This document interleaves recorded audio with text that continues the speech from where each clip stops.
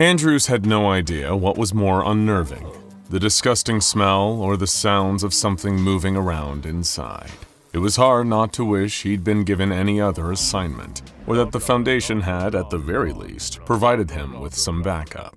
But they were hardly likely to dispatch a mobile task force to look into strange sounds coming from a dumpster. He cursed under his breath at just how glamorous this job could be. He wouldn't have applied for assignments within the safety of Site-98 if he had known he'd occasionally be made to take out the trash, discarding the leftovers from various anomalous tests. Approaching reluctantly, Andrews kicked at the metal surface of the dumpster, preferring to get whatever grime was on its surface on his shoes than on his hands. The loud thump of his sole against the container echoed through the alley, only to be met with another thump in response, coming from inside the dumpster. Expecting to see a person inside, Andrews steeled himself and grabbed the lid, suppressing the involuntary urge to gag. The only thing he wasn't expecting to be faced with was a raccoon. Actually, in hindsight, he thought he should have seen that coming.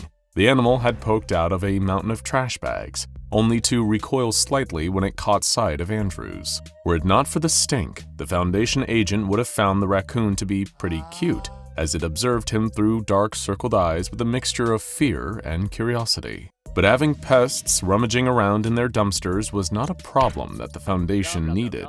So, without stopping to think, Andrews reached a hand towards the raccoon, only to let out a scream of pain as it bit him. The Foundation agent tried to pull his hand away as he felt its sharp fangs pierce the flesh of his little finger, digging so deep that the tiny needle-like teeth scraped against bone. But as he tried to tug his hand away, the animal's jaws did not release him. The raccoon bit harder. Andrews yelled in pain. The teeth were going through bone now. He slammed his fist against the grimy dumpster, hoping the noise would startle the animal enough to make it let go. But it didn't release its bite, until its jaws fully closed around part of Andrews' finger. He clutched his now freed hand, staring in horror as it bled profusely. Leaving the raccoon where it was, he raced back to Site-98. The medical bay was over on the other side of the facility, but he needed to stop the bleeding first. He knew there was a first aid kit in the break room, and it'd be empty for another few minutes before everyone was let out on their paid 45. Barging in, Andrews cleared the worst of the wound under some cold water, then grabbed bandages and disinfectant from the case marked with a red plus sign. It took him a while to get his injury under control, so much so that the klaxon had already rung out, letting the site's personnel know it was lunchtime. Panting with relief, Andrews had successfully sterilized and covered his little finger, now shortened by a vicious raccoon bite. He stood up to leave the break room and head straight for the medical bay, just as a few of his Foundation co-workers were stepping through the door, and when they saw him, they let out a startled scream. Kept in a solitary habitat within Site-98's Animal Housing Wing is a creature that looks like a common raccoon.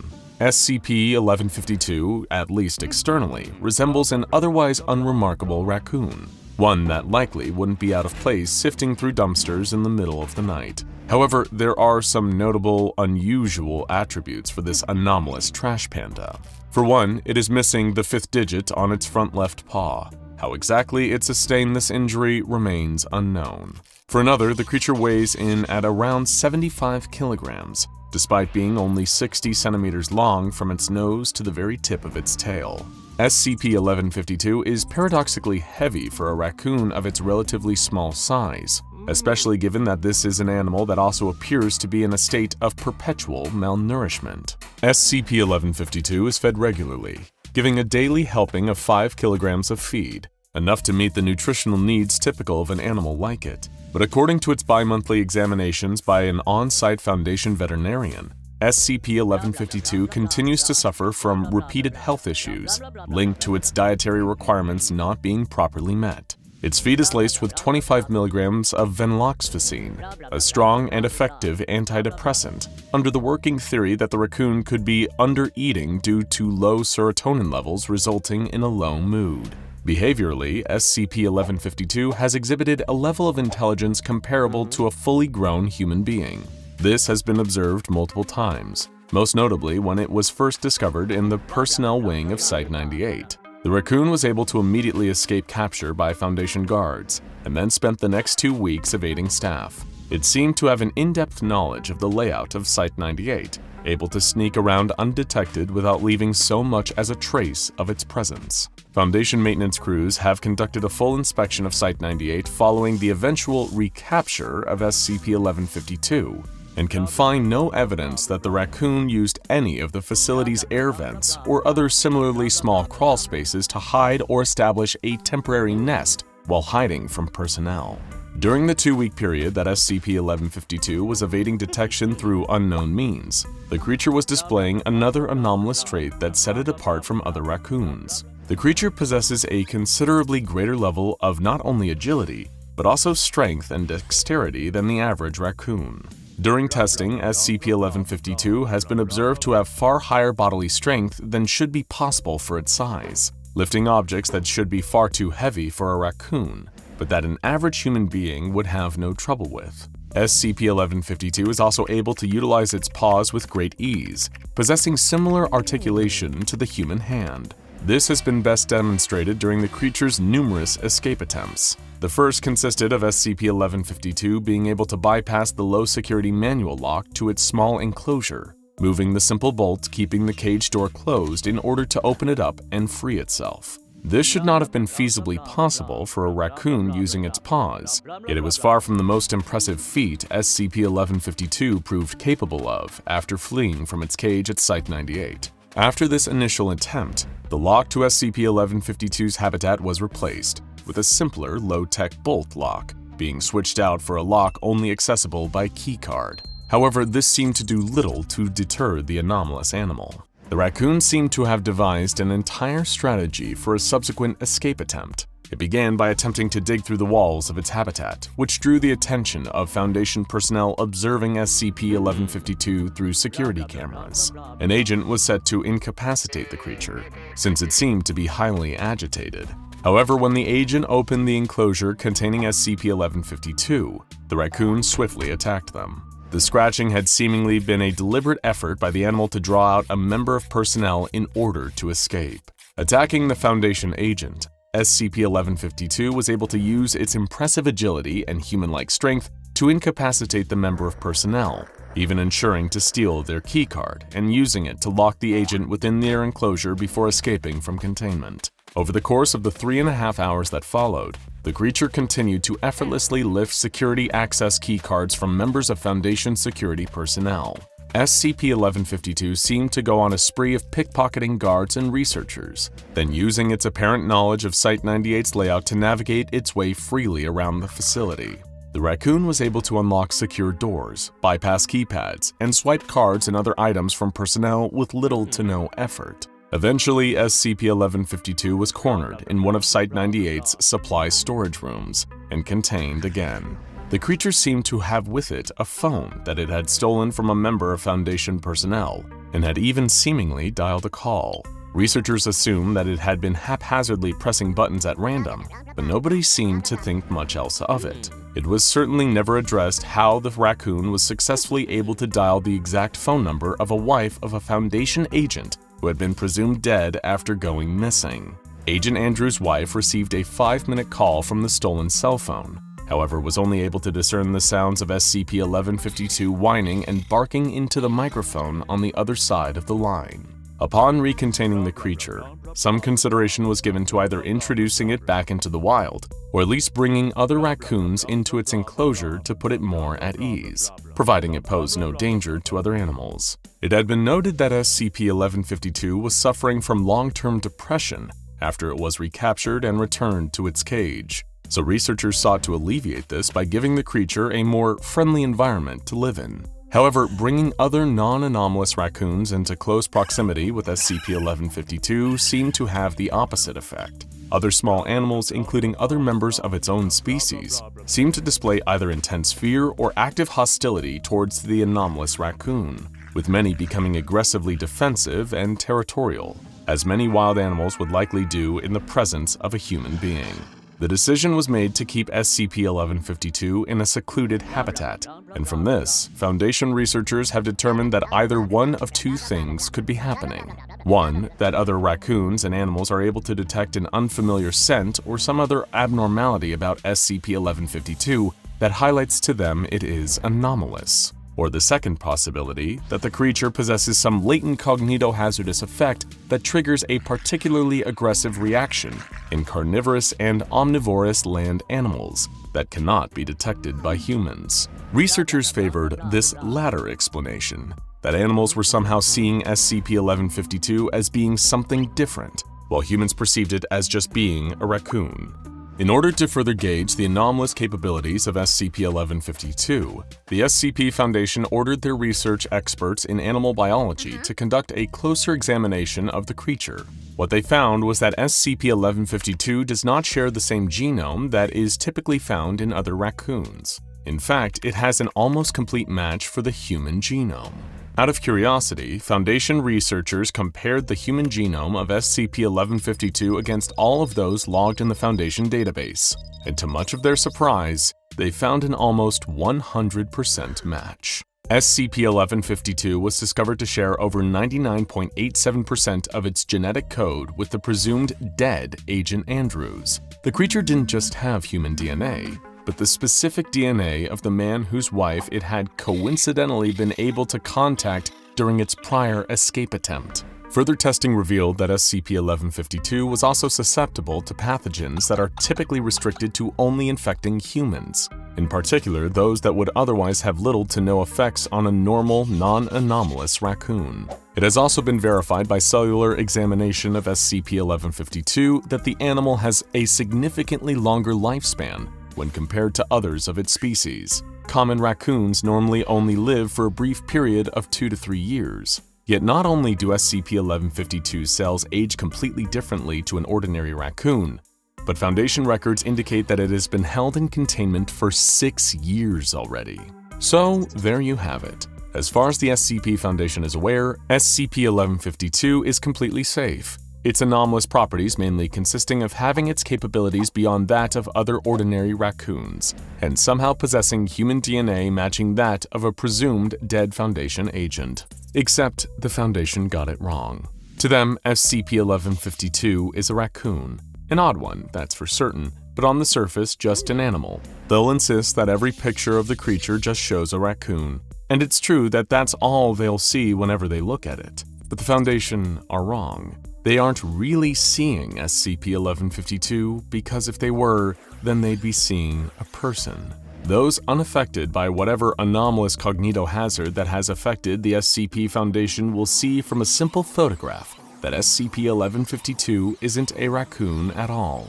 It is a man, specifically Agent Andrews, presumed dead Foundation agent. Andrews was reported missing in action for 13 months before the Foundation assumed that the worst had happened, despite having never recovered Andrews' body. Curiously, SCP-1152 was first discovered in the Site-98 break room shortly after the agent was reported missing.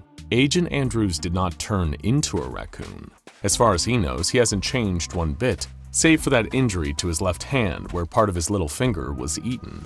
Andrews had once lived a normal life, walking the halls of Site-98 almost every day, as familiar with its layout as that of his own home. Now he lives in captivity, attempting to escape at any opportunity he gets. He's stuck, unable to fathom why the Foundation can't understand him, why they keep him in a tiny cage only big enough for a small animal. He has no idea why they insist on running tests on him, or why they would try to get him to befriend angry raccoons. His life has been ruined by some unknown anomalous means, and now everyone around him, the Foundation staff and even his own wife, all perceive him as being little more than just a common raccoon.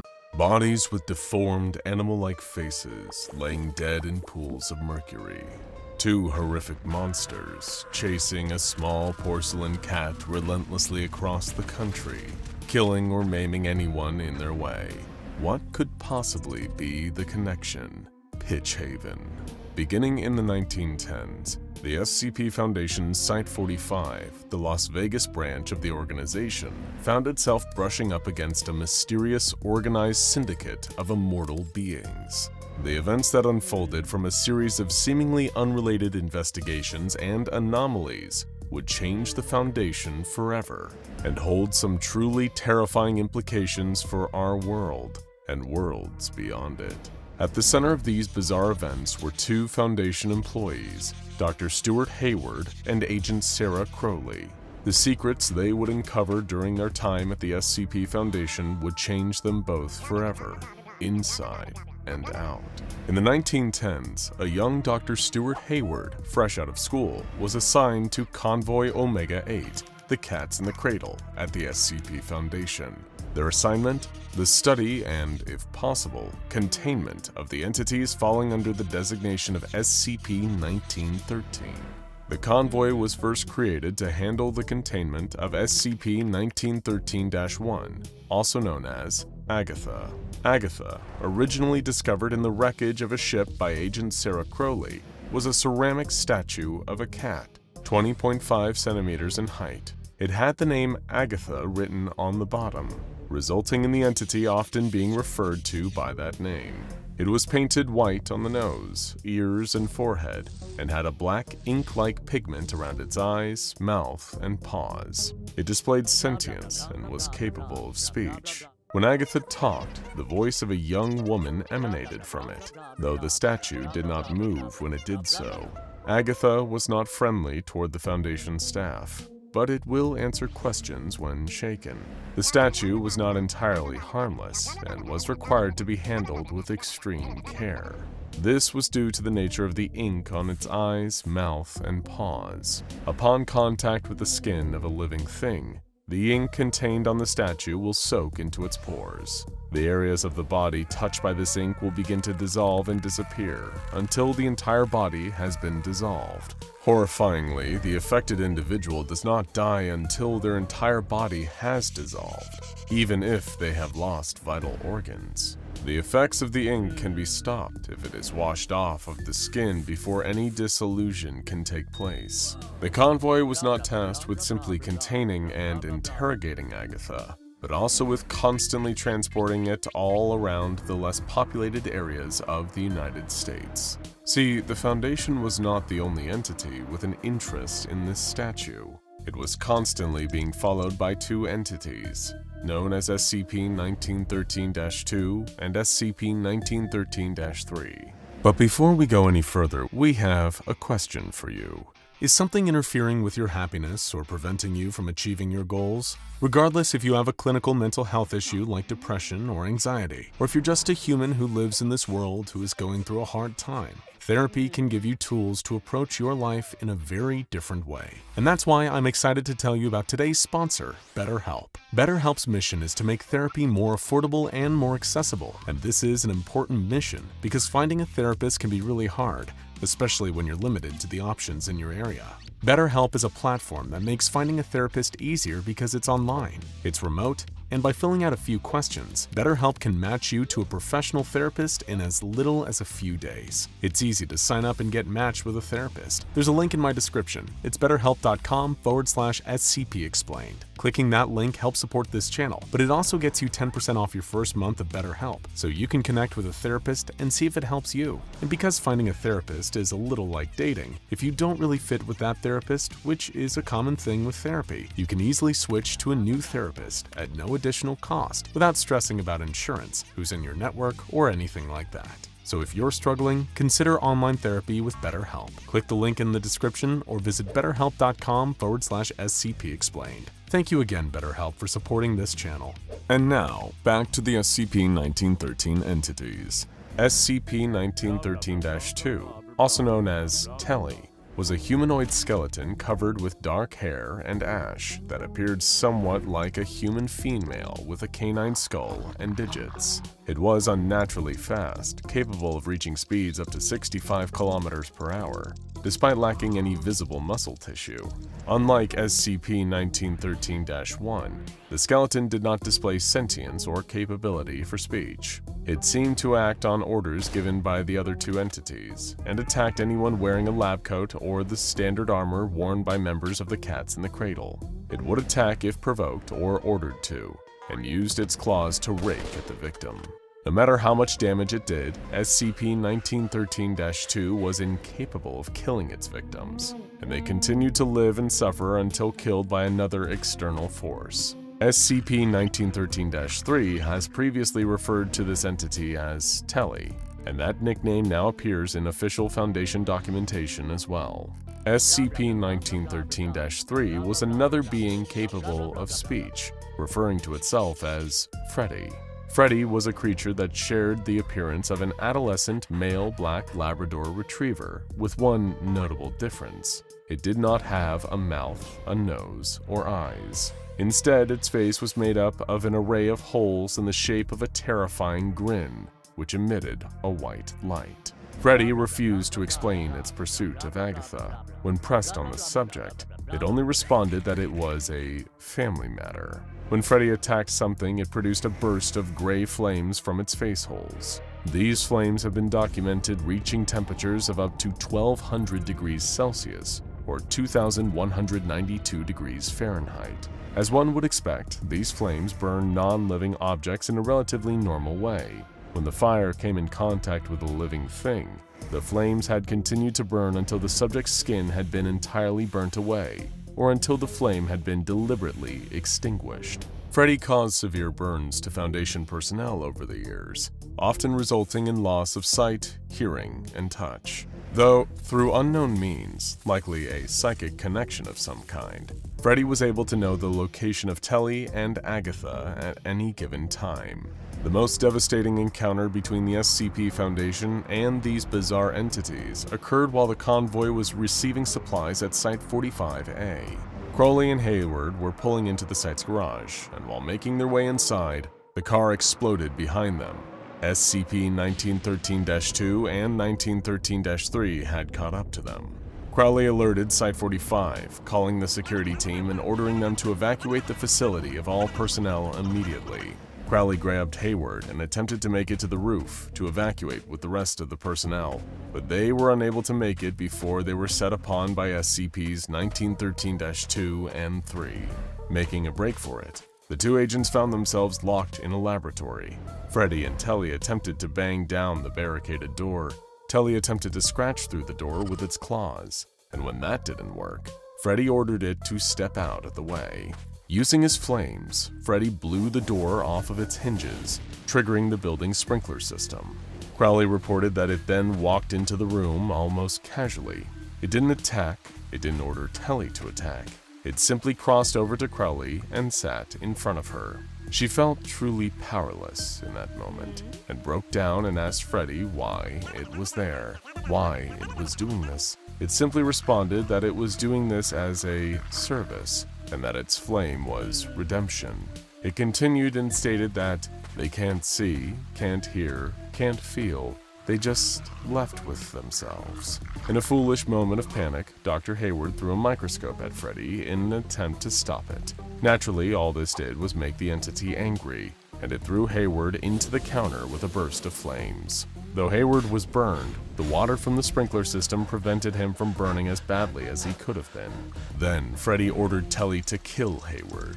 Telly picked up Hayward and threw him into the far wall of the laboratory, where he crashed into a shelf holding several jars. The jars broke open, covering Hayward with their contents, rocks of sulfur. Telly prepared to charge at Hayward, but suddenly, it stopped. Telly and Freddy both stopped their attack on Hayward, regarding the rocks that covered him with suspicion, even fear.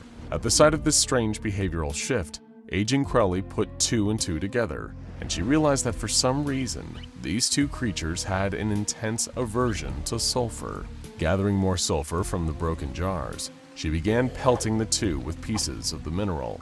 Crowley was able to successfully drive Freddy and Telly out of the laboratory, and into an area where they could be contained once and for all. Then she rushed Hayward to the infirmary. She had no idea if he would survive given the state of his injuries. In an interview about the incident, she stated, "I lived to see those things tear out Hayward's heart, and so did he." 1 month after the interview that Agent Sarah Crowley gave on the encounter, Dr. Hayward was released from intensive care. The hole through his chest was cauterized, and he had recovered from third-degree burns on his arms and torso. He and Agent Crowley were lucky to escape with their lives, but that luck would eventually run out.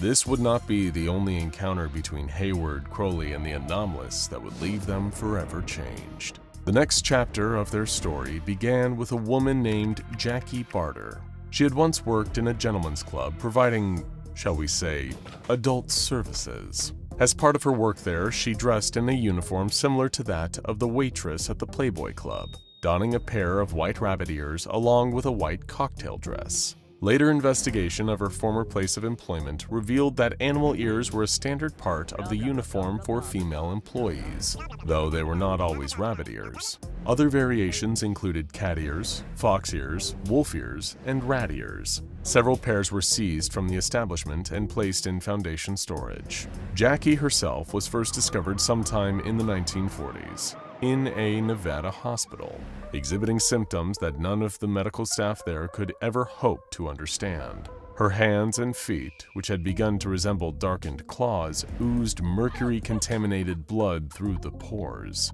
Though the mercury exposure had affected her mental health, she did not appear to be suffering from any of the other symptoms commonly seen in mercury poisoning.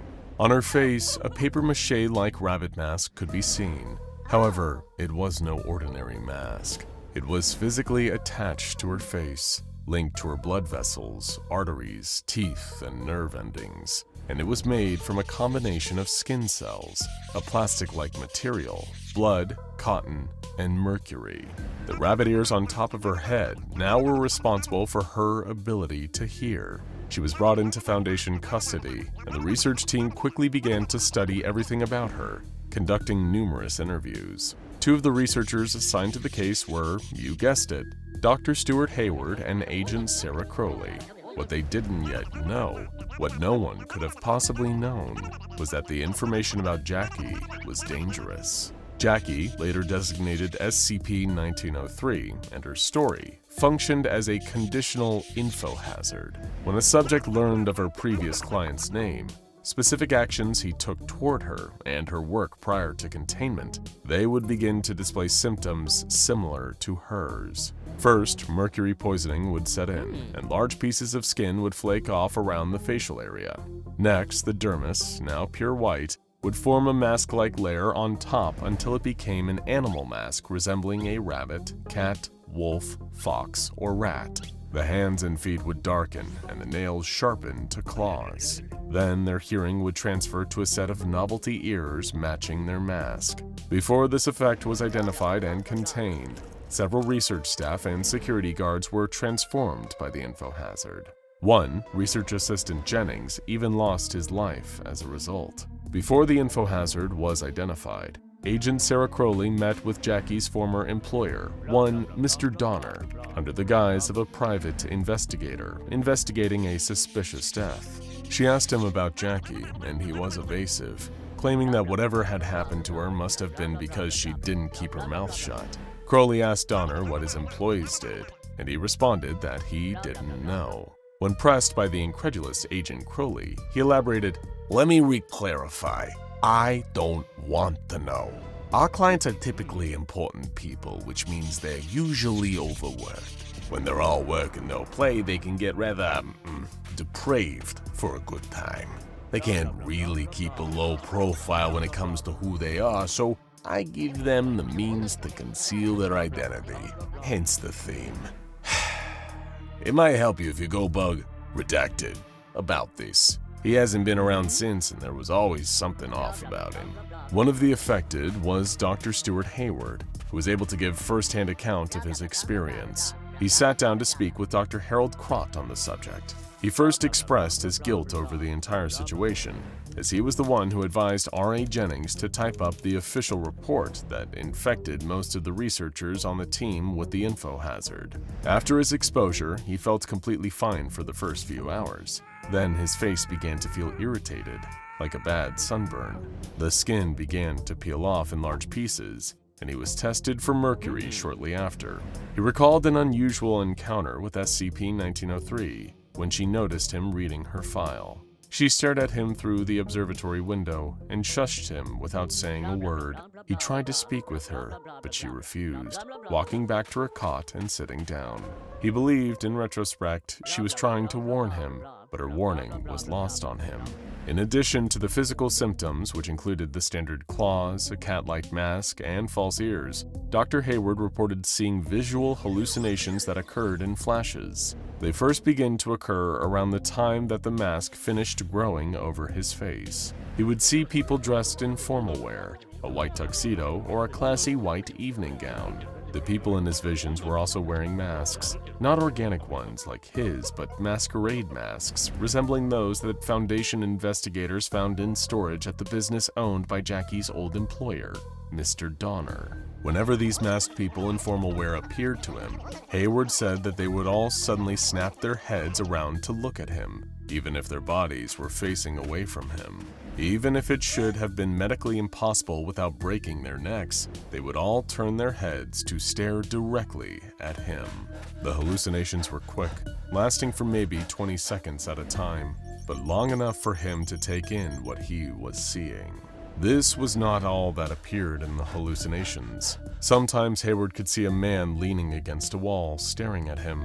No, more like glaring, impatiently, as if he expected Hayward to be doing something. He was not wearing a mask or formal wear like the others. Instead, he was dressed in a simple brown suit. Hayward should have been able to identify the man's face, but he couldn't. It was like a dream that fell apart when he tried to hold on to it, that slipped out of his memory. But for some reason, he felt as if the man might be Donner. Dr. Hayward's experiences matched that of his fellow infected personnel, who also hypothesized that the man in the hallucination was Donner. None of them could say why, but he seemed to be more connected to the anomaly at hand than he had previously let on. Agent Sarah Crowley was among those affected by the info hazard. While Dr. Hayward's mask resembled that of a cat, hers resembled that of a rabbit. The two continued to work together, in spite of their new, unfortunate conditions. If they could make it through this and still maintain their professional relationship, keep their focus on their work, it seemed as if there was nothing that could stop them. But unfortunately for the two of them, their story was not yet over. There were more challenges ahead, challenges that would threaten their very lives. Some time ago, locals began to report a surge in unusual animal attacks in the Adirondack Mountains. Living where they did, they were, of course, used to seeing wild animals. Bears poking through trash cans, raccoons stealing pieces of dog food out of bowls, rabbits hopping through the yard, or nibbling on someone's garden. But no one had ever seen anything quite like this. All of a sudden, it was as if the local wildlife was turning on humanity. Hikers were attacked by wolves, torn to shreds in the middle of the day. Raccoons caught stealing dog food could no longer be chased off with a broom and a loud noise, but would stand their ground, advancing menacingly and gnashing their teeth. Even squirrels were leaping out of trees and biting people at random. Animal control swiftly intervened, suspecting some sort of rabies outbreak. However, none of the specimens they managed to capture and bring into custody showed signs of rabies. No foaming at the mouth, no hydrophobia, only extreme aggression, the likes of which they had never seen in animals without any identifiable diseases. Meanwhile, as the animal attacks ramped up, locals also noticed that they were more common the closer one was to a certain hunting lodge nestled deep in the forest. No one knew the owner of the lodge, a mysterious man who had been seen coming and going but never stopped to talk to his neighbors or even so much as give a friendly wave. There was no reason to believe the two were connected, and yet there were whispers, rumors, that somehow he had something to do with the whole thing. Maybe he was conducting illegal animal testing at his home or had started a fur farm filled with abused animals that were escaping and seeking revenge. It all seemed a bit absurd, but the anomalous animal activity attracted the attention of the SCP Foundation. They dispatched several operatives to the area who heard the rumors of the hunting lodge and decided to take a look for themselves. When they knocked on the door to the lodge, no one answered. Inside, they could find no signs that anyone lived there or had lived there for quite some time. The building reeked of dried blood and vomit and something else, something dark and animal that no one could quite place. They followed a dark brown smear of blood on the floor to the back room of the hunting lodge, where taxidermied animal heads adorned the walls, glassy eyes staring at the SCP officers, unblinking. And there, in the back of the room, was a wooden chest. Inside, they found a pile of furs. Nothing too unusual to see in a hunting lodge, but if everything else had been cleared out of the house, then why had they left these furs behind? Something didn't quite seem right.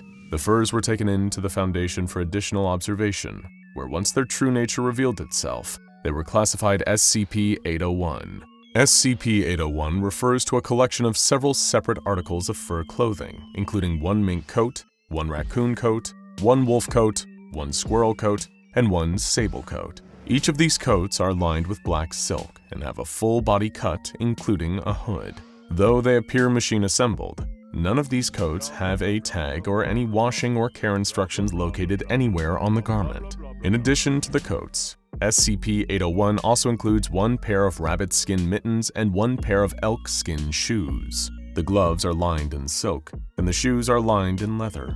Just like the coats, they appear to be machine-assembled and lack any tags or other instructions. At first glance, there is nothing anomalous about these articles of clothing. However, once a person has put one of them on, they will rapidly begin to transform. When the coats and other items were first apprehended by the Foundation, they conducted a series of human trials using randomly selected D-Class. One man was ordered to put on the squirrel fur coat, which he did without further question. In his eyes, it was a much more appealing task than the usual affair, which could involve directly interacting with deadly, terrifying monsters, such as SCP-682.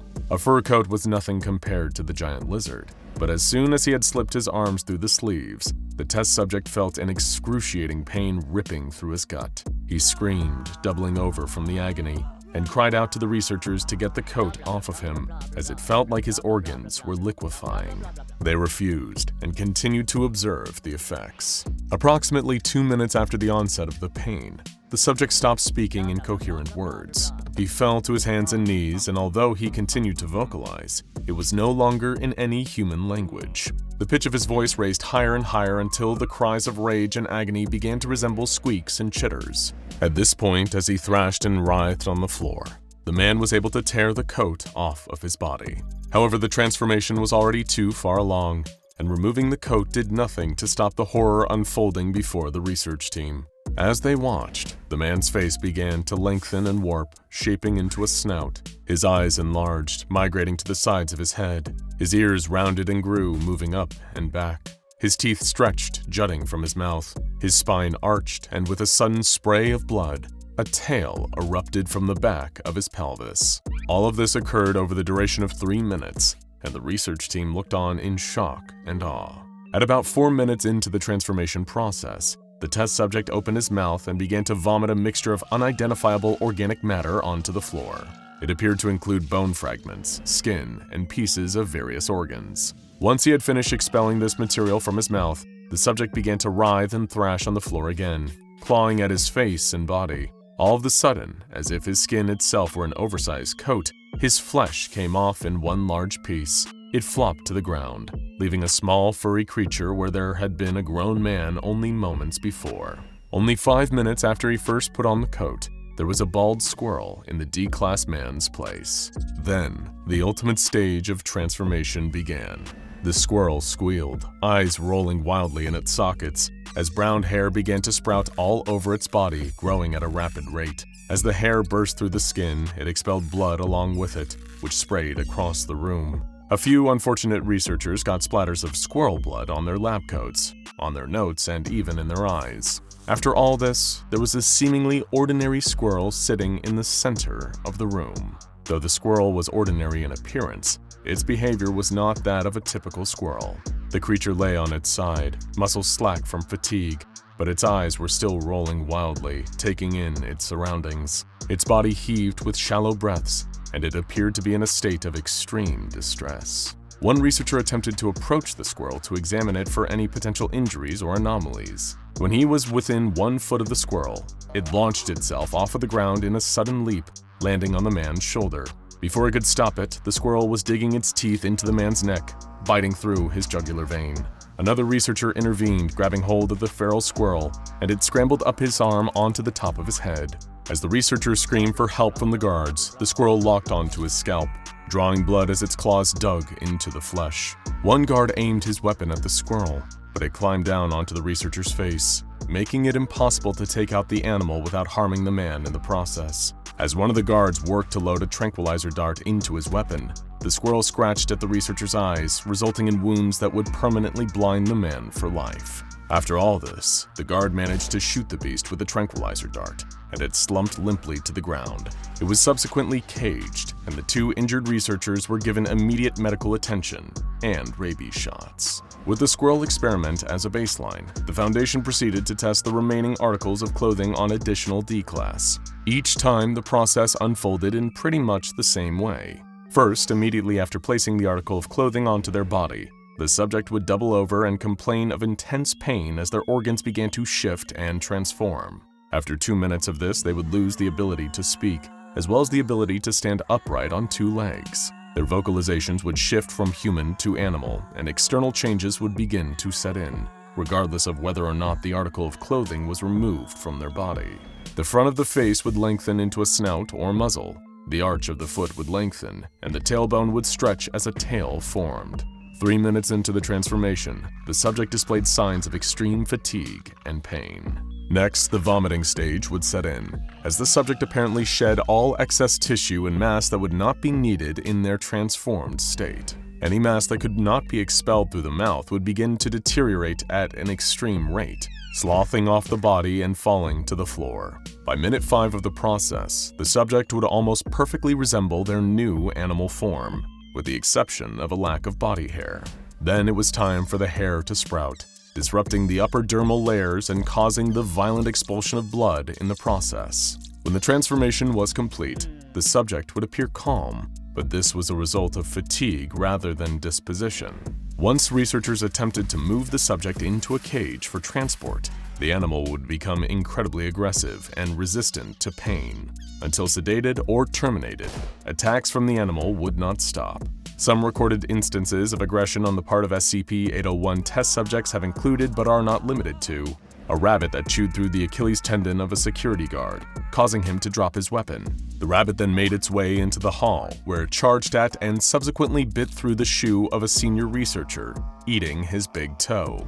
The rabbit was apprehended when the other guard managed to administer a tranquilizer. Notably, the dose was far greater than the standard dose for a creature of its size, resembling the tranquilizer dose that would be administered to a horse. When the elk skin shoes were tested, the resulting elk managed to charge through the glass window separating the examination room from a room full of researchers, sending broken glass flying everywhere. The elk attempted to gore one of the researchers with its antlers, but was stopped with an elephant's dose of tranquilizer. The raccoon was quickly apprehended, as the test subject was tranquilized during the transformation process rather than after. However, when it woke up inside of its cage, it began to throw itself against the bars in an attempt to break free, until it had expired from its wounds. One sable that had resulted from testing with its corresponding coat avoided attacking researchers in an immediate fashion, instead running up the wall and into a nearby vent. It could be heard skittering through the ceiling for the next 20 minutes, until it was tracked to the site director's office, where it emerged and attempted to eat one of the site director's eyeballs. Thankfully, it was unsuccessful in this mission. One of the minks resulted from testing managed to bite off a portion of one researcher's buttocks before it was tranquilized and caged. The specific details have been redacted from the official file, but testing with the wolf fur coat resulted in the deaths of 4 personnel and nearly resulted in a 5th death before the intended victim was able to terminate the test subject herself. It should be noted that even after the animals had been contained, they continue to display unchecked aggression. If there is no one available to attack, the animals will turn this aggression on each other, or even themselves. As such, it has been officially recommended that all test subjects working with SCP-801 must be immediately terminated following testing and examination. Following human trials, the Foundation attempted to test the various articles on non-human subjects. This yielded mixed results, depending on the species of the test subject and the species of the article itself. For example, placing a raccoon inside of SCP-801-2 had no anomalous effect at all. All you get when you place a raccoon in a raccoon fur coat is a very annoyed, if very fashionable, raccoon. However, if the animals are a different species than that of the coat they are placed in, something else will occur. They will begin to transition normally for approximately 3 minutes before the process suddenly stops. These subjects are frequently left in a sorry state, with missing fur or limbs that have only partially transitioned. Most test subjects in these experiments did not survive the process. Those that did were promptly terminated on the orders of the Ethics Committee. The Foundation's experiments revealed that any attempts to transition a subject wearing multiple articles of SCP-801 at the same time resulted in the transition stopping earlier. This left the subject partially conscious, with partially transitioned limbs. These subjects were just as violent as those who had fully transitioned, and were recommended for immediate termination. Currently, all SCP-801 items are kept in a metal locker on Foundation ground. They may only be accessed for official approved testing, which is open to any personnel with Level 2 clearance and above. After any testing, the specific article of SCP-801 that was used must be dry cleaned.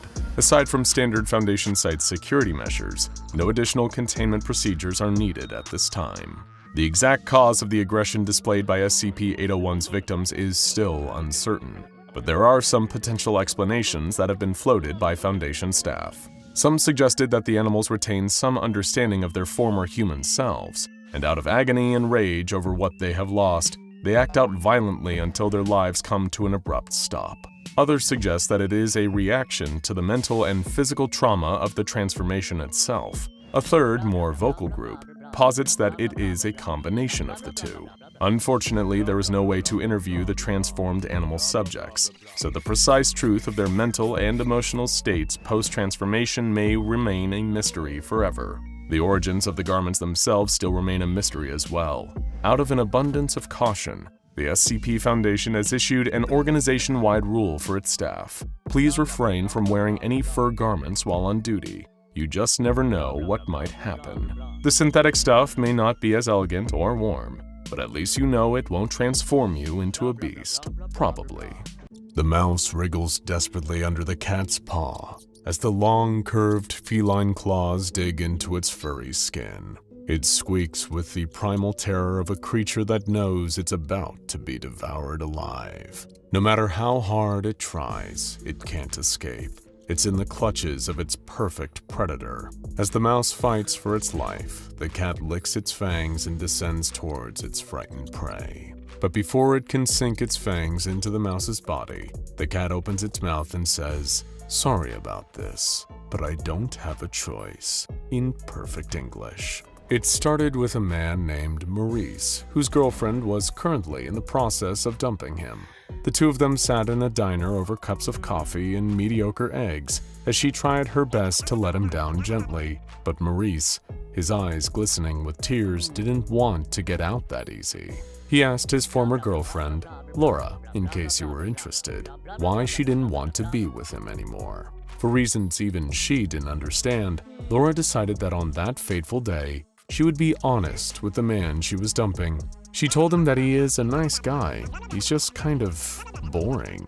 Specifically, he just isn't cultured. He only listens to top 40 music, doesn't watch any movies that don't have superheroes in them. She can't even remember the most recent time she saw him reading a book, and never once in their 3-year relationship has she ever seen him take an interest in art. Laura wishes Maurice a nice life and leaves the diner. The next couple of weeks are hell for poor Maurice. He doesn't know what to do with himself in the single life. He goes to work, but that's about it. The rest of the time, he cries. He sleeps, he eats whole buckets of Ben & Jerry's, and he rewatches the same set of movies that Laura left him for watching in the first place. He's stuck in a rut, an endless loop, and as he lays on his couch in the dead of night while Avengers Infinity War plays out on his screen for the 21st time, he notices how blank his walls are, bereft of even a single poster, photo, or painting. That's when it hits him. You call me uncultured? I'll show you, Laura. I can be plenty cultured when I want to be. That same night, he Googled art dealerships in his area and found something interesting. Archibald's Art and Antiquities, only a 20-minute walk from his apartment. The place was apparently accredited, with sponsorships from something called MC&D, and also claiming to feature some acclaimed pieces of art from the fine folks of the AWCY Collective. All of this went over Maurice's not particularly cultured head, but he decided he'd definitely be visiting the place first thing in the morning. When he arrives after shaving and washing his hair for the first time in over 2 weeks, he's feeling optimistic about his prospects. It is a classy-looking store, the exact kind of thing he was expecting when he read about the place online. There's even a hand-painted open sign in the front window. The store owner, Archibald presumably, greets Maurice in the doorway. He's an old man with thick black glasses and a white walking cane.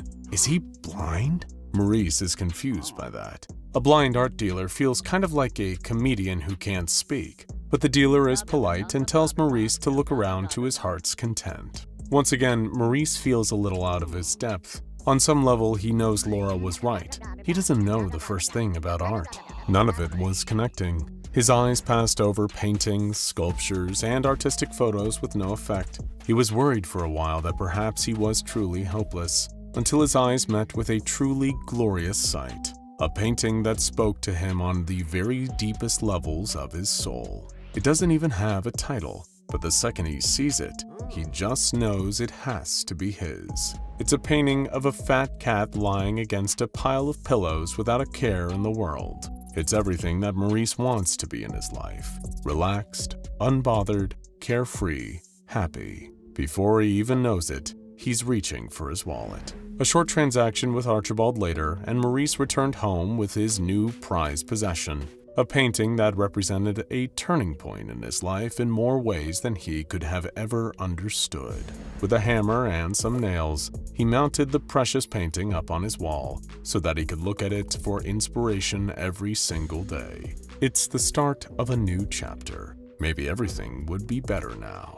Little did Maurice know, the transformation had already started. 1 hour after initial viewing. It's like a switch in Maurice's brain had been flipped. He was suddenly pulled out of his post-breakup depressive slump, rejuvenated, reborn. With the painting up on his wall, he started to look at the apartment differently. This place was a dump. Where was the life? Where was the effort? He needed to make the rest of the apartment worth the grandeur of the painting. He started cleaning up and looking at articles on feng shui. He carefully rearranged the place until it looked perfect, like the kind of place a woman would be proud to go back to. Speaking of which, he signed up for some old dating profiles, taking a nicer, happier selfie to represent himself. Somehow, with the painting in his possession, anything seemed possible. The possibilities were endless. For the first time in a long time, thoughts of Laura didn't even cross his mind. He's thinking about the future rather than the past, about all the wonderful things that he can do and experience now that he's single. He's on his way to being cultured. One day after initial viewing, Maurice is picking up some new tastes. While spending hours browsing online retailers like Etsy and Redbubble, he finds himself drawn to furniture and ornaments around one particular subject: cats. It doesn't even really strike him as that strange at first. After all, so many of the articles he read about interior decoration advised having a cohesive theme for your living space, like a nice rug. It just really ties the room together. He buys a rug shaped like a cat. He buys some cat cushions and throw pillows, a picture frame with a cat on it, cat charms, cat statues, cat statuettes, cat everything. The more he puts into his home, the more it feels like it's meant to be. And really, why stop at just decoration? He starts buying t-shirts with cats on them and sweaters with kawaii cat faces lovingly embroidered into the fabric. He even buys a woolly hat with cat ears on top for when the winter months roll around. As the quantity of cat-based merchandise in his home begins to outweigh everything else, another thought wanders into his mind. There's not a no pets clause in his lease agreement. Why doesn't he just cut to the chase and get himself an actual pet cat? With a sense of joy and excitement he hasn't felt in a long time, he starts to Google local rescues where he might be able to adopt a new furry little friend. 1 week after initial viewing, Maurice has already made some of his dreams into a reality. He's got a cat, Felix, who wanders around his home. He's thinking about getting another as he pours some kibble into Felix's bowl, or maybe 2 others. A whole family of cuddly kitties to keep him company. Why would he even need a girlfriend? He starts to think about how everyone would be happier if they had a cat or 2 in their life. This is the thought that inspires his new information campaign.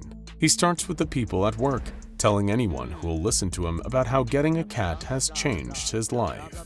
When he does go on occasional dates, his favorite topic of conversation is, of course, his feline friends. He can't wait to ask his potential partners whether they're cat people or dog people, and if they're undecided, he eagerly takes the opportunity to convert them.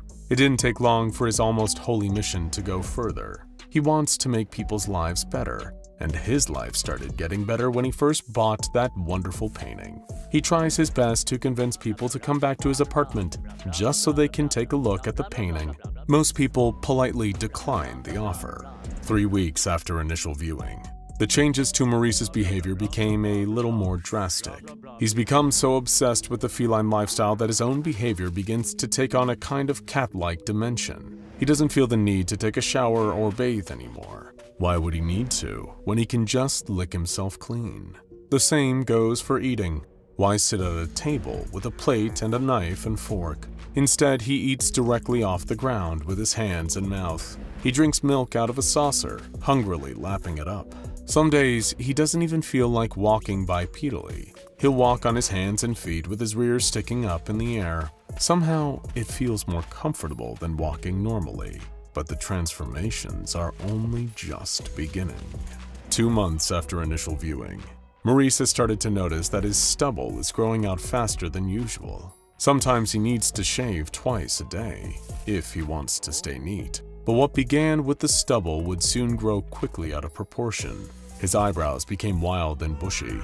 His hair started to become almost a mane, growing out in thick mutton chops and creeping down his neck towards his back. His arm and leg hair, the hair on his chest and his back. At a certain point, shaving felt futile. He just let it grow out. Soon enough, it didn't look like hair. It looked more like, well, fur. Just like the soft, silky fur on his beloved Felix. Maurice doesn't mind it. In fact, he's starting to love it. With a cat in a room full of cat memorabilia, all overseen by his beautiful, perfect cat painting, Maurice fits right in here.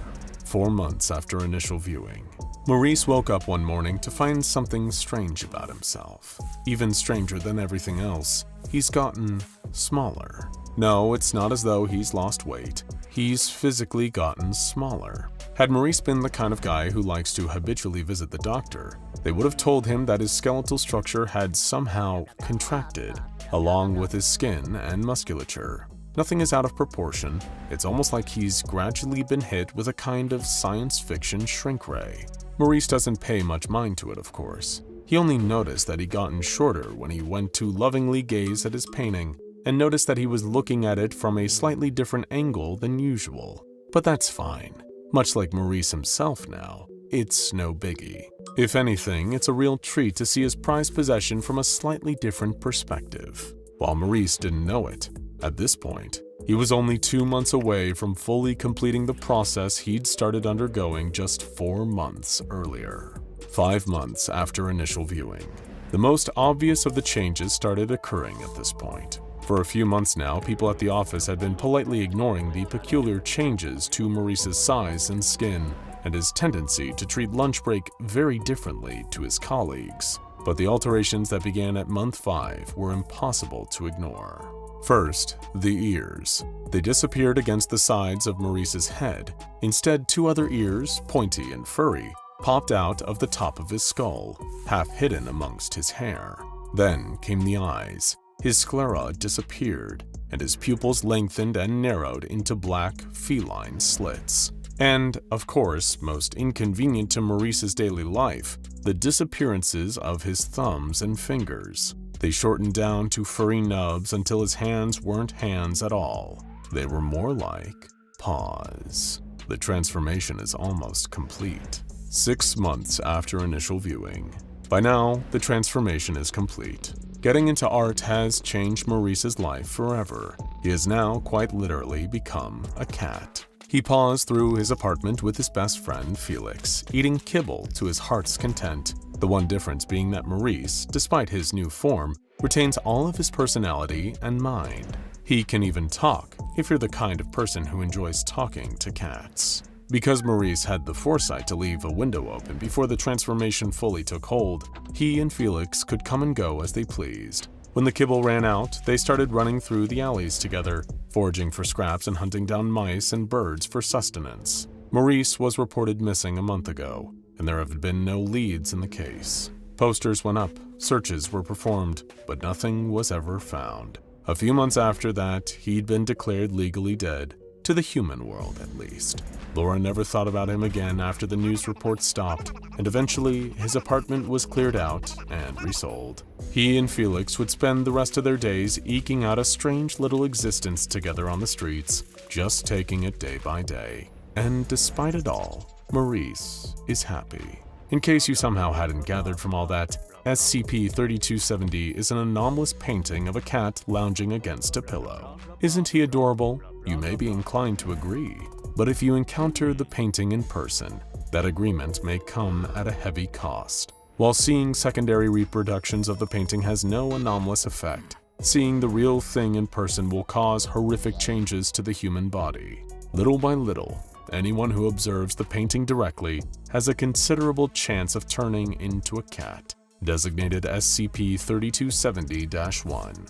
These are no ordinary cats, of course. They're cats with human intelligence, human lifespans, and even the ability to speak, despite cat physiology not being compatible with human speech. The painting itself is kept in Site-64, and any humans turned into cats by its anomalous powers are kept in Site-88, where they're very well taken care of. The idea of being turned into a cat and forever forsaking your humanity might horrify you, but you shouldn't worry about it too much. After all, cats have it pretty well.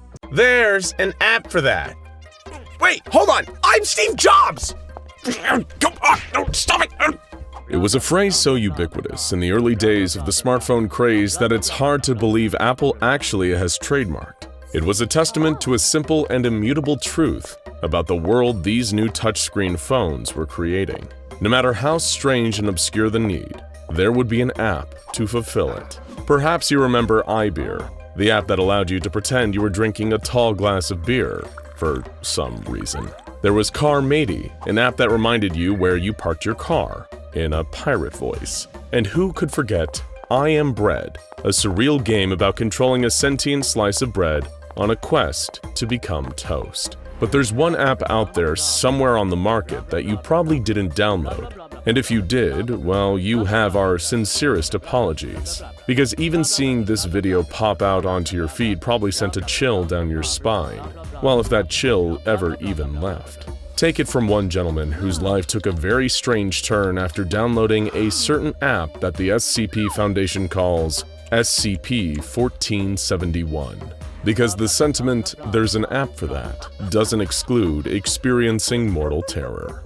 Joe Lillis, an insurance salesman from Milwaukee, had just gone through another atrocious date. After a mediocre meal and an uncomfortable 35 minutes of inane babble, sensing the whole time that she really wasn't that interested, his date excused himself to take a quick phone call outside. Sadly for Joe, she never returned, leaving him to pick up the check. Of all the many words you could use to describe poor Joe Lillis, the most pertinent would be lonely.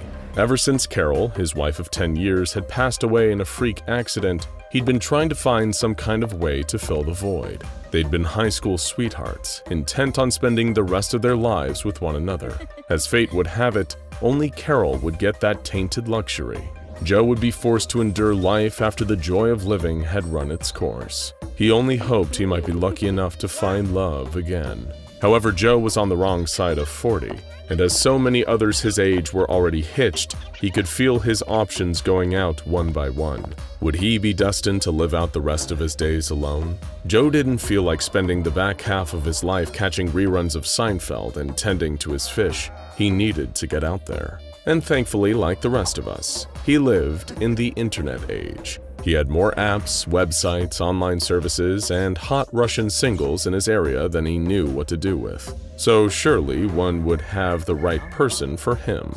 He tried them all. Tinder, Hinge, Match.com, Plenty of Fish, eHarmony, Bumble, Zoosk, OkCupid, Friend Finder, Deeply Lonely Singles with Low Expectations.com, and so much more. However, all it seemed to achieve was setting him up for more disappointment.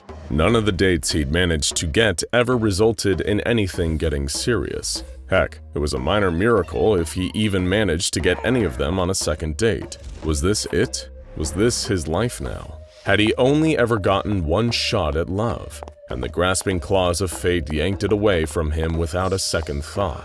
Would life continue on the hamster wheel of loneliness? Sleeping, getting up, eating, working, and sleeping again? Every day getting somehow both faster and slower as life trudged on to a disappointing yet inevitable conclusion? What a terrible fate to find yourself trapped in.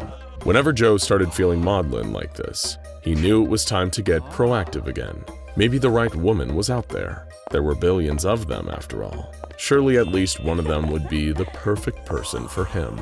He just needed the perfect app. He'd burned through all of the most reputable apps already, and was now perusing some of the slightly seedier options, most of which were likely data mining fronts from the Balkans. However, as generic app after generic app passed, something different caught his eye.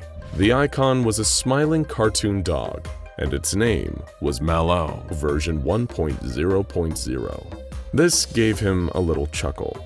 At the very least, it was very different branding from the rest of the dating apps he'd seen. Maybe it'd just been sorted into the wrong section of the App Store. He decided he'd check it out and take a look at the app's description. The description read, "Never settle for those awkward feelings of being alone ever again. MalO is an exciting and interactive experience that will keep you engaged and intrigued. The anxiety of social situations can be nerve-wracking, but after just a few hours of MalO, you will soon forget all about those painful emotions of disappointment. Be part of the new craze that is quickly becoming the next social substitute. Remember, the more you participate, the more MalO will engage you.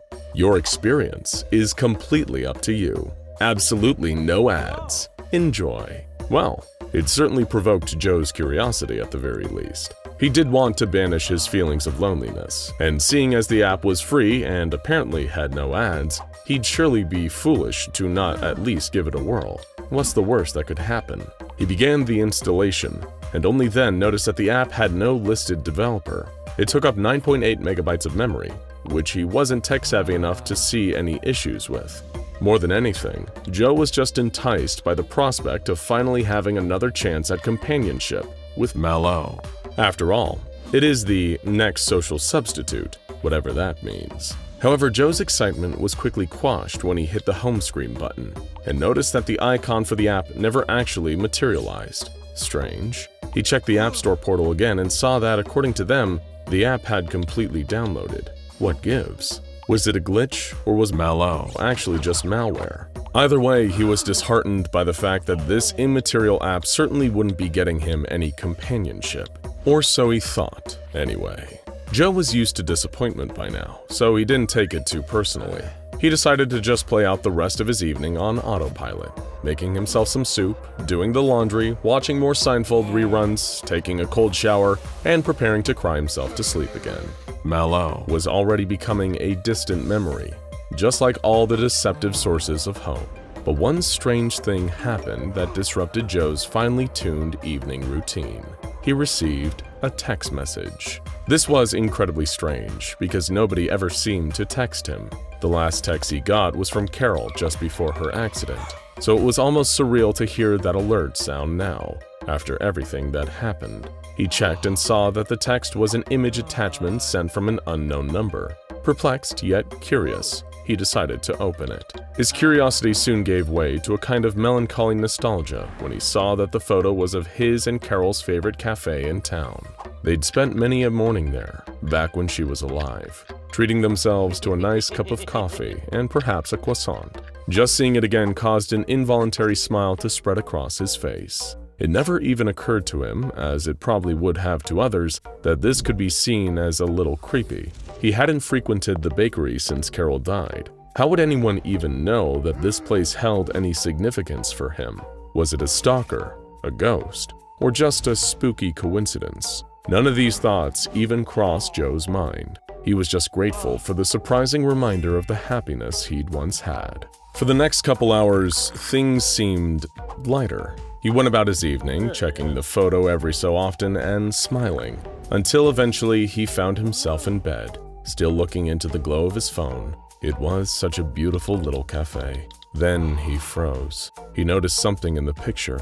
It'd been there the whole time, but only now he was seeing rather than just looking. It was in the corner, staring through the glass of the cafe's door. So faint he almost wanted to dismiss it as a trick of the light. It was a face. Well, not a face, more like a skull. Not a human, not anywhere near human. Long, slender, and canine, with protruding fangs and vacant white eyes. The pure white of the skull was buried in a nest of thick black hair. It looked like it was crouching behind the door, looking out and grinning, whatever the hell it was. Just seeing it changed the entire tone of the picture. It was no longer a simple reminder of bygone joy. Now all that was radiating out of that image was a palpable sense of dread. Was someone playing some kind of awful prank on him? Just then he was jogged from his contemplation by another alert. A new message from the same number as before. With great hesitation, he hovered his thumb over the push notification and clicked. That's when everything got a lot worse. It was a photo of a bus stop. Not just any bus stop, of course. It was stop C16, the one that Joe always took to get to work. It looked like it was taken relatively early in the morning, but nobody was there. Well, not quite nobody. There was that figure again. It stood at full height, behind the partially frosted glass that makes up the back of the bus stop. The same large black humanoid shape, with a white, grinning dog skull where the face should be. Something about it terrified him on such a primal level, like the way our lizard brain reacts to some ancient apex predator. And whatever this thing was, it clearly knew something about him. How else could it stage all these photos? Joe got out of bed and looked out of the window, down onto his dark front street. Empty, thankfully. But after this surprise nightmare, he wasn't going to take any chances. He grabbed a kitchen knife from downstairs and placed it on his bedside cabinet, right next to his phone, with 911 on speed dial. Joe Lillis, a 43-year-old man, slept with the lights on that night for the first time in over 30 years. Sadly for him, the nightmare was just beginning. The next morning, Joe woke up unharmed, but he wasn't pleased to see that he'd gotten several more texts in his sleep. There was one taken outside of the local insurance company office where he worked. The strange creature with the skull for a face was looming around the corner, peering at the camera with its lipless grin, like it was mocking him. Another photo was taken at the local supermarket where Joe did most of his grocery shopping. The frame was centralized on the cereal aisle, bordered on both sides by walls of garish mascots endlessly repeated. Down at the far end of the aisle was a looming dark figure with that cold canine skull where a human face should be. There were a few more, but worst of all was the last one. It was taken at the cemetery. In the foreground, a headstone reading, Carol Lillis, beloved wife and daughter. Joe was horrified to see that skull-faced beast was rising up behind his wife's grave, long clawed fingers curling around the top of the headstone. That was the moment that Joe decided to go to the police about all of this, before things got even more out of hand. He called an Uber to get down to the station. He certainly didn't feel like he was going anywhere near his regular bus stop after last night. He showed the photos he'd been sent so far to an officer posted at the station, and they agreed that there was certainly something strange about it. While the behavior undeniably bordered on harassment, it hadn't yet delved into criminal territory, so he would sadly be on his own until then. The best they could do was stay in touch and kept abreast of any new developments. The only sage advice they could give him was not to delete the photos, as they could always be used as evidence in court later if things escalated. This was literally the last result that Joe wanted out of this. Considering how bizarre and threatening things were getting already, he really didn't want to find out what escalation looked like in this case. But what else could he do but carry on, just trying to exercise as much caution as he could in these strange new circumstances? He went to work and tried his best to stay productive, despite the fact that every 3 or so hours, a new photo would arrive. Places that he liked to sit in the local parks, stores he'd frequent, restaurants he liked to eat at. The nightmare skeleton dog thing would be standing in all of them, just mugging for the camera. On one hand, every time he looked at one of the photos, Joe felt like he was giving this freak exactly what they wanted. On the other hand, how could he possibly look away? What if he missed something that could save his life? It carried on much like that until later in the evening. Joe may have not been a genius, but he was no fool either. He'd seen too many of those seedy true crime documentaries about kidnapping to take his normal route home. He took a real detour, frequently checking over his shoulder the entire time. Much to his relief, he didn't see anything out of place. Good. When he got home, he locked every door and bolted every window. Nothing would be getting the jump on him tonight. That's when the next picture came in. A photograph of Joe's empty office cubicle, with the bony face of the creature looming over the divider with a grin. He could feel his heart pounding away in his chest just looking at it. How did this thing get around like this? How was it able to infiltrate everywhere in his entire goddamn life? Suddenly, he felt a smile spreading across his face. This freak had just messed up big time.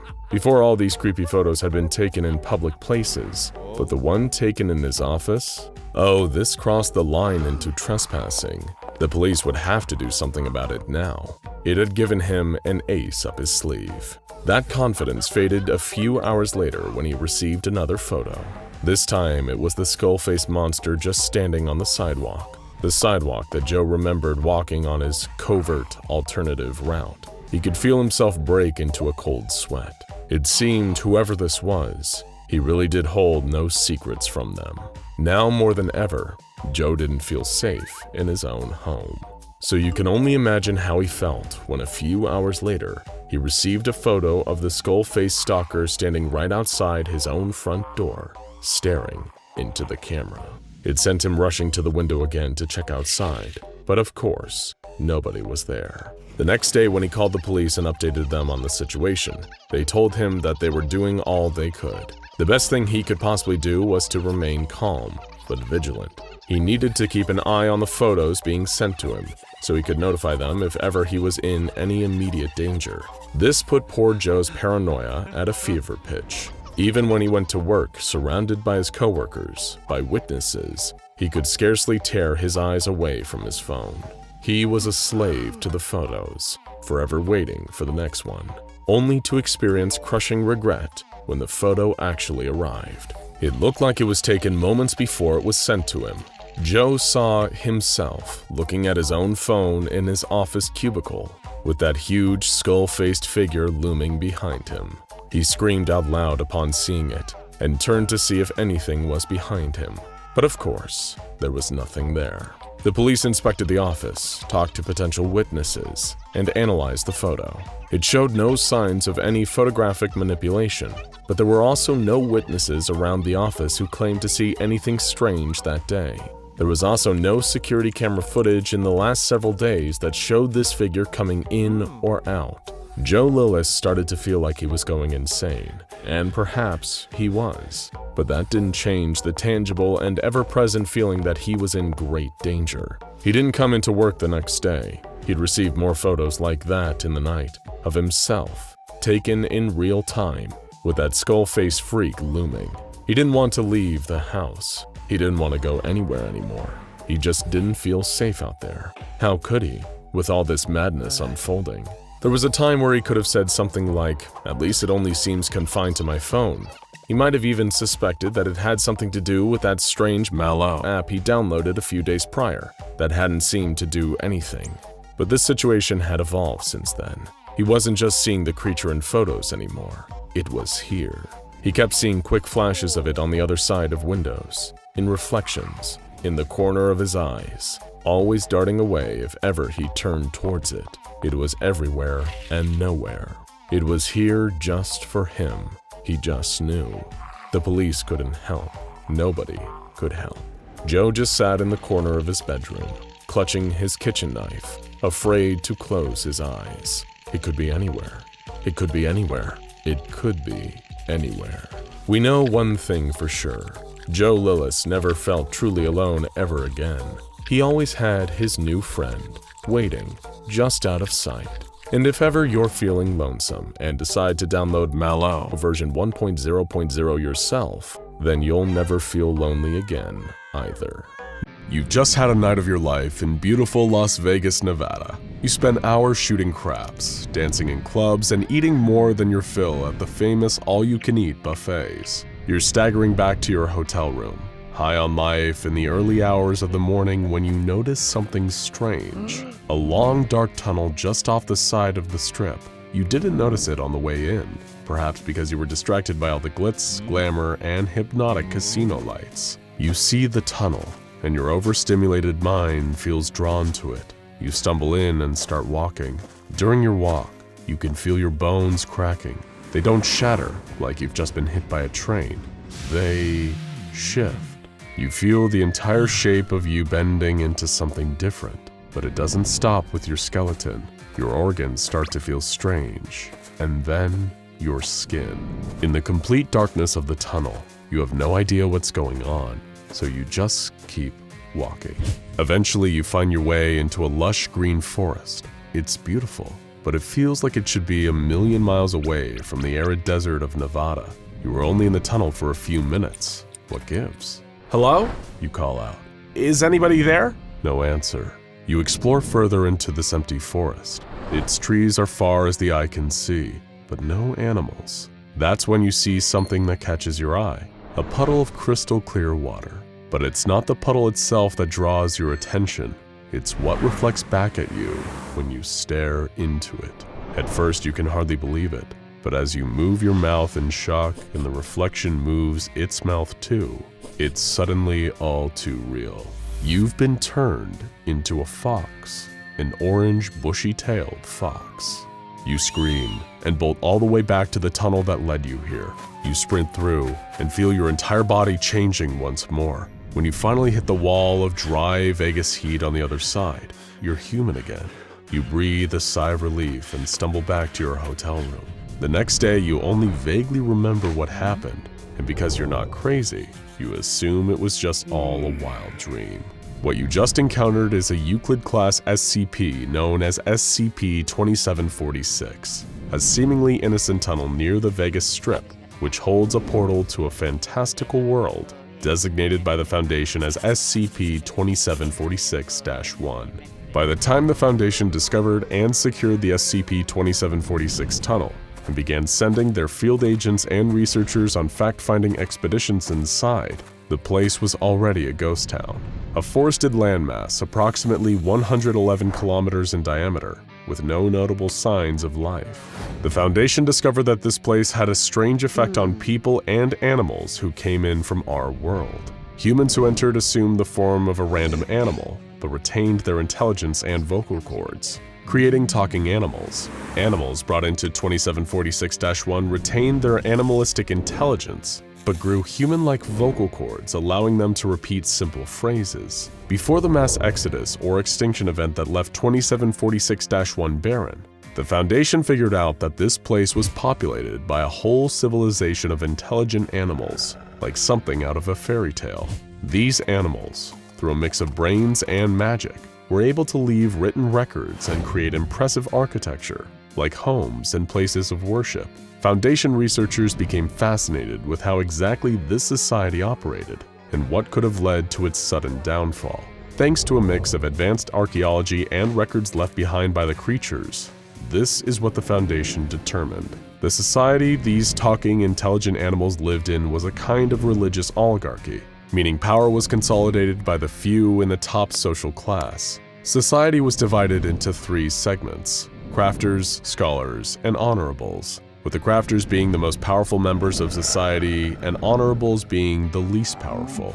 The state-sponsored churches acted in worship of a being simply called the Maker, who fills a similar role to the Abrahamic God. The crafters, whose number totaled 13, were believed to be immortal and were responsible for building the majority of the culture and architecture found in 2746-1. The scholars acted as their wise assistants, and the honorables were a mixed class of artists, carpenters, and artisans. It seemed that this culture had a pretty good thing going. No system of currency was ever invented, and the economy operated on a barter system. The Foundation believes that initially, the citizens of this world didn't need to eat to survive, and so only needed to barter for material goods. Though it's worth noting that the conditions of immortality only apply to natives of this region.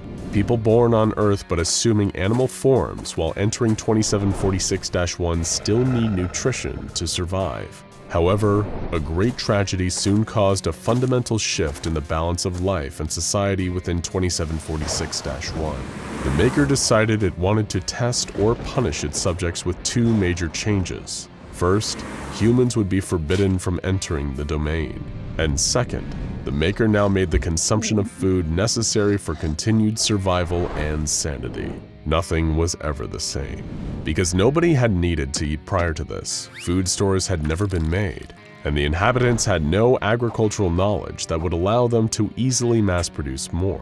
As a result, while the crafters and scholars were able to feed on fruits from luxurious private gardens, the honorables were forced to resort to eating each other or other inhabitants of 2746-1.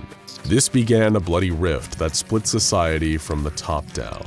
One half, led by the powerful crafters Sari and Seward, wanted to preserve society as it was and continue to worship the Maker. Sari took the form of a Flemish giant rabbit, and Seward appeared as a house cat. The opposition, led by former crafters Frederick and Agathos, with the reluctant help of a scholar named Clovis, wanted to get revenge on the Maker for all he'd done and kill him, completely altering society. Don't be fooled by their appearances, though. Many of the inhabitants of 2746-1 were fiercely intelligent sorcerers, and the apocalyptic civil war they sparked came to be known to the Foundation as Event Nachash. Like many wars, there would be no real winners here, only survivors, and even then, not for long. It was a bloody and horrific war. All attempts at finding a diplomatic solution failed. Frederick and Agathos would not stop until they had the Maker's blood on their paws. In the end, though, they were defeated, and for their traitorous crimes, they were to be punished by Sari and Seward in horrific ways to make examples of them. Since neither could die, they were given fates worse than death instead. Frederick was up first. Before the war, he'd been a leader prized for his courage and ingenuity. He'd created something known as the Great Fire, which provided the kingdom with light. For his so-called atrocities against the Maker, he was given the punishment of permanent crucifixion and relocation to a place known as the Underplane. His snout was cut off his face, and he was set permanently ablaze in a manner that would leave him forever suffering and would make him appear to look like a monster to all. Next went Agathos. She was Frederick's sister and was seen as the mastermind of many of their schemes. She would be forever encased in white clay and bled through her eyes until the sin drains from her. She's now a living crying statue, existing in a state of permanent imprisonment for her part in the crimes against the Maker. Clovis, because her involvement in the coup was unwilling, was given a more minor punishment. One of her eyes was removed, and she was permanently placed in a broken human body, effectively banishing her from her home in 2746-1 forever. Though they may have won, things didn't end much better for Sari and Seward. The Civil War had fractured their world, and in the aftermath, the survivors chose to leave in hopes of finding a better life elsewhere. Sari and Seward, though, felt partially responsible for everything that had happened, and so they decided to remain in their dying world. Before they themselves died, or perhaps moved on to different forms, leaving their animal bodies behind, they left a final note. It was from this note that the Foundation learned much of the story of SCP-2746. This may seem like a pretty open and shut case, another magical realm destroyed by tragedy and civil war, much like the land of fantasy in SCP-1762. But what's really bizarre here is that this is only the tip of the iceberg when it comes to the stories of some of these key figures in the event Nachash. First, what became of the two rebels, Agathos and Frederick? Today, they're two parts of the feared and deadly SCP-1913. Frederick, now going by Freddy, is a nightmarish faceless fire demon in the form of a dog, slavishly devoted to the protection of his sister, Agathos, now known as Agatha, still trapped in white clay, her leaking blood now deadly to the touch. Clovis is still believed to be in league with Agathos and Frederick, and may now be related to the sinister SCP-1903, a one-eyed rabbit-like human. But strangest of all is the possible truth behind Sari and Seward, the two devotees to the Maker who remained in 2746-1 until their very last breath. In all likelihood, these two were once agents of the SCP Foundation's infamous Las Vegas branch. They took on these more animalistic forms after their deaths. Sari may have once been Agent Sarah Crowley, a Japanese-American woman who died in the line of duty in 1960. Seward was once Dr. Stuart Hayward, Crowley's partner, his new name acting as a kind of fusion of the first and last name he had in life. This is only the beginning of the animal-themed weirdness occurring around Site-45, the Foundation's Vegas branch. But this series of anomalies, collected under the term Pitch Haven, will have to wait for another video. After all, you know what they say, what happens in Vegas stays in Vegas. When you think of the biggest, most money-making, merchandised, and capitalized game series of all time, there's only one franchise that comes to mind: Pokémon. For the entirety of its lifespan, Pokémon has been a financial powerhouse, and every year the series seems to grow in popularity and revenue. Whether it's games, cards, a show, toys, or even Pokémon-branded clothes that you need, you'll have no difficulty finding a product that appeals to you. Everyone knows Pikachu's face, and nearly every child born within the past 20 years has had a first-hand experience with Pokémon. It is, in some respects, inescapable. If you hate Pokémon, too bad, because this little electric mouse runs the world, and you'll just have to sit back and deal with it. One could even say that Pokémon is uncontainable, which poses quite the issue for the SCP Foundation, who work tirelessly to ensure that no facet of life is withheld from its reach. But the Foundation rarely deals with major franchises, beloved by millions upon millions of people across the world, and for good reason too. An anomaly tied in with a major franchise poses a lot of problems on the containment side, namely its ability to spread uncontrollably and without care, being witnessed by countless individuals before the Foundation comes up with a way to contain it. Global supply lines have to be interrupted to prevent anomalous products from hitting shelves, corporate espionage committed, and most of all, a massively expensive cover-up operation to remove said products from consumers' hands. If the Foundation had to deal with an anomaly affecting the Pokémon franchise, there's no telling how out of hand it would get before they'd be able to get a handle on the situation. But in 2019, that's exactly what happened. Today we're going to be looking at SCP-5254, an anomaly dubbed Gotta Catch 'Em All in the Foundation's database. The year was 2019, the place Japan, the home country of the Pokémon franchise. Every year since 2014, the Pokémon Company has held a festival named Pikachu Outbreak in the city of Yokohama, in which hundreds of costumed actors dressed as Pikachu would crowd the city's Mirai district and perform, dance, and even participate in a parade.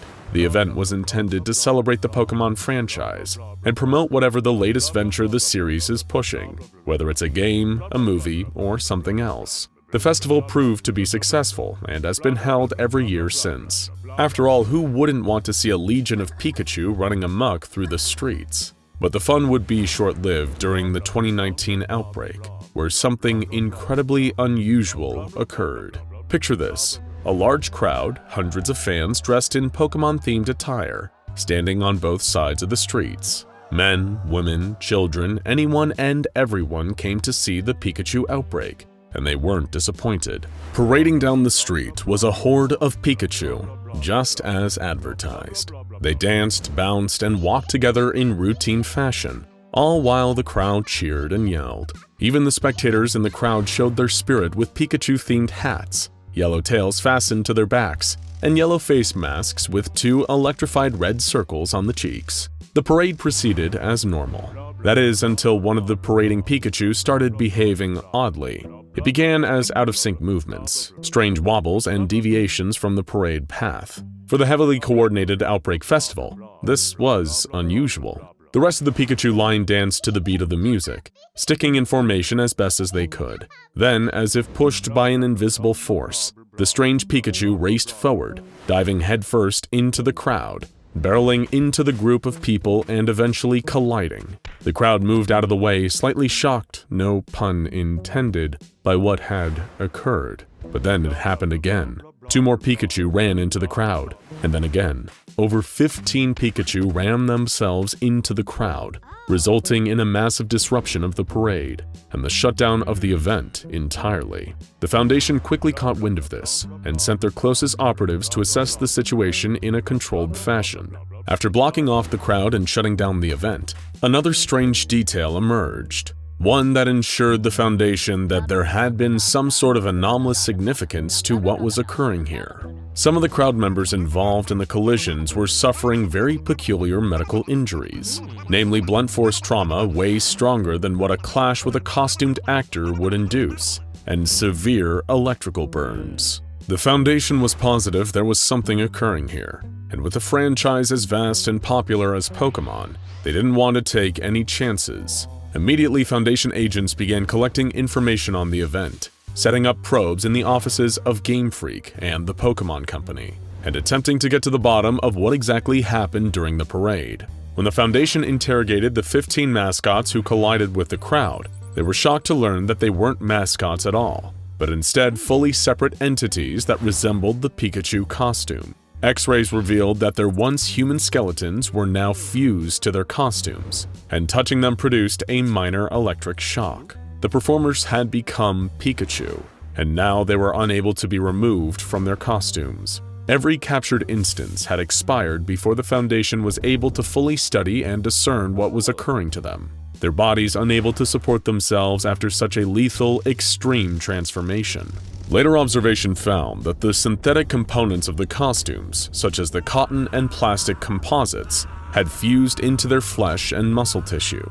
Bodily fluids were found to contain foreign DNA and numerous strange structures, to the point where an ordinary human's genetic makeup would be incomparable and unrecognizable with that affected by the anomaly. The Foundation tentatively opened a file on SCP-5254, the anomalous transformation of a human into the rough approximation of a Pokemon character, and began carrying out tests to determine what occurred during the festival. What caused SCP-5254 to manifest? It couldn't have been random, could it? The Foundation needed to know. One theory that the researchers working on the SCP-5254 file had come up with was that it was the large gathering of Pokemon-related clothing worn by the crowd that prompted the transformation. But that begged the question, why hadn't this occurred at any previous festivals or large Pokemon-related gatherings? It was a huge franchise. There were absolutely more events that had masses of costume fans donning Pokemon-related gear. Did something happen in recent years to manifest this anomaly? The only way to find out was to conduct testing. In one of the easier experiments that a D-Class personnel was tasked with carrying out, the Foundation ordered a group of them to dress entirely in Pokemon-related clothing, which the Foundation provided themselves. Some items, such as a full-bodied Gardevoir onesie, were taken from Dr. Clef's personal collection itself. No, he is not taking further questions. Anyways, with the D-Class looking utterly ridiculous in full Pokemon getup, the observing researchers began their tests. First was a D-Class outfitted solely in a Pokemon Pikachu big face with ears hat, as the product's official title stated. After standing there for 15 minutes, the Foundation determined that there was no discernible effect. Next was a Pokemon Detective Pikachu cosplaying mask latex, which the Foundation placed on the same D-Class. After another 15 minutes with no changes observed, the D-Class closed the experiment, remarking that it was stupid. The research team told the D-Class to remain composed and to just continue along with the trials unless they wanted to be reprimanded.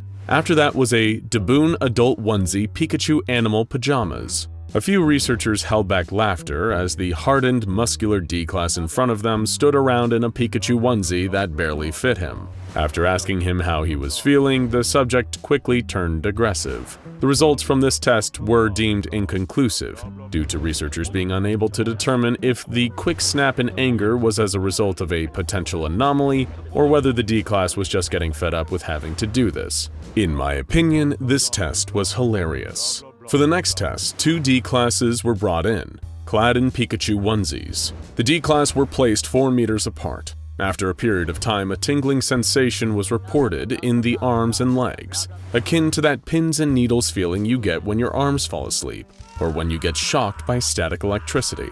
The next one had 4 D-Classes, all dressed similar to the previous group.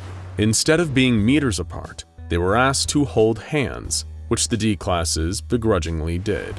Severe migraines were reported, as well as throbbing pain in the cranium and lower jaws of the face. Near the tailbone, some D-classes reported a dull aching. Most curiously, several areas on their body had begun to change in skin coloration, namely, a mustard yellow. Eventually, the Foundation began to test for an affiliation or emotional connection to the Pokemon franchise. Could that be the key to understanding SCP-5254? Another 4 D-class, all noted Pokemon fans, were brought in. One had owned a copy of Pokemon Yellow for the Game Boy when he was a child, and another had a high-leveled account on the Pokemon Go app. The Foundation discovered that these D-class reported muscle spasms along the extent of their spines, with one complaining of tightness in their chest before coughing up tufts of fur, and another physically recoiling upon an attempt at physical contact, in fear they would electrically shock the researcher. These experiments proved to be fruitful for the Foundation, as they learned that SCP-5254 was irreversible. Removing the clothing or items did not result in the transformative properties of SCP-5254 reversing.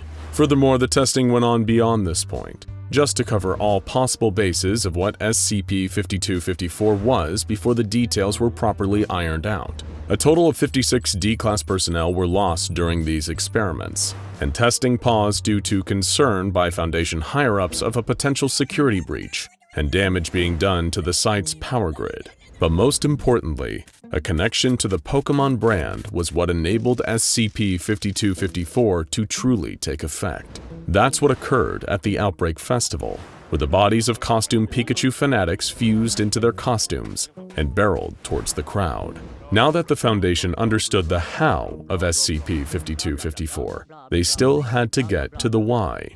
Even by Foundation standards, this is a pretty odd and random anomaly. Did the answers lie with Game Freak or the Pokemon Company itself? After the festival incident, the Foundation put web probes into the servers of the Pokemon Company's Japanese branch and had their web crawlers scan through millions of correspondence emails to find any hint of unusual behavior.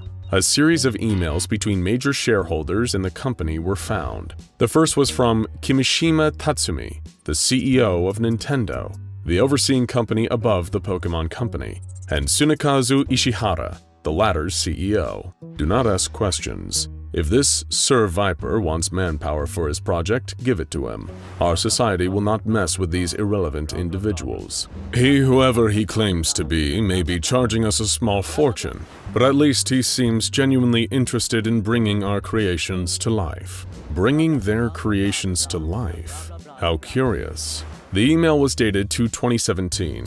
2 years before the outbreak incident. The Foundation decided to dig deeper. Another email from 2017 exchanged between the two individuals months after the first. Tuesday will mark the 5th visit by the Fukushima orphanage to our headquarters. I told the press it's part of our global outreach program to spread the joy of Pokemon to the rest of the world. Early results have been positive. I should have a specimen to show you the next time we meet in Tokyo. Your daughter likes Eevee, yes? It seemed like these executives were talking about creating real Pokemon somehow. What did the orphanage have to do with this? Another email read, "Play anytime, anywhere, with anyone." Yes, the slogan for the Switch is very apt for what we're trying to accomplish. Your marketing team deserves a raise. I am pleased to report Pokemon Go has hit 750 million unique downloads in July, and 5 million daily average users this past week. The popularity of the franchise continues to grow. Think of the possibilities once we integrate augmented reality (AR) technology into the project. Altaria as a clean and efficient form of air transportation. Charizard serving in the self-defense forces. And yes, Pikachu making our reliance on nuclear energy a thing of the past. Soon Pokemon will come to life before our very eyes. The Foundation couldn't believe something as absurd as creating real Pokemon was a genuine possibility for these companies. It was going on right beneath their noses. But the emails from 2018 began to show cracks in the Pokemon Company and Nintendo's plans. The accidents are growing in number. Are you sure Sir Viper has everything under control? We cannot hide these incidents from the public forever. We already have our hands full trying to catch the runaways. If we don't take action soon, more people will get hurt, or worse. The Pokemon brand will be tarnished forever. Whoever was responsible for creating Pokemon for the companies was going by the alias of Sir Viper, and it seemed like their experiments weren't working the way they planned. An email directly addressed to Sir Viper fully encapsulated the Pokemon company's disgust at the individual once they realized the experiments weren't succeeding in creating an immersive, fun Pokemon experience in the real world. You promised us Pokemon as pets and companions, not these mutations. I've had to recall thousands of faulty merchandise, with tens of thousands of defective products still circulating the market. Just what kind of sorcery have you forced upon our hands? The government is breathing down my neck. Tatsumi-san has had to resign, and I'm starting to hear about this foundation poking around. Tell me the truth. Is there any way to reverse the effects, or have you doomed us all? Sir Viper 1995, as their screen name read, responded with this. I don't know what to tell you. I've given the people what they want. Only true fans will get a Pokemon of their own. Your company was the very best at building your brand. Congratulations. Today Pokemon has taken over our hearts and minds. Perhaps one day, we will see them take over the world. And with that, the company had cut off all communication with Sir Viper. But now the Foundation had to get to the bottom of what was happening in these boardrooms and offices. Making Pokemon in real life? It sounded crazy, and from the way the emails were worded, they had apparently succeeded in making something even if they considered it a failure. 3 months later, after all of the research on SCP-5254 was conducted, the Overseer Council authorized a raid on the Pokemon Company offices in Minato City, Tokyo, on June 16, 2019. From the way the emails were written, they had reason to believe that civilians were potentially being held against their will and used in these experiments. Failure to deal with them now could potentially spell disaster if they got out, and the cause of SCP-5254 wasn't immediately neutralized. Following the Japanese government's authorization of the raid, a Foundation Mobile Task Force detachment from Epsilon 11 Nine-Tailed Fox was stationed outside the offices. The task force broke into the building through the fire exit and promptly cleared out tourists and civilians from the area. During the raid, they encountered a large creature that resembled a Charizard, an orange fire-breathing dragon Pokemon, that stopped them in their tracks in the hallway. Wings and elongated snout, the perfect color. It looked exactly as if a Charizard had left from the screen and into real life. It spewed combustible orange liquid at the team, but they quickly dispatched it with ease, using their weapons to put some water on the Pokemon's fire. Well, the water was actually a salvo of bullets, but the metaphor still works. Most of the building was cleared, and those inside detained for further questioning. But then the team came to a set of steel doors. Inside was a room littered with toys, brightly colored walls, and large metal cages. Inside the cages were some of the most disgusting creations the team had ever witnessed. Sir Viper's failed experiments, clearly. Entities at various stages of SCP-5254 transformation. One resembled a Vulpix, a fox Pokemon. It had engorged eye sockets and blood flowing down their cheeks. Another cage had a boy with cheekbones protruding high and sideways, pulling thin skin over the rest of his face. Another had a large bear-like entity with serrated claws, with alternate fingers peeling and decomposing underneath. Most horrifying of all were a pair inside cages near the other side of the room. A girl with an extended, flattened, engorged tongue, which pulled drool onto the floor at her feet. She was made to resemble a Lickitung, a Pokemon with a similarly large tongue. Another was an elongated purple snake, like the Pokemon Arbok, except its head was that of a toddler. It writhed back and forth, bawling and screaming. The team requested immediate medical pickup to remove the specimens from the room. Wherever Sir Viper, the individual responsible for this, was, the Foundation could not locate them. The Foundation contained the experiments and detained Mr. Ishihara, the CEO of the company. He was brought back to the research site for an interview.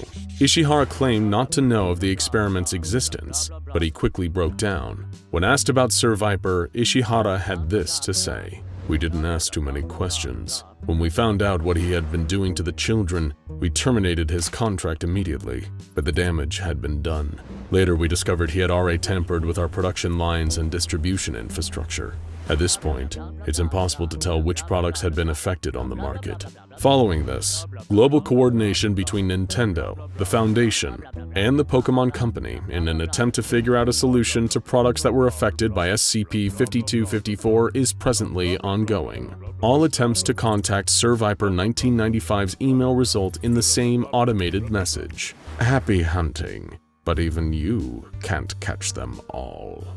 Everyone in the sleepy mountain town had heard stories about the abandoned mall and the malevolent creature that lurked in the wreckage there.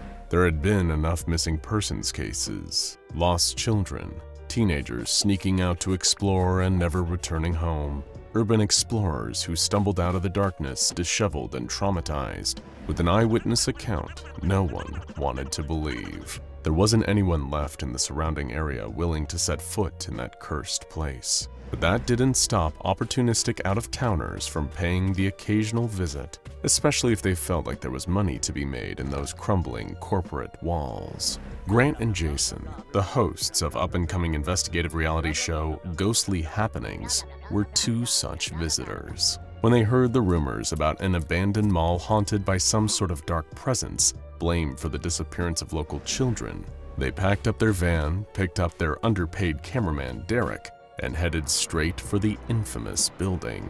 Are you sure we're allowed to be here? Derek asked shakily as he began filming.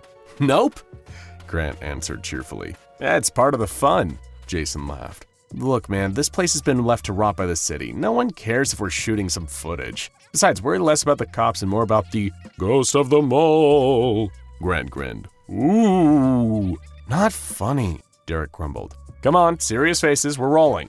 Jason nudged his co-host, and the two snapped into their on-camera personalities. Once a bustling center of suburban American life, this shopping mall has transformed into a den of terror. Grant's voice dropped into a lower register, his expression intense. Locals swap stories of something inhuman that calls this place home, something that doesn't take kindly to trespassers, Jason added. A ghost? A demon? Just an urban legend? That's what we're here to find out. Grant pulled out an EMF reader, which began beeping as he turned it on. There seems to be a lot of activity in here already. I'm picking up something. Don't know if you folks at home can see this, but the meter's going crazy, Jason exclaimed. It was a fake meter, of course. One that they rigged up to beep and react when Grant pressed certain hidden buttons. But the audience didn't need to know that. They were tuning in for story, for spectacle, not for the truth. If they wanted that, they could flip over to the Nature Channel and watch some lions chasing a gazelle. On this show, they were chasing pure entertainment. They continued deeper into the building, taking in the massive echoey space, the dusty storefronts, the beams of rotten wood strewn across the ground, the rats that skittered across the floor. It was the perfect creepy atmosphere. Maybe a little too perfect, a little too creepy. What was that? Derek practically jumped out of his skin, spinning around to look at something behind him. Hey, stay on us, Grant snapped. I saw something moving back there, Derek insisted. It was a rat, Jason rolled his eyes. There are tons of them in here, Derek shook his head. No, it wasn't a rat, it was way too big. Okay, a raccoon then, come on, get it together. We've been in way worse locations than this. Remember that old tuberculosis hospital? Grant shuddered. God, no, that was scary. This is nothing. Well, not nothing. Jason elbowed his partner. I did a good job scouting this place, right? Grant was about to answer when his foot bumped something on the ground. He looked down and saw a Polaroid camera next to a long, empty water bottle and a small backpack.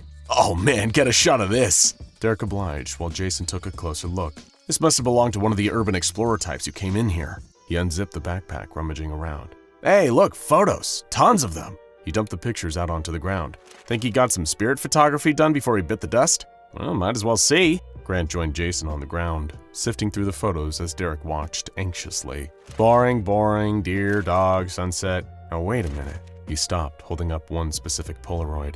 This is the money shot right here. Derek, zoom in on this. All three men looked at the picture, illuminated by the camera's light. It showed a tall, long-limbed, pale creature, vaguely humanoid in shape, but at the same time distinctly not quite human. Its mouth was stretched wide in a wordless screech, its eyes bloodshot and wild. Its long, tapered fingers were reaching towards the camera. Damn, that's spooky, Jason laughed, a bit of nervousness creeping into his voice. How do you think he set this up? Grant asked. What if it's real? Derek swallowed the lump in his throat. "Don't be an idiot," Grant scoffed. But then, from the outside, not 100 feet away, they heard a scream. Ear-splittingly loud, filled with rage, pain, and animalistic instinct. It was like nothing any of them had ever heard before. The scream was followed by the sound of splitting wood, branches crashing to the ground, and horrifyingly, the sound of something breaking down a nearby wall. What did you do? Jason backed away from the sound. Me? You opened the backpack? Grant shot back. Guys, I think we need to get out of here. Derek watched in wide-eyed terror as two pale hands ripped a hole in the wall in front of them, making an opening for that pale, hairless head from the photograph to poke through.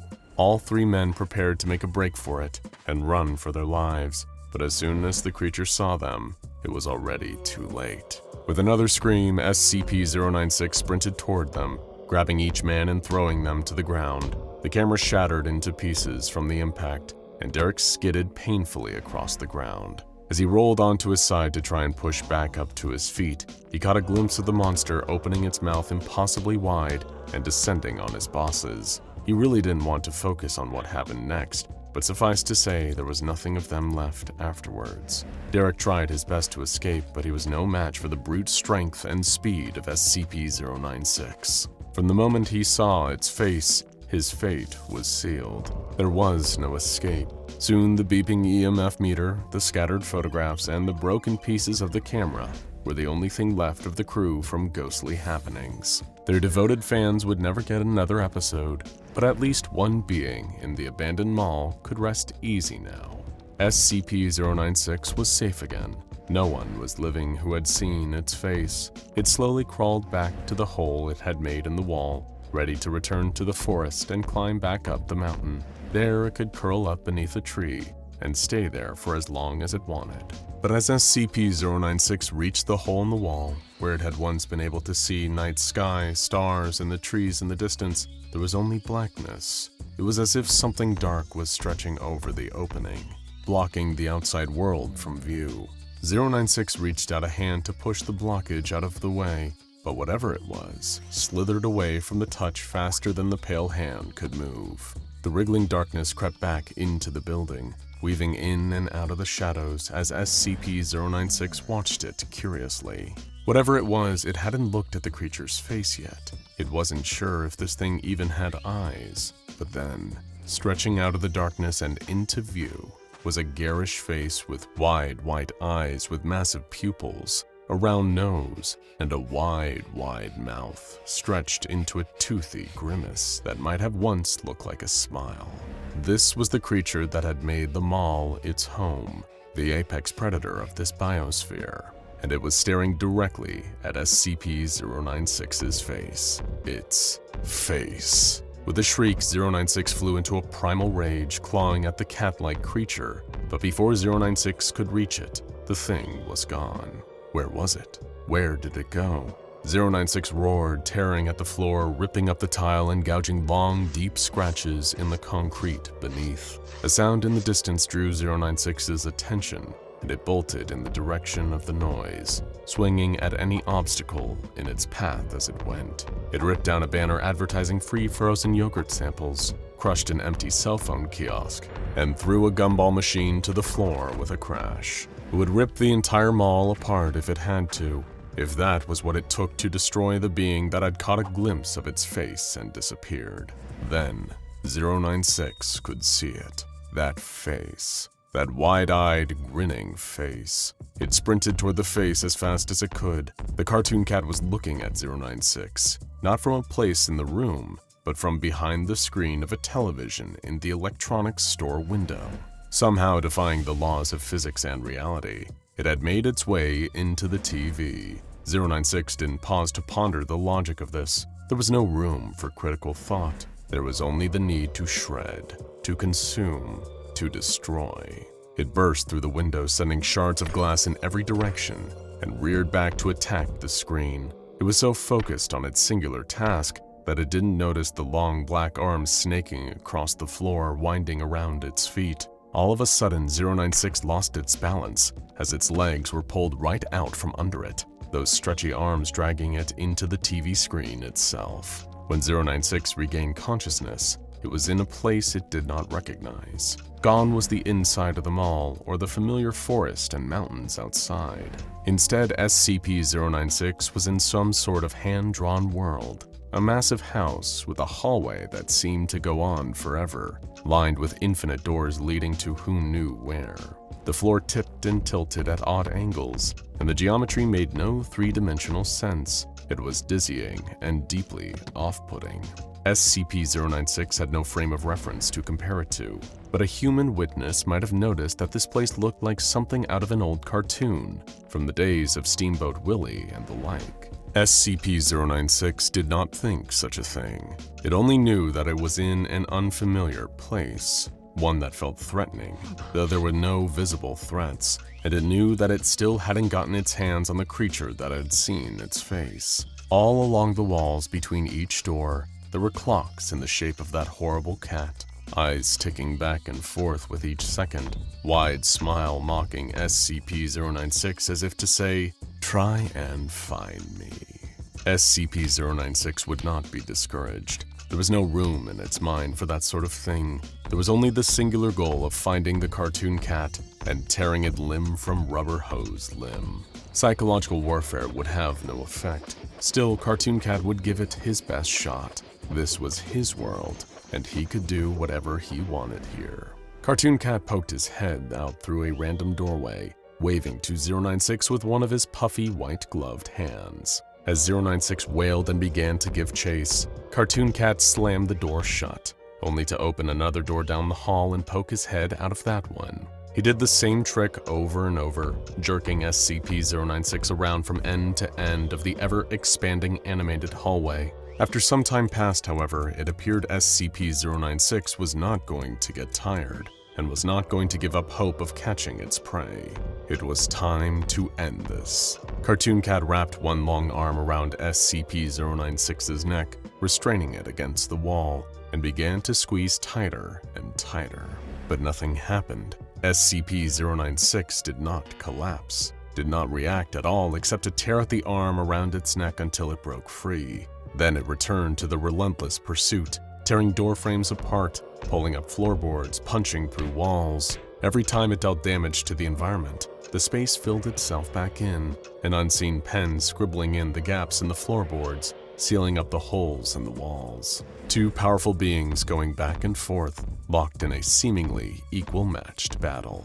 Cartoon Cat tried to destroy SCP-096 in a myriad of ways. He tried to rip the beast apart, to snap its neck, to do any manner of unspeakable violent acts it had done before with great sadistic glee, but this pale abomination would not fold, would not break. This wasn't going to be any fun if there was no ending, and if 096 kept destroying one of Cartoon Cat's favorite pocket worlds, that was quite enough. Cartoon Cat grabbed hold of 096's arms and legs, the creature thrashing viciously as he did so, and threw it into the blank space just beyond the illustrated world. Back in the mall, SCP-096 crashed back to Earth. It was about to resume its search for Cartoon Cat when suddenly a bright light illuminated its face. A police officer stood a few feet away, holding a flashlight. "Excuse me, you can't be in here. You're trespassing," the officer started to warn, but his words were interrupted when 096 began to scream. Soon, he would be screaming too. To paraphrase noted scientist Dr. Heinz Doofenshmirtz, If I had a nickel for every time there was a safe class anomaly that manifests an absurdly long entity that's stuck underground and pops up at multiple points around the world, I'd have 2 nickels, which isn't a lot, but it's weird that it's happened twice. Incidentally, that happens to be the case with SCP-1193, the Buried Giant, and SCP-2952, Corgi. They're a pair of mysterious creatures with very thought-provoking similarities between them. But while both are exceedingly long entities, neither are particularly long stories. So today, we're giving you a rare SCP-explained anomaly double feature. Let's begin with the first of our 2 very long boys, SCP-1193. The exact nature of SCP-1193's anomalous qualities are challenging to define. It appears to have biological, spatial, and even temporal elements. SCP-1193-01, the primary component of SCP-1193, is a human arm that appears completely normal in a genetic sense, but exhibits a freakish length and bone structure. This absurdly long arm was first discovered in a drainage pipe inside the basement of a telephone switching station in Scottsdale, Arizona, where it had somehow become trapped. How this anomaly was first discovered, or by whom, is not recorded. Approximately 10 centimeters below the drainage gate of the pipe, the arm terminates in what seems to be a human hand of indeterminate gender that is unremarkable in both size and structure. Upon initial examination, the Foundation believed that the arm somehow threaded through 35 meters of drainage pipe. But the use of an endoscopic camera within the pipe revealed that the reality is much more severe. The arm extends to at least 71 kilometers beneath the Earth, which is around double the overall length of Scottsdale, Arizona itself, with elbows regularly spaced across every 4 kilometers of arm. Elbows below a depth of 26 kilometers are slightly retroflexed to accommodate a 9 degrees southward bend in the drainage borehole. Interestingly, the arm was also somehow able to pass through the Mohorovich discontinuity, which is the lower limit of the Earth's crust and the volcanic hot upper mantle. The arm could actually be longer than what we're currently aware, but the Foundation doesn't have any technology hardy enough to follow the arm all the way down into the Earth. Conversations that Foundation staff have had with what is believed to be SCP-1193-01 via the use of SCP-1193-02 indicates that the entity may have no thermoreception. It has described itself as being stuck in environments that contextually should have either extremely high or extremely low temperatures. This does not seem to register with SCP-1193-01. This may serve as an explanation as to why it is experiencing no discomfort, despite the borehole temperatures having been measured in excess of 674 degrees centigrade. But what exactly is SCP-1193-02? SCP-1193-02 is a GPO 746 rotary telephone with a topaz yellow plastic exterior manufactured in 1971. Because of the physical dimensions of the phone, it is too large to have been delivered from below via the borehole, so we know that SCP-1193-01 didn't put it there. The working theory of Foundation researchers assigned to the 1193 case is that the phone was installed here specifically to facilitate communications with the trapped SCP-1193-01.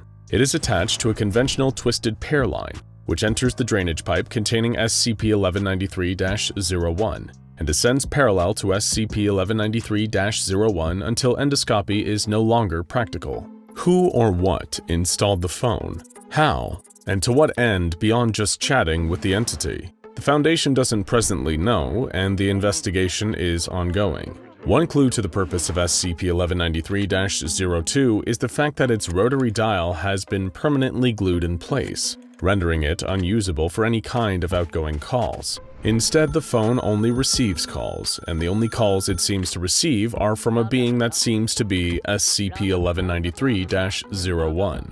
Every weekday between 8:32 a.m. and 10:34 p.m. Mountain Standard Time, the phone will ring up to 5 times. When answered by a member of Foundation personnel, an unidentified voice believed to be that of SCP-1193-01 will willingly engage in conversation with the person on the other end of the line. The Foundation has used this opportunity to question SCP-1193-01 about its own nature, but it's impossible to really know how reliable the entity's answers are. The voice on the line always refers to itself as a human being, and often mistakes the Foundation personnel for authority figures, such as doctors, firemen, or police. As a result of this, the voice has been forthcoming with information, and the interviews have been relatively straightforward. There have been notable similarities between the information that the voice voluntarily gives about itself and the known facts about the condition of SCP-1193-01, lending credibility to the idea that they are one and the same.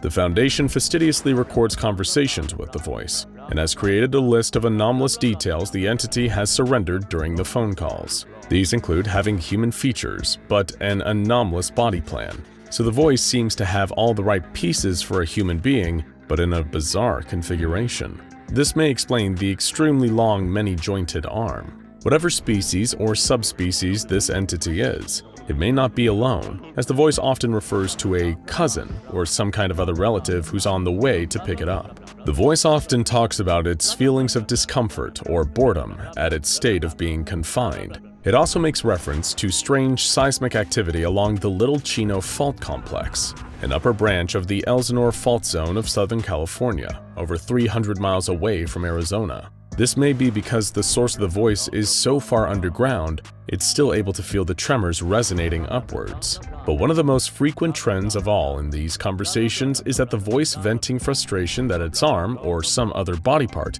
is stuck in an inconvenient place. This list of places has been exhaustive, but includes handcuffs, a jelly jar, a pipe, a cast, or in one instance, a gopher hole. Naturally, this has been seen as a cause for concern among Foundation staff. If SCP-1193 does have spatially anomalous components, is it possible that someone could find a 70-kilometer arm sticking out of a gopher hole or a jelly jar sometime soon? Only time will tell. The Foundation currently regards any information about the physical form of the entity beyond the exposed section of the arm reached via endoscopy as provisional. In other words, they really have no idea what they're dealing with here, and are unlikely to find out for sure anytime soon. 2 phone conversations with the voice via SCP-1193-02 have been transcribed in the addendum to 1193's main file.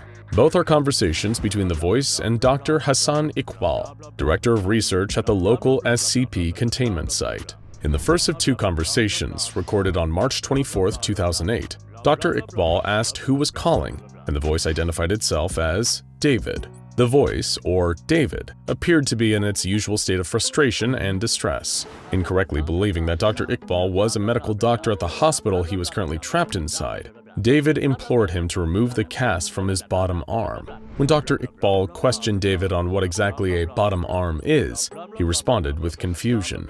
When Dr. Iqbal told him that he was a research scientist, not a medical doctor, David became frustrated, implied that Dr. Iqbal was incompetent, and hung up. The next recorded call between Dr. Iqbal and the voice occurred exactly a year later. In this call, the voice incorrectly believed that Dr. Iqbal was a fireman. The voice complained about having reached into its oven to pull out some cakes, becoming stuck in the process. He pleaded for help, saying that the oven was a tight fit. When Dr. Iqbal showed concern about the potentially high temperatures within the oven, the voice didn't seem to know what he meant. In the end, the voice became frustrated and resolved to instead call its cousin. It apologized and hung up. Most calls appear to follow this general structure. Because of the static and incredibly subdued nature of the anomaly, the Foundation has deemed that SCP-1193 poses no meaningful risk of containment breach. As a result, it has been given the rare safe classification. In order to keep it properly contained, the drainage borehole containing SCP-1193-01 is capped with a tungsten steel grate containing a locking 2.5 cm endoscopy aperture, meaning a small hole through which to feed the endoscopic camera. Every 48 hours, the drainage borehole is inspected with an endoscope for any further developments concerning the anomalous arm. Seismographic monitoring devices are posted at 2, 7, and 11 kilometer depths alongside the SCP-1193-01 borehole. Seismic readings consistent with a subterranean movement are reported immediately to Site Director Iqbal. In the event of what is referred to as subterranean containment breach, researchers and guards working around 1193 are ordered to perform Protocol 473-A. This involves severing SCP-1193 below the 5th elbow and backfilling remaining portions of the borehole with pressurized concrete to seal the hole forever. The SCP-1193-02 phone is monitored at all times by a trained Foundation interrogator, and standard procedure dictates that SCP-1193-02 is to be answered on or before the 3rd ring. During these calls, the interrogator will attempt to elicit valuable information about SCP-1193 from the voice, and all valuable intel will then be recorded and logged. The Buried Giant is one of the more perplexing safe-class anomalies handled by the SCP Foundation. So much about its true nature is unknown to this day, but a concern that both we and the Foundation share is not knowing where the entity's other limbs are currently residing. For all we know, they could be sticking out of an oven, a gopher hole, or even a jelly jar somewhere near you. Weird, right? Well, if you think that's strange, let us now introduce you to SCP-2952, or Corgi. Trust us, if you're not familiar with this one already, you are not ready for the strange turns this is about to take. In the simplest terms, Corgi is a cheerful Welsh Pembroke Corgi with an adorable face and a thick, shiny coat. He's also over 30,000 kilometers in length, with his head and front legs sticking out of the ground in Portland, Oregon, and his hindquarters being all the way over in a rural area of Japan's Karawa district. His body weaves all across the globe, with sections of it surfacing all over the Americas, Europe, and much of Asia. Studies to find African or Australian sections of SCP-2952 are still ongoing. Despite his massive length, there seems to be no delay in reaction times either. You pat his head in the USA and his tail will immediately start wagging over in Japan. He's honestly just precious. He also doesn't appear to need food or water, and thanks to the somewhat sadistic experiments of one researcher Mills, we know that he can quickly regenerate from all damage done to him too.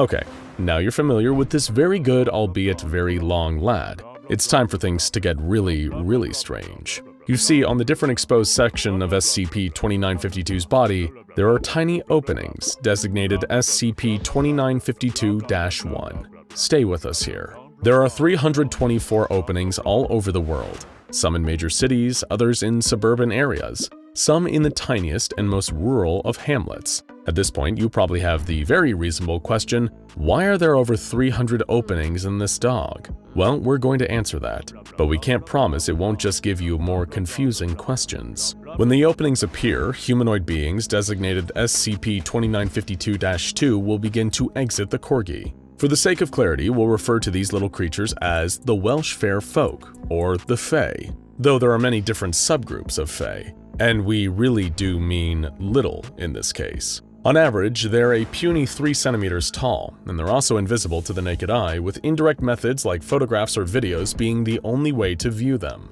Though they do leave evidence of their presence beyond their direct physical appearances, like shadows or footprints. Corgi acts as a kind of transport system for these little people.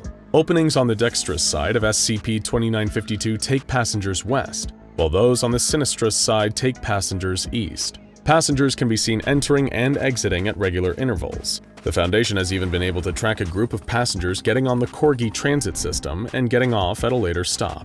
From this, the Foundation has been able to estimate that the speed of the system is 120 kilometers per hour, excluding stops to let passengers on and off along the way, which, for the record, is a pretty leisurely pace by train standards. Naturally, the SCP Foundation weren't exactly thrilled to learn about an anomalous transit system that worked to spread further anomalies all over the world. In fact, that's kind of a nightmare scenario for them. So they marshaled their global forces, located each of the openings along the torso of the Corgi system, and blocked them up. At this point, the SCP Foundation were ready to give themselves a pat on the back, close up shop for the night, and go out for after-work drinks. However, there was one thing that they'd all forgotten. Hell hath no fury like a society of Welsh Fae who've just had their daily commute ruined. The Council of Tywydd Teg, their ruling body, doesn't take kindly to having their public services messed with, and the manner of their retaliation was less like a group of disgruntled, anomalous civil servants and more like a kind of Fae mafia. They would make the Foundation rue the day they messed with Corgi, with a series of retaliatory strikes that group of interest like Chaos Insurgency and the Children of the Scarlet King could only dream of. It began with the kidnapping of Project Director Stevens, who'd authorized the containment project. He vanished from his apartment and was replaced with an adult European mole, which seems to be the Fae equivalent of leaving a horse's head in the bed as an offer you can't refuse, to send a message. But it didn't stop there. Over the next 3 weeks, 17 different members of personnel, specifically construction workers, who'd worked on the project woke up to find the walls of their houses had been entirely replaced by poison ivy and deathcap mushrooms. And after 2 months, researcher Mills, the weird dog torturer we told you about earlier, woke up with a highly poisonous nightshade berries in his mouth and hawthorn stakes driven through his hands and feet, crucifixion style. All perpetrated by some very upset 3-inch transport workers. At this point, the Foundation put together who was behind these attacks and decided to try to make amends with the Fae whom they'd understandably upset with their treatment of Corgi. A plan was drafted to have all the SCP-2952-1 entrances unburied. After this undertaking was completed, The Fey retribution came to an end, and most of the damage was undone. Director Stevens was returned unharmed. The construction workers got their walls back. And, well, researcher Mills didn't get better, but I think we can all agree that animal cruelty isn't really a crime that we should be forgiving lightly. After all this chaos had transpired and the SCP Foundation had fully made amends, Director Stevens had a note left on his desk by a starling, which then flew off before it could be caught. By the way, can we just take a second to appreciate that the SCP Foundation has contained literal demigods and interdimensional horrors, but Director Stevens was outfoxed by a bird? Wonderful, those Fae truly are built different. Anyway, the note on his desk translated from Welsh read, "Thank you for your prompt response to commuter complaints and wonderful customer service. As such, we have granted all members of your organization complimentary transportation on our Corgi system. Please send a sparrow to the Council of the City office nearest you if you have further questions. G. Foxglove, Director of Transportation, the Council of the Tylwyth Teg." And with tremendous relief that the slate had finally been cleared, the Foundation decided that they would accept the kind offer extended to them by the Council and send one of their field agents to take a look inside the Corgi system. The field agent in question was Agent Elizabeth Davies, chosen for her pleasant social skill and proficiency in Welsh. With the intention to take a ride in mind and connected to an audio and video feeds linked back to Central Command, Agent Davies touched the site of Corgi. This caused her to shrink down to a height of 3.2 centimeters, much like all the other commuters. She stepped into the SCP-2952 entrance and found that on the inside, it looked not unlike a regular train, though some carriages seemed to be in disrepair and everything was written in Welsh. Oh, and everything was made with wood and plant matter too. The chassis appeared to be constructed from birch, and all the seat cushions were made of flower petals. It was all very whimsical, honestly. Agent Davies struck up conversations with some of the other commuters. One complained about delays caused by the fact that Corgi was suffering from kidney stones, a problem that the Foundation is eager to help the poor animal get over to keep the transit system running smoothly. She also chatted with a sweet elderly lady on the train who was getting people to sign a petition to allow mice back onto the Corgi transit system. When Agent Davies departed the system, she patted the dog and told him he was a good boy, before returning to normal size. Since January 5th, 2017, the Corgi system and its passengers have become invisible to everyone who wasn't officially under SCP Foundation employ. This has allowed it for its reclassification as a safe anomaly. So there you have it, folks. At least one of our two very long boys got everything sorted out. We love occasionally doing a happy ending here at SCP Explained. Remember to stay tuned for our next episode about the time that SCP-106 managed to get onto a school bus. What? We did say occasionally. Josie is a half cat. No, she isn't half cat, half something else. And she's not a humanoid with feline features either. She is literally half of a cat. Actually, to be more precise, she is the front half, but an otherwise ordinary black and gray tabby cat. That is ordinary apart from having no visible back legs or hindquarters. You might think that'd make it hard for Josie to get around, but if you asked her on how only being a half cat affects her on a daily basis, well, she wouldn't be able to answer you due to the simple fact that cats generally can't speak. But nevertheless, Josie will happily and effortlessly walk around on her own two legs, moving as if she had a second pair of hind legs in place behind her. Her back half isn't invisible, it's as if it's not even there at all, not showing up on x-rays, and yet it can give a slight yield when touched, being almost tangible, but not fully. Despite this, Josie suffers no adverse health problems or any other complications despite lacking one half of her body. Occasionally, she doesn't mind having her semi-corporeal hindquarters stroked, although she will usually get a little bit scratchy if people try that. So how does the SCP Foundation keep an anomaly like Josie contained? Well, it turns out that they don't really need to. She's perfectly harmless and is actually allowed to roam freely around the lower levels of the facility she's kept at.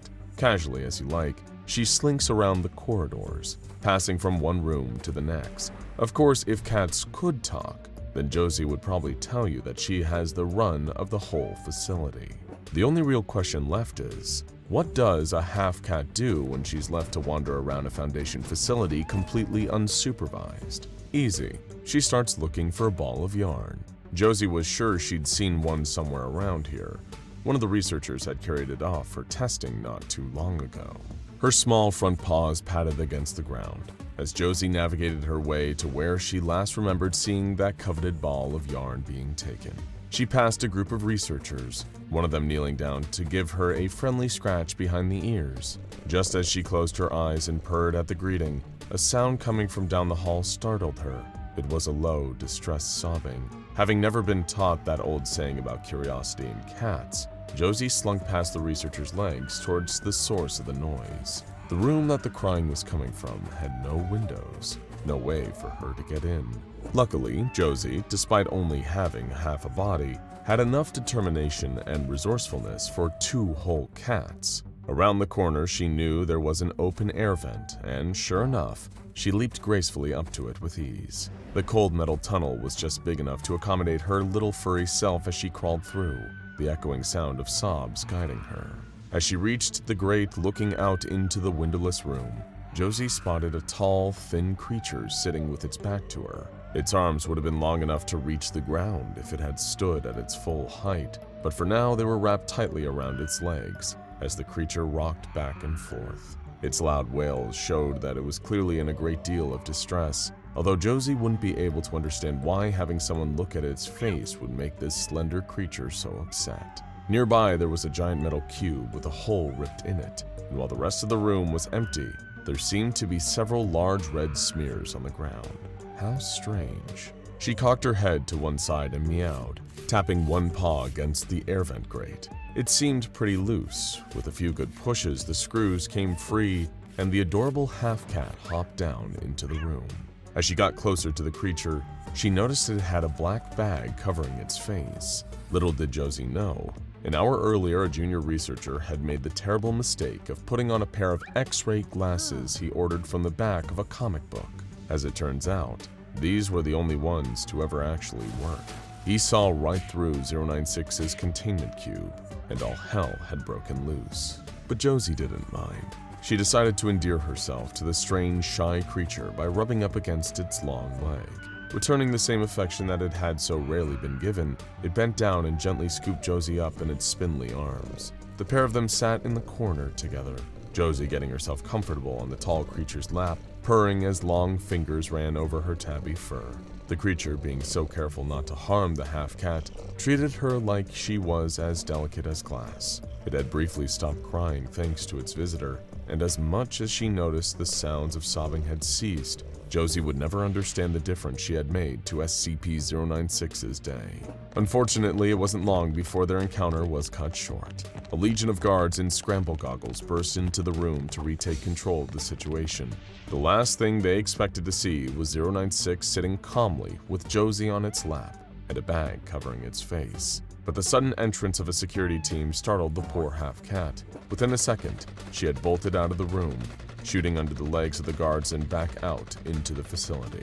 Now that she was back outside, Josie recalled her earlier hunt for a ball of yarn to play with. She still wasn't sure where it had gotten to.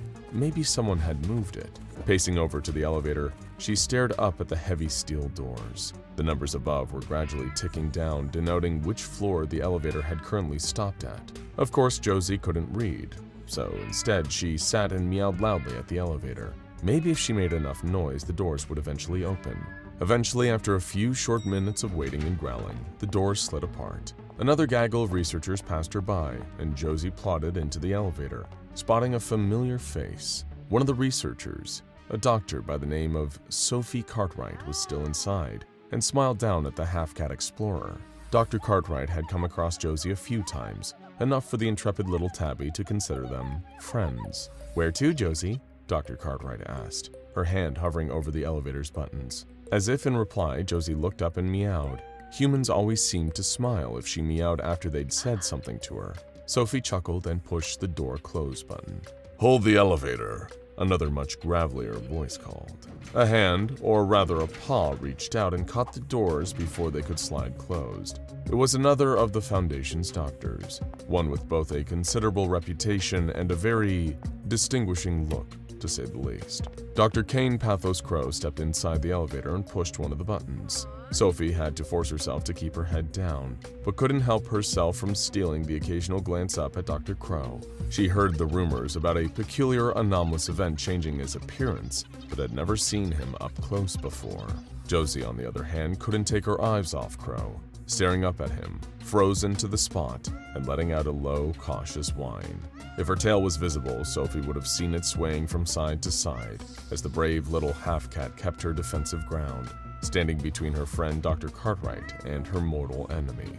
You see, Dr. Crow was a dog, or at least a man who had been turned into something very much like a dog, still capable of speech but with a distinctively canine body.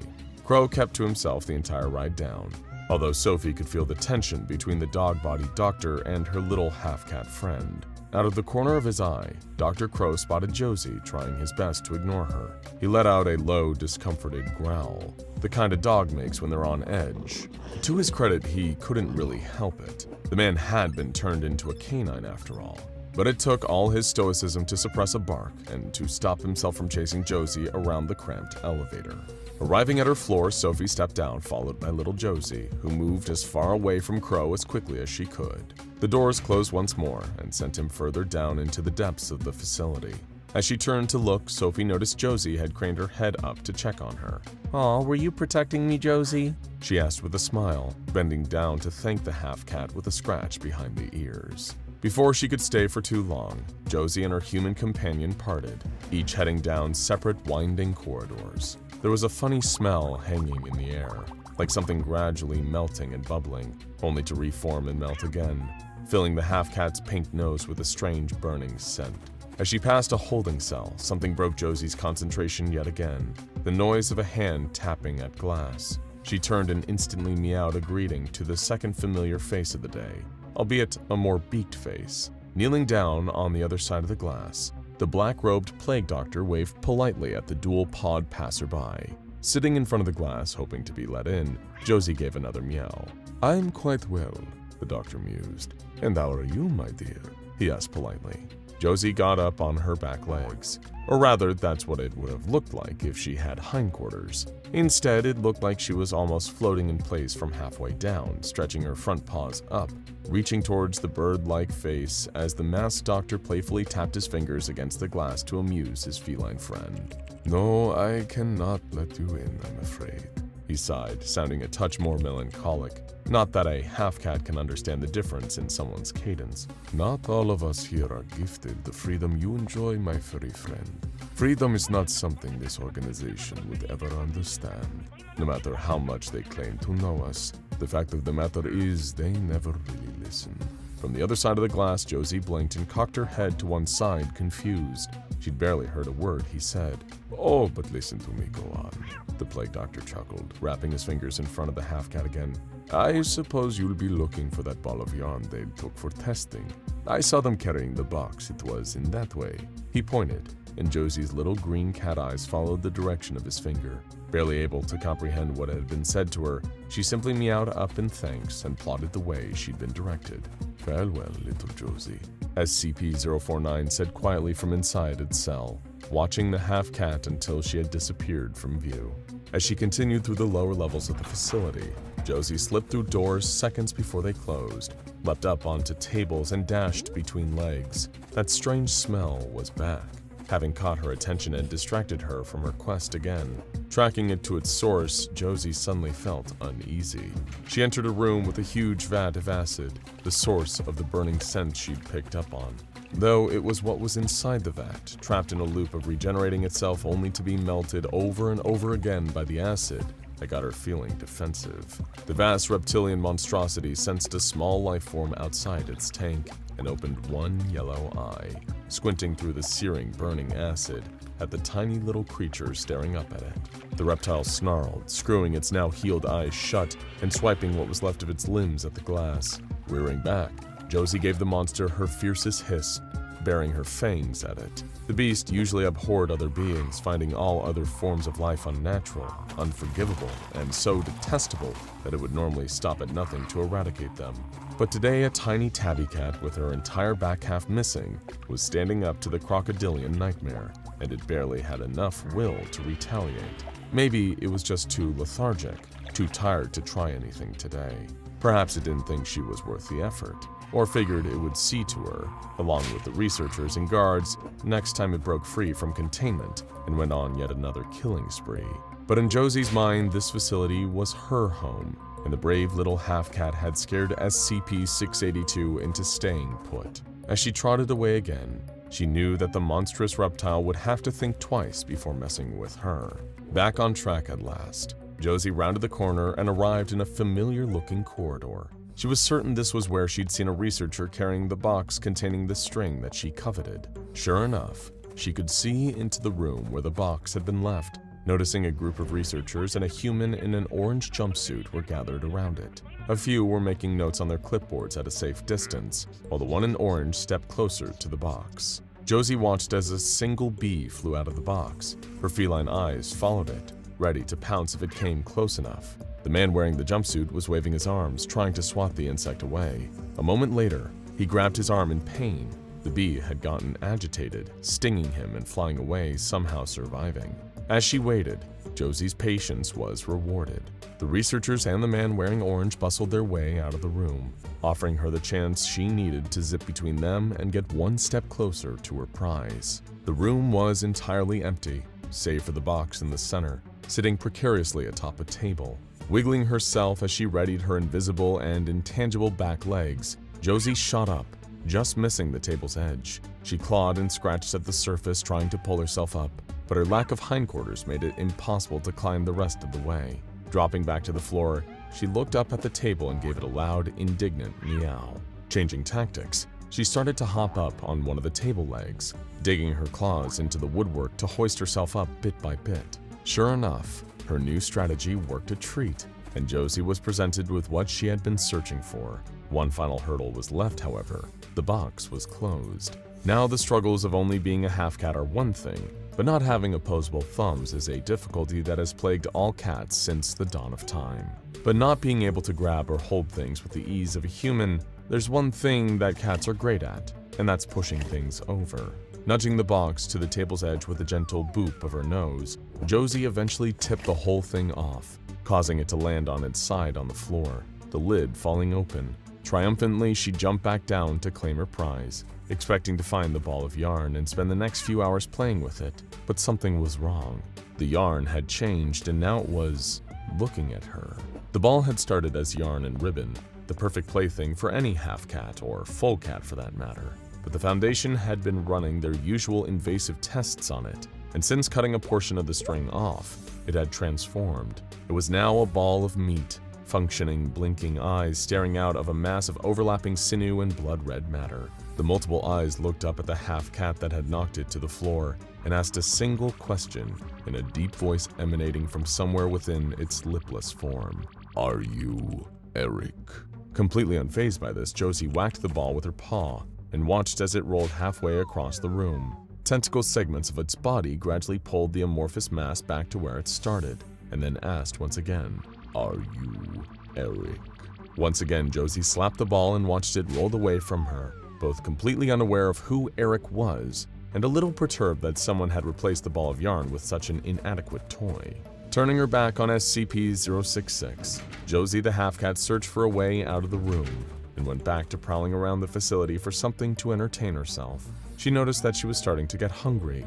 Maybe if she got lucky, one of the researchers would sneak her a piece of cheese. In an old house, an old woman gathers her knitting supplies. This is a special project for a little boy named Tommy she loves dearly. She knits furiously, and soon the mix of cotton, synthetic fiber, and cloth of every color turn from raw materials into something else. A teddy bear. She puts the finishing touches on the bear. This is a very special bear, after all, and sends the patchwork bear off to its destination with a red Get Well card. The card is labeled Kairos the Bear, and inside she writes a personal note. To Tommy, because only time can mend all wounds. Love, Grammy. But this package of love would never reach its destination. SCP-2295 was found at the site of a crashed mail truck, and it looks exactly like a standard handmade teddy bear, with one difference. On the left side of its chest, just under its jaunty tan bow, it wears a heart-shaped pin, but not a standard cartoon heart. This is a disturbingly realistic, anatomically correct pin of a heart organ. And that's because SCP-2295 has a specific purpose, and it's one that has everything to do with actual human organs. SCP-2295 spends most of its time completely inert, spending its days as just another cuddly stuffed toy. Tests performed on the toy revealed that it had no unusual properties, and seems to be a normal handmade keepsake. That is, until someone is injured in its presence. Not any injury will do. A paper cut or even a broken arm, for example, won't do much to activate its anomalous properties. But if it detects a critical injury to a human organ nearby, it will trigger a secret power, one that the Foundation is still trying to figure out how it works. Because SCP-2295 is a miracle worker. When it senses the presence of someone with a serious injury to an organ and is within 2 meters of them, SCP-2295 springs into action.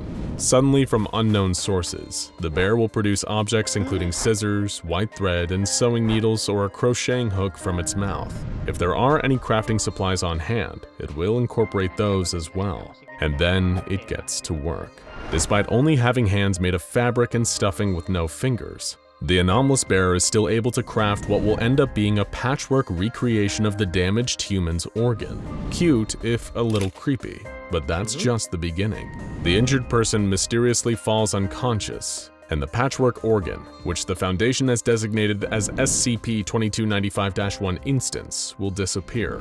The SCP-2295-1 instance will then physically replace the damaged organ inside the person's body. It's unknown how this happens. The patchwork organ will simply appear inside of their body, taking the place of the original lung or kidney, or whichever organ was failing. It's unknown where the original organ goes to, since it seems to just disappear as soon as the 2295-1 instance takes its place. Surprisingly, having this new cotton-stuffed heart or liver does not seem to cause any harm, and in fact it works exactly like the real thing. There are never any of the usual issues that come with a transplant, like the risk of it being rejected by the body, as the organic tissue seems to have no issue connecting with the organ, and treating it like it was there all along. In all instances of SCP-2295 performing this adorable but rudimentary surgery, the subjects have made a full and complete recovery. SCP-2295 might sound like a miracle worker, but that isn't to say that its abilities aren't without their own set of complications. When faced with 2 injured subjects, SCP-2295 seems to always gravitate towards fixing the younger subject up first, maybe owing to its creation by a grandmother who wanted to heal whatever was ailing her grandson. No one knows who Tommy was or exactly what disease or injury he was recovering from, but his grandmother clearly felt it was serious enough to create this special bear for him. While SCP-2295 will heal anyone, it seems to be primarily a guardian for the young, and it takes its duties very seriously, even to the point of self-sacrifice. While SCP-2295 is able to pull some of its supplies out of thin air, it still always needs some raw materials to craft the new organ, including fabric and stuffing. And if there are none available, SCP-2295 will obtain them the hard way. The patchwork bear will sacrifice its own body, tearing itself open and removing any fabric or stuffing it needs without any concern for its own well-being. In order to craft a new organ for its patient, it slowly regenerates its own stuffing, at the rate of around 1 gram of stuffing per day, but it needs to harvest fabric to repair its outer layer, which the Foundation happily makes available to it, offering it a variety of patterns and types. It's no surprise that a teddy bear capable of healing mortal wounds would be of great interest to the SCP Foundation, and as soon as it was recovered from the crashed mail truck, they immediately began tests to find out more about it. Could it heal literally any organ? Were there any limits to its abilities? There was only one way to find out, and the Foundation had the perfect test subjects: D-Class personnel. whose interactions with non-cuddly teddy bear SCPs frequently left them with critical external and internal injuries. The first test subject brought in, D-2353, a 38-year-old man who was in poor health not due to his work as a D-Class personnel, but from his years and years of heavy smoking. His lungs were seriously damaged, which gave him trouble breathing and made any serious physical exertion extremely difficult. He wasn't critically injured or in danger of dying immediately, but that didn't matter to SCP-2295. D-2353 quickly passed out, and the bear sprang into action. It proceeded to take 2 textile swatches, one black and one red, and create a pair of fabric lungs which it installed in the patient. When he awoke, D-2353 found he had full healthy lung function again, as if he never picked up his deadly habit. But now the Foundation researchers needed to know how SCP-2295 would do with even more complicated ailments. D-3542 was 50 years old and his heart was not in good shape. Not only did he have a serious case of atherosclerosis, which is a disease where cholesterol plaque builds up and blocks blood flow and can put you at serious risk of a heart attack, but he also had an irregular heartbeat. This D-Class was in bad shape, but that was no problem for SCP-2295, who took a collection of different colors of yarn and a crochet hook and created a plushy heart. Just like the lungs had acted as if they were completely regular organs, after the heart anomalously ended up inside the man's chest, it began to beat normally and performed all the complicated functions of a human heart. But there was one detail that shocked the onlooking doctors. Before the yarn organ had vanished, the doctors had seen that it was beating. So is there any organ that SCP-2295 can't replace? That was about to be tested when D-7894 was brought in. A 24-year-old woman, she had suffered serious burns all over her torso, left abdomen, and right leg. She was brought in and sedated to numb the agonizing pain, and researchers were worried that they had come up against the limit of SCP-2295's abilities, since the skin is the largest organ after all. But SCP-2295 wasn't fazed at all. The bear immediately started sewing segments of patchwork fabric and layering them onto the damaged skin, replacing the dermis and epidermis layer by layer. Unlike the other cases, these replacement organs are visible, and D-7894 now has patchwork skin, just like her talented surgeon. And amazingly, the fabric has the same sense of touch that her regular skin did. The final test of SCP-2295's abilities came with D-2723, who was only 18 years old. This last-minute D-Class test was performed because he was showing signs of severe cerebral hemorrhage, the kind that would cause brain damage in only minutes, and would be followed soon after by complete brain death. SCP-2295 sprung to life, but as soon as it examined the test subject, it became distressed. It started frantically grasping at random material around it, as if it didn't know what to do with them. Then it reached inside itself and provided a large chocolate bar, which it offered to the subject, sadly to no effect. It then seemed to admit defeat as it grabbed tightly onto the subject's leg. Observers reported that it was leaking a tear-like solution from its small knitted eyes as it embraced the dying D-Class in his final moments. Sadly, it seems that the human brain is the one mystery that even SCP-2295 can't solve. SCP-2295 appears to pose no threat to anyone and was classified as safe after testing. It is inactive when not in the presence of an injured person, and has never displayed hostile instincts when active. The Foundation determined that it should be stored in a standard containment locker in Site-37, where it can be kept safely until it's needed for tests or to repair an injured SCP personnel. Access is limited to those with Level 3 or higher security clearance, and any contact with the bear is highly regulated. But there is one element of SCP-2295's existence that continues to worry Foundation staff. SCP-2295's full origins and the grandmother who crafted it are unknown.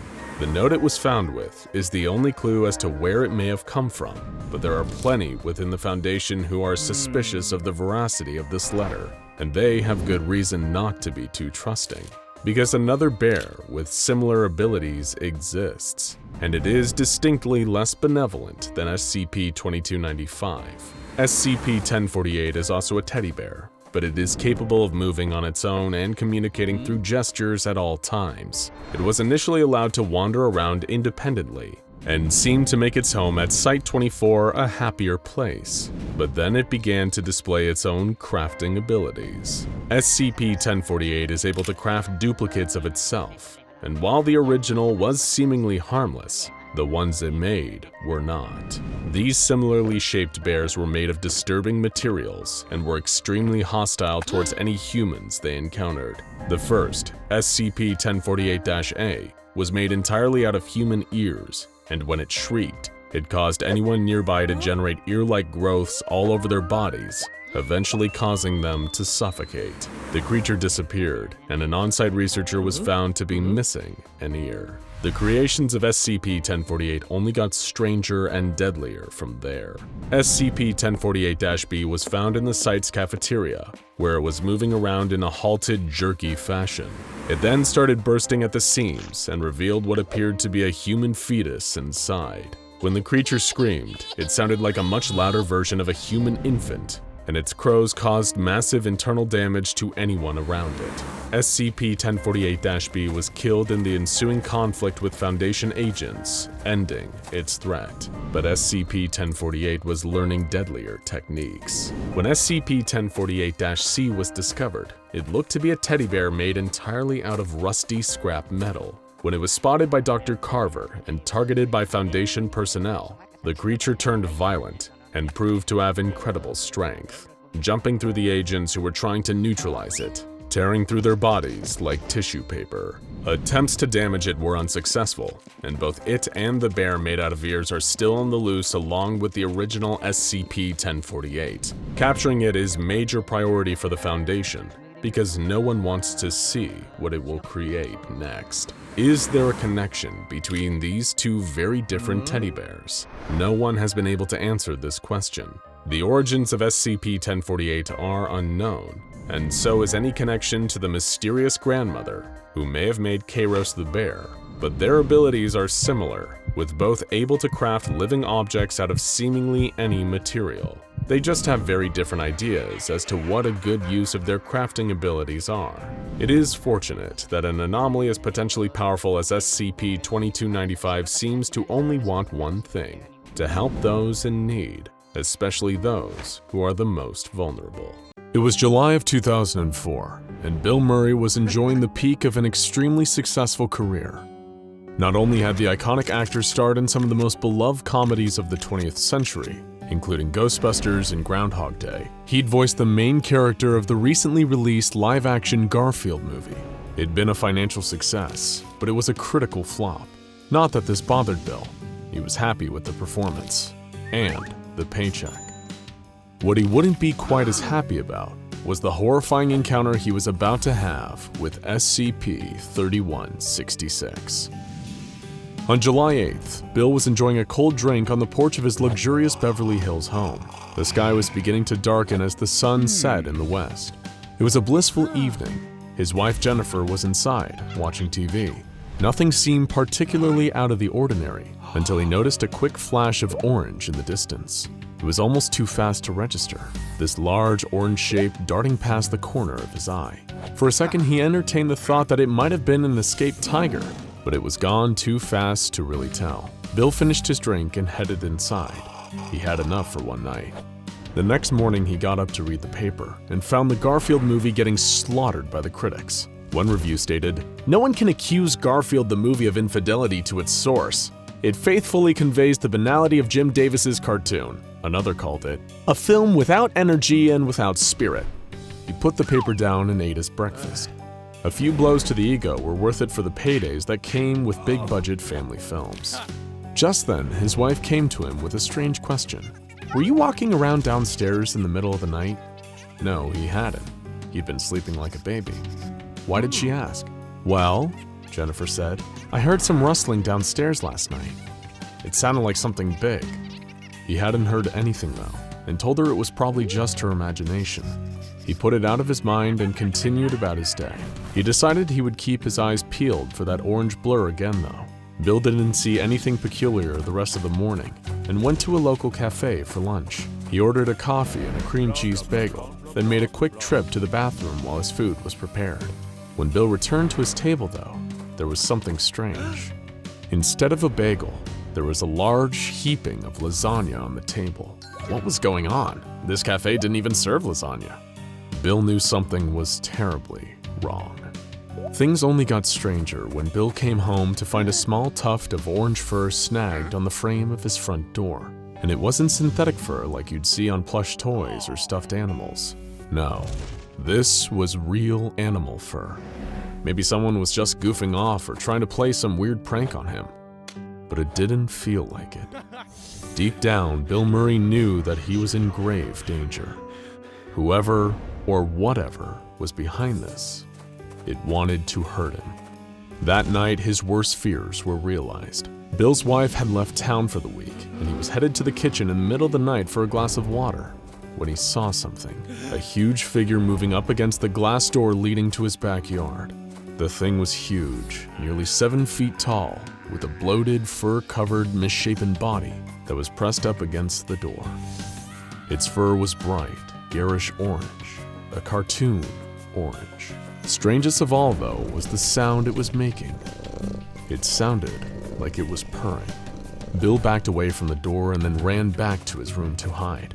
The whole night he sat cowering as he heard scratching against the walls, like something was trying to get in. He was terrified and too scared to do anything, even move. Finally, as morning broke, the noises seemed to stop. Bill had to do something. He couldn't let this nightmare go on another night. What if things got worse? What if that thing managed to get inside?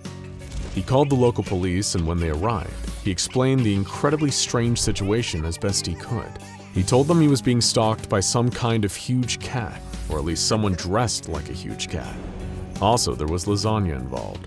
The officers interviewing him could barely contain their laughter as he told them his story. A giant orange cat? Perhaps, one of them theorized, he angered some kind of obsessive Garfield fan through his involvement in the live-action movie. After all, the original comic had been running for years and had been extremely popular. Who knows what kind of nutjobs were obsessed with seeing only a faithful adaptation of the source material. As the officers departed, Bill was confident that they weren't taking him seriously. He couldn't rely on any of them for protection. Thankfully, from a multi-decade movie career, he had plenty of disposable income and decided to hire a private security team to protect him while he looked into this mystery. He had 2 trained bodyguards positioned around his home at all times for the next month. They were armed and given the cryptic orders to fire on anything orange. Meanwhile, Bill began to fall down a Garfield rabbit hole. He felt strangely compelled to research all the Garfield media he could find, as though the answer to his terrifying situation was somehow hidden between the lines. Bill explored the entire backlog of thousands of comic strips. He read the books and interviews with Jim Davis. He watched the cartoons and straight-to-DVD animated movies. Ironically, for a guy who'd recently portrayed the lasagna-loving orange cat, Bill had never felt quite so immersed in the character before. He found the strange pathos in the routine of Garfield and his friends. One particular comic really piqued his interest, though. Originally published in October of 1989, the comic began with Garfield being woken up by a strange chill, an almost eerie sensation. The character observed aloud that he didn't feel like he was in his own home. He explored his little home further, trying to find his owner John or his housemaid and sometimes nemesis Odie, but found nothing. As Garfield remarked on feeling alone, a purple speech box delivered this sinister message. "You have no idea how alone you are, Garfield." He then finds that his home looks like it's been abandoned for years. The for sale sign outside is practically ancient. Garfield slowly comes to a horrifying revelation. Everyone really is gone, and his adventures and friends now exist only in his imagination. He's trapped in a prison of his own creation, trying to stave off his endless loneliness, in denial about the reality of his situation. The comic ended with a quote directly from Jim Davis himself saying, "An imagination is a powerful tool. It can tint memories of the past, shade perceptions of the present, or paint a future so vivid that it can entice or terrify, all depending upon how we conduct ourselves today." As he read those words, Bill Murray felt a chill down his spine. Why had he wanted to get involved in the Garfield movie in the first place? What had he gotten himself into? Before he could slip any deeper into his own mind, Bill heard a faint, choked scream downstairs. He felt his breath catch in his throat. He was terrified, but needed to see what was happening. He carefully and quietly began to creep down the stairs. At the bottom, he poked his head around a corner, and that's when he saw a member of his security detail lying dead on the floor. His face was blue from asphyxiation. His mouth was stuffed with lasagna. It looked like he had been force-fed to death. Bill wanted to scream, but he couldn't, or maybe knew he shouldn't. Just then he heard a soft, meaty thumping noise coming from the nearby living room. He didn't know why, but he felt compelled to approach, as if by forces beyond his control. He made his way to the living room, and when he'd got there, he saw where the noise was coming from. Bill's jaw dropped in pure horror. There was the other member of his security detail, lying limp and lifeless under a giant orange figure. It was a grotesquely huge creature, wearing what looked to be a kind of crude Garfield outfit made of sewn-together cat pelts. It stank of pasta and rotten meat. In its giant paw, it held a golden trophy, which it was using to pound the security guard's head into mush, while making quiet, cat-like purring noises. The creature suddenly stopped and looked up, locking eyes with Bill. The fear of death came over him. He froze as the giant, freakish Garfield stepped over Donnie's corpse and began to come towards him. Bill turned and ran, but Garfield was gaining on him. Before he could make it to the front door, the creature knocked him over. He was laid out on the ground, looking up at it as it reached into its own body cavity and began to pull out handfuls of lasagna. He was about to shove a wad of the horrible, decaying pasta into Bill's mouth when suddenly a ding was heard and the creature stopped. It looked up, as if sniffing the air, and then suddenly turned and lumbered towards the kitchen. Bill watched as the Garfield monster entered the kitchen, where somehow there was a steaming hot fresh lasagna sitting in the open oven. The creature had sensed the presence of external lasagna and felt the compulsion to integrate it into its body, grabbing fistfuls and shoving it into itself. Just then, a group of highly trained SCP Foundation personnel burst into the room and subdued the creature. It had been an ambush. The Foundation had been tipped off to the presence of the creature by monitoring the local police department dispatches, and the report of a 7-foot-tall comic book cat terrorizing a Hollywood actor was definitely worth looking into. The monster that had almost taken Bill Murray's life was SCP-3166, a deadly pataphysical being that tends to manifest around people somehow involved in the Garfield intellectual property. It appears whenever the public perception of Garfield falls out of favor, and because Bill had starred in the critically panned Garfield movie, he was currently at the very top of SCP-3166's hit list. Thankfully, he managed to survive his terrifying ordeal, and was administered amnestics by Foundation personnel so that he could return to his normal life. This frightening and mysterious creature has been around since 1989, appearing after the publication of the haunting Garfield comic that Bill had read that very night. It appeared in the office of United Media, who were the publishers of the Garfield comic strip at the time, and began wreaking havoc. Since then, the creature's manifestation has been a constant threat whenever Garfield loses its popularity or audience. As a result, the Foundation has spent years as the funding source behind all Garfield media, and even planting hypnotic mimetics into the comic strips to ensure that there is always a loyal fan base.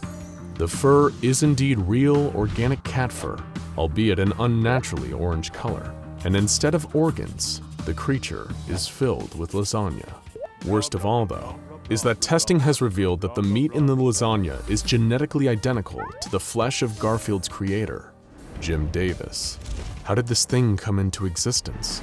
Perhaps it was Jim's sheer force of imagination that dragged it into being. As he himself said, an imagination is a powerful tool. All in all, it's lucky that Bill Murray was able to survive his encounter and return to his normal life. Well, as normal as life can be for Bill Murray. And if you see Bill Murray, don't bother asking him about SCP-3166. The amnestics were quite effective. And just as he's fond of saying himself, no one will ever believe you. Dr. Gears was having another boring day at the SCP Foundation, and that was exactly how he liked it. He treated himself to a cup of decaf black coffee, No cream, no sugar, a simple plain donut, and an apple. The breakfast of champions, to him at least. His duties today were ones he'd overseen so many times before, watching his ever-rotating legion of subordinates shove various items into SCP-914 the Clockworks, just to see what on earth would happen. This machine had the ability to transmute matter in a variety of fashions, depending on the input selection, whether rough, coarse, one-to-one, fine, or even very fine. They tested everything, from Dr. Gears's watch to a chimp, which, as we all know, resulted in the beloved hyper-intelligent chimp scientist, Dr. Bobo. There were in fact such extensive testing records for SCP-914 that Dr. Gears had started taking an uncharacteristic hands-off approach to testing, as long as the researchers working under him were reasonably sure that the results of their testing wouldn't result in a containment breach, a fundamental alteration of consensus reality, or some massive loss of life. They could just go ahead with whatever dumb little experiment their heart desired. This, however, would turn out to be a way longer leash than Dr. Gears ever should have given to the kind of weirdos who work at the SCP Foundation. There had been certain, let's say, incidents in the past that have proved members of the SCP Foundation aren't above using anomalies inappropriately for their own personal enjoyment. There was, of course, the incident with SCP-662, the butler's handbell, and the supernatural butler it summons, Mr. Deeds. During the early stages of testing, Dr. Mirth, under the guise of experimentation, made Mr. Deeds make him tea, wash his car, cut his hair, and even do his laundry. Dr. Mirth was given a stern talking to by the O5 Council for this abuse of power. Good job, O5 Council. It's not like you ever use anomalies for your own benefit. Let's move on.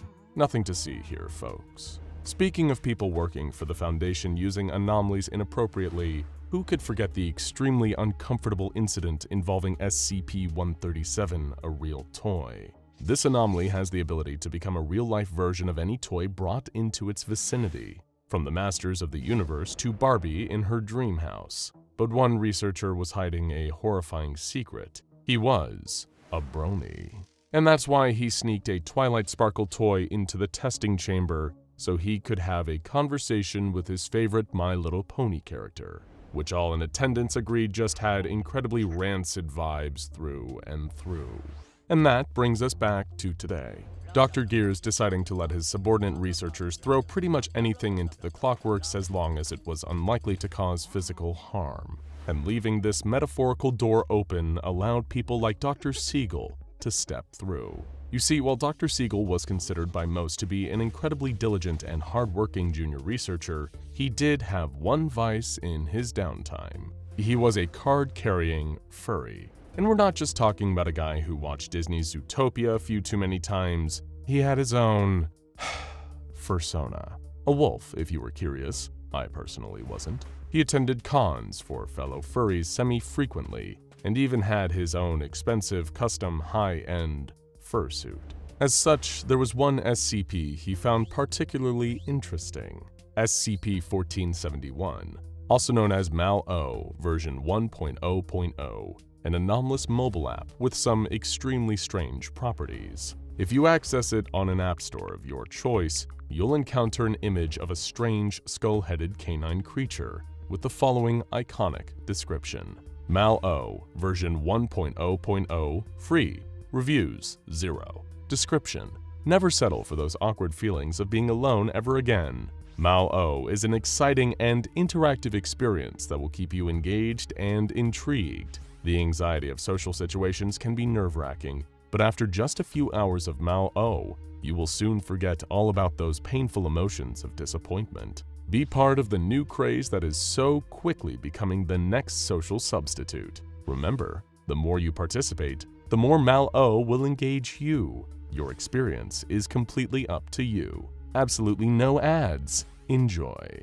Dr. Siegel was certainly eager to forget all his painful emotions of disappointment and embrace the new social substitute. But he'd read all the documents and seen all the pictures on the file. Those who download the MalO app will be texted a series of photos, becoming closer to home over time, both literally and figuratively. would show the strange creature known as MalO getting closer and closer. For some, this would be a complete nightmare. For those inclined in the direction of Dr. Siegel, it would be a dream come true. There was only one issue. They were just pictures. But Dr. Siegel didn't get a job at the SCP Foundation by having a lack of intelligence. He'd very quickly figured out a potential solution to the digital barrier between him and his canine crush. He'd buy a burner phone, download the MalO app onto it, and put the resulting infected device directly into the clockworks. It was one of the best ideas he'd ever had, in his own humble opinion. But of course, it would all be about selecting the right setting. On rough, the most likely result would be the phone itself just being transformed into a pile of broken glass, metal, and a variety of conflict minerals reduced to dust. On course, the result would likely be the metal chassis of the phone, the front glass panel, and a neatly arranged interior gutted from within. On one-to-one, considering he'd bought a slightly older, cheaper model of Samsung's smartphone, he'd probably get the MalO app on an iPhone. And on fine, perhaps the best he could hope for was getting MalO version 2.0.0, which may have some minor improvement, like the pictures appearing twice as fast as they would with the normal app experience. Dr. Siegel knew that the only other option that could potentially bring MalO into the real world was the highly unpredictable, very fine option, which would either produce the desired result or cause something utterly horrifying to happen. But at the end of the day, Dr. Siegel thought to himself, isn't anything worth having also worth incurring a little risk? Who dares wins, after all, right? He downloaded the fateful app and made his way into the testing area for SCP-914. He'd booked the slot, so it was all official, but he still felt his heart racing as he put the infected phone into the input chamber. He set the control panel to very fine, exactly as planned, and activated the machine. Cogs twisted and churned, engines rumbled and sputtered, pipes wriggled and hissed. It was clear that something was going on here. When the process was complete and the output chamber opened with a billowing carpet of steam, Dr. Siegel could barely contain his excitement. He hoped that MalO would come strolling out of the smoke like Darth Vader in Star Wars: A New Hope, so you can only imagine his extreme disappointment when the chamber was completely empty. It didn't make sense. He thought everything through. How could the result possibly be so anticlimactic? This had gone from one of the most exciting days of his life to the most depressing. Dr. Siegel sighed and decided to call it quits, heading out of the test chamber, having no idea what he'd just unleashed onto the Foundation. Across the site, Dr. Alto Clef, one of the Foundation's most infamous researchers, was polishing his favorite shotgun in his office. He was whistling a cheerful tune to himself, just loving life, when he heard some strange rustling by the door. He turned around on his swivel chair just to make sure it wasn't Dr. Bright putting another bucket of battery acid on top of his door as a, quote, fun, harmless prank. Instead, he was shocked to see MalO, an actual, physical MalO, standing in his doorway, grinning. For a moment, Clef was too shocked to even react. This didn't make any kind of sense, but when MalO gave him a cheeky wink, he immediately loaded his shotgun and fired, blowing away a chunk of his own doorway. But sadly for him, by that time, MalO had already darted away, intent on causing mischief elsewhere. Its favorite pastime. Dr. Clef was still wondering whether that rascal Dr. Bright was somehow behind this fiasco. But he was not, because he was actually about to become MalO's next victim in its ruthless reign of mild to moderate inconvenience. Dr. Bright was swanning around the break room with his favorite morning snack, a coffee with extra cream and a Danish from his favorite bakery in town. He was looking forward to enjoying these two simple pleasures in his otherwise incredibly stressful life, but little did the poor doctor know, tragedy was about to strike, and nothing would ever be the same. Just as the immortal doctor was about to disembark from the room, MalO appeared right in front of him, giving him the mild shock of his life. It was such a surprising occurrence, in fact, that he momentarily lost his grip on his coffee mug and his Danish, causing both to tumble to the ground. The mug shattered and the Danish splattered. By the time Dr. Bright looked up, MalO was already gone, just like his breakfast snack. Dr. Bright fell to his knees and screamed, "Why?" up to an indifferent break room ceiling. But MalO was just getting started. Dr. Kain Pathos Crow was on his way from his kennel, we mean his private quarters, to the soul extractor, when MalO suddenly manifested in front of him. This resulted in a brief barking match between the two for dominance over that particular hallway, which ended in MalO demanifesting to bother someone else, which technically made Dr. Crow the winner, though Crow himself resented ever being forced to act like a mere mutt. How, he began to wonder, had MalO escaped its app and begun to harass the real world? This would warrant further investigation. MalO continued its rampage of irritation across the site, intended to leave no stone of frustration unturned. And it wasn't just the Foundation staff it intended to freak out. It was just as eager to go and bother its fellow anomalies now that it had access to the meat space. Yes, that is a real term, we're not just being weird and gross, we promise. Over in the cell of SCP-173, the sculpture, 3 members of D-Class personnel were cleaning up the homicidal creature's blood and poop. They were engaged in the standard procedure. One of them mopped, while the other 2 kept a close eye on SCP-173 to keep it frozen in place. That's when MalO popped into the cell behind them for a split second before disappearing, scaring the living hell out of all 3 of them. Though the fright was, of course, secondary to the fact that the second they looked away, SCP-173 snapped all 3 of their necks. Oops. May have gone a little too far on that one, eh, MalO? But this newly embodied burdensome beast was just getting started, friends. No anomaly was safe from its new antics. Next, it appeared in front of SCP-682's acid tank and made rude faces at the hateful creature from the other side of the glass. This only served to sour the creature's already utterly horrific mood. It thrashed around in the chamber, attempting to get out and perform an act of great violence. But by that time, MalO was already long gone, and SCP-682 was left grumbling in immense frustration. SCP-049, the Plague Doctor, was having another very boring day. He'd been denied his animal cadaver test subjects for several days as a disciplinary measure after the latest incident, and as such, he was finding other ways to pass the time. Today, he was meticulously removing each piece of medical equipment, polishing them, and putting them in a neat line on his desk in his containment chamber. Scalpels, forceps, speculums, bone saws, all wonderful, shiny, and pristine.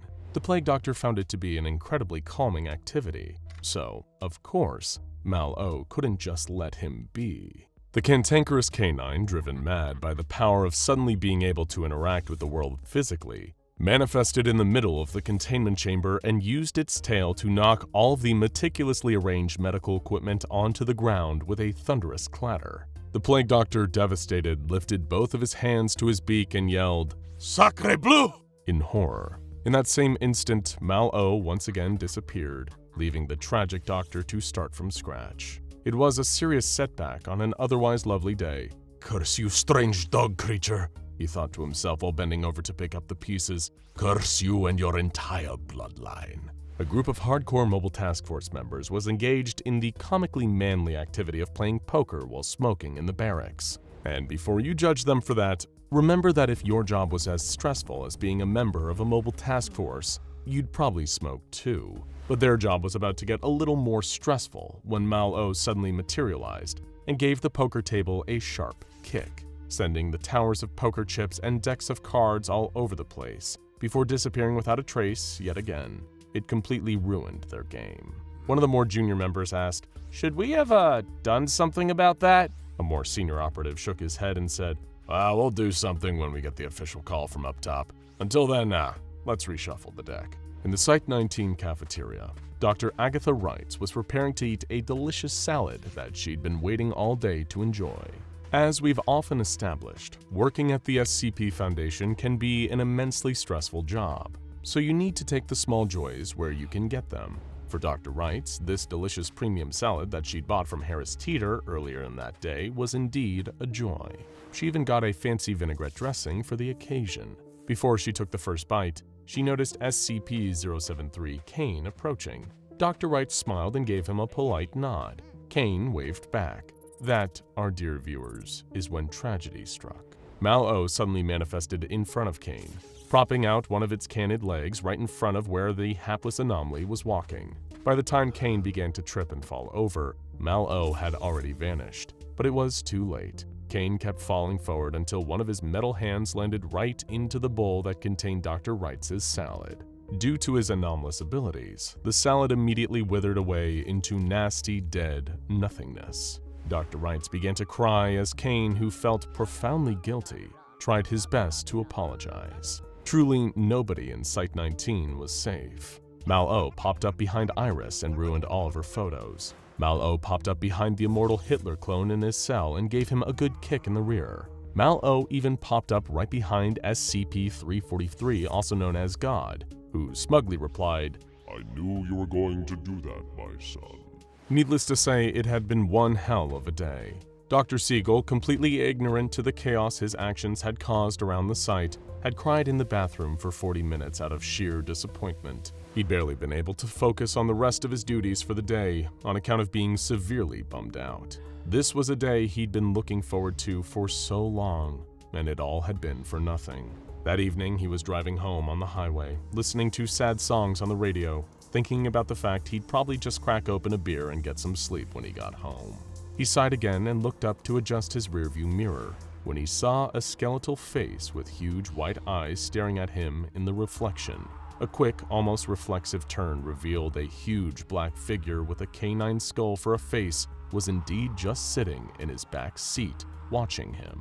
It was so shocking that he immediately veered off the road and crashed his car into the concrete divider in the middle of the road, breaking his nose and collarbone in the process. Really a perfect cherry on top for this kind of day. Dr. Siegel was sitting in the hospital not long after that, with a cast around his upper body. This was also where he received a bouquet of flowers from Dr. Gears with an attached note saying he was put on 3-month disciplinary leave for the irresponsible use of SCP-914.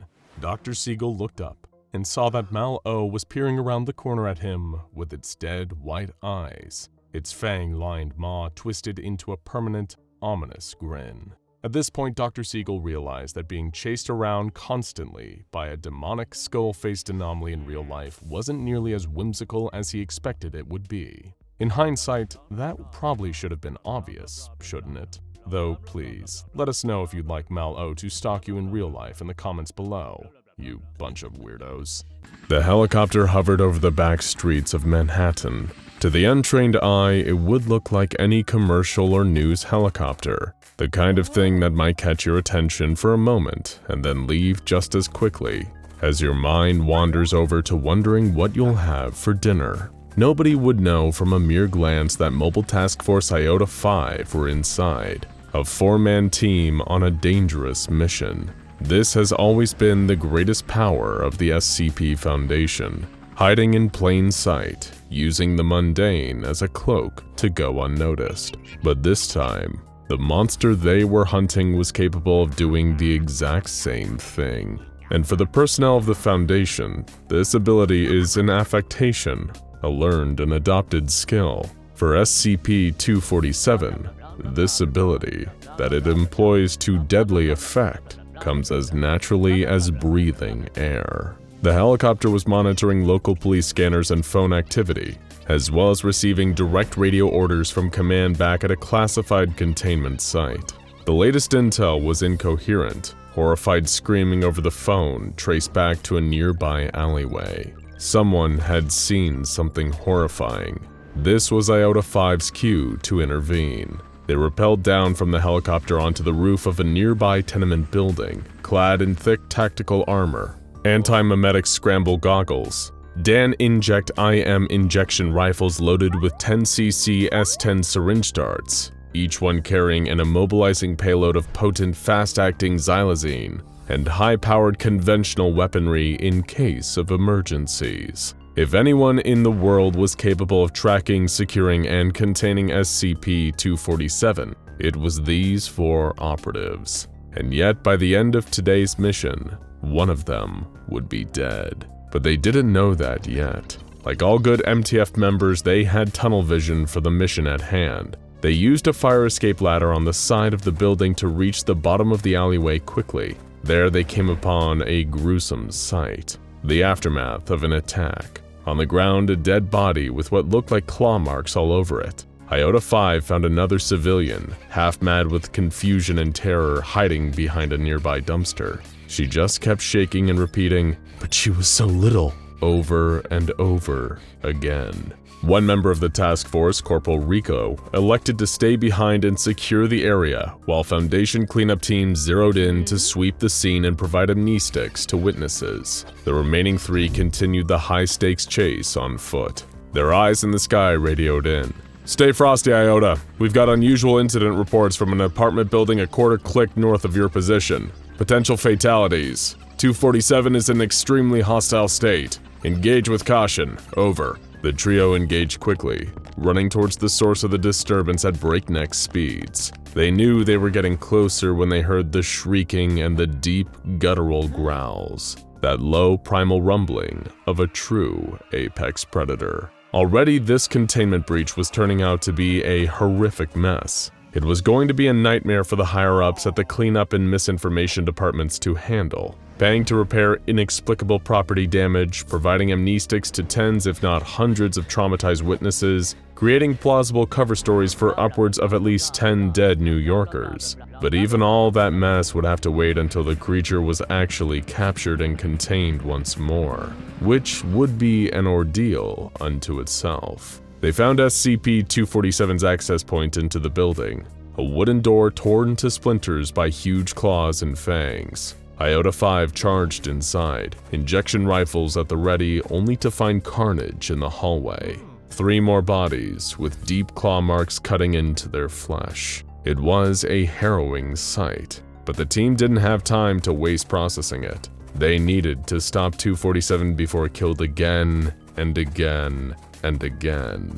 The team followed the trail of blood and the claw marks carved into the ground where 247 had passed. After killing the 3 people in the hallway, it destroyed another door and gained access to a nearby stairwell. The blood continued up the steps. Iota-5 pursued. The next splintered door, clawed and bashed off its hinges, led them further. They could hear the growling again, distant but clearly audible. They were close. There were another 2 attacked corpses in the hallway. Previous corpses had been partially or even entirely eaten.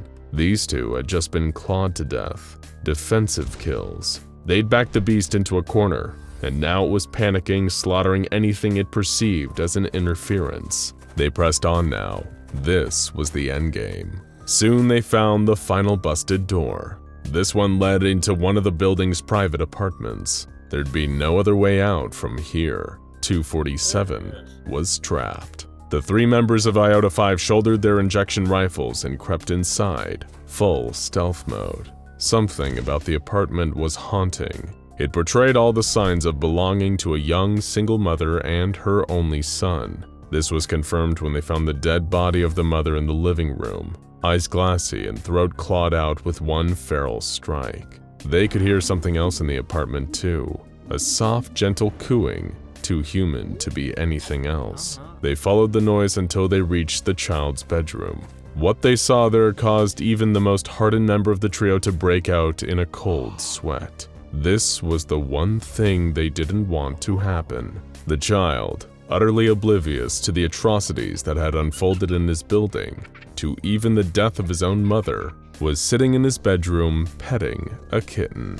It was the sweetest little cat you've ever seen. A fluffy, harmless creature with an orange striped coat. This is the dreaded SCP-247. The child just kept repeating, "Good kitty, while petting her. SCP-247 purred and rolled around playfully. To the untrained eye, it would seem that a kitty like this couldn't hurt a fly, but that's where you couldn't be more wrong. Iota-5 stared at this display in a state of nerve-shredding terror, thinking fast, trying to calculate their next move. "Aw, what an adorable little cat," one of the Iota-5 members found themselves blurting out. It was clear that 247's effects were starting to have an impact on even these hardened soldiers, and they needed to act quickly. They could fire a tranquilizer dart right here or right now, but in the ensuing panic, SCP-247 would almost definitely lash out and maul the child. It wasn't a risk that they could take, but time was already running out. 247 would only allow the child to play for so long before something terrible happened. It was an inevitable part of SCP-247's process. That's when Private Kowalski, one of the remaining members of Iota-5, stepped forward. He was about to do the only thing he could do, knowing that it would cost him his life. As he took his final action, the Foundation credo looped once more through his head. We die in the dark so that others can live in the light. Fighting against the urge to rush forward and start petting the cat, he instead lunged forward and struck the cat with his foot. Immediately it turned and pounced, knocking Kowalski against the wall with terrifying force. It gave the most ferocious growls as it tore into the screaming Kowalski, eviscerating his abdomen. The child screamed and retreated into the opposite corner of the room. Kowalski was done for, but now his teammates had a clear shot. They secured 247 in their sights and unloaded several darts into its flank, sedating it with their powerful tranquilizers. Soon after, it gave a lethargic growl and collapsed onto the ground. An evac and containment team were already on the way, along with the cleaners. Many had died that day, but at least SCP-247 would be brought back into containment, preventing further bloodshed. Kowalski would be given a posthumous Medal of Bravery for his selfless actions in the line of duty, as well as a generous stipend to his grieving family. By this point, you're probably wondering, how can a harmless kitten cause so much carnage, mayhem, and despair? The answer is simple. It's not a kitten at all. It's a fully grown female Bengal tiger, 9 feet and 400 pounds of pure muscle, with 4-inch claws, 4-inch canines, and an inbuilt killer instinct. But due to an anomalous mimetic effect, 247 can only ever be perceived as a sweet, tiny house cat. But even worse, due to its additional cognitohazardous properties, almost everyone who sees 247 is compelled to approach and begin dotting and fawning over it. And that's exactly how it gets its prey. Its mimetic properties are actually so flawless that, regardless of Foundation countermeasures, it has never been perceived as anything other than a kitten. It's actually only through forensic analysis into things like bite and claw marks left on victims, measurements of weight, and abnormal water displacement in aqueous environments that we can tell it's really a tiger at all. For a brief period, SCP-148, a metal that seems to counteract cognitohazards and mind-warping anomalies, was used in the containment of this Euclid-class creature, but these measures were abandoned after SCP-148 proved to have a negative impact on nearby Foundation staff after prolonged exposure. Now strict protocols of surveillance and distancing are required to prevent hapless Foundation staff members from being lured into their doom by 247.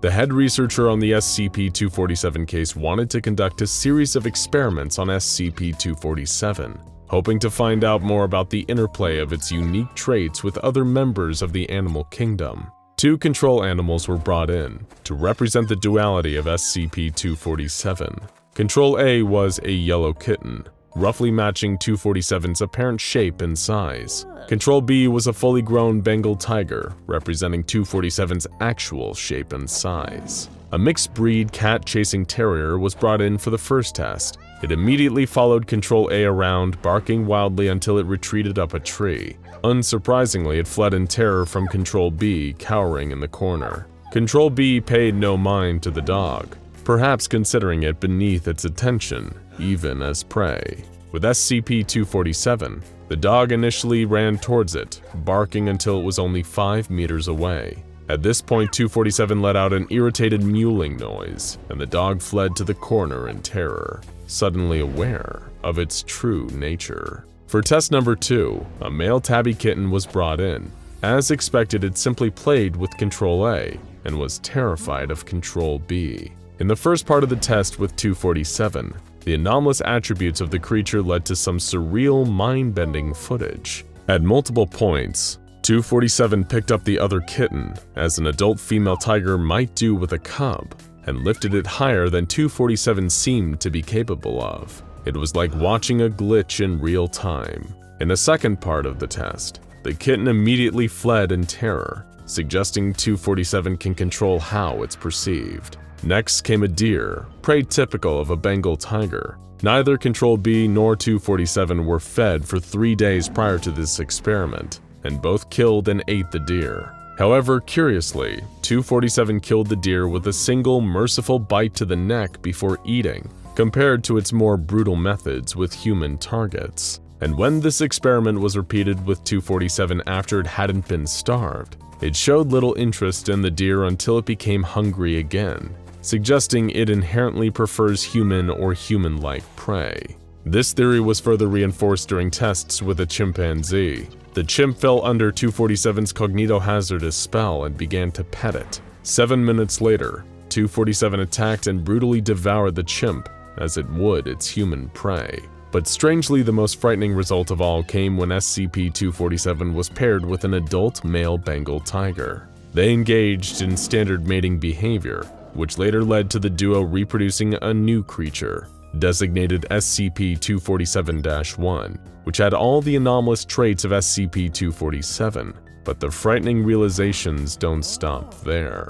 Studies into genetic material provided by SCP-247 show slight deviation from a typical Bengal tiger's genotype, suggesting contamination from another creature that mated with one of its non-anomalous tiger parents. For context, tiger broods have an average of 3 cubs, but can have as many as 7, a common practice given how tiger cubs are vulnerable to cannibalism from rival adult males looking to court the females. This leads to only one frightening conclusion. There could be more creatures just like SCP-247 out there, apex predators that seem to the untrained eye like cute, harmless kittens. They could be anywhere. And if they're close enough to each other or other non-anomalous tigers, they could breed even further, becoming the scariest invasive urban species you've ever seen. Because after all, we know what their preferred prey is now. So the next time you see a cute little orange tabby cat and feel the instinct to pet it,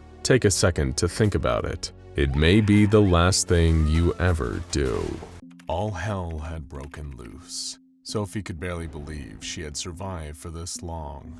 Getting used to one dramatic change in her life was hard enough, but almost immediately after, the entire world had seemed to go crazy. As a result, she now had a whole new existence to try and adapt to, scavenging for what little scraps of food she could find in the ruined, desolate city. The monsters could appear at any time, day or night, either one on their own or whole droves of the nightmarish creatures that had been let loose on the world. This life was somehow far more dangerous on a day-to-day basis than her old one had been. And given Sophie used to work for the SCP Foundation, that really was saying something.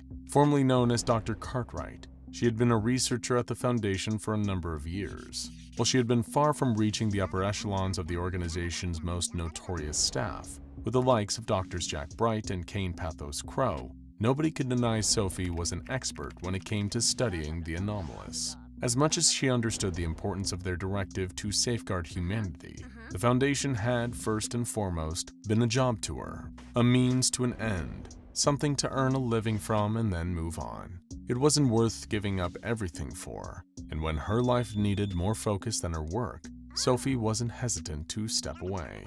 Her mother had fallen ill, terminally, and as a result needed around-the-clock care. So Dr. Sophie Cartwright had no choice but to hand in her resignation from the SCP Foundation. There were times when she missed it, and moments after her mother eventually passed that Sophie considered going back. But she came to realize it wasn't the work itself she missed, not even her co-workers at the Foundation. It was the occasional rare anomaly that was just a completely harmless little oddity, not a monstrous abomination. Often in her new, unfamiliar life of resignation, Sophie would find herself looking wistfully at a picture of herself and one such anomaly. Technically, it was against the Foundation's rules to possess any photographic evidence of SCPs, but Sophie had made sure it didn't look like anything out of the ordinary. The picture had been taken on her phone and showed Sophie crouching down with the face of a curious but completely normal-looking black and gray tabby cat poking up in the foreground. Nothing about the picture gave any indication that the cat, named Josie, was actually missing her hindquarters and back legs. SCP-529, as the Foundation had designated her, was one of the few completely harmless SCPs in their care.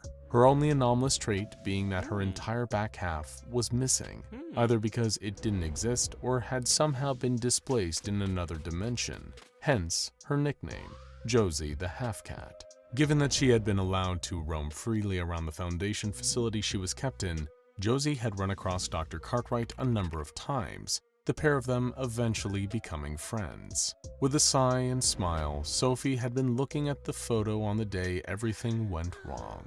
Steel-capped boots came rushing up the stairs and down the corridors to her apartment, worn by a group of black-clad mercenaries. You see, unbeknownst to Sophie at the time she had tendered her resignation from the SCP Foundation, a number of the organization's higher-ups had also done the same.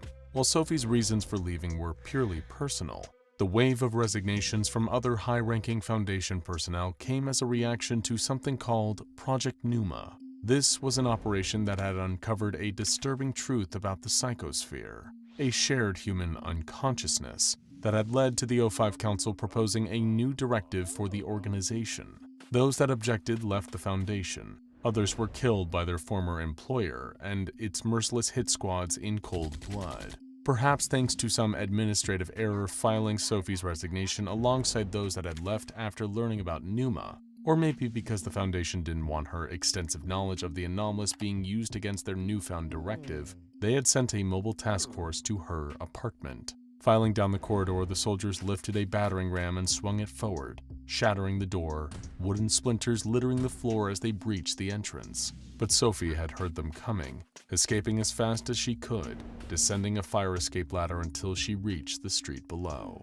At that moment in time, Sophie had no idea why the Foundation had sent a hit squad out to kill her. Of course, the answer to that question quickly became obvious. Shortly after, reports came pouring in from all over the world, broadcast over every news channel before they were ultimately blocked. The SCP Foundation had gone public, revealing its existence to the entire world and declaring its new mission statement. Rather than protecting the world from anomalies, the Foundation had declared war, calling for the total and utter extinction of humanity. While Sophie had no way of knowing the reasons for the Foundation going rogue, it was clear that working for them in the past had put a target on her back. Luckily, she managed to avoid the MTF coming after her, getting swept up in a crowd that was fleeing from something far more horrific. SCP-682 had been released and was devouring people in broad daylight. The waking nightmare didn't stop there. Over the next few months, the Foundation released a number of dangerous anomalies on the world, using them to slaughter innocent people in droves, assassinate world leaders, and cripple organizations like the Global Occult Coalition to hinder humanity's chances of fighting back. And amongst it all, living through the chaos and carnage were tiny pockets of survivors. Although those two were starting to be rapidly picked off by the Foundation, deploying more of their mobile task force operatives or compliant SCPs to eliminate the refugees. Sophie had witnessed firsthand the Foundation's attacks, and as a result, had found it best to keep moving from camp to camp, only staying with one group of fellow survivors for a few nights each before moving on. She wasn't sure if the Foundation was specifically attacking the refugee camp she stopped at, or if it was a continuous, systematic extermination effort. She'd been noting down her ponderings in a half-burned notebook she had found while scavenging abandoned grocery stores for any remaining food that was still edible. A cynical part of her thought that it was perhaps pointless to document what was happening, but the former researcher in Sophie wanted to preserve any information she could about what the Foundation was subjecting people to. If anything, that knowledge might prove useful to someone in the future. Although, what future was a question Sophie Cartwright kept returning to, with no optimistic answer in sight. It was easy to miss how things had once been, to yearn for life, to get back to the way it once was, even though it was impossible now that the anomalies were rampaging the world over. It made sleeping hard, the fear of waking up to see the face of SCP-682 or SCP-096 staring back at her the moment she opened her eyes. One night, it was worse than ever. Every sound, no matter how faint or far away in Sophie's mind, could have been made by a carnivorous creature or an approaching Foundation foot soldier. A bottle clinked, waking Sophie from her restless sleep. Something was nearby, and from the sound of it, it was getting closer and closer. Sitting up in the alleyway she'd been sleeping in, Sophie looked around her, feeling her heart thumping against her ribs in fear. Then, through the dark, she caught the sight of a pair of beady, reflective eyes, followed by the sounds of a drawn-out, defensive yowl. For a second, she wondered if it could be. No, surely not. The eyes approached, a small, shadowy form behind them. Sophie could barely make it out in the night's darkness, even with the glow of distant fires in the sky on the horizon. But from what she could see, the creature approaching her was small, just about smaller than an average cat, about half the size. Her fingers trembling, she reached out a hand towards it as gently as she could, allowing it to sniff her for a moment. Then she felt it duck under her open palm, letting her stroke up its arched back.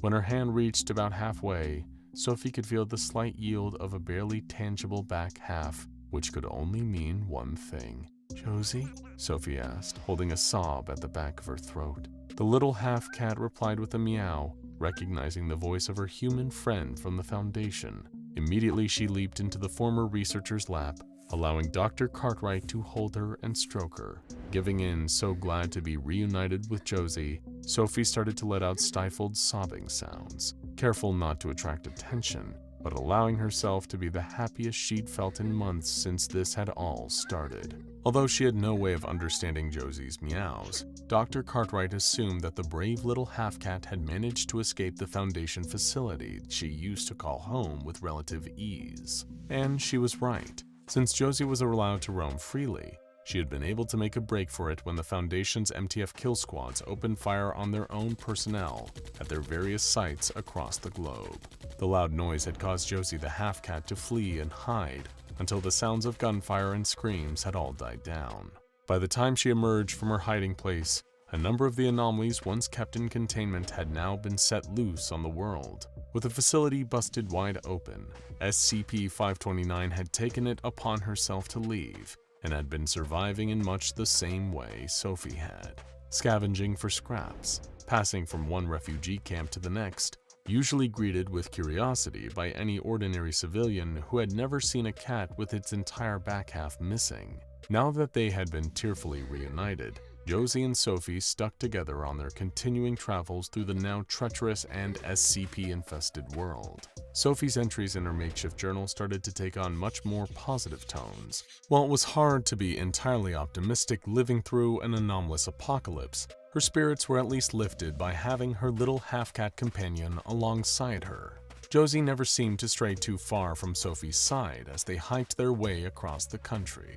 Occasionally, SCP-529 would climb up her human friend's back and rest on her shoulders as they traversed more open terrain, her missing back half making it look like the little half-cat was perched precariously on her front two legs, next to Sophie's head. And, of course, whenever they stopped for the night, Josie would sleep curled up and purring contentedly, right next to Sophie. When the next morning came, she would awaken, stretch out her front paws with a yawn, then nuzzle at Sophie's sleeping face to wake her up.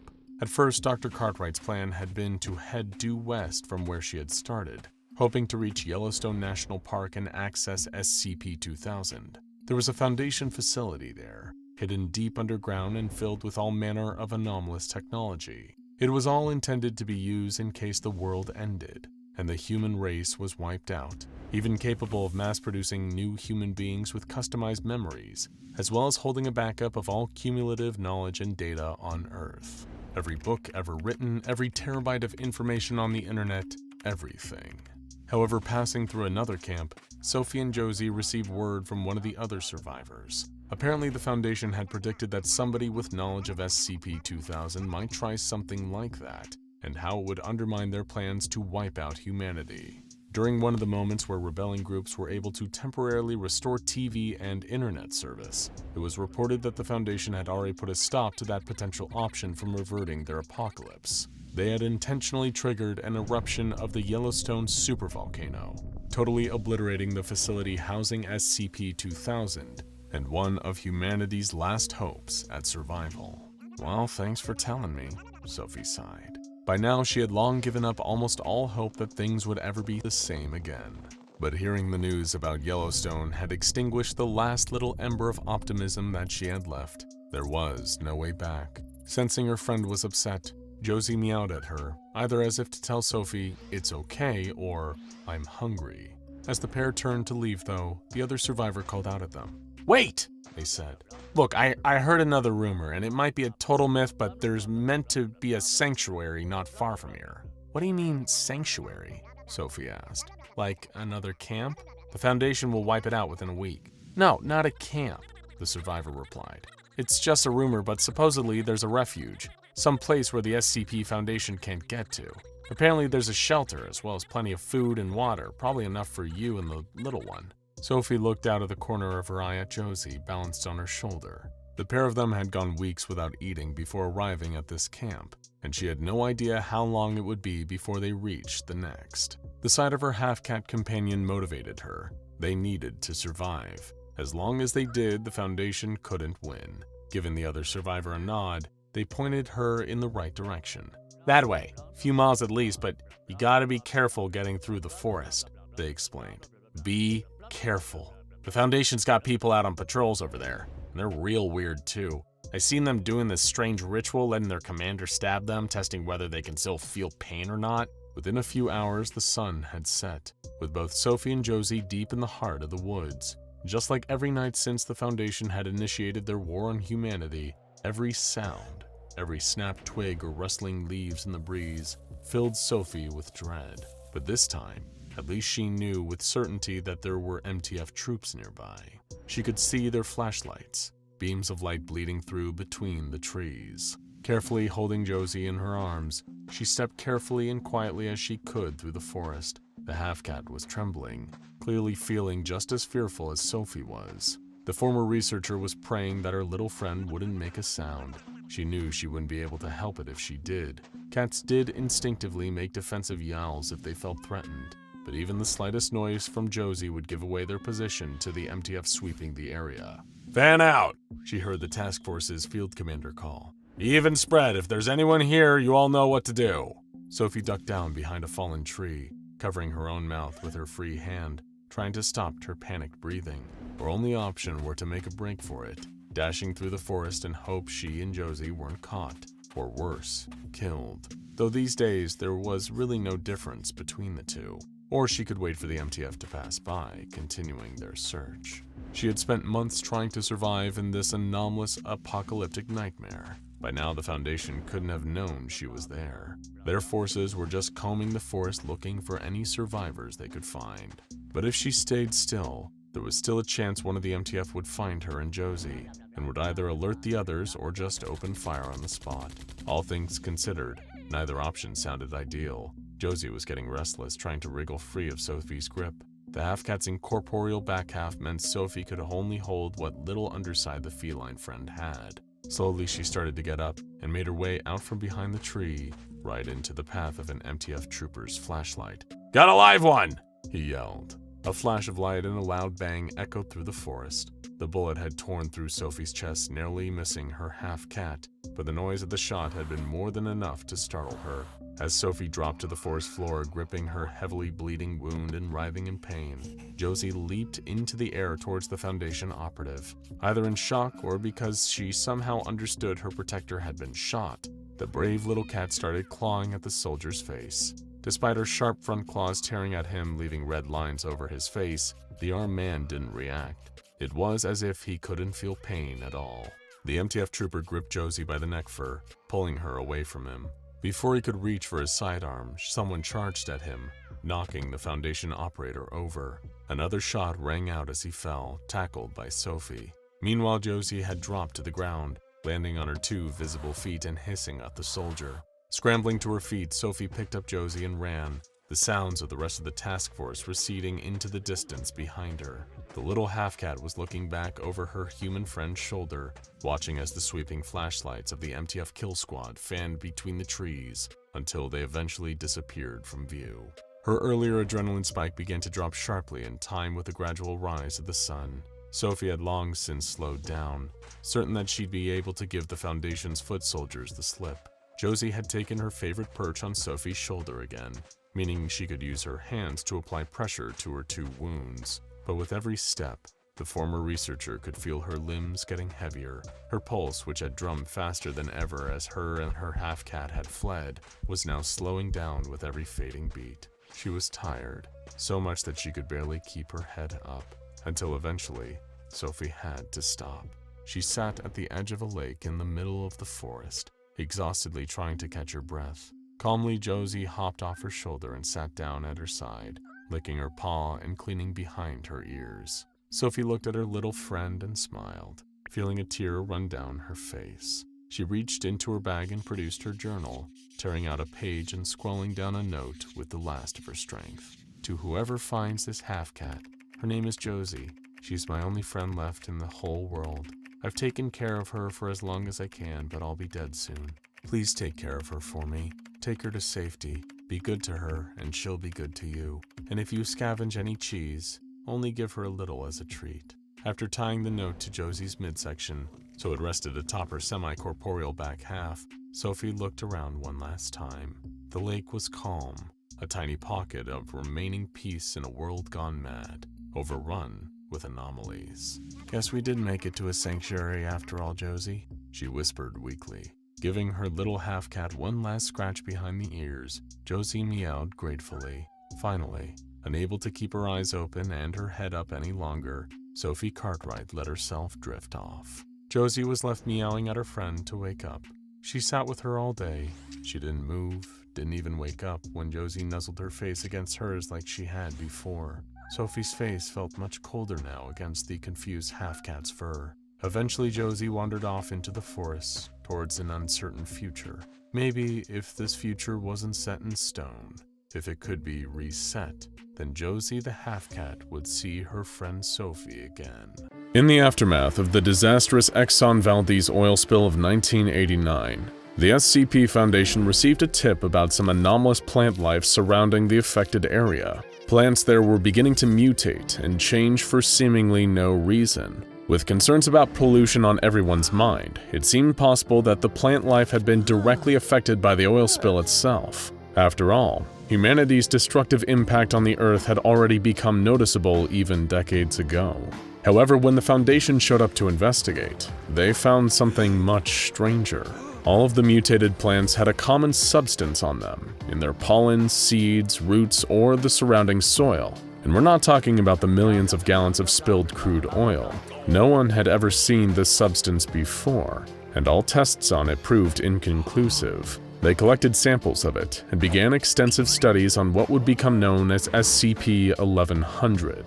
Though SCP-1100 was initially classified as safe in the Foundation records, it would quickly reveal itself to be anything but. The first entry in SCP-1100's official file described it as a complex organic substance that causes anomalous transformations in natural plant life. It can be transmitted between plants by way of pollen and seeds. Within 72 hours, an infected plant becomes dangerous or hostile to human life. During testing, Foundation researchers exposed a variety of edible plants to SCP-1100, artificially pollinating the plants with samples of the compound. Tomatoes, apples, strawberries, carrots, and cabbage were among the plants tested. As the fruits and vegetables ripened, many visual differences became apparent right away. The skin of the tomatoes thickened and darkened into an off-putting leathery brown until it was incredibly difficult to bite through or even slice into with a knife. When the tomatoes were finally cut into pieces, the flesh was coarse and dry. The cabbage took on the appearance of rotten food, growing a fine layer of mold as the leaves became slick and oily. The strawberries sprouted incredibly sharp thorns where ordinary strawberries simply had seeds, becoming unsafe to eat. The carrots and apples were visibly unchanged, but had some unfortunate side effects when fed to D-Class personnel at the site. The carrots induced nearly instantaneous vomiting and dizziness, triggering a seizure in one particularly unfortunate subject. The apples, on the other hand, had developed hard, sharp structures near the core. Much like the classic urban legend of the razor blade hidden in the Halloween apple, personnel who sampled the fruit suffered lacerations to their gums, tongue, and roof of the mouth. Whether through disgusting appearance, tougher skin, and thorns, or harmful side effects, all of the plants were rendered completely inedible. Initial containment procedures were not terribly strict. SCP-1100 was kept within the Secure Biohazardous Materials Storage Unit at Biocontainment Site 33. This seemed to adequately contain the substance, until one day, during a bit of routine scientific testing. A large amount of SCP-1100 was gathered for experimentation, when out of nowhere it vaporized, disappearing into the air. Not only did it contaminate the plant life specifically set aside for the experiment, but it traveled through the vents and infected all of the plant life being grown at the site. Specifics of the incident have been redacted from the record, but 70% of the on-site personnel were killed in this containment breach. In the aftermath, the remainder of SCP-1100 was moved to Biocontainment Site-26. The object's class, formerly listed as Safe, was upgraded to Euclid. After it was transferred to Site-26, experimentation with SCP-1100 resumed. After being exposed to the substance, this new round of plants transformed in a variety of ways within 48 hours, with increasingly disturbing results. A mango tree underwent a chemical transformation. The fruit, previously ripe and fragrant, became filled with highly corrosive acid. When touched, the transformed mangoes would burst, spraying this caustic liquid all over the person who touched them.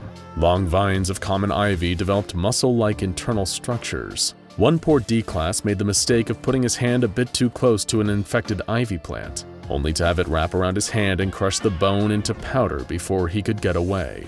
A rose bush's thorns elongated, hardening and sharpening to the point comparable to a knife. Another rose bush excreted a toxic substance from its thorns that, when tested, was found to be similar to the type of neurotoxin found in the deadly cone snail.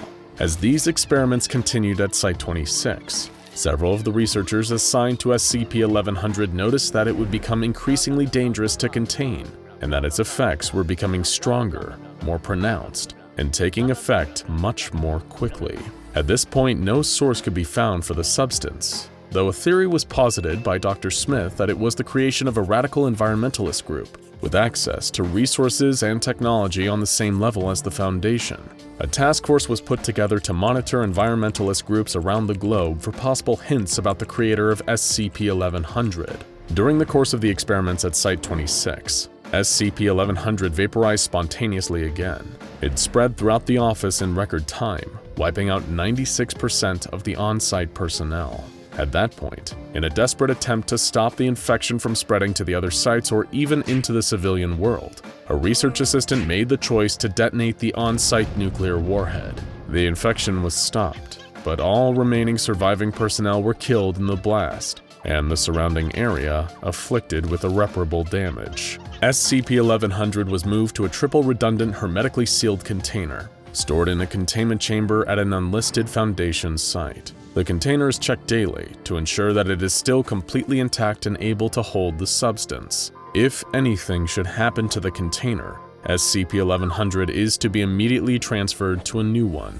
After the devastating loss of Site-26 and additional experimentation, SCP-1100's class was changed from Euclid to Keter. This allowed the Foundation to allocate additional resources to its containment, seeing as safe and Euclid containment procedures had both resulted in catastrophic loss of human life. And in both instances, they had been profoundly lucky that it hadn't been worse. After determining that exposure to SCP-1100 would make edible plants unfit for consumption and heighten the danger of otherwise normally innocuous plants, the Foundation became curious about the effects the substance might have on animal test subjects. A variety of species were selected for the animal trials, including deer, mice, cows, chickens, cats, and dogs. The deer and the mice, both ordinarily considered to be docile prey animals in the wild, were the first to be exposed to SCP-1100.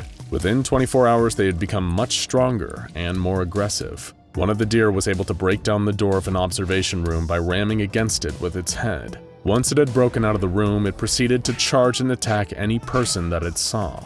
The mice became prone to swarming researchers and biting them wherever they could, with jaw strength capable of biting through hazmat suits and even biting one person's finger clean off. Any attempts to subdue the animals were futile, the creatures somehow fighting off even the strongest sedative. The only way to prevent the infected deer and mice from continuing to attack was to terminate them. Next, the cows and chickens were exposed to SCP-1100. They did not display any behavioral changes once exposed, nor did they show any increased strength. The cows and chickens continued to behave normally, going about their days as if nothing had changed. They did not respond to the presence of humans with the exception of feeding times, during which they would approach only to eat their food. A selection of the livestock were slaughtered in order to perform an autopsy and look for anomalies in their bodies. Everything looked unchanged until some of the meat was prepared for consumption and given to a selection of D-class personnel. The beef taken from the infected cows was impossible to digest, causing a dramatic amount of gastric upset, cramping, and vomiting. Testing showed that, inexplicably, it had no identifiable nutritional value. The chicken, on the other hand, became highly toxic, showing lethal levels of cyanide and arsenic naturally present in its flesh when tested. Like with the fruits and vegetables, exposure to SCP-1100 made the cows and chickens impossible for human beings to eat. The cats and dogs were the last to be experimented on. No matter how docile and friendly the animals were at first, within 24 hours they had become vicious. At the sight of any human, they would attempt to attack. Like the deer and mice, they could not be subdued by any level of sedative, displaying shocking levels of strength and resilience for their size. One D-Class lost his arm, and another had his eyes clawed out before the subjects could be terminated. Whatever SCP-1100 was, it made everything it touched dangerous to humans. Even man's best friend could be convinced to turn on him in only a single day. As might have been expected, given the significant loss of life and the destruction of 2 different Foundation sites, experimentation with SCP-1100 has been suspended until further notice. The substance went from affecting plants and animals within 72 hours to accomplishing it in 48, and then 24. It is becoming more efficient and more dangerous. If allowed to continue adapting, it could someday transform infected organisms in only a minute. If the substance ever escapes containment again, defoliants and desiccants are to be deployed within a 1-kilometer radius of the infected area, and the area must be quarantined for 12 months. If the situation becomes dire enough, nuclear or chemical weapons may be deployed in order to distract the public and provide an acceptable explanation for the quarantine. How had things gone so horribly wrong so fast? Bits of surveillance video were recovered from the ruins of Site-26, providing a glimpse into what exactly happened before the entire site was destroyed. The footage pieced together is not entirely conclusive, but here's what we know for sure. A Foundation researcher referred to as Dr. V disarmed and shot the armed guard at the entrance to SCP-1100's containment facility. While he did this, another Foundation researcher known as Dr. M entered the containment and took the sample of SCP-1100 out. The footage cuts off for a while here, but it becomes clear when the video resumes that Dr. V and Dr. M dumped part of the sample into the site's water supply and vaporized the rest of it into the air. This is believed to be the cause of the mass contamination that occurred at the site, which was previously thought to have been accidental. Dr. V and Dr. M were later linked to an environmentalist organization on the Foundation's watch list. During the investigation of Dr. V and Dr. M, a diary was discovered from Dr. V's home. In it, he wrote about his personal theories regarding SCP-1100 and where it might have come from. While his colleagues proposed SCP-1100 was some sort of deliberately engineered bioweapon, Dr. V believed it to have a far more organic point of origin. He stated plainly, "It's a planetary immune response. It's Gaia, Mother Earth, fighting back against us. The more we try to fight it, the worse it gets. She wants us all dead, wants us gone because of what we've done to her, and there's nothing we can do to stop it." He concluded the entry with the assertion that the only thing humanity can do now is accept the punishment the Earth wishes to give us. This was his final entry before he and Dr. M triggered the destruction of Site-26. Were the doctors right? Should we just accept that the Earth is done with humanity and ready to drive us to extinction before we can do any further damage? The jury's still out on that. Perhaps we can turn back the clock, mitigate the harm done to the natural world, and attempt to earn back its favor before it's too late. But if SCP-1100 ever makes its way out of containment and reaches the plants and animals of our world, turning them all against us one by one, we won't have much of a choice. What's the largest animal you can think of? Okay, that's probably too vague of a question. Your mind probably went straight to the oceans, picturing deep-sea leviathans like the mighty blue whale. Let's go a little bit closer, shall we? What about on land? What are the biggest animals that live up here with us above the water? Elephants, maybe? What about rhinos? Then again, hippos are up there too, in the same kind of ballpark, all pretty huge. What about cows? They can grow pretty big, right? Especially with all the crazy growth hormones that meat manufacturers pump into them these days. Well, what if there was something out there bigger than all of those? Imagine it. Some huge beast roaming the wilderness that easily towered above any creature you've ever seen in your life. This thing would be massive, striding across the world, towering above the meager height of a human being. Now, imagine that this thing, whatever it was, wasn't just big, but kept getting bigger. Sure, all of this might sound like the premise for the next Godzilla or Cloverfield movie, but while Big Charlie might not be the king of the monsters, it certainly lives up to that first part of its nickname. Of course, the SCP Foundation calls it SCP-4158. Big Charlie is just the playful nickname that the owners gave it, although none of them are sure who was the first to call the creature by that name. Standing on 4 long legs at 3.4 meters tall when the Foundation first discovered it, SCP-4158 was about 1 3/5 times as tall as famous professional basketball player Shaquille O'Neal. But since then, well, like we said, Big Charlie is getting bigger day by day. The creature appears to be tangentially related to the bovine family of mammals, essentially making it a ginormous cow. However, SCP-4158 lacks the facial structure and features that you might expect to see on the faces at your local farm. The creature has thin, translucent skin, which is so fragile that it often tears easily, and anyone observing SCP-4158 can often see the bones and internal organs within. Ugh, gross. It possesses a large bulbous head with a protrusion at the front almost like a beak. As well as that, its huge eyes are foggy, a milky white color which seems to suggest that SCP-4158 is, at least, partially blind. The large cattle-like mammal is incredibly skinny, almost to the point where its bones stick out from underneath its skin. Its legs are longer than the rest of its colossal body, and seem barely able to support the animal's weight. On description alone, you can't help but feel sorry for the poor creature and its sorry state of living. Normally, Big Charlie is mostly calm and docile, barely acknowledging the Foundation personnel that come to examine it, feed it, or clean its containment cell. Held in a heavy containment zone, SCP-4158 is fed through a 5-meter trough on the far east wall of its cell, surviving on a diet of raw beef, hay, wood, and bricks. Not the typical grass-only eating habits you'd expect from normal cows. But according to the Foundation's extensive testing on the creature, its diet doesn't seem to be what is causing SCP-4158 to keep growing at the rate it has been.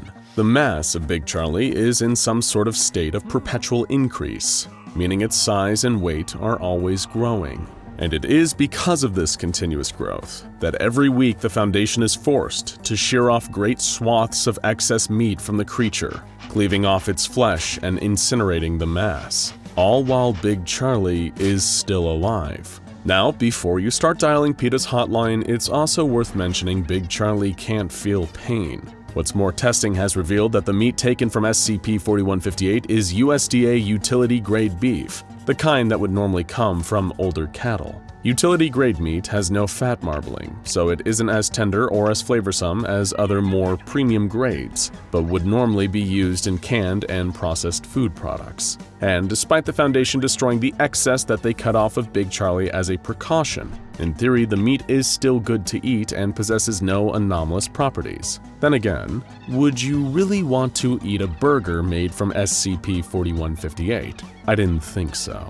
If left unchecked and allowed to grow for longer than a week, SCP-4158 will begin to form new features, limbs, organs, and sometimes even genitals will sprout from random places all over its body. The previous record for Big Charlie's most substantial growth was when he increased to 8.5 meters tall. That's over 3/5 the height of the Hollywood sign, and over 1.5 times the average height of a giraffe. At this immense size, Charlie has developed 7 legs, 4 stomachs, 3 tongues, and numerous other extremities before the SCP Foundation cut him back down to size. And we mean they literally cut him back down. So what exactly is this thing? It's like a giant cow, but not actually a cow, even though its flesh is identical to beef. And it's not a destructive, rampaging monster either, showing no hostility towards humans, even when they are shearing its excessive body mass away. Could it be some kind of failed genetic experiment? An attempt to solve hunger by engineering a creature that could not only stay alive, but keep growing after having its meat cut away? If that were true, it would make SCP-4158 a literal cash cow for the meat industry. Well, we've got kind of a funny story about that, actually. Big Charlie was first encountered by the Foundation back in December 2004 in Crewdson, Indiana. A number of calls had been made to the area's local animal control services, with reports of a large cow with mange roaming the nearby Highway 17. 2 officers belonging to the Animal Control Department were sent out to investigate these reports, and what they found was SCP-4158, wandering aimlessly, but unlike any cow they had ever seen. The officers called local police, where a Foundation plant caught wind of what they had found and called in containment specialists. The case was closed after the animal control officers were given amnestics, and a cover story was put in place about a cow with mange that was put down where it had been found. In reality, the SCP Foundation rounded up old Big Charlie and transported it to safety with little resistance from the animal. They were able to trace the creature's origin back to somewhere called Butcher's Block, a nearby slaughterhouse. The manager of the establishment, one Jeff Fine, and a single employee named Barney Mossman were brought in by the Foundation for questioning. Another employee, Rory Gildson, was also retrieved from his home after having called in sick to work that day. Barney Mossman, the first of the Butcher's Block employees to be interviewed, stated that SCP-4158 had been called Big Charlie since long before he had started his job at the slaughterhouse. According to his testimony, he knew nothing about where the creature had actually come from, only that it was fed hay, but would also occasionally eat anything else it could, including other cows. Since joining Butcher's Block 4 years earlier, Mossman had been told not to ask questions or to tell anyone else about SCP-4158. The morning after the huge creature had seemingly escaped, Mr. Fine had apparently angrily accused both Barney and Rory of selling him out and giving Big Charlie away to the competitors of Butcher's Block, even though they were the only slaughterhouse in the area. But Mossman was convinced that neither of them were capable of doing something like that. Rory apparently treated Big Charlie like his own child, and Fine had an even stranger relationship with the creature. Rory Gildson, the other of Fine's employees, was more helpful in shedding light on SCP-4158's origin than Barney had been. Rory explained that he and Jeff Fine had bought a pregnant cow from an unknown person 9 years earlier, considering it to be a steal, a 2 for the price of 1 bargain. However, one day without warning, the calf fell out of its mother. It wasn't born like any ordinary cow, however. According to Gildson, it had ripped through the mother cow's chest and looked disgusting. While Rory and Jeff had initially thought the calf to be dead, they discovered it had tried to get back into the barn after they hauled it outside. Their original intention had been to sell the creature off for scientific study, or failing that, to a freak show. However, after their attempts to sell the calf failed, Jeff and Rory had decided the best course of action would be to put the animal down. They had reasoned that releasing it into the wild could have negatively affected the ecosystem, so instead they took a bolt pistol and pushed it between the creature's eyes, then fired. But nothing happened. Rory tried again, but ended up breaking the gun instead. They slit the animal's throat, but it barely bled. Even butchering it on the spot while it was still alive did nothing. Fine and Gildson reduced the calf to little more than a skeleton, but it simply refused to die. The pair of them packaged the meat they had removed with the rest, hoping no one would notice or ask where it had come from. It was a few days later that Rory realized SCP-4158 was capable of regrowing whatever was cut off of it. He and his boss even tried some, and couldn't tell the difference. They had their hands on a cow that would eat anything put in front of it, and that could produce infinite meat. The Foundation probed Rory Gildson further for more information on the creature, learning that SCP-4158 was sterile and incapable of reproducing, the only one of its kind.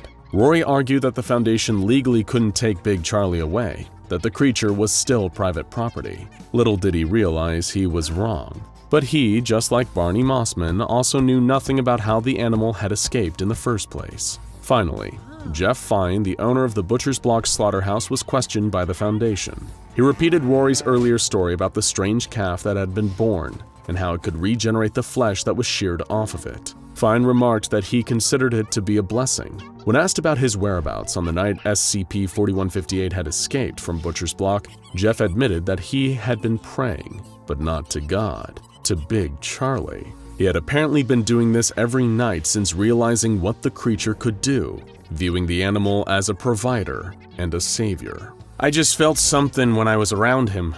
I could tell that he wanted to make this sacrifice for us. Ever since he tried to get into the barn after we threw him out, I knew he cared for us, Fine told the Foundation. I would open his pen, take off my clothes so that I was pure before him, lay down and receive his blessings. And how would he receive those blessings? By drinking the animal's blood. Yeah, Jeff Fine was a real eccentric like that. One night, when Fine had entered the pen to perform this weird ritual, Big Charlie had escaped. But his owner was convinced that there must have been a reason for this, that the animal had some sort of goal. When the Foundation staff conducting Fine's interview dismissed this idea, the slaughterhouse owner became enraged. How dare you question Big Charlie? He knows what's best for all of us. I'm done here. I don't need to keep answering questions like this. Let me out. I need to see Big Charlie. I need to see if he's safe. The Foundation believes that Jeff Fine's practice of worshipping SCP-4158 was not due to any anomalous effect caused by the creature itself. None of the Foundation personnel tasked with feeding, studying, and shearing meat off of Big Charlie have displayed any similar behavior of performing abnormal religious rituals. He really was just a huge weirdo. As for the Butcher's Block slaughterhouse, Fine and the rest of his employees were given amnestics to forget Big Charlie had ever even existed, and the slaughterhouse was closed under the false pretense of a health code violation and its staff being arrested for malpractice. The one question that remains unanswered, however, is the identity of the individual that first sold Jeff Fine the cow that gave birth to SCP-4158. It just goes to show you, though, sometimes you don't know where your food is coming from.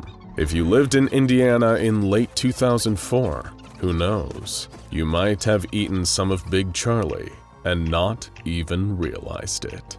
From Jurassic Park and Jumanji to Kong Skull Island and Journey to the Center of the Earth, it's safe to say that humans have long imagined what it might be like to visit the prehistoric eras of this planet's history. Perhaps it comes from knowing that the Earth was once so dramatically different back before we evolved into the dominant species on the planet.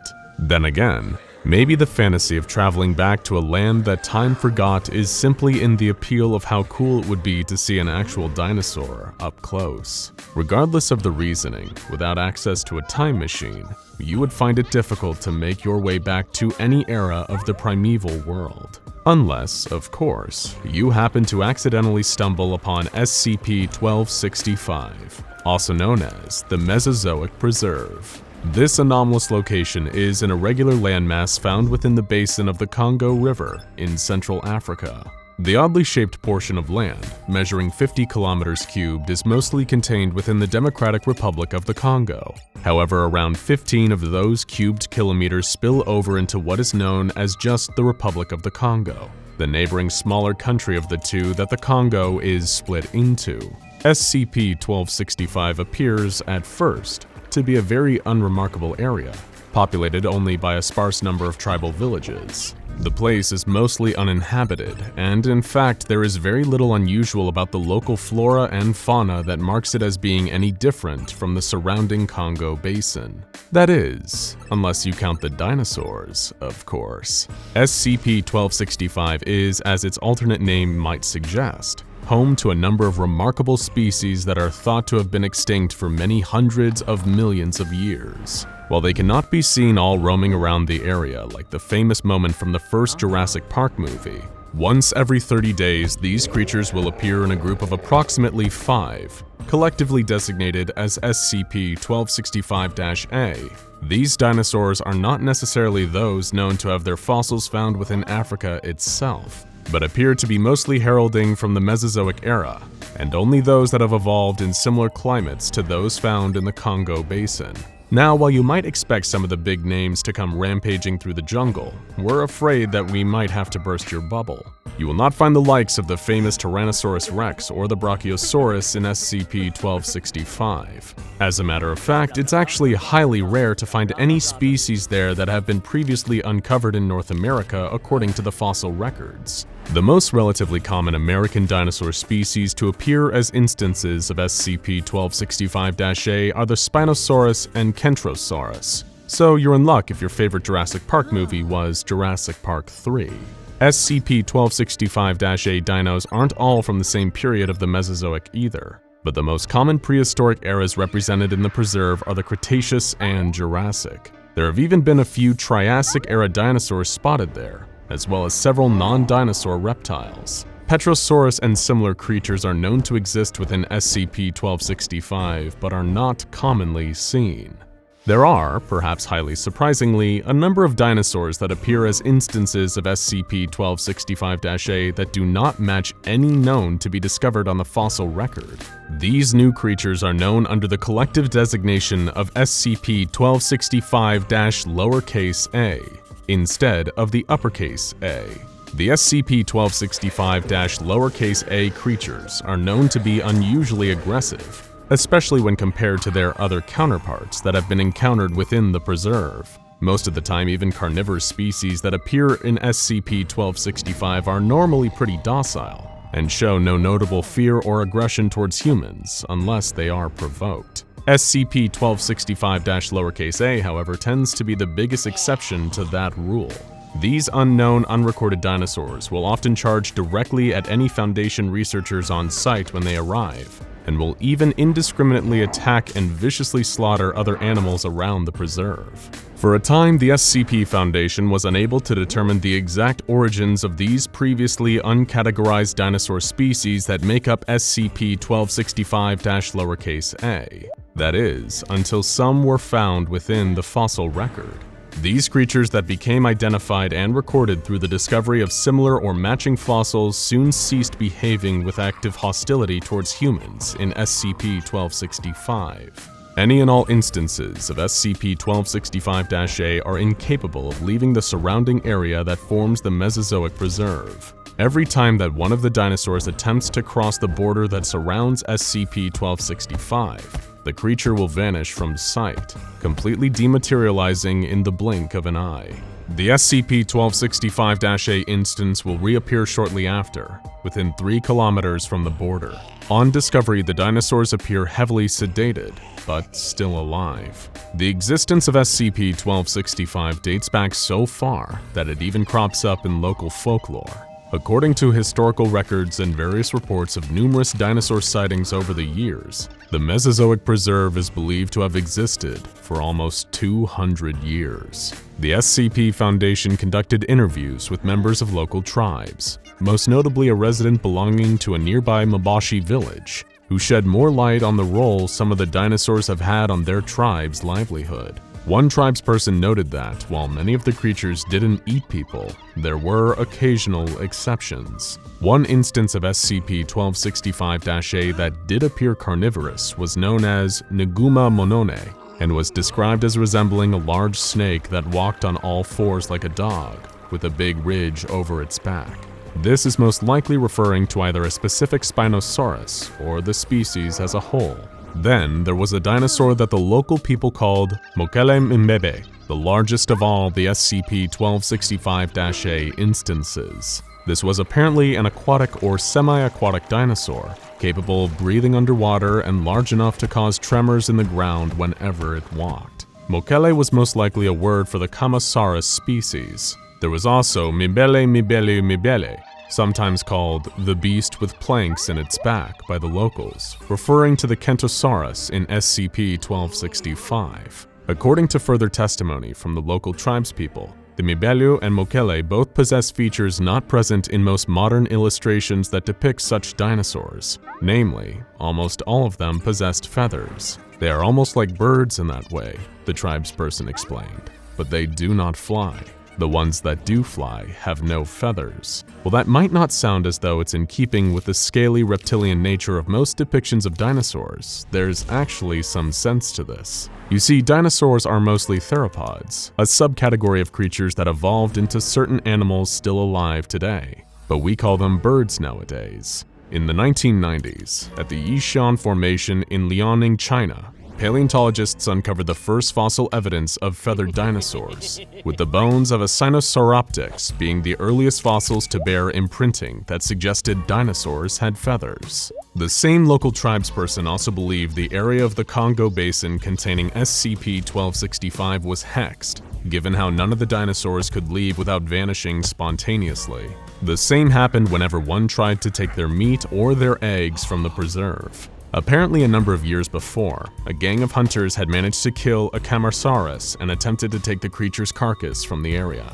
The hunters were forced to enlist the help of local villagers, and it took the combined strength of all of them to move it to the very edge of the preserve. Of course, you can guess what happened next. the creature disappeared, leaving the hunters unable to claim their prize. Over the years, the locals have witnessed countless others try to visit SCP-1265, but not to hunt, just to catch a glimpse of a wandering dinosaur, despite how dangerous that endeavor was. The Foundation conducts monthly expeditions through SCP-1265, studying any changes to the wildlife and often harvesting any dinosaur eggs they come across. After incubating them for a time, the Foundation's researchers will study the newborn dinosaurs until they reach maturity, at which point they are released back into the wild within the Mesozoic Preserve. Naturally, this all occurs on location at Site 1265, which is maintained as a wildlife preserve under the false organization name the Safe and Clean Planet Initiative.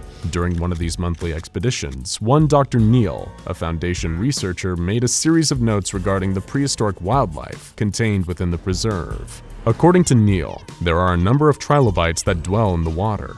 These are ancient arthropods, armored precursors to modern insects and shellfish. Basically picture a big underwater woodlouse. Apparently the locals would fish for trilobites within SCP-1265, and they taste like prawns when cooked and eaten. While exploring SCP-1265, Dr. Neal discovered a family of baryonyx, a large dinosaur with a long jaw similar to that of a crocodile that mostly fed on fish. Neal observed as these baryonyx approached a clan of Spinosaurus that, according to him, looked more like ducks than anything else thanks to their coating of feathers. The researcher mourned a profound disappointment that he and another doctor, Dr. Moore, had felt in seeing the Spinosaurus up close. Their skeletal structure is completely unsuited for walking upright, and the less said about the so-called spine, the better. Scientifically fascinating, but as a lifelong dinosaur enthusiast, I must grieve for such a titan. Later in the expedition, Dr. Neal discovered the first of a completely new species of dinosaur, a new SCP-1265-a instance. The creature was iridescent black, similar in color to a raven, and possessed 4 wings, one on each arm and one on each leg. There was speculation among the expedition team that this was a brand new, never-before-seen species of microraptor, possibly native to a continent of Asia during a prehistoric time period. Being an SCP-1265-a instance, the creature was noticeably aggressive, but the team was able to capture and sedate it, temporarily naming it Microraptor foundationi. Next, Neal and the rest of the team witnessed a Postosuchus, a species of crocodile from the late Triassic era, drinking at the edge of a lake. The prehistoric croc was suddenly attacked by a pack of Coelophasis, which were small carnivores that used their size and speed to take down large prey as a group.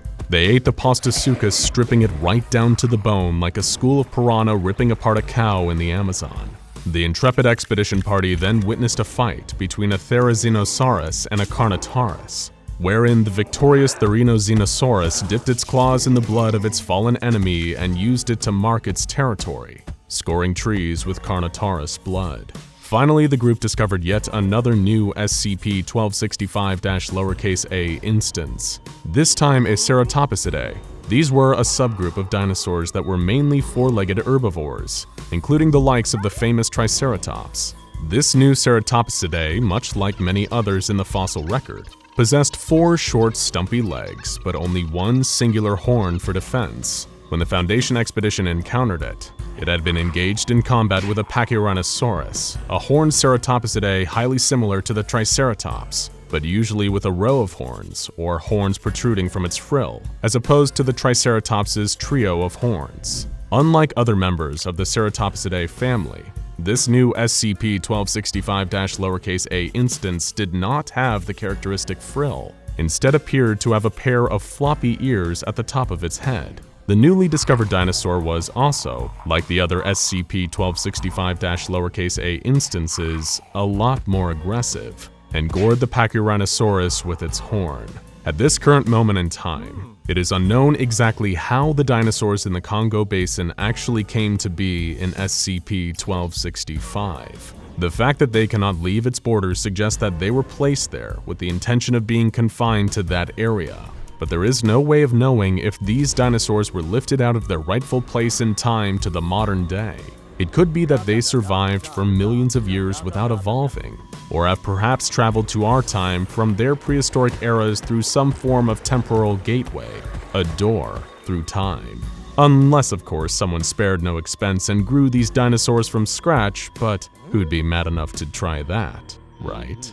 Roll up, step right this way, ladies and gentlemen. On the other side of these canvas doors, you're about to witness something so monstrous, so hideous, so repulsive, that it will turn your stomachs and fill you with amazement. The creature you'll find in this tent has been known to elicit all manner of responses from well-to-do folks like yourselves. You may want to laugh at it, you may want to strike it down, you may even want to throw rotten fruit at it. And believe you me, we are prepared for that. You will find all manner of rotten tomatoes, eggs, and other festering foods that are begging to be pelted for the low price of 5 cents per handful.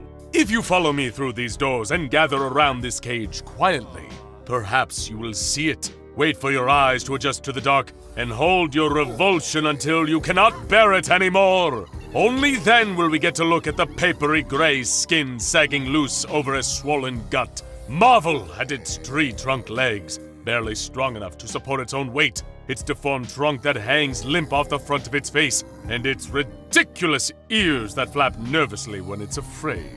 Don't be afraid of the tusks sticking out from its face or its cries of pain and anguish. Instead, hold your tongues and wait. For if you're patient enough, and perhaps with a slight beating, it may even play us a song with the valves on its trunk. Then, and only then, you're permitted to pelt the Elephant Man with whatever you see fit, as you bask in the glory of Herman Fuller's Circus of the Disquieting. Reese Freeman didn't have much of a choice but to join the circus at the age of 14. The cast-out son of a freed slave in New Orleans, he spent much of his early life wandering the streets, trying not to get into any trouble. In the late 1800s, very few places were interested in hiring a young black man, unless, of course, they were looking to turn him back to the life that his father had fought so hard to escape. That's why when Reese was out fishing one afternoon and saw a big red tent going up on the outskirts of town, he couldn't help but wander over. Much to his surprise, a group of black men were the ones raising the marquee. They didn't look like slaves either. Reese had never heard of a circus. The closest he'd ever come to seeing was a traveling entertainment cart that would sometimes pop up around town with a dancing bear in a cage, or a glass ball and a pack of tarot cards. The brightly colored tents that went up one after another were enough to draw a crowd. Even the most well-respected in New Orleans came out for a look. Standing ankle-deep in the river, Reese peered over at the man who came out to address the throng. Dressed in a long tailcoat with a tall top hat, the man stood on a box of fruit and waved a cane dramatically in the air. Good folks of New Orleans! What you're about to witness tonight has never before been seen this side of the Mississippi. Wonders and amazement galore, spectacle and intrigue, mystery and mayhem, and just a touch of the impossible. I go by the name of Herman Fuller, the most talented and notorious circus master in the entire United States. The dazzling array of shows that I've brought before you is not for the faint of heart or the weak of constitution. Your stomachs will be turned and your minds may be altered, but it promises to be a night that you will never forget. Reese wasn't much interested in any of what he had just said. This kind of two-penny show was reserved for the folks who had the money to throw around on needless things like smiling and having a nice evening. What Reese was far more interested in were the groups of men working behind the scenes, pulling various carts and setting up all of the stalls. A lot of them didn't look much older than him. A grin spread across his face. SCP-4409 insisted on being interviewed in the dark. With all the lights in the interview chamber switched off, Dr. Simon Crossley entered the room and sat down across from the Elephant Man. Even in the dim light, though, he was able to still make out part of the man's features: the ivory tusks, the hanging nose, and the nervously twitching ears. The man had been picked up in St. Louis, where local police had found him panhandling in the streets. While he certainly seemed harmless enough, it was important for the Foundation to take him in just to be sure. Sitting in the dark interview room, Reese Freeman was apprehensive at first about telling his side of the story. A life of being mocked, spat on, and chased out of towns had left him with a real distrust of other people.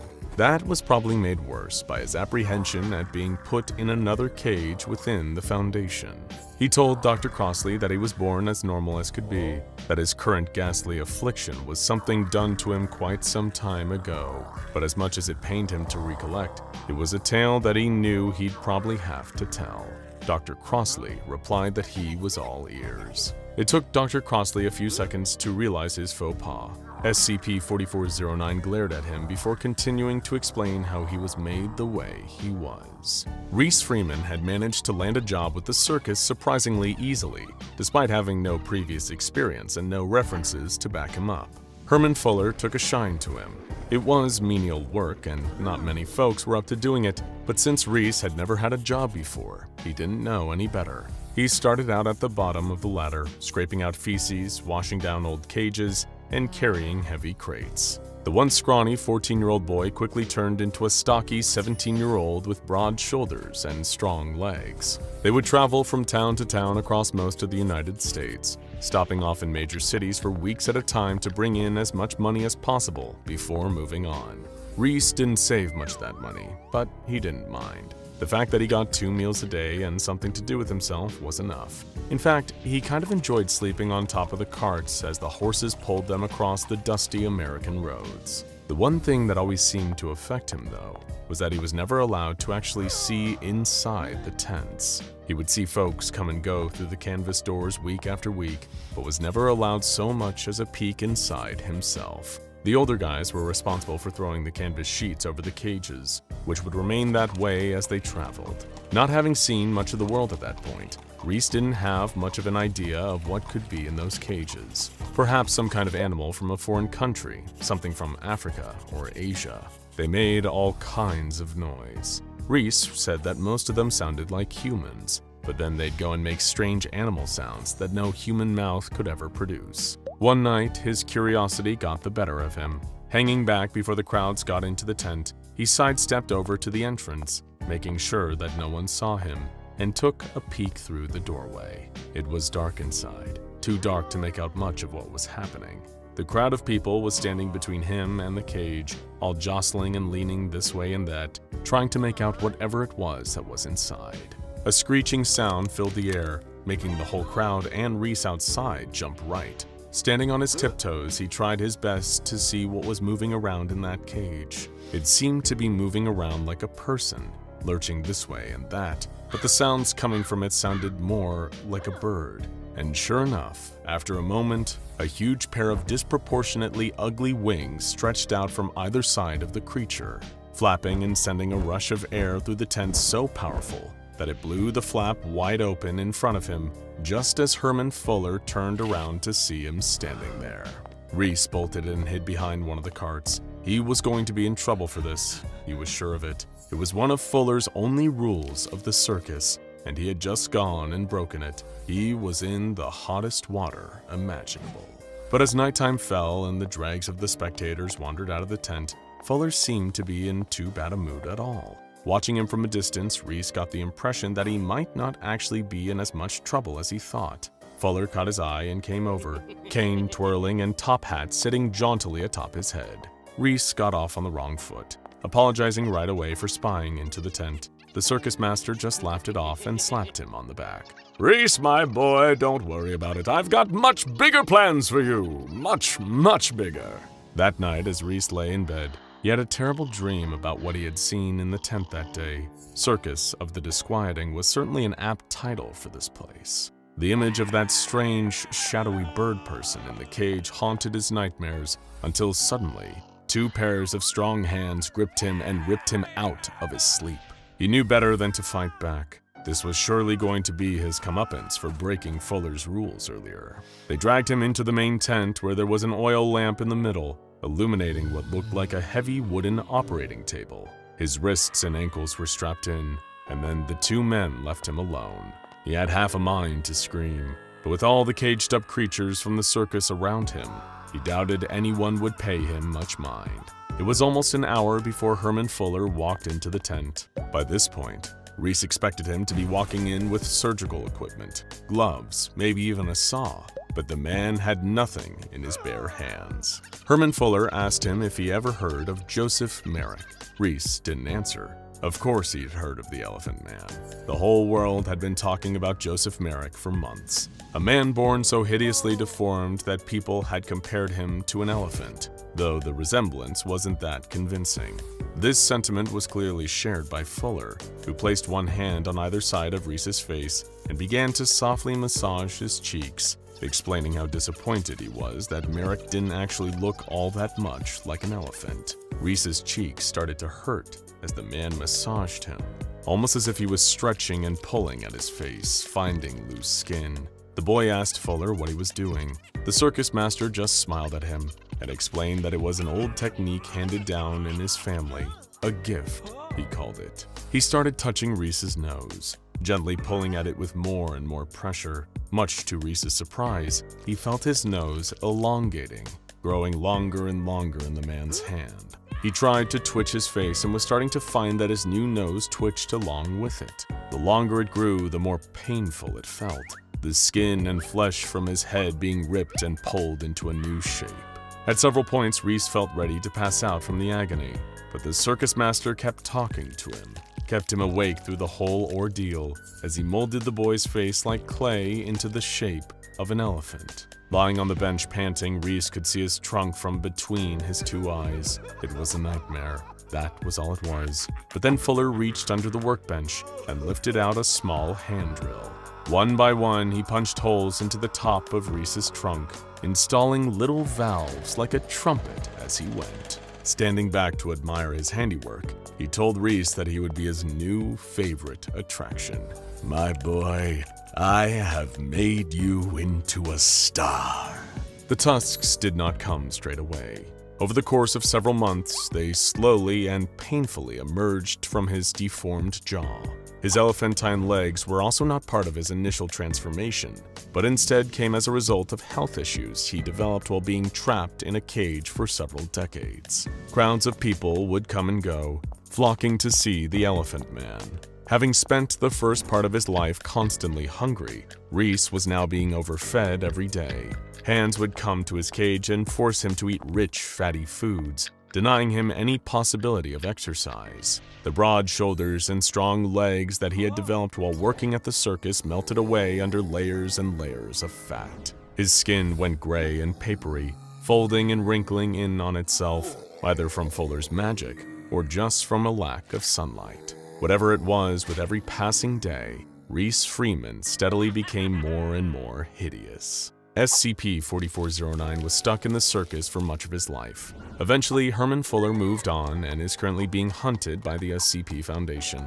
When he did, SCP-4409 was able to bargain for its freedom from the circus. Wandering from city to city, never sticking around for very long, SCP-4409 begged for change at the side of the road. Some people would feel sympathy, while most would feel horror at its disfigurement. From its years trapped in a cage, SCP-4409 has developed severe health issues, including gout, severe obesity, and metabolic syndrome. While in Foundation custody, it is fed a special diet to counteract these conditions. As of yet, the Foundation has no way of reversing what was done to Reese Freeman in the tent in the 1800s. As Reese poses no threat to the Foundation, he is allowed to live with relative freedom, or at least as much freedom as a contained SCP can earn.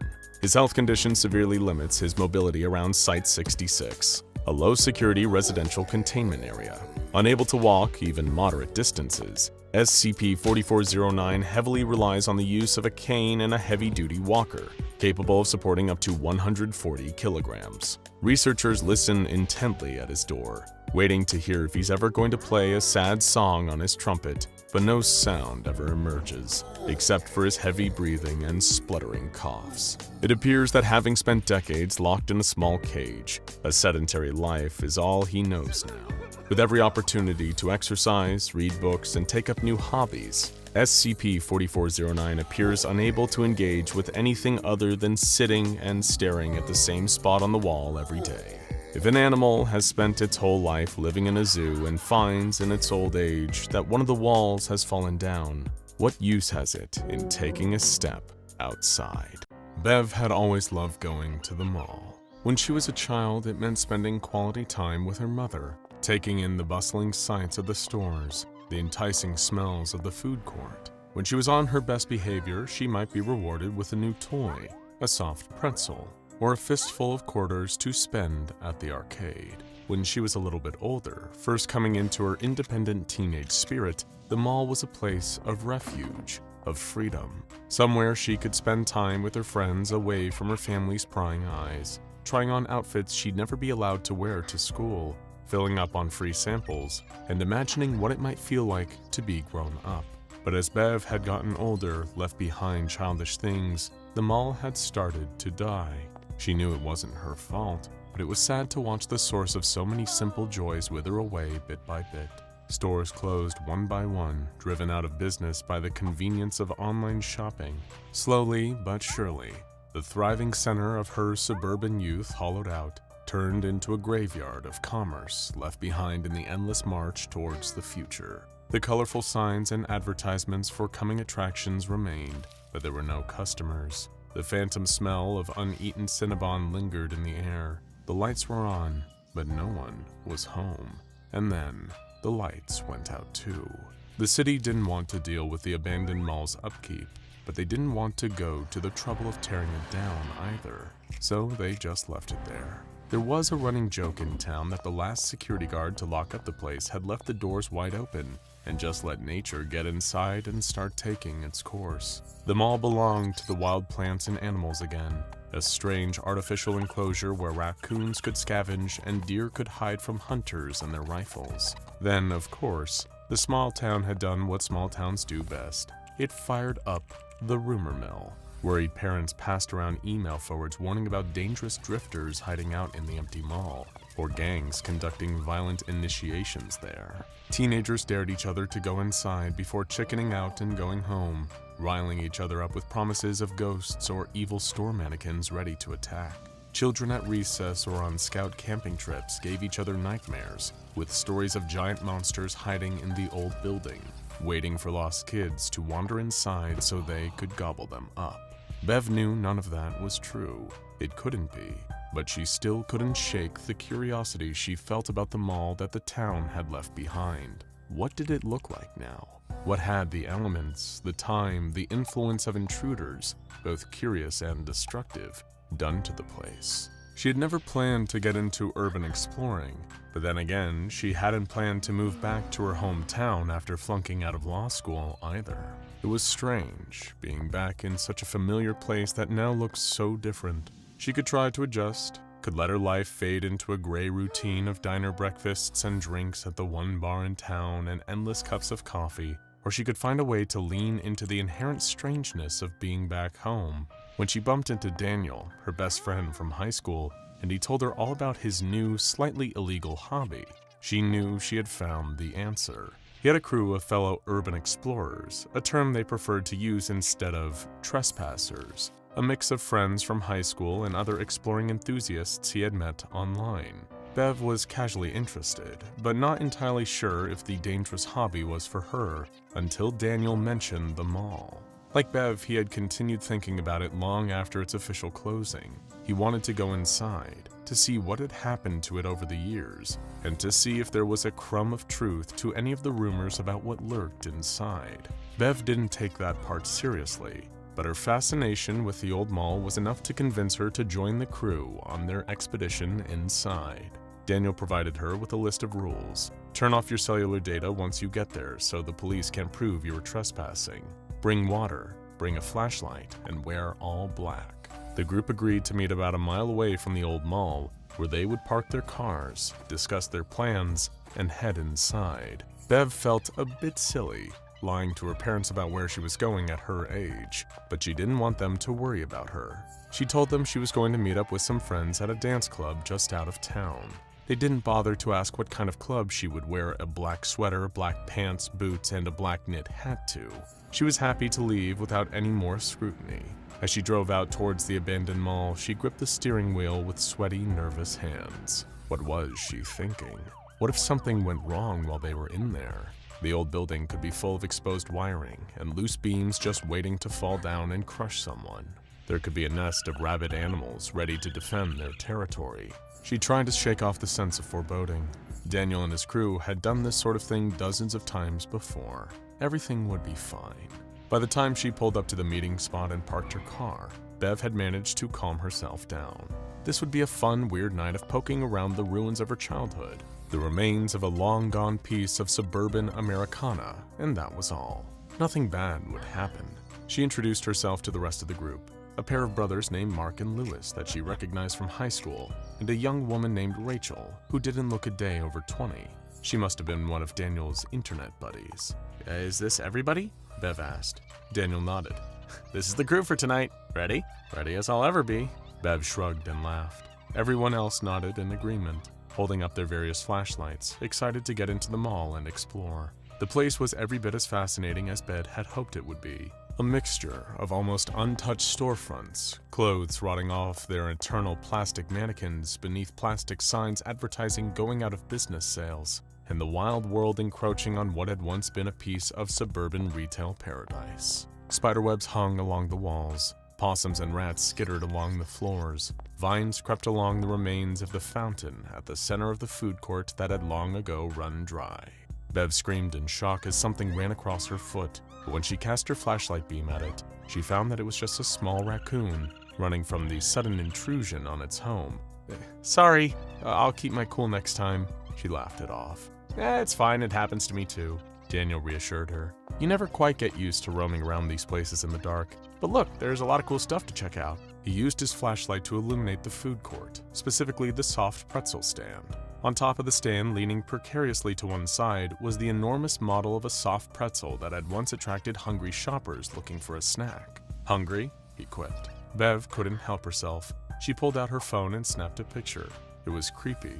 It was a little sad, but it mostly was a reminder of the simple joys of childhood. When the flash went off, it illuminated the darkness behind the stand, and she caught the glow reflecting in the eyes of the animals hiding back there. It unsettled her at first, but she reminded herself this place was theirs now. She and Daniel and everyone else, they were just visiting for the night. She checked her phone to see how the picture came out and frowned. Hey, Daniel, look at this. She held out her phone to show him, and his eyes widened. What is that? Can you zoom in? Bev zoomed in on the picture, and the two took a closer look. There in the background of the picture, just barely illuminated by the phone's flash, was a large silhouette. They couldn't make out any defining features other than a large round head and long, thin, noodle-like arms. Did this place used to have a mascot or something? Daniel asked. Bev shook her head.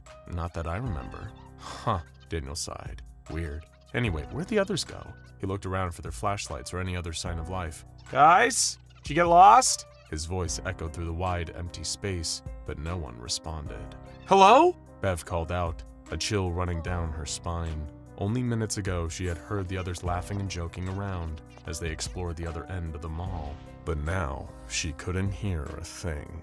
Even the chittering of the rats had gone quiet. Suddenly, a blood-curdling scream rang out and sent Bev's heart leaping into her throat. She and Daniel shared a look of deep concern as they both silently wondered if their worst fears had come to pass. Had someone fallen? Had there been an accident? She and Daniel followed the sound, looking for the source. Are you guys okay? Daniel shouted.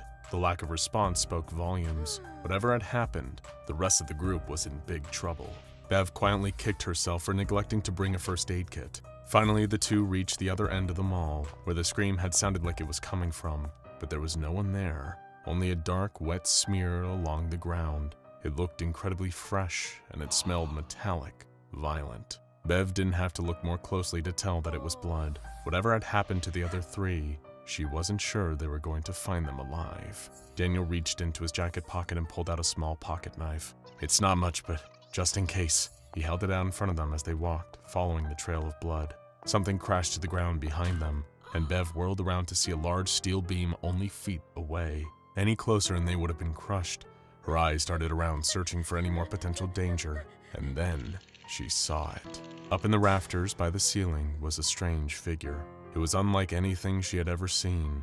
It was tall, impossibly tall, and pitch black. Its head was bulbous, with a pair of feline ears on top. She could make out a nose, a pair of wide white eyes with big dark pupils, and it was smiling.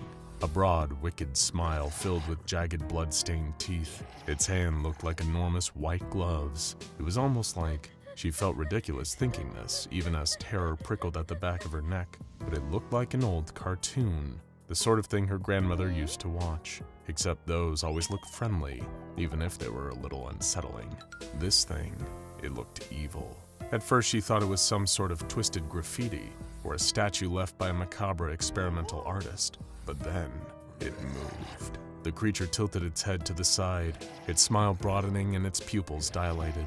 It was looking right at her, and it was excited. "Daniel?" Bev whispered weakly. "I see it too," he replied, his voice shaking. "We need to go. We need to go now." Bev couldn't be sure what this thing would do if it caught them, but she didn't want to wait around to find out. She grabbed Daniel's arm and yanked him toward the exit. It took him a moment to start moving again, paralyzed by fear and confusion at the incomprehensible sight of the entity on the ceiling. But once he started running, it seemed like he would never stop. The two raced toward the exit, arms and legs pumping as fast as they could. Behind them, they could hear the creature chasing after them, but they didn't dare look back to see. Just before they passed the threshold out of the mall, Bev felt Daniel's hand slip out of hers. She spun around searching for him and watched in helpless terror as the long, long arms of the creature looped around his chest, pulling him back away from her and lifting him up in the air. It opened its massive mouth wide, wider, then swallowed him whole. Bev screamed, but she forced herself to keep running, to save herself from the same fate. She could feel the entity's eyes on her back as she ran out the door, but once she escaped, she knew it would not chase her any further. For some reason, it was letting her go. She couldn't imagine if it was out of some kind of mercy, but she was grateful to escape with her life just the same. Bev stumbled into the local police station a disheveled mess, face streaked with tears, and told the officer on duty what she had seen. He didn't believe her at first, asking her to repeat her story again and again. Every time she insisted that she knew what she encountered out there, or at least she knew that she couldn't explain it. The officer sat her in an interrogation room alone with a cup of coffee and asked her to wait until someone more qualified to help her arrived. She wondered if they were going to try and have her committed, if they had assumed she had lost her mind. But when a man in a white lab coat opened the door and greeted her, he said he believed her. He wasn't from a hospital or affiliated with the police. He was from a special organization, a foundation dedicated to investigating the unexplained. He was going to look into what happened at the mall. All he asked was that she tell him in her own words what she had seen. "I don't know," she sighed. "It looked like some kind of messed up cartoon cat." With a first-hand account of Bev and a series of confirmed disappearances that could all be traced to the abandoned mall, the SCP Foundation opened an official investigation. Wanting to eliminate as many potential complications as possible, the Foundation selected only one researcher actually enter the abandoned building, an operative with a great deal of fieldwork experience named Dr. Boggin. Though Dr. Boggin would enter the building alone, he would not be without support. He would be fitted with a microphone and camera, and his progress would be monitored remotely by a supervisor at a nearby Foundation site. If the need for backup arose, they would then be able to deploy additional security officers to enter the mall and extract Dr. Boggin if at all possible. He would also be armed with a standard pistol as well as a Foundation-issued flamethrower. With the team selected and the appropriate safety measures taken, it was time for Dr. Boggin to enter the mall and see just what he could learn about the entity dwelling inside. If at all possible, he was to neutralize it and bring it into containment alive so that it could be studied closely in a clinical environment. If live capture was impossible, he was instructed to terminate the being and bring its body in for a thorough autopsy. With his weapon already drawn and ready, and his eyes sharp and alert, Dr. Boggin walked into the empty mall. He saw a lot of what Bev and her friends had seen: the old pretzel stand, the dried-up fountain, the creepy but harmless rows of faceless mannequins still locked in the same poses they had held for a decade. The spiderwebs made him a little nervous, but that was garden-variety arachnophobia more than any real sense of danger. "I don't know about this one, honestly," he spoke into his microphone to his supervisor on the other end. "So far, seems like this place is your standard abandoned building death trap. Maybe our missing persons just weren't careful or properly trained to deal with navigating a place like this. Just keep looking," his supervisor ordered. "Look for anything anomalous." "Got it," Dr. Boggin nodded. He stepped on something with a loud crunch. He looked down to see the oldest, stalest soft pretzel he had ever seen. "Anyone hungry?" he quipped, turning his camera towards the unappetizing sight. "Don't worry, I'll keep looking."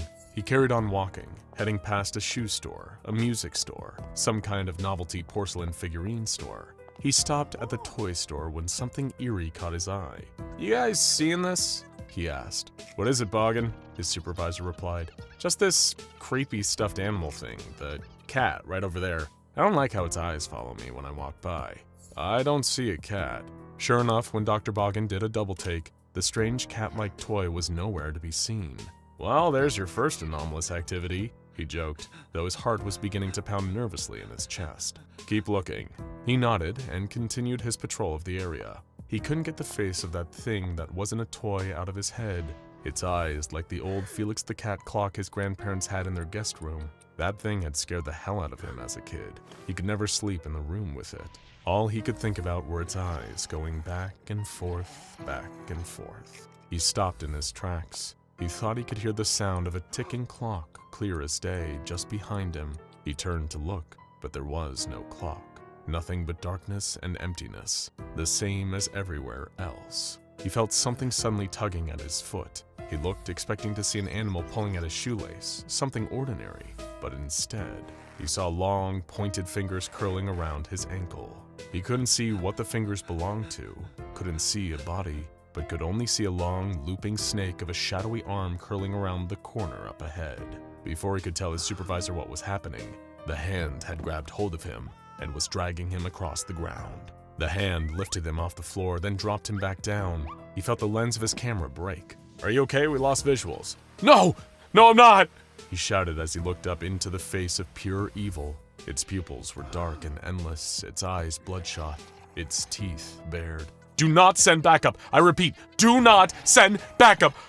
Oh God! Oh God!"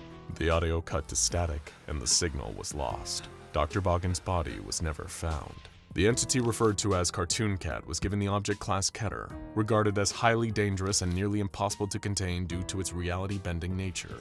Because it cannot be physically contained, the Foundation's solution to minimize Cartoon Cat's damage was to block off access to the abandoned mall. All civilians were warned of a deadly amount of radiation in the area, in order to deter them from conducting any more urban exploration, vandalism, or other visits to the location. Any of the few survivors that have encountered Cartoon Cat are given amnestics, and their experiences are written off as substance-related or vivid nightmares. The empty mall may not be the only place Cartoon Cat has made its own, nor is it likely to be the only building of its kind that houses an anomalous monster. After all, when humanity decides to vacate a place, to leave it standing vacant and abandoned, you never know what might decide to move in. Who doesn't love dogs? They're friendly, energetic, and can be beneficial to their owner's happiness and mental health. On top of all those positive qualities, most dogs are fiercely loyal to their masters. You'll often hear stories of dogs defending their owners or even staying by their side through their very last days, and even sticking next to them beyond death. As sad as that thought might be to many dog owners, it provides us the perfect context for today's topic. It's about time you met SCP-1111, sometimes also known by the nickname the White Dog.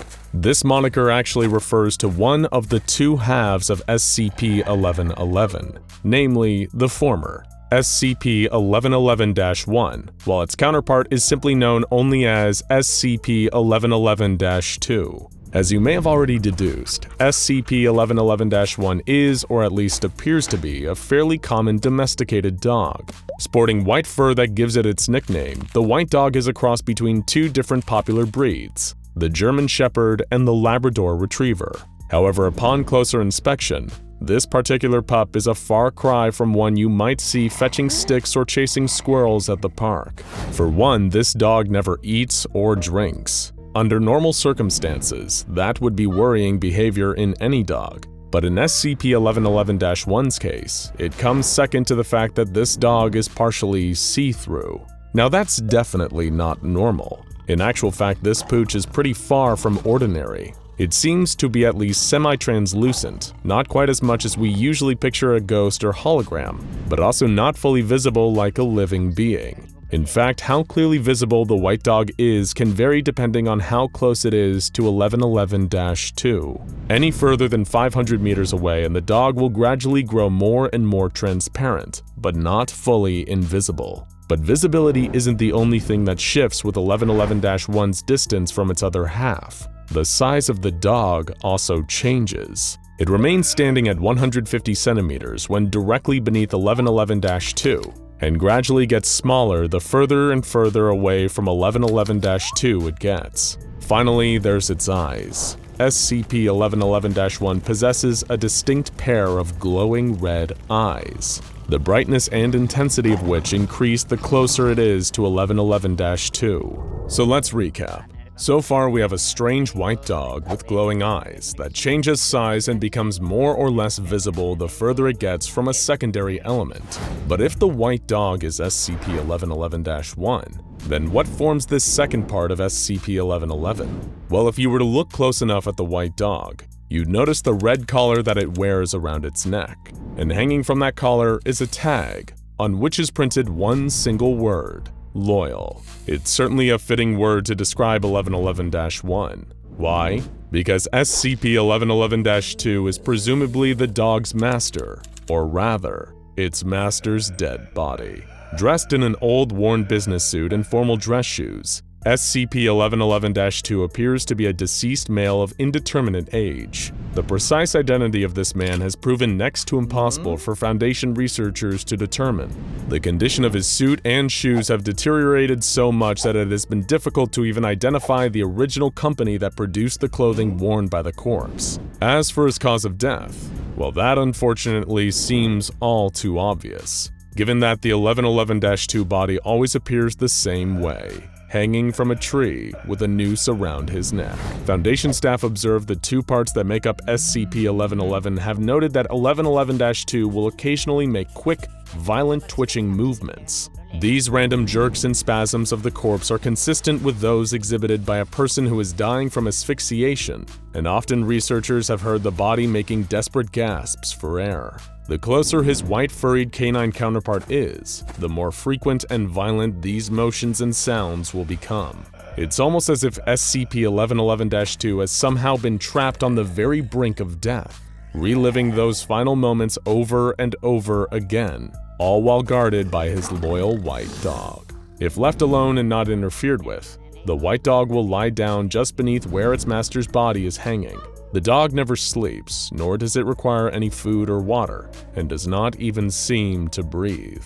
And as long as Foundation research staff keep their distance, both parts of SCP-1111 seem content to remain in a docile state. To keep them contained, the SCP Foundation has established a 2-kilometer safe zone around SCP-1111, keeping them monitored through cameras attached to weather balloons. The restricted enclosure is, according to a public cover story, a weather monitoring station, hence the balloons. No member of Foundation staff is permitted anywhere within a kilometer of SCP-1111, unless they are given express permission from a superior member of the Foundation. Should SCP-1111-1 ever stray away from the tree where its master hangs though, then the area must be evacuated of all personnel until the dog returns to its normal position. However, Foundation staff are urged to be wary when approaching SCP-1111, because the white dog may well be more ferociously loyal than any pet. Emphasis on ferocious. The moment that 1111-1 becomes aware of anything coming towards itself and its owner's body, the dog will become viciously hostile.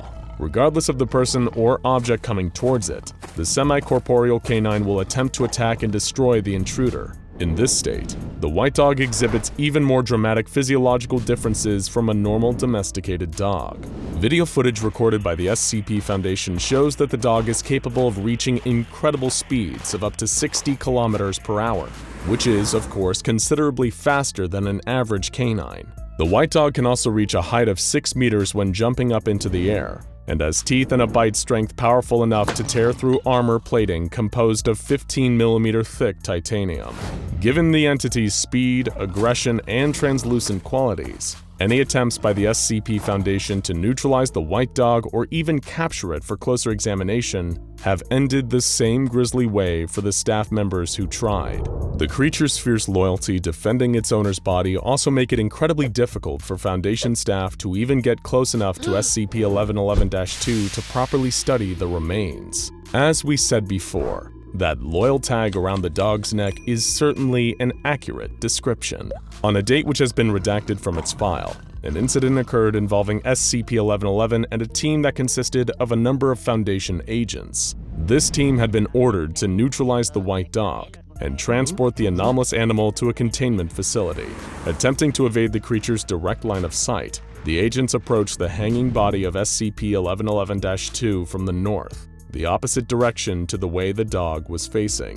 Possessing a sense of hearing and smell far beyond that of a human being, the white dog was able to quickly detect the agents approaching its master. When the team got within 300 meters of the tree where the body was hanging, the canine set upon them, tearing at clothing and shredding protective armor with its teeth in order to get to the agent's soft flesh underneath.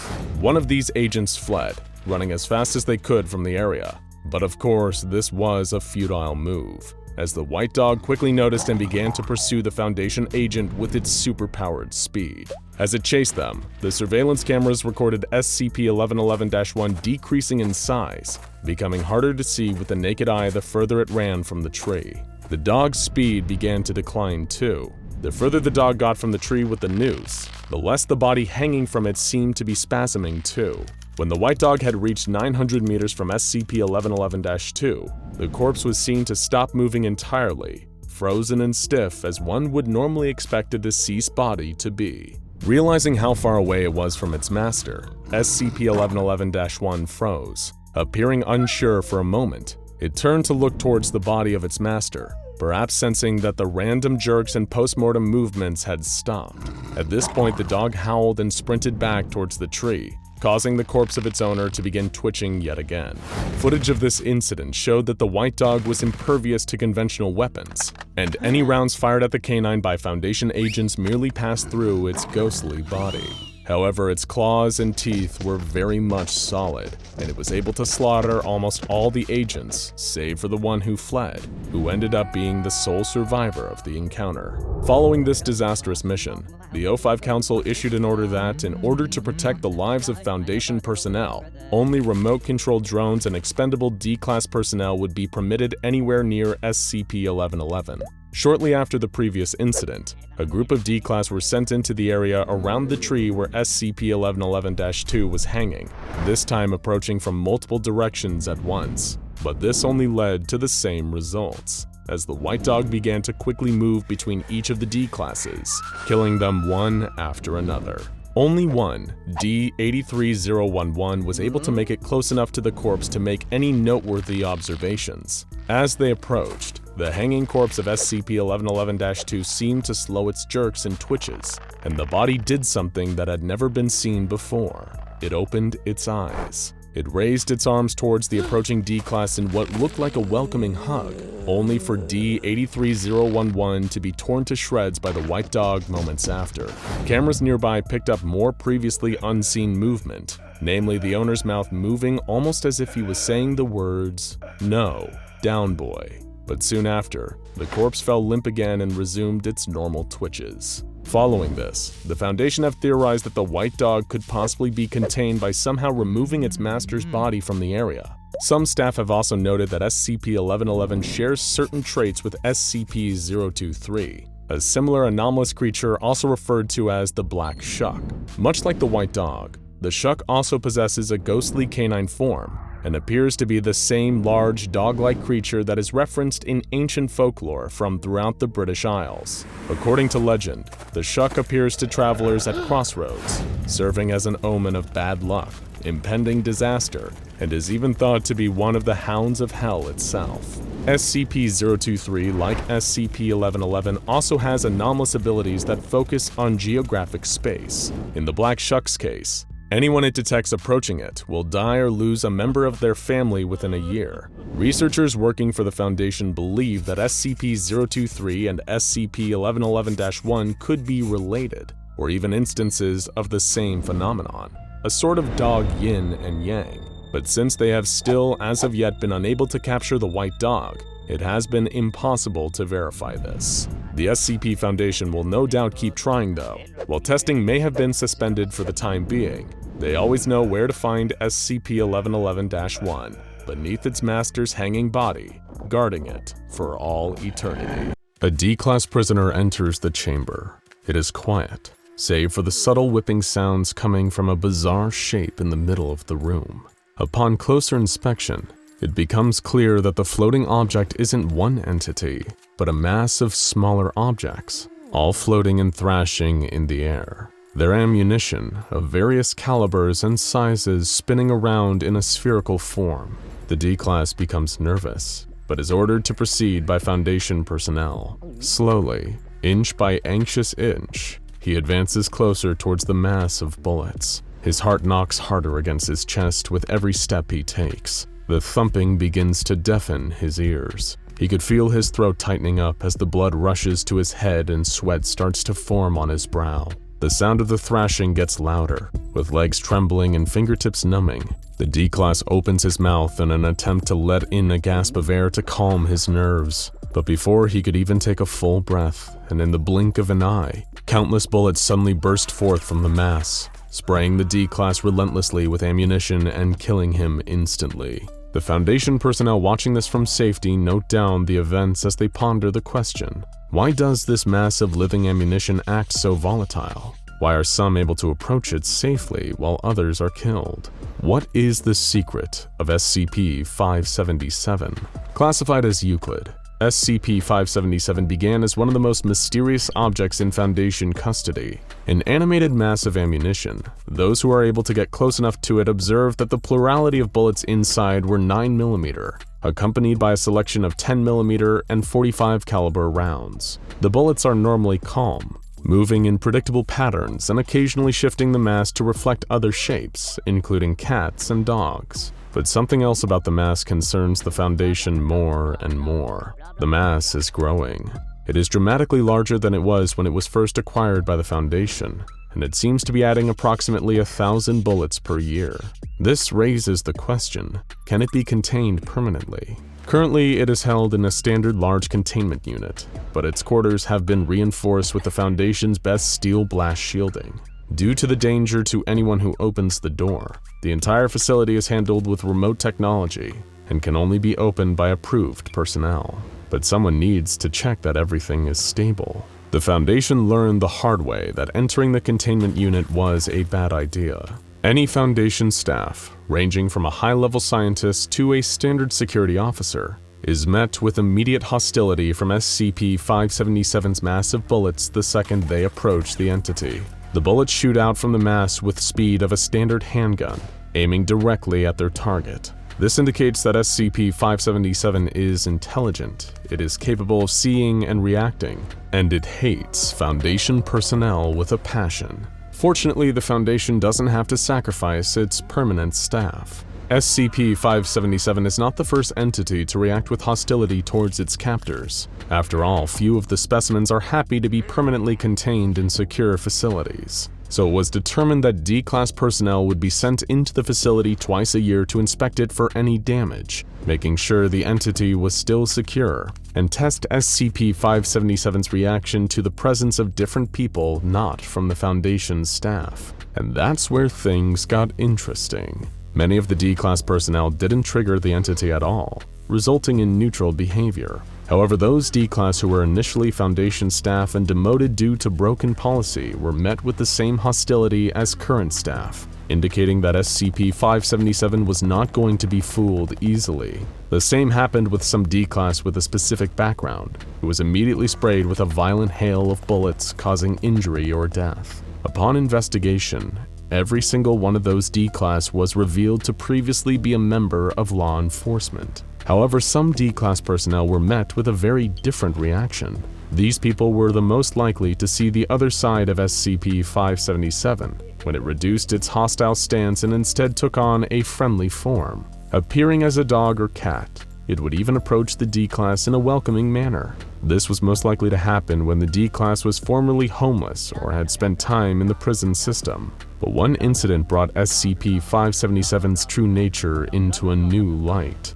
D-28126 was the latest unfortunate conscript to be sent into SCP-577's chamber for an annual cleaning and inspection. His duties were simple, including to inspect the walls for damage, clean out any stray material left around by the bullets firing, as well as any corpses that were left behind, and make any needed repairs to the walls. He would be wearing protective gear, but that wasn't always enough to protect someone from the hail of bullets, and no one knew exactly how the volatile mass of bullets would react. But from the second the D-Class entered, it was clear that this would be a very different encounter. As soon as D-28126 entered, SCP-577 seemed to take on a friendly posture. It shapeshifted into the form of a large cat and would frequently approach the D-Class while he was cleaning. The D-Class was confused at first, but soon seemed to appreciate the company. He would occasionally stop cleaning to pet the cat made out of bullets, but as the work went on, he seemed to slow down. He appeared to be crying, and eventually he stopped working entirely and slumped against the wall. The Foundation attempted communication with him, but the D-Class didn't respond. Soon SCP-577 joined him against the wall, and the D-Class held him. His hand was guided into the mass of bullets, and it soon emerged holding a single bullet. The D-Class held the strange entity for a few more minutes, before the staff's insistence that he exit the chamber grew stronger. He eventually left, and the Foundation took him back into custody and examined the bullet he was holding. It was not a normal bullet. The bullet was moving, almost as if it was a beating heart as it throbbed up and down. Upon closer inspection, it was revealed to be covered with blood. But D-28126 had not been hit by the bullet. He was completely uninjured, but when he emerged from the chamber, his hand was covered in blood, exactly where he had inserted it into the mass of bullets. The bullet was sent to SCP facilities for testing.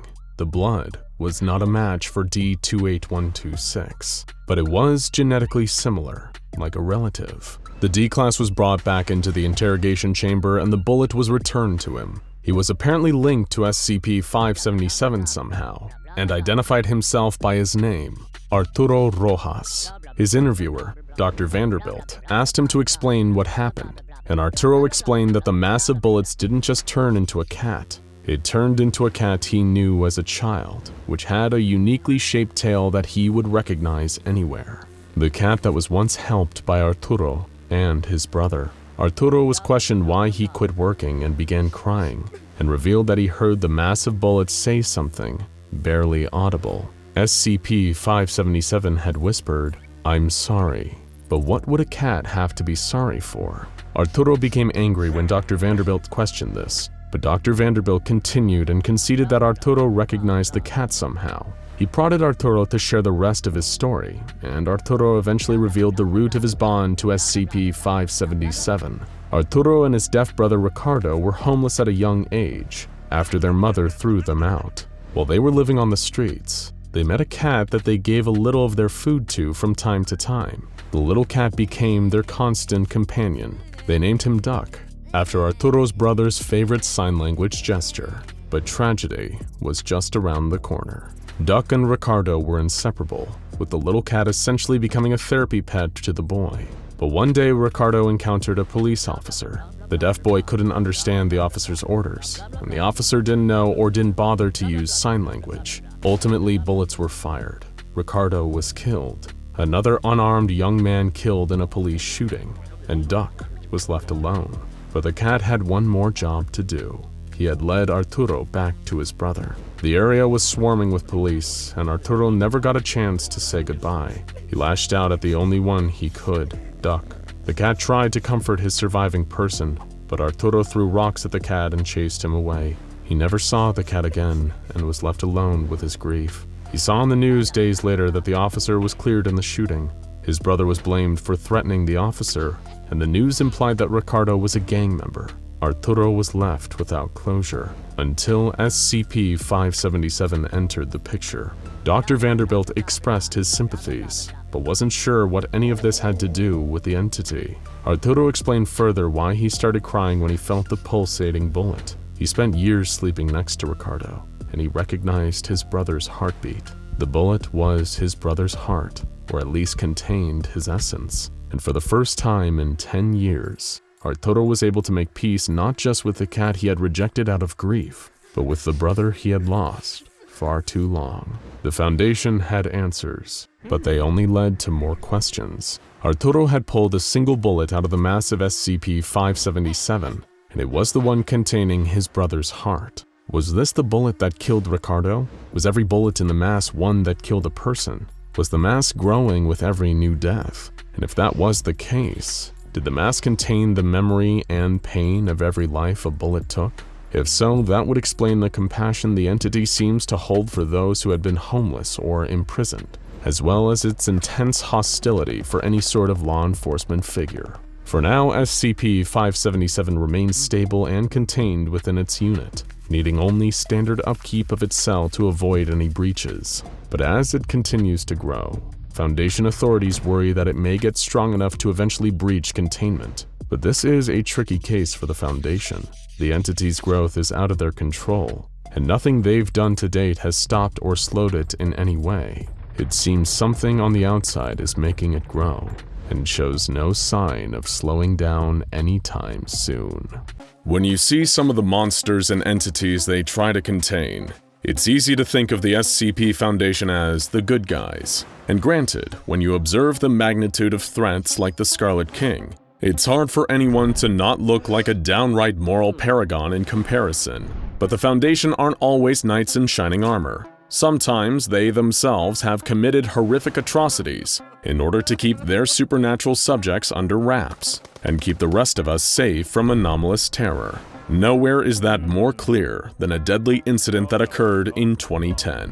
The Foundation had been aware of the slow-burn sloth for decades, and many believe that the entity has existed for as long as human beings have consumed visual media. Movies, TV, web pages, and even print media, like books and magazines, are vulnerable. Technically speaking, the name SCP-2774 refers to whatever visual medium is currently holding the true entity, known as SCP-2774-A. Thankfully, SCP-2774-A has never made it onto the internet, where it could do truly catastrophic damage, but the Foundation has prepared for that possibility. They've invented a software program, Web Crawler A03G32, designed to constantly monitor all forms of online visual media for an appearance of SCP-2774-A. So, what is SCP-2774-A? What could possibly be so scary that even a picture of it leaking onto the internet could potentially lead to the collapse of human civilization? Simply put, SCP-2774-A is this image of an unknown humanoid entity in a bizarre sloth costume. While this picture may seem harmless, that's only because it's black and white, and any red or green hues have been neutralized from the image. Anyone who isn't red-green colorblind and somehow accidentally sees the true version of SCP-2774-A has a fate far worse than death in store for them. This is the same fate that would befall almost the entire population of the northern Canadian town of Harper Ridge in 2010. The residents of this small township were waking up and going about their morning. Some were getting ready for work, others enjoying a leisurely breakfast in front of the television set. All of those affected had unknowingly made the deadly mistake of watching the local news that morning. While the anchor droned on about some local economic statistics and delivered a dry advertisement for an upcoming town festival, the familiar image of something in a sloth costume appeared briefly on the set behind him. Most of the Harper Ridge residents who viewed the broadcast didn't even notice the sloth, but in that fateful instant, almost every single one of them was doomed. The slow-burn sloth doesn't always affect everyone who sees it. Foundation scientists have found that it generally only affects 40% of people exposed to it, and doesn't affect those suffering from colorblindness at all. However, one of the more frightening details about the sloth which is classified as a mimetic image SCP for its ability to spread and appear randomly almost anywhere, is that it grows more powerful and more contagious with every living victim it affects. After claiming a significant number of new victims, say from a small Canadian town, SCP-2774-A's infection rate can rise to as high as 60% or beyond. The residents of Harper Ridge made their own predator deadlier without even knowing it. At a nearby Foundation facility, units were already mobilizing. It was too late for those who had already seen the slow-burned Sloth, but others could potentially be saved if the situation was contained quickly. In addition to the web crawler constantly monitoring the internet, the SCP Foundation also had a huge number of dedicated teams scanning broadcasts worldwide for potential instances of SCP-2774-A exposure. When one of these teams detected the Sloth's presence in Harper's Ridge's morning newscast and found that upwards of 4,000 civilians had already been exposed, they knew there was no time to waste. Back in Harper Ridge, the situation was already deteriorating. A few hours had passed since the broadcast, and those who were exposed were beginning to experience strange symptoms already. First, it was a sense of tiredness and lethargy.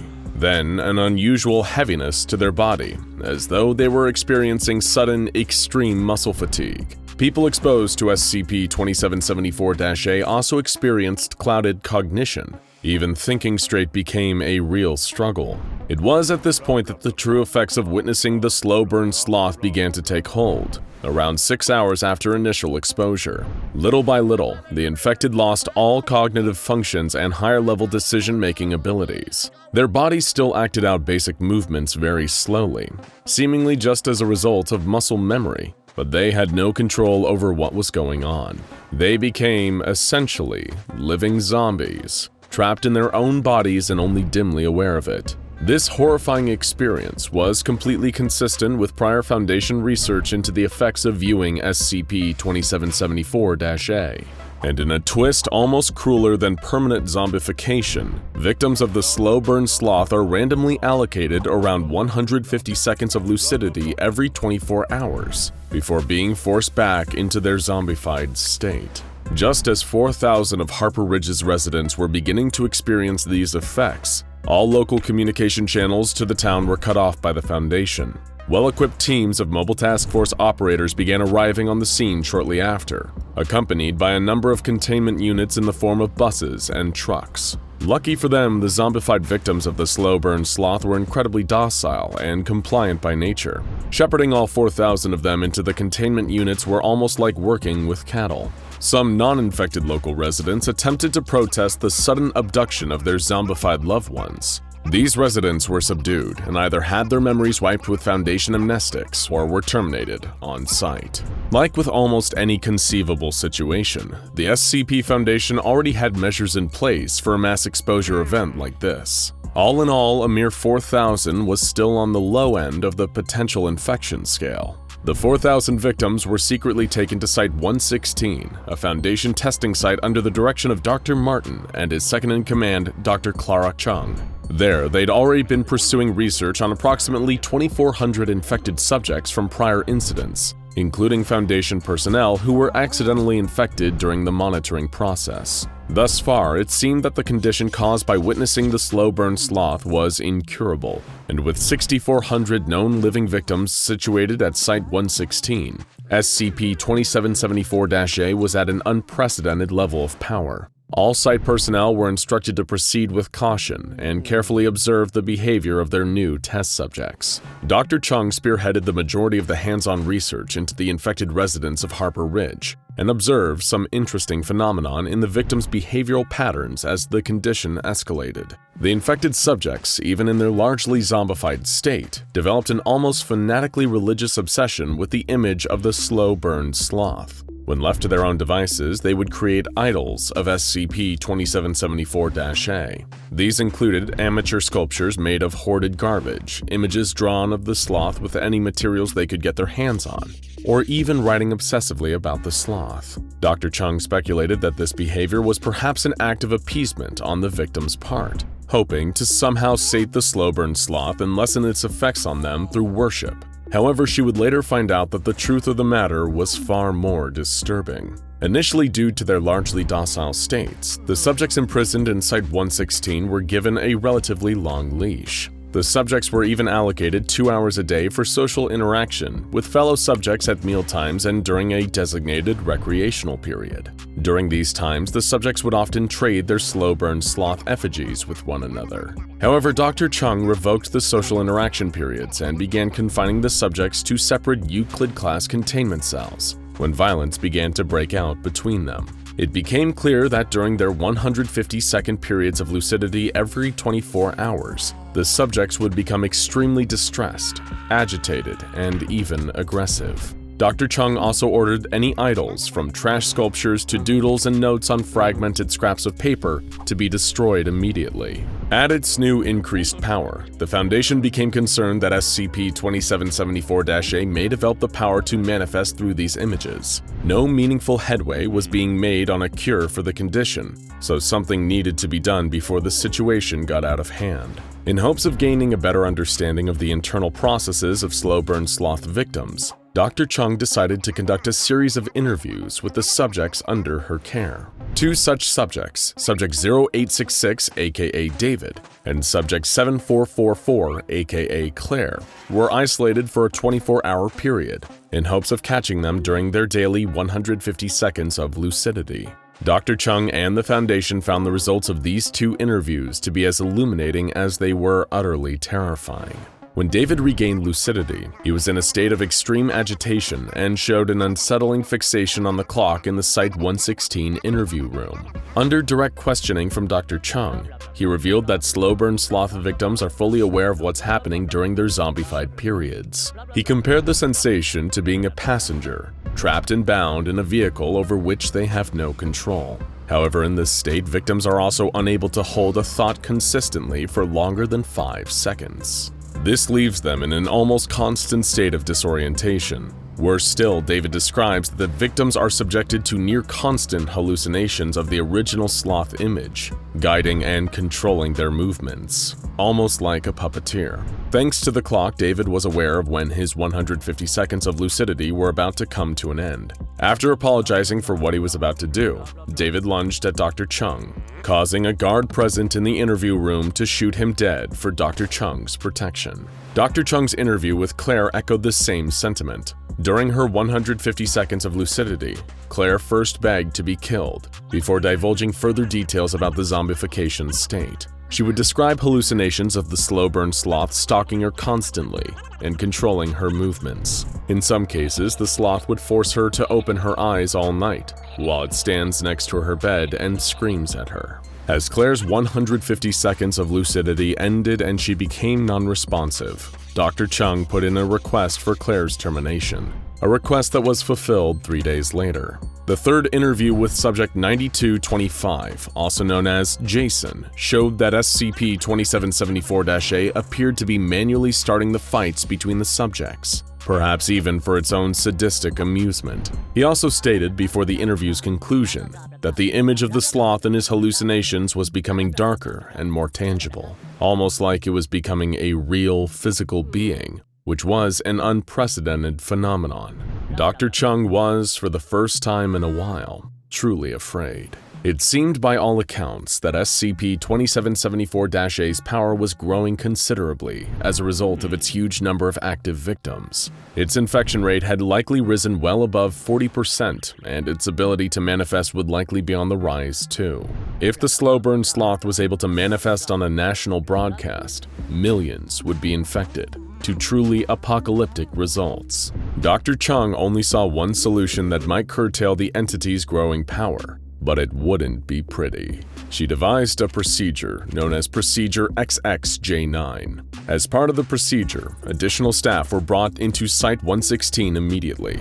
The real purpose of the plan was revealed shortly afterward: to reduce the number of active subjects on site from 6,400 to a mere 200 in hopes of reducing risk. Over the next several days, staff at Site-116 engaged in the gruesome task of executing around 6,200 infected subjects via lethal injection. This was an atrocity so horrific, even by SCP Foundation standards, that Dr. Chung allowed the parties involved to use Class A amnestics to erase their memories of being involved in the mass murder of Site-116's subjects. In the aftermath of the call, the Foundation did report a decrease in SCP-2774-A's manifestations, so Dr. Chung's procedure did indeed work, just at a heavy human toll. The tragic incident of the 2010 Harper Ridge SCP-2774 containment breach is a grim reminder of just how far the SCP Foundation is willing to go to do their job, and a reminder to be careful where you look, because some images have a much more lasting impact than others. Who doesn't love their pets, right? Whether it's a dog, a cat, a goldfish, or a hamster. Any pet owner will tell you that their furry friend is so much more than just an animal that they adopted. To many, pets become permanent additions to the family. While they might not look like a human being or even have the ability to speak the way we do, a lot of owners view their pets as people in their own right. Of course, a person can't be a pet. At least a human person can't, right? Well, not unless you happen to be a part of SCP-1897. Otherwise known as the Human Domestication Society. If you've ever been brave enough to travel alone to the rural parts of southwestern states like Arizona, New Mexico, Texas, Oklahoma, Utah, or Nevada, then it's likely you would have been an ideal victim for SCP-1897. This designation doesn't refer to one single creature or entity, but rather a group of similar beings. Witness testimonies and photographs of SCP-1897 depict them as humanoid creatures, standing approximately 5 meters in height. These beings have displayed a speed and strength far beyond that of any human. They are capable of traveling roughly 200 meters in only 9 seconds, and lifting weights of up to 500 kilos with a single hand. These entities are not immortal and can be harmed by conventional means. But that doesn't mean it's an easy task. Any SCP-1897 instance that is killed or incapacitated immediately vanishes, resulting in them dropping anything that they may have been carrying at the time. And surprisingly, these are not mindless monsters, and actually appear to be capable of communication. Furthermore, they do not seem to speak a unique or distinct language, but instead communicate in standard American English, with accents and vernacular appropriate to the regions they appear in. However, they will actively refuse to reply to any human that attempts to engage them in conversation.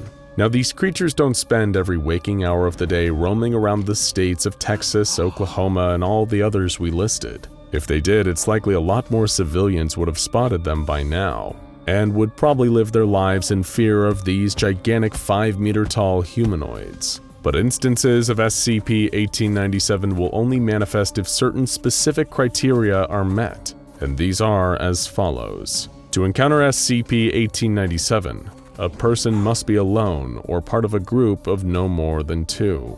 If more than one person is with them, then no manifestation will occur. There is one exception to the rule: if a child under the age of 12 is present. Secondly, neither the person nor anyone with them can be carrying any kind of weapon. That means no knives, no guns, not even pepper spray. Third and finally, they must be at least 25 meters from a major population center. And what happens when all of these conditions are met and one of these creatures appears? Anyone witnessing their arrival will notice the creatures materializing, appearing to emerge from some form of unseen vehicle. When they manifest, the SCP-1897 entities are almost always carrying long poles with large nets at the end, as well as steel cages, and are often seen wearing dark green uniforms. In most cases, they will attempt to capture any nearby person in a way that causes them the least possible harm. Should an SCP-1897 creature successfully apprehend a person and place them in a cage, both them and their captive will vanish in a similar manner to the way the creature appeared. All attempts to track SCP-1897 or one of its abducted victims have failed. There is no way to know where they are taken, but as far as what happens to them, that we do have a little more insight to. Sometimes, although it is a highly rare occurrence, the captured human victims may reappear around a month after their capture, while never in the same location as where they disappeared from. They will always be accompanied by an SCP-1897 instance and will stay close by the creature's side. At this point, the abductee is barely human anymore. They are considered an instance of what is known as SCP-1897-1. What signifies this sudden and drastic transformation? For one, these victims are always found to have been forcibly castrated or sterilized, essentially no longer able to reproduce the way humans naturally do. For another, these instances of SCP-1897-1 universally display a decreased level of cognitive and mental function. What we mean is that their brains do not function the way they should anymore. Instead, these abductees exhibit the same level of intelligence and capability as the average Canis lupus familiaris, otherwise known as the common domestic dog. Should someone attempt to rescue a person that has become an instance of SCP-1897-1, or display hostility towards the SCP-1897 creature that accompanies them, they will be met with outward animalistic aggression from the victim. It has been discovered by the SCP Foundation that these behaviors can be treated with amnestics. Unfortunately though, the process of an abducted person becoming an SCP-1897-1 instance seems to be the result of an invasive medical procedure known as a lobotomy. This typically involves removing or disabling certain parts of the human brain, meaning that what has been done to these victims is permanent and cannot be reversed. So who is doing all of this? Why are these creatures collecting innocent human beings only to reduce them to little more than animals? The answers lie in something currently referred to as SCP-1897-2. Not another creature or entity, not an anomalous artifact or location with strange properties, but a website found at the address www.hdsociety.gov. According to the information on this site, it belongs to a group calling themselves the Human Domestication Society. The website features pages such as adoption, training, breeding programs, volunteering, and more. The fact that this is the kind of website you might expect to be about dogs or cats but instead focuses on the domestication of humans is certainly enough to turn the stomach. As we said at the start of the video, surely a human being can't be somebody's pet, right? Wrong. At least as far as the Human Domestication Society goes. Their website contains everything and anything one of these SCP-1897 creatures could ever hope to learn about owning a human as a pet. Has your human been misbehaving? Need to train them to use the toilet? These pages have all the information you need to help your human become the most well-trained human on your block. Boast the training page of www.hdsociety.gov. The remainder of the page contains links to various articles such as obedience training, which claims an owner of a human can show them who's boss without the need for physical violence. Also featured are mentions of how to toilet train or play fetch with a human, how to introduce a human to others due to them naturally not getting along. Perhaps most chilling of all is one article titled Understanding What Your Human Wants, that warns human beings shouldn't talk, and another, Dealing with Strays, offers tips for anyone wanting to learn to capture their own pets themselves. It doesn't seem like too much of a leap to think that the SCP-1897 creatures have followed a lot of the advice from this particular article. Arguably worst of all is an image featured on the website of a tall, menacing SCP-1897 entity brandishing a Picanha Electrica. This device, for any unfamiliar with the term, is a form of high-voltage electrical cattle prod, normally used for the purposes of torture. In the photograph in question, the creature is wielding one of these while standing sternly over a helpless captive human male, now an instance of SCP-1897-1 with tears in his eyes. Further pages found on www.hdsociety.gov recommend solutions to certain human behaviors. For example, like one might expect to find on other pet care websites. Some of the Human Domestication Society's articles pertain to dealing with aggression, grooming, house training, and even toilet training. Then there's the adoption page, which states, "We offer a large variety of humans for adoption every single day. While we cannot guarantee a human you see listed on our website will be available when you reach the shelter, Our inventory is updated every half hour. We cannot answer any questions about specific humans pictured on our website over the phone or email. It is still unclear whether or not the SCP-1897 creatures that have been known to appear in the southwestern United States are sent out to gather humans en masse to offer for adoption, or whether these creatures are individuals trying to obtain human pets on their own. Of course, the worst conceivable answer is both. The site is horrifyingly comprehensive, with links to an actual human ownership convention, with panels on breeding and preventing illegal human poaching and skinning. It's safe to say if that you were ever unlucky enough to read this website, it would haunt you for life. Naturally, the SCP Foundation has made several attempts to contact the owners of this website. They tried in vain to communicate through the official channels about SCP-1897-1 adoption, as a way of peacefully negotiating that the Human Domestication Society website be shut down, as well as its practices of capturing, lobotomizing, breeding, and adopting humans. However, these communication attempts were met with silence. That is, until a message was received by the Foundation at Site-06, addressed to a member of personnel that does not exist. No data pertaining to the physical location of the sender could be derived from the email, but it was traced to the same IP address as the Human Domestication Society's website. The email read as follows: "We will not listen to your lies any longer. It was you who came after us first. You who tore holes in our world and tried to annihilate us. You who took our olive branch of peace and fashioned it into a spear. You who nearly drove us to extinction. And now that we have the advantage, you attempt to patronize us with your crocodile tears. We will not be deceived again.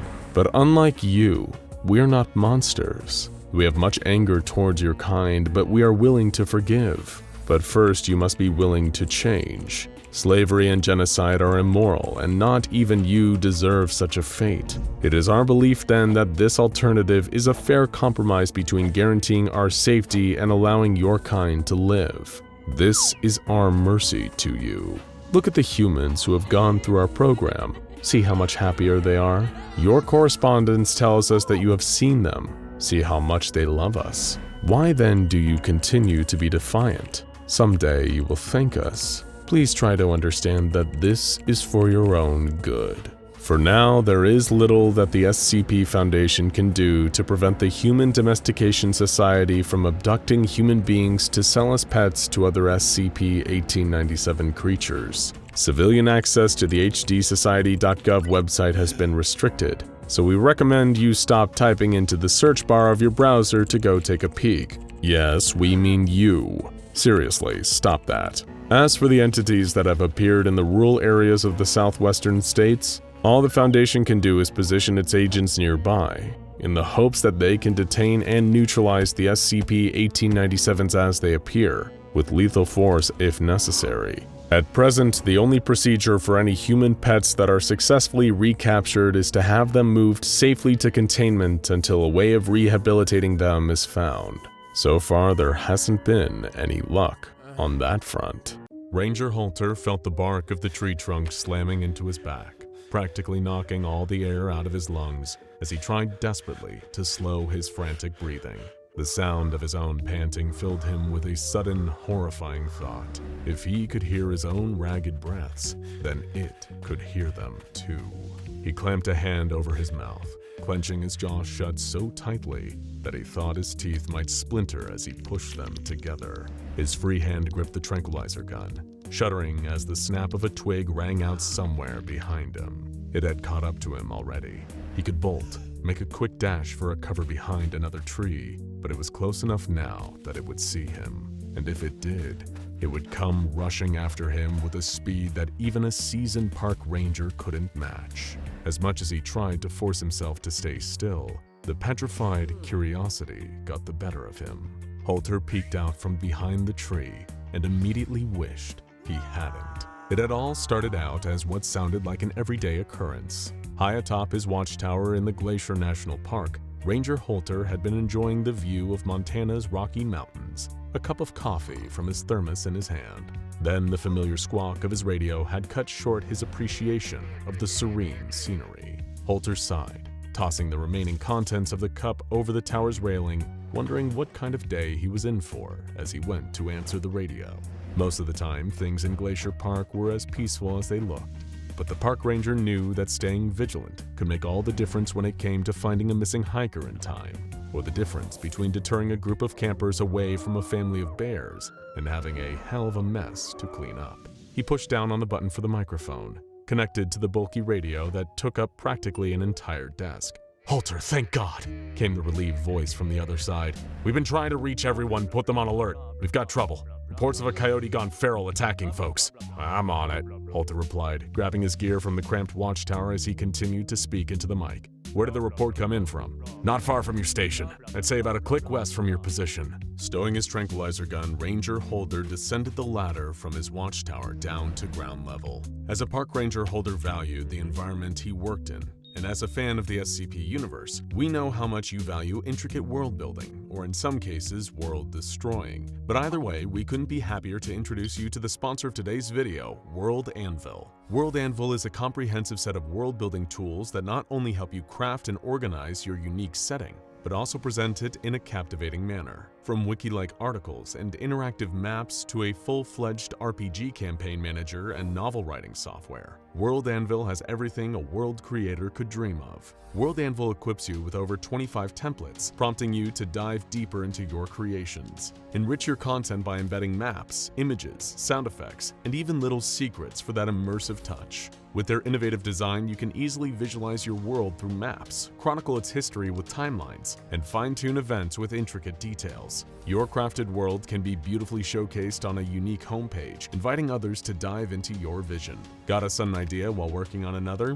No problem. World Anvil lets you swiftly create new articles or link existing ones, ensuring you never lose track of your inspiration. But my personal favorite feature is their interactive maps. Beyond just creating and uploading your own designs, you can directly link your creations, allowing for a dynamic and engaging experience. And if you're collaborating, invite your team to refine, write, and even let your fans chip in. I'm currently working on my own interactive map of Site-17, and maybe I'll even let you see it when I'm done. But don't wait for me. Dive into World Anvil yourself and elevate your world-building game. And here's a treat. Use our link in the description to go to worldanvil.com and use the code SCP to grab a whopping 51% off any yearly subscription. Explore, create, and share with World Anvil. The sun was already starting to dip out of sight behind the trees. Pretty soon it'd be pitch black, save for the beam of his flashlight. He had to move fast. Coyotes were only known to attack humans on rare occasions. Usually they kept away, at least enough to make them a minimal risk. But waiting for him just west of the watchtower wasn't a coyote, at least not at first. Watching it from behind the tree moments later, Ranger Holter's stomach turned at the sight of the creature. It walked bipedally, like a human, but the shape was all wrong. Its legs looked broken, but that hadn't stopped it from catching up. Instead of bending at the knee, they were Z-shaped, pointing back behind the creature, then twisting back again in the opposite direction at the joint. They looked more like the legs of a dog, but they were far too big. The same could be said of the arms, bent out of shape at multiple points like its legs were. The creature was a mess of misshapen limbs. The cartilage in its ears had seemingly reformed into points, and there were claws protruding from its fingertips, practically bursting out from where a human's fingernails would be. But beneath it all, and what alarmed Ranger Holter the most, was its skin. It had darkened in patches, layers of fur sprouting over those areas, but there were still parts that remained clear, where skin, human skin, was still visible, peeling away to reveal the new fur-coated layer underneath. It looked like a grotesque accident, like something ripped straight out of an old horror movie, the kind of monster that a mad scientist would make by haphazardly splicing DNA and playing God. Holter checked the tranquilizer gun in his trembling fingers, still empty after that most recent shot. He reached for another dart, slowly sliding it into the loading mechanism and readying the pistol. It cocked and made a sound. The creature's malformed head turned, snapping directly towards the source of the noise, directly towards Holter. He turned to sprint away, trying to expand the distance between him and it. If he was too close, the dart wouldn't have enough momentum when he pulled the trigger. The toe of his boot snagged on something solid, unmoving, a root from the tree he'd been hiding behind. He felt himself tumble, landing with a hard thud against the forest floor. His gun, it had fallen from his grasp, He scrabbled around in the dirt for it, barely able to see where the tranquilizer had landed in the dark. Just as his fingertips brushed past something metal, Holter felt the force of something heavy strike his back again. This time, though, it wasn't a tree. It was the creature. It snarled, gnashing its candid jaws that were protruding out of its skull, rows of sharp teeth that had uprooted the old ones, burying themselves into the park ranger's neck and not letting go, until he'd stopped moving for good. A few short hours later, a convoy of mysterious, unmarked vehicles arrived at Glacier National Park. The rest of the park rangers who had reported the strange activity were approached by shadowy figures who refused to give their names or offer up any form of identification other than just referring to themselves as experts in things like this. Not long after, none of the others would remember Ranger Holter or the incident that had led to his untimely death. After administering amnestics, it didn't take the SCP Foundation search party long to discover a lone coyote sniffing around the remains of a park ranger covered in blood. The wild animal was captured, to be brought back for testing before being re-released into the wild. Meanwhile, the Foundation scoured the rest of the area until they came across the real culprit. Standing in a clearing a short distance from a footpath through the forest was SCP-1579.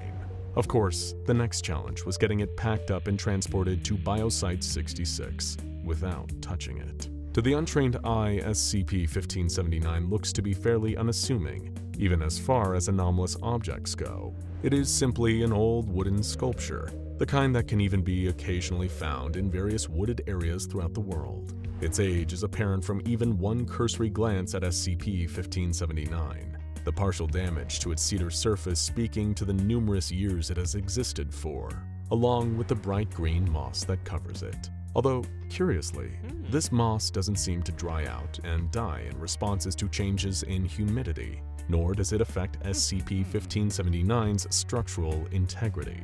As for where it came from and who made it, those are still unknown, as if the answer to what holds SCP-1579's anomalous properties, whether or not the cedar it was carved from or the moss coating the sculpture possesses some unknown properties, or if SCP-1579 was somehow imbued with these after being created.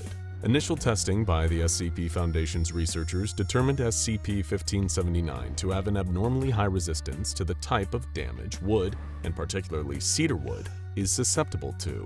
For one, it does not seem to show any signs of rotting or natural degradation. For another, it is also resistant to heat, at least to a certain extent. It doesn't burn the same way other objects constructed from cedar wood. However, this sculpture is not entirely indestructible. Pieces can be easily chipped off of the main body of SCP-1579, and these splintered fragments continue to carry the same anomalous effects as the rest of the sculpture, even when separate from it. But of course, you want to know about the creature. How does this supposedly harmless, if a little structurally abnormal cedar wood sculpture connects to whatever it was that killed Park Ranger Holter? Well, it's quite simple actually. SCP-1579 killed Holter. Not directly, you understand, but by proxy, through its further anomalous properties. Still confused? Well then, how about a demonstration? Let's take a look at one of the Foundation's preferred test subjects, an expendable member of D-Class personnel, probably spending multiple life sentences working here at the SCP Foundation, rather than behind the bars of a maximum security institution. Now, what would happen if you place this delightful individual in the same room as SCP-1579? Well, nothing initially. That is, until the subject touches the cedar wood surface of the sculpture, either out of curiosity or following the instructions of a Foundation researcher. That's when the real anomaly starts. The wooden sculpture will exhibit a slight but observable movement, shuddering slightly as if moved by an unseen force. This will precede the person who touched the object feeling a burning sensation, that kind of irritating, painful heat that spreads underneath the surface of the skin. The burning will always begin at the area of their body that made direct contact with SCP-1579, and touching it again at any point will trigger a reactivation of the sculpture's anomalous effects. Subjects experiencing the effects of SCP-1579 have described the feeling as being akin to a bad sunburn that rapidly spreads across the skin from the point of contact, only to stop once it has affected a person's entire body. Following the subsidence of the burning sensation, subjects experiencing the side effects of touching SCP-1579 will notice an immediate change to their skin. Within a window of 3 minutes, their skin becomes thin and paper-like in its texture, before starting to peel away. Once this stage occurs, the peeling skin will reveal a new layer underneath, hence the colloquially used codename for this anomaly, different skin. However, this so-called different skin isn't merely a new layer of otherwise ordinary human skin. Instead, it will belong to another species entirely. A person coming into contact with SCP-1579 will find themselves rapidly developing new skin that shares the physical traits, as well as matching DNA, to that of a number of animal species. It should be noted that these features will continue to rapidly develop until the subject is entirely transformed, and is no longer considered to qualify as a human being. As for the specific transformation that occurs, there are a number of known outcomes that repeat in the following cycle. Let's say our D-class, we'll call them Subject A, touched SCP-1579 at the start of the cycle. They would, after the burning sensation stops and peeling begins, start to sprout dark feathers across their torso, arms, and upper legs, likely with a great deal of pain as the sharp quill of these feathers start to burst out from beneath the skin. Beneath the knees, Subject A will see their legs start to become yellow and scaly, as well as a change that causes their toenails to simply start to painfully protrude outwards until they form pointed, blackened talons. Subject A's face will also start to grow feathers. However, these grow outwards away from the areas of the nose and mouth. Flight feathers will also protrude from the forearms, multiplying in number until their entire body is covered, at which point Subject A, on every level including genetically, more closely resembles a Corvus corax, more commonly known as the common raven, than a human being anymore. Take another test subject, Subject B, and get them to touch SCP-1579 right after. Their different skin is covered in brown fur that's approximately 4 inches long. Their lips and skin underneath the fur will darken, and their nose will become constantly moist. Claws will start to grow from their fingertips, although these will be notably smaller than those of a fully grown creature of the same species, an Ursus arctos horribilis, or a grizzly bear. Then we get to the point in the cycle where some unwitting hiker encountered SCP-1579 in the forests of Glacier National Park, Montana. When this subject, Subject C, touched the cedar sculpture, their skin began to grow layered fur, as the cartilage of their ears is separated from their tissue and replaced by new, reshaped cartilage. Much like Subject B, who SCP-1579 turned into a grizzly bear, Subject C also had darkened skin, a moistened nose, and longer, sharper nails. It was at some point during this transformation that an unassuming park ranger stumbled upon Subject C.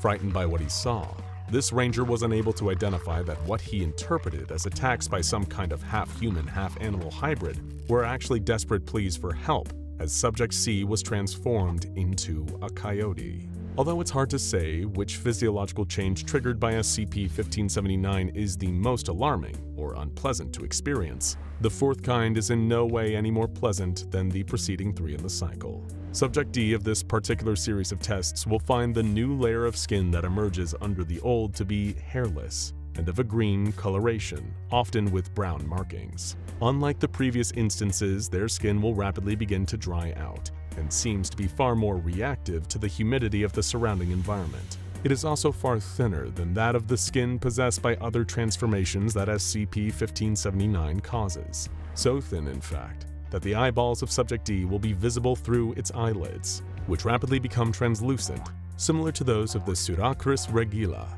otherwise known as the Pacific tree frog.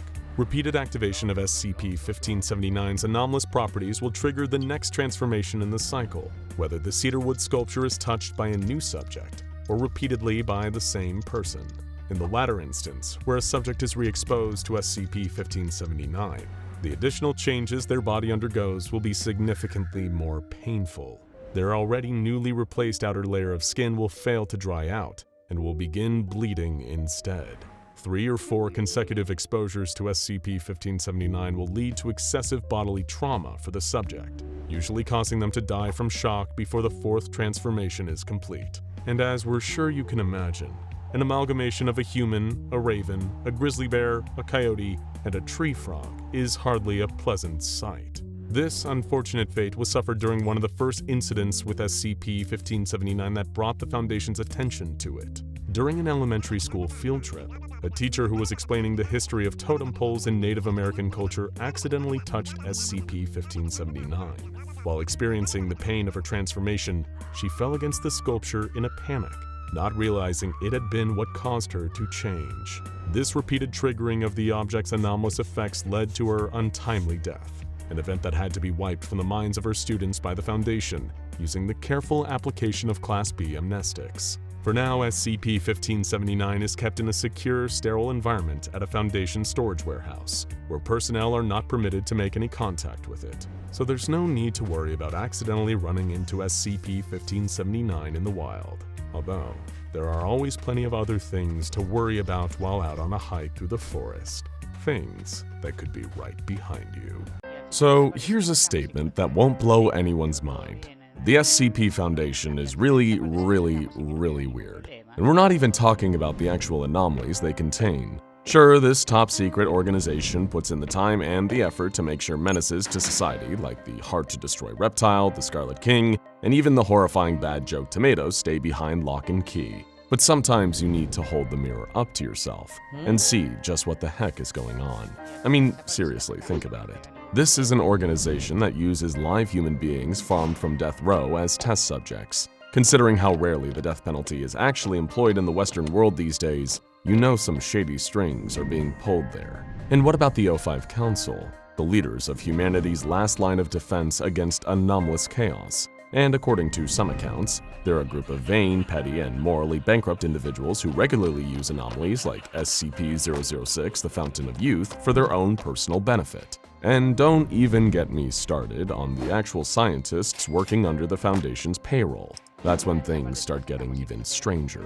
Of course, there's Dr. Jack Bright, a man forever changed by the chance interaction with SCP-963, an anomalous medallion, and one of Abel's deadly blades. Now he's an immortal weirdo who's equal parts brilliant and a total nuisance. So much so that there's an entire dedicated list forbidding all of his zanier antics. Then there's Dr. Alto Clef. Don't even try to shake his hand given how much this ex-GOC wildcard loves using violence to solve his problems. You may draw back a stump. He specializes in reality warping anomalies, often wields a ukulele cause he's just so darn quirky. Oh, and he's very likely the baby daddy to a teenage nature sprite after a dalliance with a goddess. Or, what about Dr. Charles Ogden Gears? Sure, he may not look that strange to the naked eye. He's a man so dull and humorous that gray is his favorite color, and he thinks sugar on cornflakes is an act of unacceptable decadence. But he's got a whole lot of strangeness under the hood. Like the fact he's such an emotionally unavailable father that his daughters across dimensions have formed a splinter cell of the Serpent's Hand,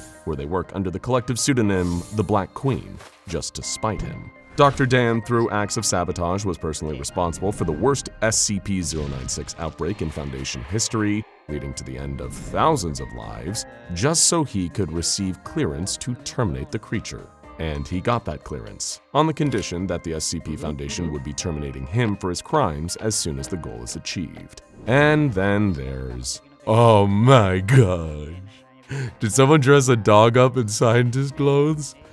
Oh my god, that's the cutest thing I've ever seen. Oh, this is just brighten my day. Okay, maybe I was being too harsh on the Foundation before. Whose dog is this? Excuse me, sir, that is extremely inappropriate. Wait, you can talk? Of course I can talk, you dolt. I'm Professor Kain Pathos Crow, one of the SCP Foundation's finest minds in the field of advanced robotics and biochemistry. I have a level 4 clearance for 343's sake. I'm not some common bloody mutt. Oh, my apologies, Professor Crow. I wasn't aware you were a a talking dog. Well, yes, I imagine there's a lot you don't know about me, isn't there? I'm a little embarrassed to admit it, but that's true, Professor Crow. Our data on you and your work with the SCP Foundation is a little sparse. Here, take these files. These should give you a good primer. Okay, I suppose we better take this from the top then. Professor Kain Pathos Crow, among a lineup of extremely eccentric researchers, somehow manages to rise to the very top in terms of sheer strangeness. To get the most obvious fact out of the way, yes, while he was once a human, an anomalous experiment did result in him being turned into a Labrador Retriever. How did this happen, you may ask? We have the same question. Sadly, Professor Crow is incredibly reluctant to share any details about this strange and embarrassing incident, so we're just gonna have to accept it for what it is and move on. Everyone ready? Okay, good. Despite his strange appearance, Professor Crow is actually one of the more scientifically qualified of the Foundation researchers. It's no surprise that, because of this, he has a relatively close working relationship with Dr. Gears, so much so that he still refers to Gears by his early Foundation codename, Cog, a reference to both the legendary Stern Doctor's initials and a pun on his iconic surname. During one incident, Dr. Gears did tell Professor Crow to terminate an anomaly that was, for all intents and purposes, a human child, if it presented any difficulties. This sours the wholesomeness of that previous fact, so we'll swiftly move on. Once again, Dr. Gears is just terrible with kids. Like a lot of Foundation researchers, Professor Crow was personally headhunted by the SCP Foundation after his academic work in the fields of advanced robotics and biochemistry started turning heads. This was, just for clarity's sake, back before Professor Crow was turned into a Labrador. Professor Crow spends most of his time working in Bioresearch Area 12, where he studies a variety of anomalies. But his bookish nature also earned him another interesting position. He's the SCP Foundation's chief librarian, where his encyclopedic knowledge of anomalous technical literature has made him a valuable asset in archiving and organization. This balances out some of Professor Crow's indiscretions. It is important to specify that Professor Crow is genuinely a well-liked figure among his SCP Foundation coworkers. After all, who wouldn't love to work with an adorable dog in a lab coat and glasses all day? But it's also important to note that he is also somewhat mistake-prone, with a number of these mistakes putting him in the crosshairs of his superiors. Professor Crow has come close to outright termination several times, perhaps the most out of any prominent researcher currently working at the Foundation. However, to keep himself out of the same dead man walking category that the thoroughly unpleasant Dr. Dan currently finds himself in, Professor Crow has a few aces up his sleeve. Firstly, he's got friends in the administrative department willing to pull a few strings to keep him out of harm's way. Hey, maybe they're just very ardent dog lovers up there. The other thing that's kept him from being turned into an extremely overqualified chew toy for SCP-682 is the contents of his brilliant brain. On many of the occasions where the O5 Council have considered terminating him, he's demonstrated the fact he possesses vital and often irreplaceable knowledge, saving his furry skin. A perfect example of the kinds of strange scrapes that Professor Crow gets himself into is the incident in 2009, where, without even realizing it, he somehow traveled through time and scared the living daylights out of everyone. The details are best expressed here in Professor Crow's own dictated notes. 1802-2009. In all my years working here, there have been few things which have irritated me. Caused me physical harm, yes. Caused me undue stress, yes. Caused me innumerable amount of mental distress, yes. But few things have just irritated me. Time travel is one of them. I went to bed on the 15th of January, year 2009 at 1:30 a.m. I woke up on February 18th at 9:26 a.m. of the same year. I hadn't moved, I had only 9 hours of sleep, and to me, nothing had happened. Then, after a slightly confused day amidst the many cries of, "I thought you were dead," among other things I might add, I discovered that I have been missing for the past month and 3 days. In that time, Sophia had completely taken over my duties, though she had halted all of my personal experiments and was trying her utmost to relocate me, while keeping my disappearance from the higher-ups. Apparently, Data expunged. Leaving me to sleep in a small self-contained bubble of Data expunged. and making at least Data expunged. which was eventually ruptured by Data expunged. and sending me back to this phase of space and time. Needless to say, I was slightly irritated, to say the least. 24/02/2009. Bah.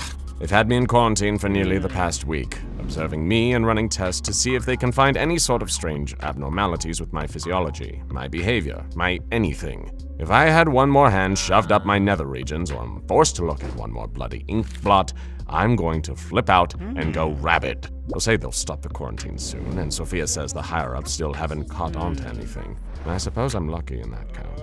Normally, the only time they quarantine something is when it's too dead to be any sort of immediate security hazard. Still, I guess I can see where they're coming from. If it were my decision, I'd probably force a quarantine too, and probably for longer.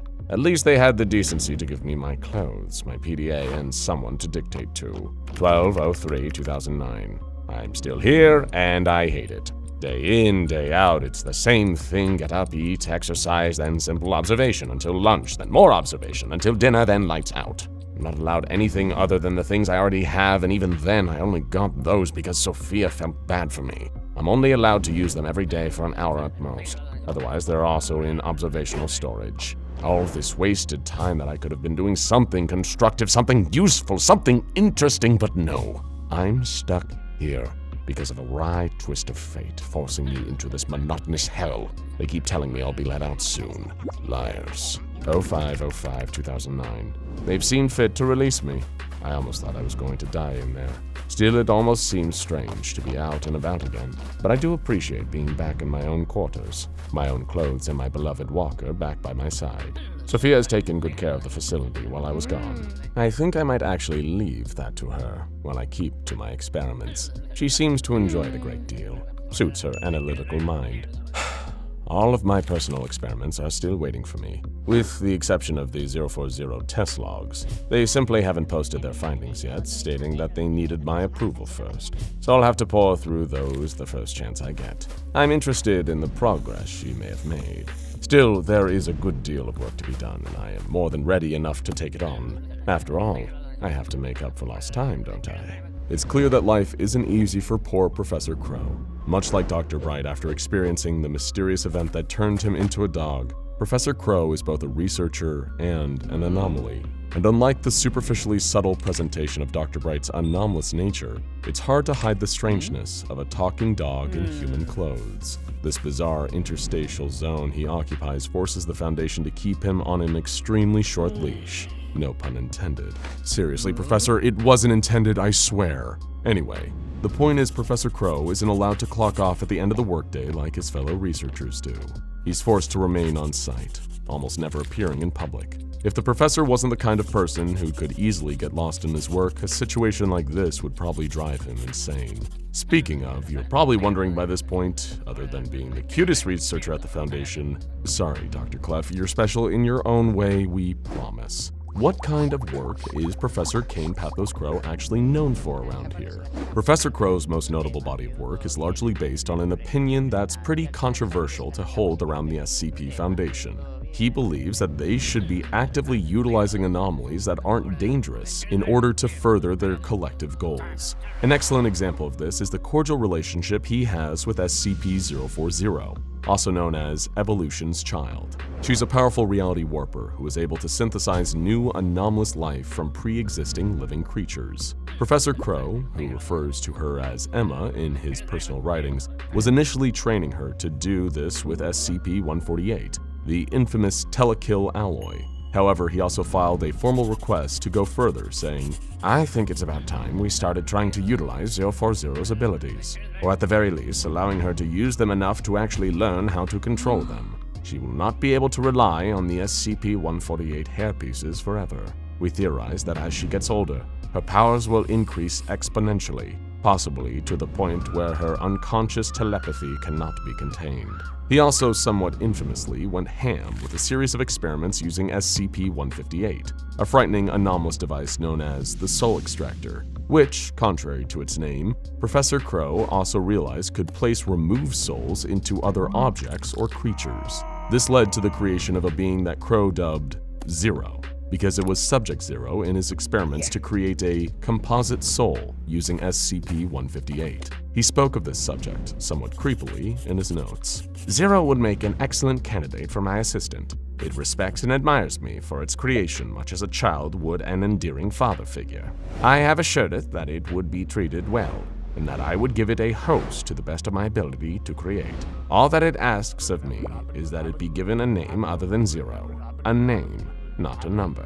I told it to give itself a name, to christen itself whatever it so wishes. It told me it would have to think about it." Like a lot of strange and fascinating figures, everything you learn about Professor Kain Pathos Crow seems to raise new questions. Is Crow just a mad scientist without a cause, eager to perform bizarre experiments for their own sake? Well, not quite. The sum total of all of Professor Crow's work is Project Olympia, a topic that probably deserves a whole video in its own right. And do sound off in the comments if you'd like to hear more about the deranged Frankenstein project that Professor Crow has devoted his life to.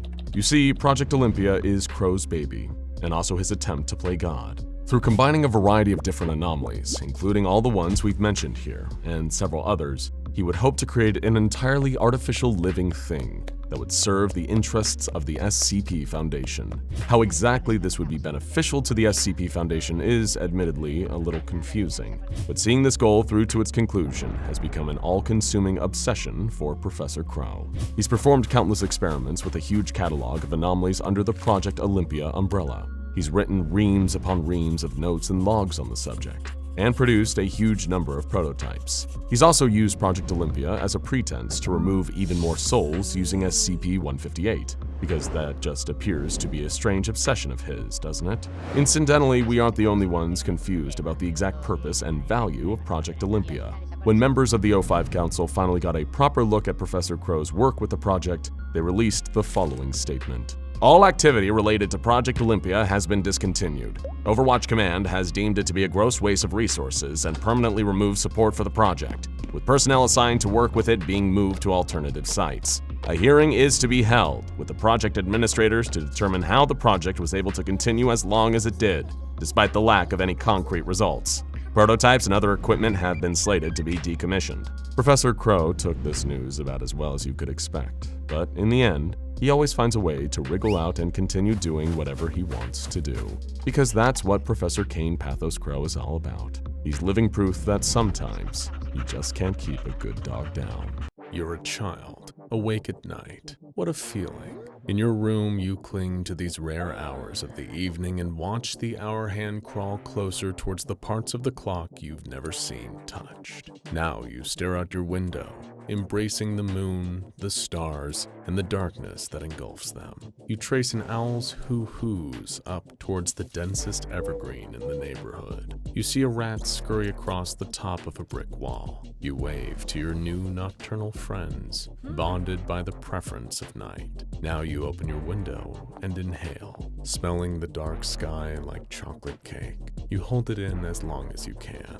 Very soon, you know, it will all be taken from you. Not by a god or a black hole or any of the universe's hypothesized collapses. At this age, you know nothing of physical cosmology. You know nothing of the Book of Revelation. You're just a child. The forces that give and take from you are not understood through physics nor philosophy, nor through numbers nor thought experiments. Look at you.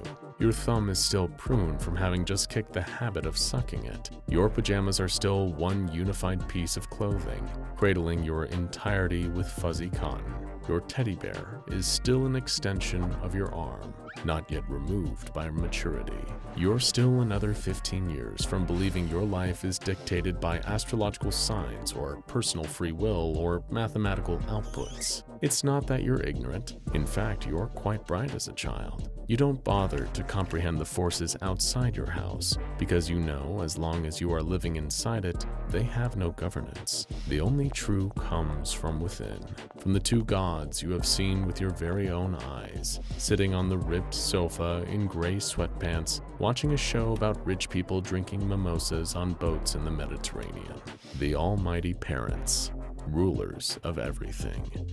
And with just one compound word called up the stairs, they have the power to take everything away from you. Bedtime.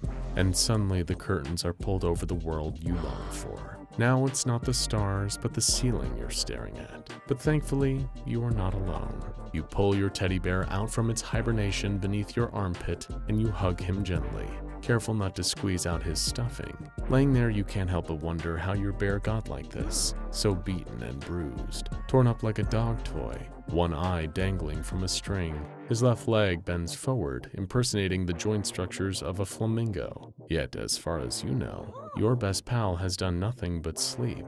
How is he so battered? Can hibernation be that taxing? Do teddy bears expire? The questions for now must be ignored. You lay there together in your bed, fighting the feelings of slumber, almost as if rebelling against mom and dad's tyranny. Thinking deeply only makes you sleepier, and tonight, you insist on staying awake. It's 9:30, and you've yet to be sucked into a dream, and that in itself is a small victory. But your parents' wishes will not be evaded that easily, if ever. They fight back by turning on the air conditioning. The soft, rhythmic humming of the white noise weighs on your eyes, and soon you can't resist it any longer. Sleep sneaks up on you.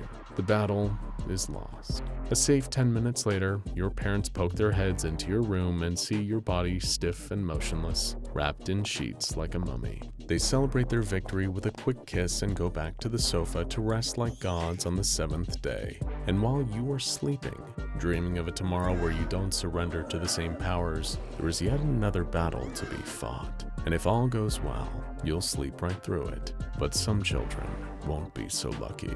On July 7th, 2001, a Portland, Oregon news headline reported a young boy missing from home in the middle of the night. His parents were quick to respond that their son wasn't the type of boy to go wandering out into the dark, and that something suspicious was sure to be discovered there in his bedroom. The first thing noticed was his stuffed animal, a jovial orca torn to shreds, its stuffing scattered across the carpet. Its head and body were stationed in the corner nearest the bed, soaked in a black substance similar to ink, its eyes damp with water. The boy, however, was not to be found. As the parents held their son's dismantled orca in their hands, feeling the weight of mortality, they combed their fingers through the stuffed animal's organs, as if giving it an impromptu autopsy, trying to determine what kind of beast could have done this. But it wasn't justice for the orca they were after. By the time we are old enough to be parents, we've outgrown empathy for our inanimate counterparts. For them, the orca was simply a representation of the cruel fate that may have also been bestowed on their child. Its death was only respected for how it related to the living, and so the poor orca was set aside, forgotten about, until investigators called upon the Foundation to intervene, at which point MTF Iota-12 were dispatched. It revealed that the young boy's room had large trails of viscous black liquid streaking the walls, the very same liquid found on the orca. But where did this liquid come from? Unfortunately, there was no camera footage to give us the answer. Neither were there eyewitness reports or any residual signs of what specifically occurred. Neighbors who were awake reported hearing the thumping from the room, which, as expected, was useless bystander insight, leading to nothing more than a series of rumors and speculations. Maybe it was an extremely localized earthquake. Maybe he was just throwing a temper tantrum. But where does maybe this, maybe that lead us to? Can factual answers ever come from this level of uncertainty? Well, one specific maybe, just may be, the key to cracking this case. Allow me to explain. 2 days after the event, the child was rediscovered, unconscious behind a hedge in the family's garden. A brief interview revealed that the child witnessed the final minutes of what he described as an intense battle. He claimed, "My orca was fighting a big monster, and then the monster grabbed me and took me out the window. But someone saw it, so it dropped me, and I hid in the bush." A second interview revealed no other discoveries, but the child claimed that the monster ate his socks. Initial reactions to the two interviews were as expected. Adults reasoned the claims were imaginary, a fabrication of the child's mind manifested to protect himself from whatever the real trauma endured actually was. But heard beneath the skeptical murmurs of jaded grown-ups enslaved by their narrow perceptions was one individual who dared to suggest, maybe, just maybe, the boy is telling the truth. And it was in the spirit of this hopeful and trusting maybe that the Foundation would prove the boy's story to be truth. And the truth would be known as SCP-6330. SCP-6330 is a phenomenon affecting stuffed animals worldwide,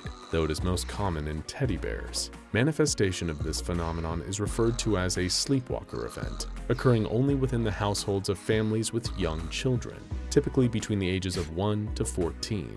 While you're asleep, vulnerable to what lingers awake, your favorite stuffed animal may find life, impulsively combating enemies referred to as SCP-6330-2. These creatures typically blend with shadows, though this mechanism is poorly understood. They somewhat resemble creatures associated with fantasy, such as dragons or ogres, always manifesting beneath your bed, no matter how messy or clean it might be. SCP-6330-2 instances depict behavior indicating that they intend to hurt or prey upon the sleeping child, and it isn't nightlights or security systems that stop them, but rather SCP-6330-1s. SCP-6330-1 are stuffed animals already present in a child's room that seem to be non-anomalous prior to SCP-6330-2 manifestations. SCP-6330-1 has been shown to instantaneously manifest small wooden weaponry in order to combat SCP-6330-2 to protect their child.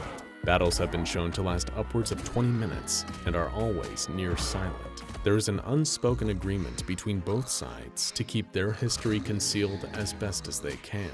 In observed cases, SCP-6330-1 have emerged victorious, though are severely wounded during the skirmish. Torn wool and stuffing are common, and following all known events, SCP-6330-1 have died due to their injuries, but only after sacrificing themselves for the safety of the child. Prior to death, the instance will drag the SCP-6330-2's corpse back under the bed frame and demanifest. To understand this, the Foundation has conducted just one test. Given the volatile nature of recreating the events, the Foundation did not push their luck with subsequent studies, and so it's the lone research done in 1987 on Site-44 that they still lean on to this day to understand SCP-6330 and the instances that come with it. It began with a researcher volunteering his 7-year-old daughter, henceforth referred to as Subject, to be placed in a humanoid containment room and soothed to sleep using a teddy bear that she had a strong emotional attachment to. For 12 straight tests, our subject was observed to sleep through the night peacefully, her environment remaining in alignment with the trivialities of deep sleep. But on the 13th study, something would happen, something very unsettling, even for the Foundation standards. MTF Iota-12 were stationed at the room's entrance for swift intervention if needed, and until that 13th attempt, they felt their focus to be pointless. Approaching the 3rd hour, however, they felt a subtle and unexplained value in their presence. They felt something coming on, that feeling while danger is looming, that feeling that makes you clench your fists just in case. And just as they made eye contact with one another to acknowledge this shared feeling within the group, a quiet rustling sound was heard beneath the bed, and sounds reminiscent of a large animal's breathing became audible. Suddenly, a pair of large, scaly, clawed hands grasped the rim of the bed frame. A creature resembling a western dragon emerged. But was it actually a dragon?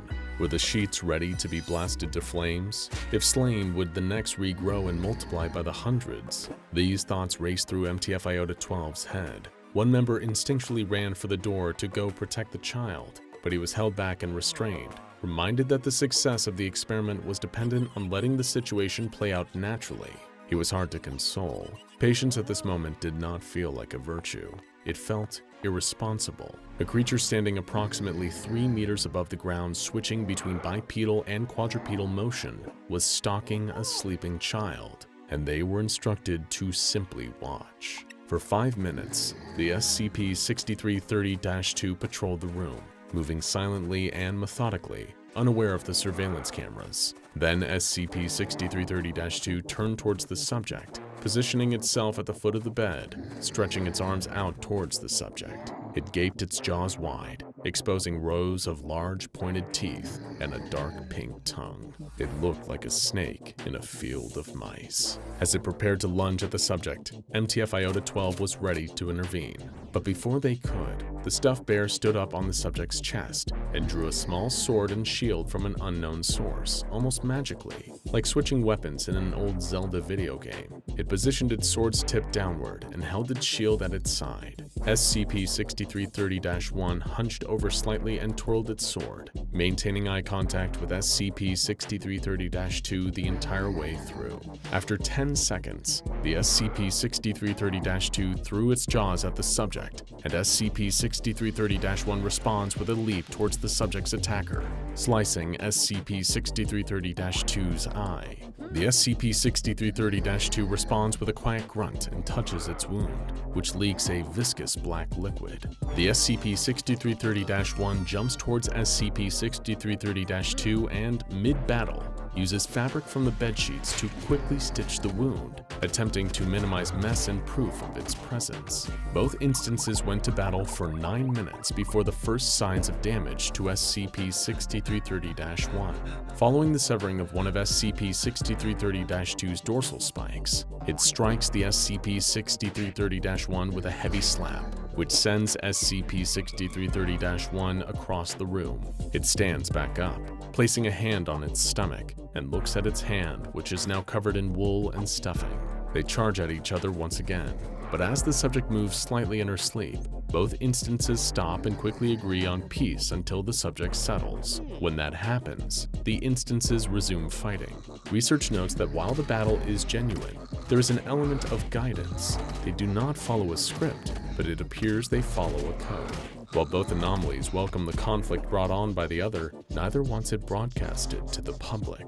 After 20 minutes of battle, both instances are heavily scarred and injured. After kicking itself off of the SCP-6330-2's nose, SCP-6330-1 sprints from one side of the room towards SCP-6330-2, leaping into the air and landing a fatal blow, slicing the neck of the other instance, which falls lifeless to the floor. SCP-6330-2 is dragged by the SCP-6330-1 back under the bed. A short while later, the SCP-6330-1 emerges. Damage sustained includes loss of one buttoned eye, exposed stuffing, and torn wool. It places its sword and broken shield on a nearby nightstand. SCP-6330-1 then drags itself up the bedsheets towards the subject, who was sleeping peacefully throughout the test. It rests beside the child lying motionless. It seems to glare directly at the camera, and a small digit protrudes from its round hand, giving a thumbs up to the researchers. Its head flops onto the child's cheek before it ceases to move. The father who risked his daughter for research is pleased with the discoveries regarding both anomalies, but it brings about a new set of questions concerning children and their relationship with the dark. These very thoughts you might even wonder yourself. Maybe a kid's desire to stay up past bedtime isn't so much about wanting to watch cartoons with curse words or read Calvin and Hobbes. Maybe it's not about a desire to be awake at all, but rather a subconscious fear of being asleep.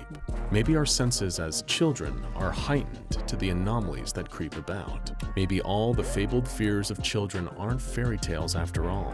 And maybe mom and dad checking under our bed is just performance parenting. Because even if something were there, would they even be able to see it? Or is everything beyond an adult's understanding misattributed to the imagination? As we age, does our perception of how reality should look alter the reality that is actually there? Do we indeed see clearer with our expensive glasses from our high-rise office space? Or did we see more accurately in the glow of our action figure nightlight, spying through stitches in our blankets, looking past crusty eye boogers at what moved in the shadows? It is hard to ever know. For every real encounter a child has with an SCP-6330, there might be hundreds of falsehoods. The ratio is truly impossible to calculate. But as long as teddy bears are universal, so too are their anomalous enemies. And so where does that fact leave us? How do we go forward? Should we be afraid to put our children to sleep? Afraid of the monsters under their bed? I don't think that's what our hero would want. Sometimes we have to learn to trust things, even if we don't understand them. Like gravity or multiplication. We have to trust that the relationship between children and their stuffed animals are in fact real.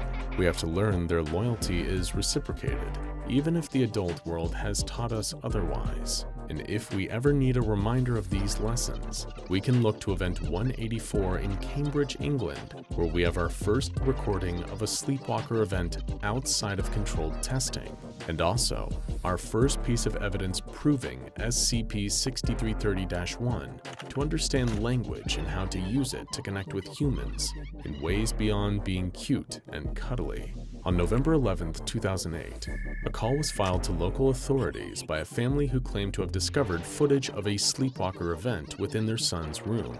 Mobile Task Force Iota-12 Lucid Dreamers were dispatched to investigate. Immediately, the footage was seized by personnel, and all members of the family were administered Class A amnestics. The child's bed swayed lightly as an instance of SCP-6330-2 emerges. The instance resembles an unknown creature, though it is described as having a large muscular frame. The instance walks to the opposite end of the room, hunching over and observing the child for exactly 10 minutes. As the SCP-6330-2 begins to stand further upright, it extends a retractable set of claws. Then, the child's teddy bear suddenly stands, drawing a bow and quiver. SCP-6330-2 assumes a quadrupedal stance and snarls before lunging towards the bed. The SCP-6330-1 fires a single arrow towards the SCP-6330-2, striking the instance directly in its canine-like snout. SCP-6330-2 responds with a loud huff, reminiscent of that of a bull or bovine. The instances battle for approximately 30 minutes, the longest recorded sleepwalker event to date. Both show abilities and skill sets consistent with other SCP-6330-1 and -2 instances. Eventually, SCP-6330-2 has SCP-6330-1 pinned to a nearby wall and tries to strangle it. The SCP-6330-2 then pulls one of SCP-6330-1's arrows from its arm, plunging it into the -1's chest. Then the -2 leans its head towards the -1 and whispers into the instance's right ear, though audio recordings cannot determine exactly what was vocalized. The SCP-6330-1 lifts up its head, staring blankly into SCP-6330-2's eyes. It reaches behind its back, pulling out a small, entirely wooden Glock 19 handgun. The bear points the weapon into SCP-6330-2's forehead and fires. The shot is silent, and the SCP-6330-2's body falls limp. Black viscous fluid sprays onto the wall. The SCP-6330-1 hauls SCP-6330-2's corpse towards the bed, noticeably limping. It drags the body by its large forearm and demanifests upon reaching the underneath of the bed. SCP-6330-1 returns and briefly stares around the room before turning to the child. It climbs up a desk and finds a piece of paper and a pen. It goes on to write the following note. Hello, Timothy. Thank you for always taking care of me. It really was fun. I was able to repay the favor of protecting you. Unfortunately, I am hurt. I need to go. I'm too weak to stay, and I just hope you'll remember me. It's been fun helping you. I've enjoyed my time under your care. Going into this, I knew it would happen. The sleepwalker's coming for you. I'm just happy I could do my job. Goodbye, my friend. I hope I may see you soon.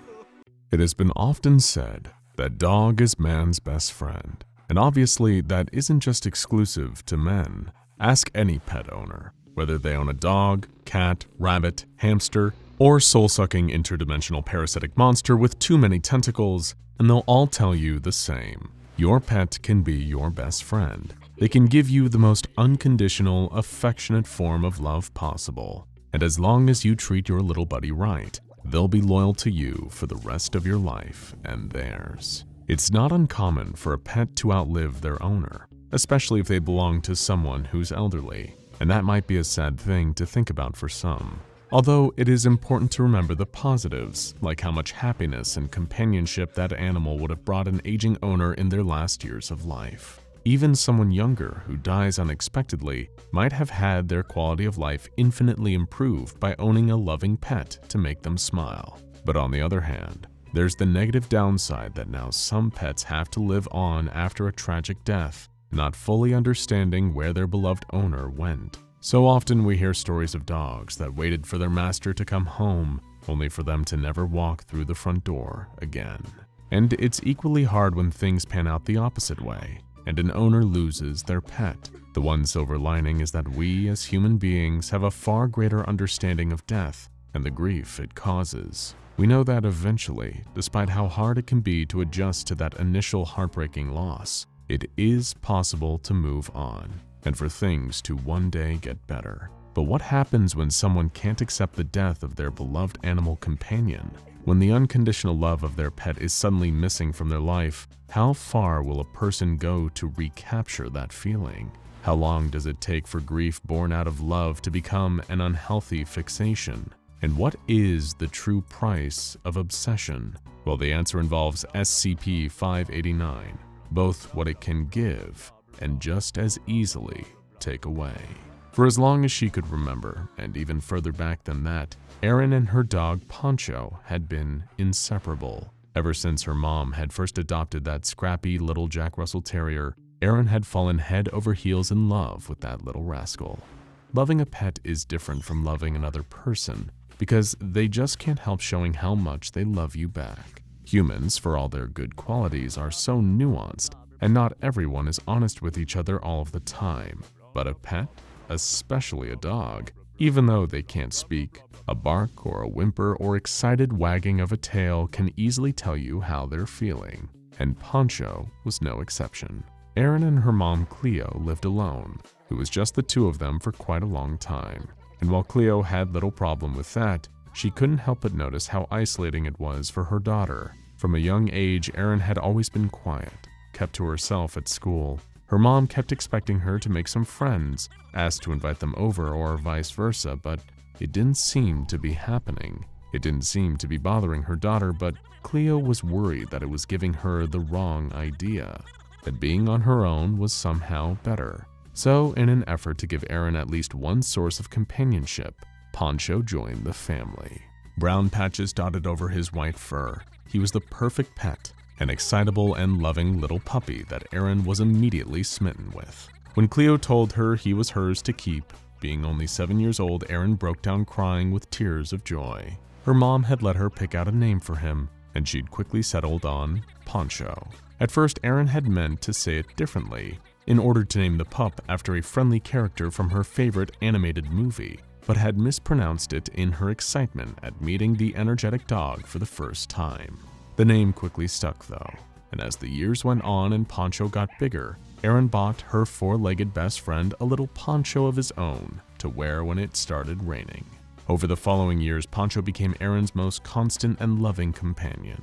Even as she grew up, moving through her childhood, and found making friends a little easier with every passing year, there never came a time when she didn't need her best friend. When Erin had her first breakup in high school and came home with floods of tears in her eyes, Poncho could sense she was upset and came wandering up to her, sitting in her lap to make her feel just a little bit better. Then a few years later, when her mom got sick, Erin had to take care of her, a task that would have been much harder without Poncho there to alleviate that stress and lift her and Cleo's spirits. And when Cleo eventually passed, the little white and brown dog sat quietly with his owner as she said goodbye to her mom. Now that it was just the two of them, Erin and Poncho were living in a tiny apartment. It was cramped for one person and a dog, but Erin was just grateful to have a place to live in the company of her favorite pup. Besides, Poncho wasn't a puppy anymore. In fact, he hadn't raced around the park or chased a ball for quite a long time. With the numerous stresses of her everyday life, least of all holding down 2 jobs in her desperate attempts to make enough money to pay rent, Erin had hardly noticed the signs. Poncho was showing his age. It had been happening gradually in the background over the years. He wouldn't chase the ball or really move around much, and when he did, it was little more than a lethargic plod around the apartment. Perhaps it was because of such a measured, slower-paced change that Erin was unable to acknowledge it. She could see her old friend was getting more tired, sleeping longer, his tail rarely wagging as much as it used to, but by now that felt like Poncho's normal behavior. Then again, given how important her dog was to her, it's just as likely she didn't want to accept the truth that unfortunately, nothing lasts forever. He was almost 15 in human years, which by all accounts is an impressive age for a dog, especially one of Poncho's size and breed. It was on a day that Erin was out working her morning job when it happened. The faithful, adoring Jack Russell Terrier, who had spent his years being nothing but loved and giving back only more love in return, curled up on Erin's bed. The apartment was still, silent, not a sound to be heard, save for those last, tired few breaths. Laying there, maybe the dog wondered if he'd ever get to see his friend again, if she would make it back from work in time. He closed his little brown eyes and peacefully drifted off for one last sleep. During the break between her shifts, after the end of the one at her first job and before starting her second, Erin had just enough time to get home. Usually, she had just had enough time to eat and get herself ready for the changeover, then quickly check on Poncho before having to dash back out. Poking her head into the bedroom, she saw her dog laying right there on her bed. There was a stillness to him that instantly made her stomach drop. His ears didn't move when she called his name. He didn't react when she stroked his fur. He was gone. And the moment she realized it, Erin felt like her whole world had come crashing down. The loss of her oldest and closest friend hurt almost as much as losing her mom. Erin always felt that the problem with funerals wasn't just how sad they were, or how it always seemed to rain when she went to one. Instead, it was more that they could never properly sum up just how much someone truly meant. Nobody could ever condense the years' worth of love and memories into a burial, and it was worse when losing a pet.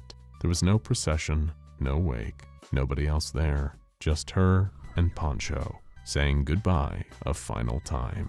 Eventually things got to be too much. The heartbreak of Poncho's death was another struggle in a lifetime of lows that had all left their lasting wounds on Erin. That, coupled with the stress of trying to carry on with a busy life, barely able to keep herself afloat in either of her jobs, had pushed her to the edge of a breakdown.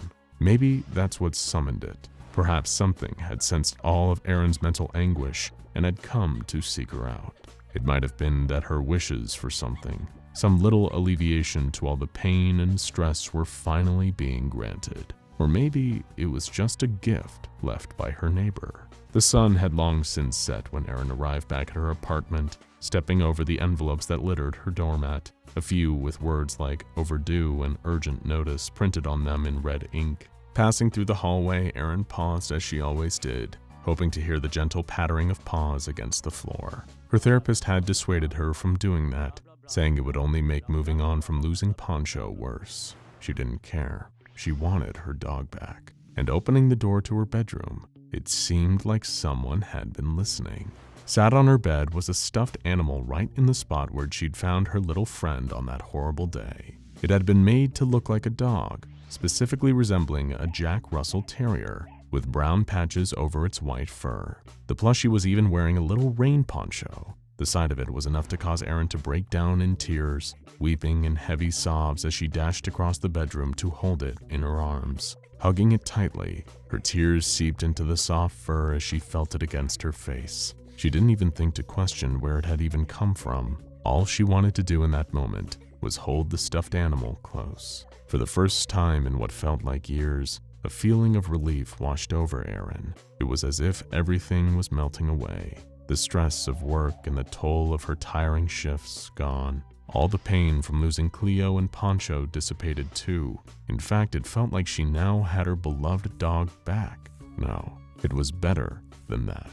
It was almost as though everything about Poncho, his energy, his spirit, the way he made her feel so calm and loved, was all distilled into this stuffed animal. And now, it would never grow old, never age and die, causing her more pain. Erin gripped the soft toy tightly. The longer she held the hug for, the more her stress and sadness faded. Her face was still wet with tears, although her sobbing had gradually become low, gentle chuckles soon giving way to a peal of uncontrollable laughter rising in volume. It was as though she had taken something, and the very chemistry of her brain was being altered. But after so much hardship, it felt good, to the point where she was almost lightheaded. Laying down on the floor of her bedroom, arms locked around the plushie that reminded her so much of Poncho, Erin continued softly giggling to herself. Her entire body relaxed, so much so that every part of her felt like warm butter, as if she was about to start melting through the floorboards. Although she didn't know it, or probably wouldn't have even cared, her dopamine levels were spiking, flooding her with the bodily hormone that relieves stress and makes a person feel good. In fact, right now, she was feeling better than she ever had. Every day that followed, Erin would come home to her stuffed animal, her Poncho 2, as she liked to think of it. It didn't bother her how childlike anyone else might find it for a grown woman to rely so heavily on a plushie for comfort. At any rate, it wasn't something she was advertising to anyone else. After every shift at both of her jobs, she'd race back to her apartment, right to Poncho 2, and just sit there, just basking in the way it made her feel. It was the most all-encompassing sense of euphoria and relief, reducing her stress so much that she felt like she was floating, her body lighter than air. That feeling was all that mattered to her. Some days she wouldn't even eat. Poncho 2 was more important to her than food. Gradually, she started to become addicted to that feeling. Having to wait until the end of her work shifts to feel that rush of happy chemicals flood her brain was too long of a delay. She started to crave it while working, unable to focus, feeling erratic and restless without Poncho too. Of course, she couldn't risk bringing it to work with her. What if someone took it? Or she dropped it? Her boss might see her with a stuffed animal at her desk and fire her on the spot, or think that she was absolutely crazy. The only safe place for her source of relief was at home, but Erin knew she needed something to bridge the gap while she was working. The only substitute that worked was taking a photo of Poncho 2 on her phone, then blowing it up and printing off a copy. Erin could carry it around portably, keeping it in her pocket and taking it out to look at it every few minutes while she worked. The hit of positive chemicals it gave her wasn't quite as strong as getting to hold her stuffed animal. After all, it was just a grainy photo from her phone, essentially acting like a patch to tide her over until she could get back home to the real thing. However, it didn't take long for Erin to start taking Poncho with her anywhere that wasn't work, to the grocery store, to visit her mom and her dog, and, of course, to therapy. "I'm rather concerned about this pattern of behavior," Erin's psychotherapist Dr. Lee stated when her patient explained what had been happening. Sitting across on the opposite side of her office on a leather couch, Erin had Poncho 2 pressed tightly against her. "I don't care," she sighed, her brain already awash with hormones that kept her calm. "I like how it makes me feel, so I don't care." "Erin, look at yourself," Dr. Lee urged. "You aren't properly dealing with your grief. It seems to me you're channeling all your desire for positive emotion into this stuffed animal." "Poncho 2, Erin corrected her without taking her eyes off the soft brown and white dog and its little cloak. "Listen to me," the therapist insisted, trying desperately to get through to her. "Poncho, your dog, your real dog, is gone. You lost him 6 months ago. And your mom, Cleo, she passed away too. You have to process and come to terms with those things, as sad as they might make you feel. That's how we move on. But what you're doing right now isn't healthy, Erin. It's becoming an obsession." Turning away, Erin pressed Poncho 2 up against her face. "I don't care," she repeated. By now, Erin had become fully dependent on Poncho 2, showing up late for both jobs just so she could spend longer feeling those endorphins and hormones that hugging the stuffed animal seemed to bring. It didn't take long for her to start skipping entire shifts for days at a time, and canceling any and all other plans just to sit at home basking in the relief brought on by her apparent obsession. Her apartment became a mess, untidied piles of mail by the front door, the walls plastered with hundreds of photos of her stuffed animal, fueling her obsession. Her evening job was the first to fire Erin, citing her recent absences as the grounds for her dismissal. Even then, she still didn't seem to care. The fact she might not be able to make rent barely registered. Returning home after her other job called her in to tell Erin she would no longer be working there either, she instantly looked around for Poncho 2, but it was nowhere to be found. All the photos on the walls having faded, Erin checked her phone. All the original copies of the pictures were gone too. Instantly racked with fear, so addicted to the plushie that she could barely function without it, she began tearing her apartment to shreds looking for it. She wrenched cupboards off their hinges and tipped over her refrigerator. Flipping her mattress, Erin sliced the fabric open with a kitchen knife, searching high and low for Poncho 2, but unable to find it anywhere. She became frantic, erratic, pulling her hair out in a fit of uncontrollable despair. Where had it gone? Had someone stolen it? Dr. Lee. The paranoia had already set in, convincing Erin that her therapist must have taken Poncho 2. She was the only other person who knew about it, and had been so critical of her using it to make herself feel better. Marching into Dr. Lee's office, utterly enraged beyond reason, all Erin could think about was getting her stuffed animal back, no matter what she had to do. The effect it had on her was so powerful, so potent, and addictive, that living without it was worth anything, even another person's life. Little did Erin realize, as her hands grew wetter, coated with more of Dr. Lee's blood after every bludgeoning strike, her therapist had no idea where Poncho 2 was. In fact, she had nothing to do with it vanishing in the first place. It had disappeared all on its own, along with all the photographed copies Erin had printed. Arriving somewhere miles away, SCP-589 was ready to begin the whole cycle again on its next victim. It would take on whatever shape it needed to appease the desires of the very next person to find it, preying on their vulnerability and making them totally dependent on it. That was what it did. everywhere it went, leeching off people that it could easily manipulate. Its presence and interaction would calm SCP-589's victims, helping to alleviate their stress or make them feel better about their deepest insecurities. Before long, these helpless victims would be able to think of nothing else, feeling as if they were unable to live without their obsession doll. And every time, that was when SCP-589 would make its cruelest move. It would vanish, leaving its prey in a state of intense withdrawal. With the calming influence of SCP-589 absent from their lives all of a sudden, the infected people would suffer from a variety of potential psychological symptoms: manic depression, psychosis, uncontrollable despair, dementia, or in Erin's case, paranoia, and a heightened sense of aggression that caused her to murder Dr. Lee. That was one of the earliest in a spate of similar incidents that had been reported. As SCP-589 traveled from town to town, its influence spread, leaving entire populations dead in its wake. All the while, the stuffed animal fed on the mental anguish that it caused its victims, making them pay the ultimate price for their obsession. The year was 1861. Arthur du Plessis, one of the world's most renowned explorers and adventurers, hacked through the thick vines of the Amazon rainforest with a well-worn machete. He grunted and strained, his clothes heavy and skin slick with sweat. He took a deep swig from his canteen and paused briefly to breathe. This was the second week of his solo expedition into the lung of the world, and the process had been grueling. He'd fought off piranhas, electric eels, and invasive kangaroo fish while wading and kayaking down the Amazon River. He'd contended with tribesmen and poachers, and narrowly dodged his fair share of poisonous beasties that could take down prey 3 times their size. No sane man would brave this horror for its own sake, but Arthur has as good a reason as any. He was searching for his younger brother, Joseph du Plessis, who had disappeared a month earlier during a trek through the Amazon. Joseph had always admired his brother's wild adventures and sought to imitate him. It was for that very reason that Arthur had felt responsible for his brother's current predicament and made it his mission to rescue him.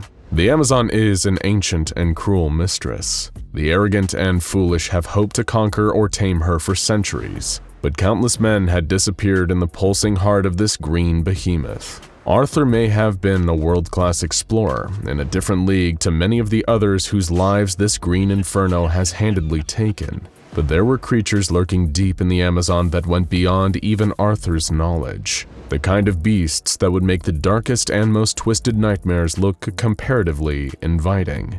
Beasts like SCP-2031. If Joseph was able to send Arthur one more message before it all came to a horrible end, we could only imagine it'd be something like, "Don't come for me. It's already too late. But there's still time to save yourself, brother. Stay away, for God's sake, stay away. You have no idea what you're dealing with here. Forget about me. Go while there's still time." Sadly for Arthur du Plessis, that time was about to run out. He ventured further into the depths of the Amazon, where even light was scarce under the thick canopy above. A mighty green anaconda slithered through a nearby tributary, tongue flailing in search of prey.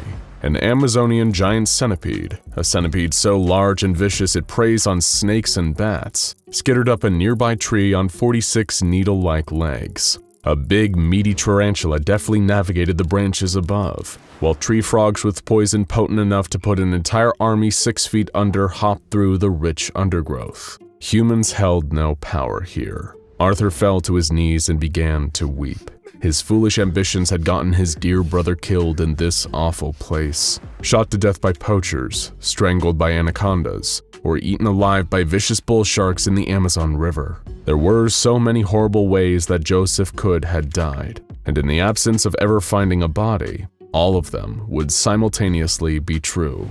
The du Plessis family would never know peace. There would be a void, an emptiness in all of their hearts forever. But just when Arthur was about to give up hope, something miraculous happened. He saw a human figure stumbling around faintly in the distance. Arthur drew his trusty pistol, assuming it could be a poacher or a hostile tribesman. But something was different. The figure had its back to Arthur, but he recognized its shirt, a distinctive shade of light blue, just like the shirt that Arthur had bought for Joseph on his previous birthday. Could it be? Was it really him? Arthur holstered his weapon and jumped to his feet. He couldn't let this figure get away, even if there was only the tiniest chance it could actually be his brother and not some kind of forest mirage. Arthur ran towards the figure with the last of his energy reserves, panting and wheezing. He called his brother's name again and again, but the figure didn't respond. It just stumbled along, as though drunk. But the closer Arthur got,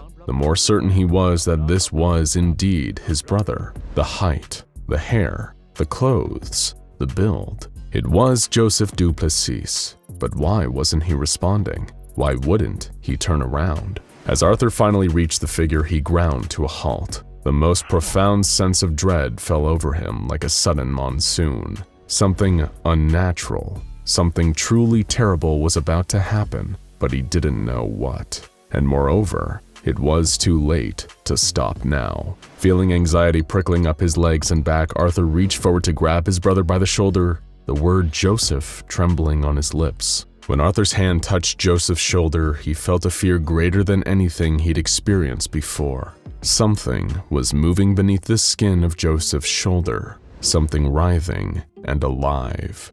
1,000,000 tiny creatures all working together in his brother's flesh. Before he could even draw his hand away, his brother turned. Or rather, the creatures that were wearing his brother's body turned around. Arthur couldn't help but scream at the horrible sight before him. His brother's face looked loose and rotten, aging skin hanging off a rotting skull. His jaw hung loose, no tongue inside, no eyes either. Just millions of ants swarming in and out of Joseph Duplessis's vacant dead face. The ants were huge and spiny, with long curved mandibles. Ection bruxelli, a particularly hardy species of New World army ant. Arthur stepped back, babbling in terror at what had become of his brother. The Joseph suit stepped forward towards him, and almost instinctively, Arthur pushed him with both hands, feeling the nightmarish activity swarming beneath the loose cover of Joseph's bony chest. The Joseph suits tumbled backward, tripping over a rock and burst. There were no organs left inside his brother now. They'd been eaten long ago. It was just a thin tarpaulin of gray skin over dry bones, and of course, millions upon millions of ants, now making a beeline for Arthur with the frightening military precision any naturalist could expect from Ecton bruxelli. But while army ants could be a formidable and frightening foe in their own right, nobody had seen any ants like this before. Well, nobody who'd lived to tell the tale, at least. Arthur turned to flee, but sadly it was already too late for him. What he thought were mere prickles of anxiety were actually an invasion force of Ecton bruxelli soldiers, which had positioned themselves over key nerves and ligaments on his skin and spine. As Arthur tried to run away, the ants began to bite into him, cutting through skin, rending bone and munching into the chewy neurons underneath. Arthur felt intense flashes of pain all over his body before collapsing to the ground, paralyzed. That's when the true horrors began. If there was one consolation for Arthur in this last terrible hours of his life, he would at least know firsthand exactly how his brother died. He couldn't move, but he could feel everything.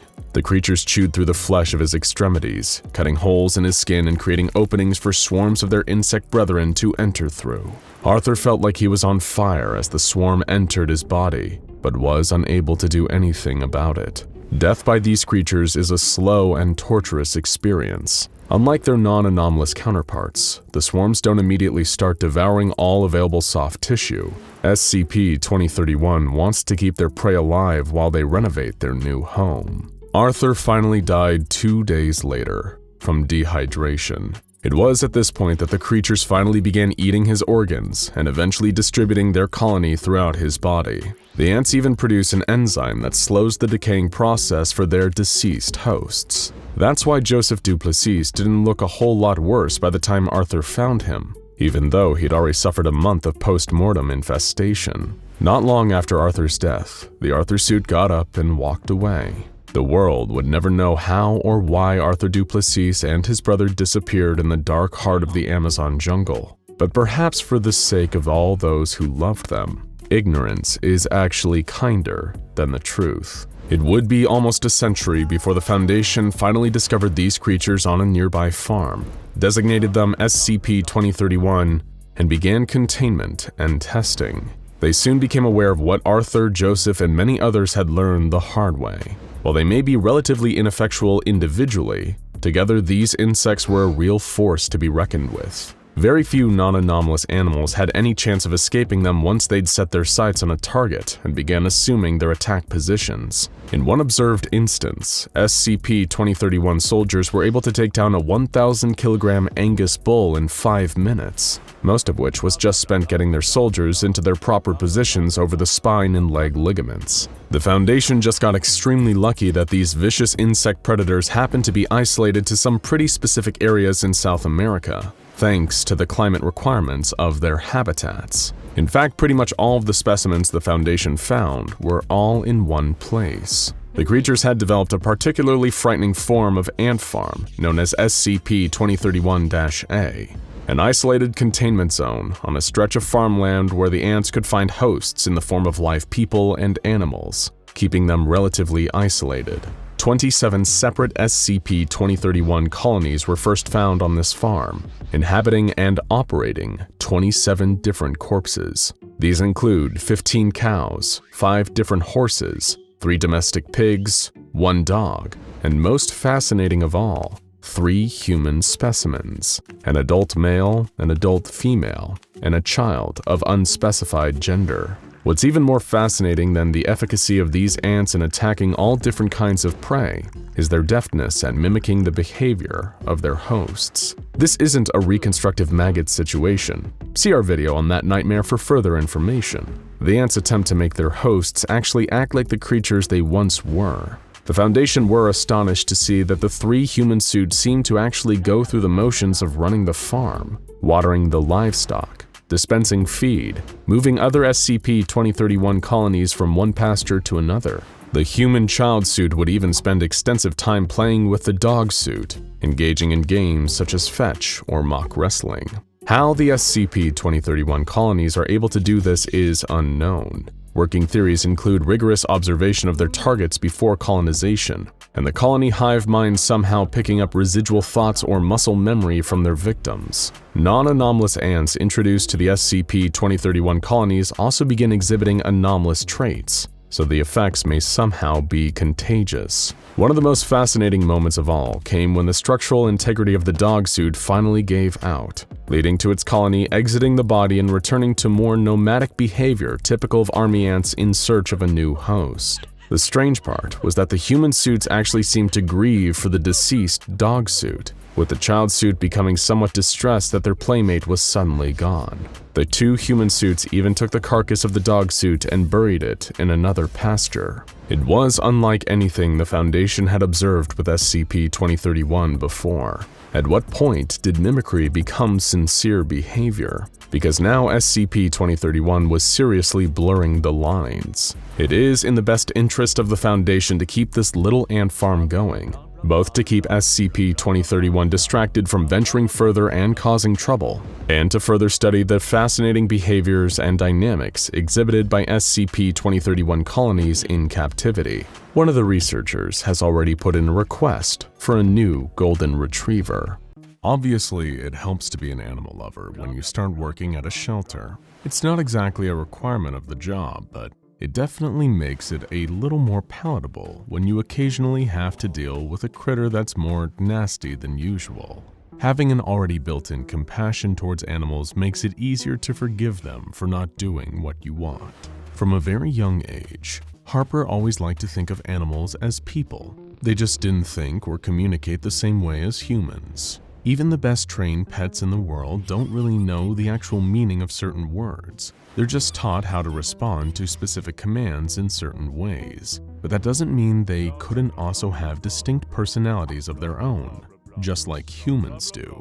And then, of course, there were all the wild animals that had never been trained or domesticated. Harper always felt a little sorry for any baby bird with its wing broken, or any badgers or possum that arrived at the shelter after getting hit by a car. They didn't live around humans and had probably never even experienced being indoors before, let alone having people nursing them back to health. To empathize, Harper used to imagine how terrified she would be if she was hurt, if she'd broken her leg or arm or worse, only for something much larger than her to take her into a structure she'd never been in before. And on top of that, having no way of understanding that this giant was trying to help her heal, as well as being separated from her friends, family, and everyone she knew. The way she saw it, this was what it must have been like for the majority of animals that were brought into the shelter where she worked, and she wanted to do her best to help calm her little furry or feathered patients. "You gotta fortify your heart in this job, Harp," her friends who worked with her at the shelter would say, and it was true to an extent. They didn't mean she'd have to become cold and heartless. That would be an overcorrection. But it was their and Harper's responsibility to administer the appropriate medical care and provide a temporary sanctuary to these lost, wounded, or abandoned animals. What Harper had to remember was that none of them were her own pets. Often a lot of the critters that were brought into the shelter were already someone else's companion and might have just got lost while out on a walk. And while some others were given up by their previous owners who had cruelly shrugged off the responsibility of caring for them, those animals were in need of new homes and couldn't stay cooped up in the shelter forever. Not everyone that gave up their pet did it callously though. Sometimes they might have found themselves falling on hard times and being unable to financially look after an animal. Others might have owned a pet that had a behavioral problem, like being too aggressive, and even though the person still loved them dearly, they might have just not been able to make it work. In times like that, they'd have no choice but to take their animal to the shelter. Just outside the side entrance was an area where people could drop off their animals and quickly buzz to the staff inside, just in case they wanted to avoid a protracted emotional farewell to their four-legged or winged companion. The buzzer had sounded, just as Harper had been coming off her lunch break. It was her turn this shift to quickly go and collect any animal that had been left out there. Even though their owners usually left them in their cage or with their lead tied to a nearby street lamp, Harper knew she had to rush to the side door, just in case somebody else tried to rush in and steal the poor, abandoned pet. After turning them in the lock, she hooked her keys back on the belt clip she wore and pushed the side door open. Harper had been fully expecting to see the usual, a leash dog or cat coming over to investigate her, confused as to where their former owner had gone. This time though, there was just a box standing outside. It wasn't huge, in fact. It was almost entirely empty. Almost. Picking it up carefully, in case there were baby birds or a nest of unhatched eggs inside, Harper opened the cardboard flap to reveal a rock. Sitting in the box was a single, solitary rock, an oval of smooth granite, with a paper note next to it. Reaching in, she retrieved and unfolded the scrap. "Please care for my pet rock," was written on one side, in a messy, uncoordinated scrawl. Immediately assuming that this whole thing was some kid's idea of a joke, Harper tipped the rock out onto the ground and threw the box in the trash. She had more important things to focus on. Within the next hour alone, people brought in a concussed parakeet, a bat infected with rabies, and a squirrel that had survived being run over by a moped into the shelter.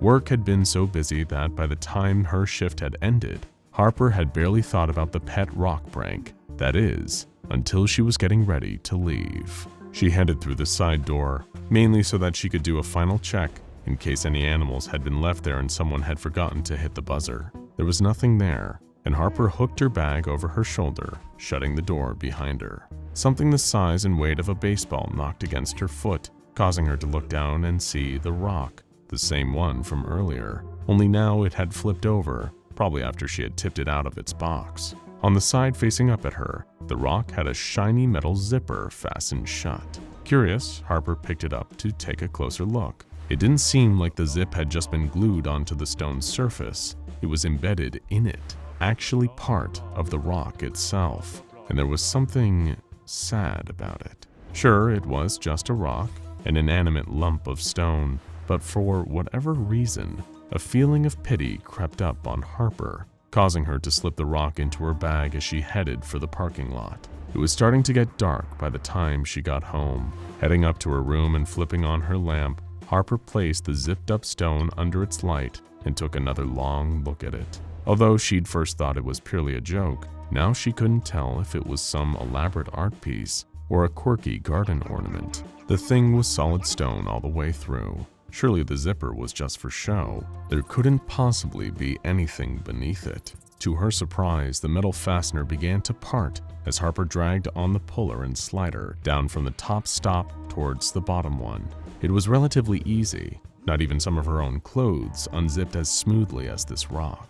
As soon as the slider connected with the bottom stop, the teeth of the top and bottom edges parted, revealing more teeth below. Except these almost looked like human teeth. They opened up to reveal a mouth, a part of the rock just like the zipper, which took the place of its lips. The moment the mouth opened, it let out a tiny sound, like it was breathing, which startled Harper. With a yelp, she dropped the rock from her hands, and it even made a tiny grunt as it fell to the floor. It was alive. Seeing it hit her bedroom carpet, Harper stared utterly bewildered at the rock. Its toothy mouth almost looked sad, like it had curved into a frown. Then she heard the sound it was making. Perhaps it was her years working with animals at the shelter, and her long-held sympathy for them that had given her a sort of protective instinct for all living things. Or maybe it was just the bizarreness of the situation, of having a rock with a mouth whimpering in pain on the floor in front of her.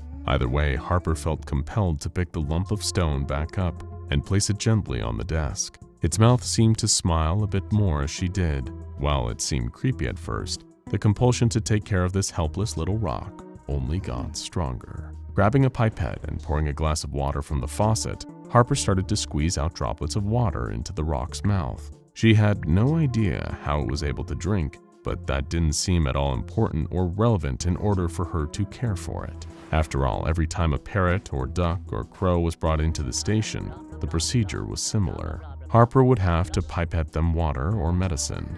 It didn't matter how they drank it just because they had beaks. It was the same with baby animals, puppies and kittens especially, who might need bottle feeding if they were only a few weeks old. As much as she was starting from scratch and would normally be completely baffled as to the best ways she could care for the rock, right now Harper was pulling on her experience at the shelter to nurse it back to health. If she was, in fact, using her instincts and not being influenced somehow. Over the next few days, Harper looked after her newfound patient as if it had been her lifelong pet. As to why she was taking such care of a rock or even what she would eventually do with it, Harper didn't really have much of a clue. But the answer to those questions didn't feel as important as looking after the rock. She'd leave for work in the morning, only to count down the hours through her shift until she got to go home and tend to the smiling stone. Throughout the course of her working day, she would pocket supplies to help her take better care of her new pet. Everything from medicine in case it got sick or picked up an infection of some kind, to bandages and other materials she could use as bedding. Grabbing a fresh, clean plastic container for it instead of another cardboard box, Harper was gradually fashioning a nest for the toothy pebble. And for the most part, it seemed to be working. Some deep-seated feeling told her that her efforts to look after the rock was gradually making it feel better every day. And then, it started talking. It wasn't exactly articulate or eloquent. It didn't even seem to know that many words, other than the two it was weakly repeating when she came home from work one day. Need eat. It rasped, a hoarse whisper passing through its unzipped lips. Rushing over to it, barely questioning it, Harper tried filling up her pipette and giving it more water. The rock spat it back out before speaking again. No drink, only eat. What do I need to feed you? She asked, only again not questioning the absurdity of talking to a rock. Maybe after this point, after getting over the fact it had a mouth, it wasn't much of a shock that the stone also had a voice. Or could her compelling need to care for it make her oblivious to the strangeness of this situation? Of course, this wasn't a situation that many people had also found themselves in. This meant that even a quick cursory internet search for "what do pet rocks eat?"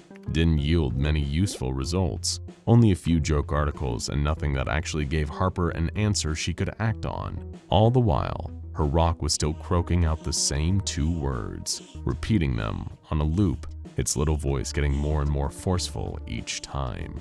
Need, eat, need, eat. Low on options, Harper left some bread crusts in the rock's nest. hoping that would be enough to at least satiate the rock's obvious hunger. It paused, either smelling or sensing that it had been offered something to eat. Feed. It rasped before opening its mouth wide with a tiny expectant ah. Picking up the crusts one by one, Harper broke little pieces off and fed each bit to her rock. She sighed as a sense of overwhelming relief came flooding over her, glad that she'd found a way to feed the mouthy little mineral. If only it had worked for longer. Only a few hours later, Harper was met with more scraping demands from her pet rock, the insistent sound waking her up in the middle of the night. But this time, as she offered it more bread scraps, it refused to eat them. It was still the early hours of the morning by the time that Harper had gotten through offering the rock every different type of food in her kitchen, eventually giving up through sheer exhaustion.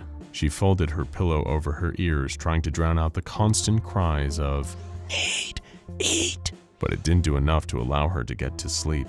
At any rate, the feeling that she had to care for this talking rock was keeping her awake as much as the noise. Staring across the room, purposely facing away from her pet rock, Harper's eyes fell over her work uniform. The logo of the animal shelter stitched on it was just about visible as the gentle glow of street lamps bled through the curtains. And seeing it along with her keys clipped onto her belt that lay on the floor gave her an idea that might work.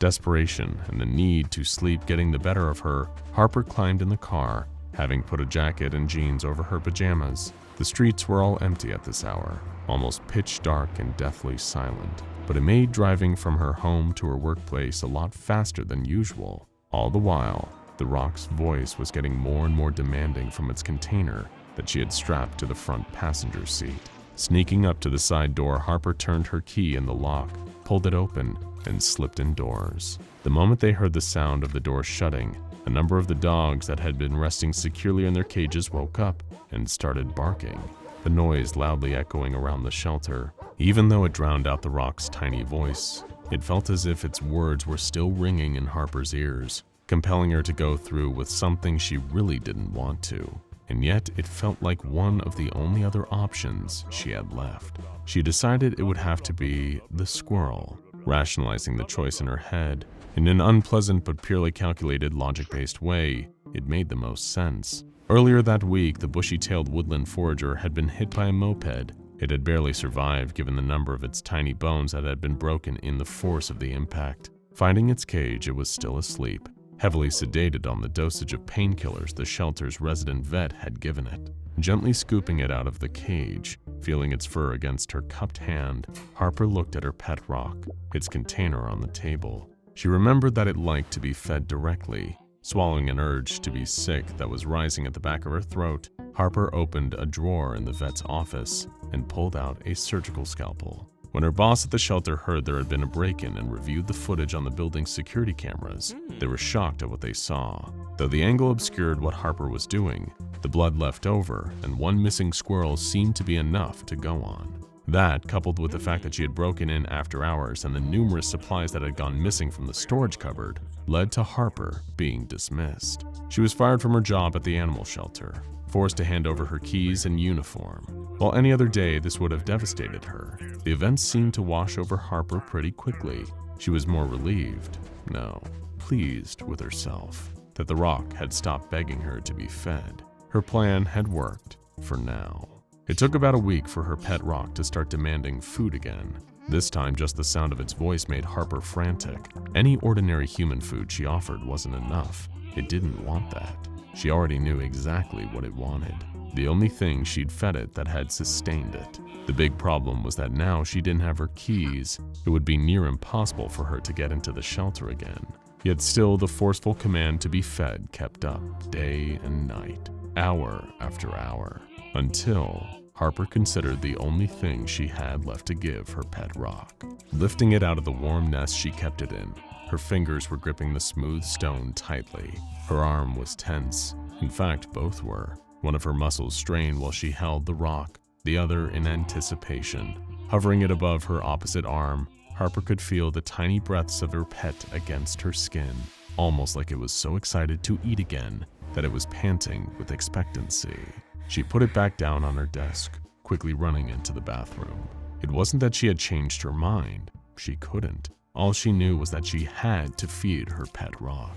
Harper just needed to grab a cloth to put it in her mouth, clamping her jaws down on it to muffle her scream as she let the rock's teeth sink into her flesh, blood trickling down her arm. Nobody saw much of Harper afterwards. Her friends from the shelter would continuously call her cell phone, only to get no reply. She barely paid any attention to the ringing, eventually just letting her phone batteries die and not even bothering to charge it back up. It wasn't important. To her, the only thing that mattered was caring for her pet rock. In Harper's head, it needed to be kept safe and fed, and it was her job to look after it to the best of her ability. She had enough leftover medical supplies that she'd lifted from the shelter: bandages, antiseptic spray, rubbing alcohol, tranquilizers to treat her wounds. After a while, it almost stopped hurting, knowing that she was helping keep her pet rock fed. Being so emotionally attached to it made all of the pain more bearable. Even when she woke up one morning to find that her rock had rolled off her desk onto her bed, it hardly fazed her, nor did seeing that it had gradually eaten her leg during the night, gnawing through tendons and bone as she slept, leaving her sheets still slick with blood when she awoke. Despite having lost most of her capacity for rational thought, Harper decided it would be best to plan ahead for when she was gone. She knew, through some twisted form of logic, that she wasn't going to last forever. There was only so much of her she'd be able to feed her pet rock for so long. Harper held a pen in her hand as best she could with all the fingers she was now missing. She scrawled out a note to whoever found what was left of her in messy, uncoordinated handwriting. Please care for my pet rock. Its wolf-like jaws glisten with saliva. It prowls endlessly through the darkness, searching for its prey. Its mind is simple, yet its technology is impossible. What is this terrifying being? While there is never any shortage of the inexplicable and even the downright absurd at the SCP Foundation, few creatures manage to be both in equal measure. Then there's SCP-6662. This is the designation given to a Keter-class entity that remains free from Foundation containment, since it cannot be physically confined to a single location. Instead, the Foundation has had to come up with measures that allow them to observe the creature from a safe distance without provoking it, while also making sure that civilians remain unaware of its existence. To achieve this goal, they have implemented several diversionary tactics in order to manipulate SCP-6662 to spend its time searching more remote, unpopulated areas. Searching for what, you might ask? Well, we guarantee you would never guess. Let's dive a little deeper into exactly who or what SCP-6662 is, and what coveted treasure it spends its time searching for. SCP-6662 is described in its file as a part humanoid, part canid creature.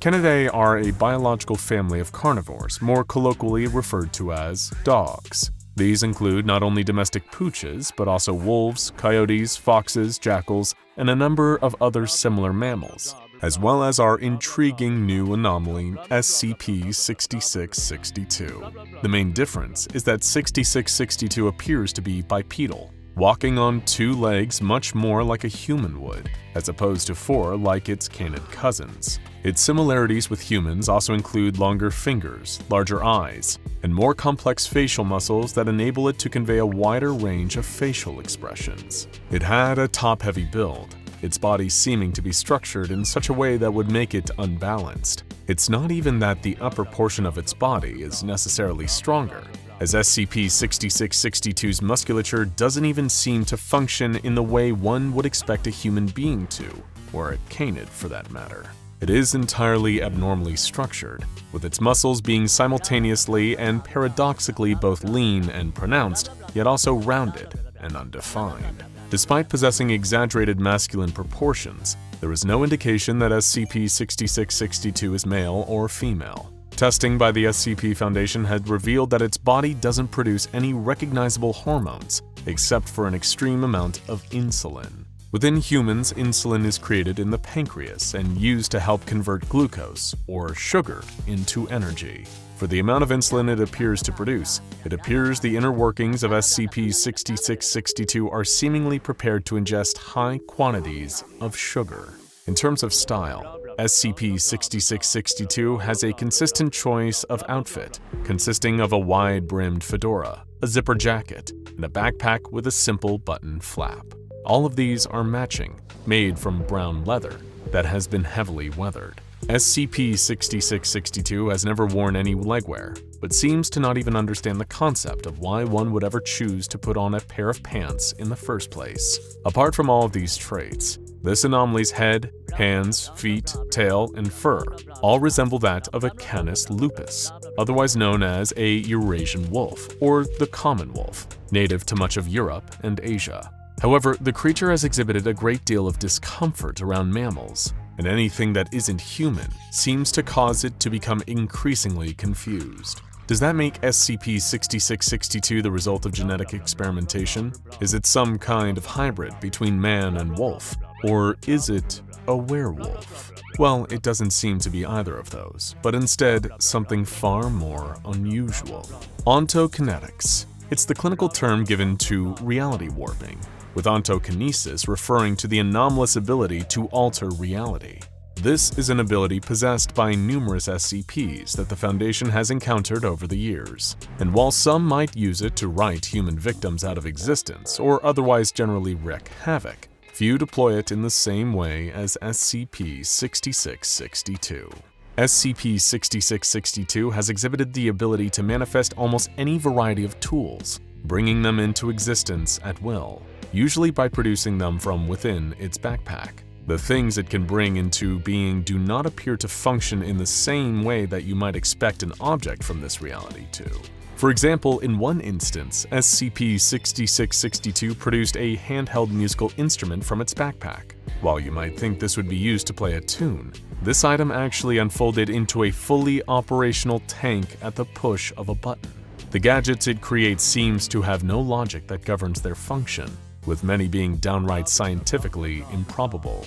While any of these items appear to be operated through the simple use of brightly colored simplistic controls and buttons, SCP-6662's technology is far more complex than even the Foundation's top researchers can understand. Experts in the field, who have been examining anomalous devices for their entire careers, have been left stumped by studying the components of items SCP-6662 has created. Internally, each of these devices has a total lack of any coherent inner workings. They simply do not make sense, yet they carry out whatever function SCP-6662 intends. This has led many Foundation personnel to the working theory that each of the objects produced from its bag are solely operated by SCP-6662's subconscious. However, it only seems to be able to create tools that can fulfill immediate physical purposes, and cannot produce from its backpack anything that would satisfy its greater emotional needs and desires. As for what SCP-6662 actually needs or wants, well, it is a creature that has displayed an emotional and intellectual range that is almost as confusing as the inner workings of the devices it warps reality to create. Behavioral experts working at the SCP Foundation have noted that when it comes to its intelligence, it is hard to compare this wolf creature with any known level of human intellectual development. It's as inaccurate to liken it to a child as it would be to compare it to an average adult, primarily because SCP-6662 is profoundly unfamiliar with and unable to comprehend any fundamental aspects of our reality. It is able to acknowledge that it is not from our reality, but also unable to identify its own point of origin. In addition, it can perceive no difference between itself and human beings. Any of the differences that exist between humans and this bipedal canid creature are either imperceptible to it, or SCP-6662 considers them too negligible to even be worth acknowledging. However, one distinction that SCP-6662 does make is the difference between adults and children. SCP-6662 has complete trust for children and will even allow itself to be blatantly manipulated by them, believing anything they say. But in complete contrast, during its interactions with SCP Foundation personnel, the creature has shown itself to be highly distrustful of fully grown adults. Normally, when approached by one, it assumes that they are either angry or bored, even when Foundation staff have attempted to approach it with caution or have adopted positive mannerisms. The only proven strategy for interacting with it appears to be treating the canid creature with indifference. Otherwise, it will perceive adults as inherently confrontational. It lacks any and all awareness related to human development or familial structure, misidentifying every adult that it comes into contact with as a parent, regardless of whether they have children or not. Despite being at least aware of the difference between parents and children, even if it can't properly apply this knowledge to the people it meets, SCP-6662 doesn't think of itself as belonging to either of these social roles. Instead, in the rare occasions the SCP Foundation has been able to successfully conduct interviews with the anomaly, it has made references to an entirely different social binary that is separate from its understanding of parents and children. SCP-6662 has made reference to both keepers and seekers. When asked further questions about this by research personnel, probing the creature for more information on what exactly it thinks keepers and seekers are, SCP-6662 claimed that it was an example of a seeker, but the wolf-like entity either refused to or was unable to delineate the difference between what makes someone a keeper or a seeker. It has also not identified any other being from our reality as being either of these, and has been unable to explain more about the society or culture of whatever dimension or reality it originates from. Given that the anomaly closely resembles a wolf, you might be forgiven for assuming that being a seeker is akin to being an animal that hunts. Perhaps seekers and keepers are this creature's version of the hunter and gatherer categories we see in our own animal kingdom. Yet it does not seem to actively hunt for food, nor is SCP-6662 believed to be a carnivorous animal.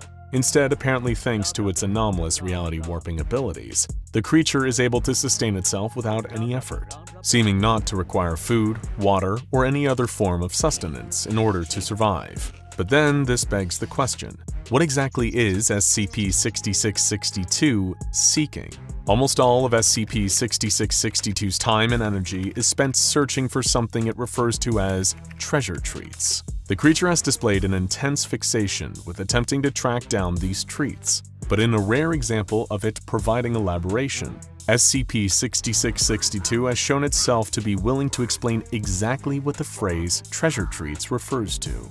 In fact, the creature has provided such extensive description of these that they've even been given their own adjacent designation by the Foundation, SCP-6662-1. The so-called treasure treats are described by SCP-6662 to be an edible substance that the anomaly will go to any lengths to acquire, with the emphasis that it will do anything to obtain them.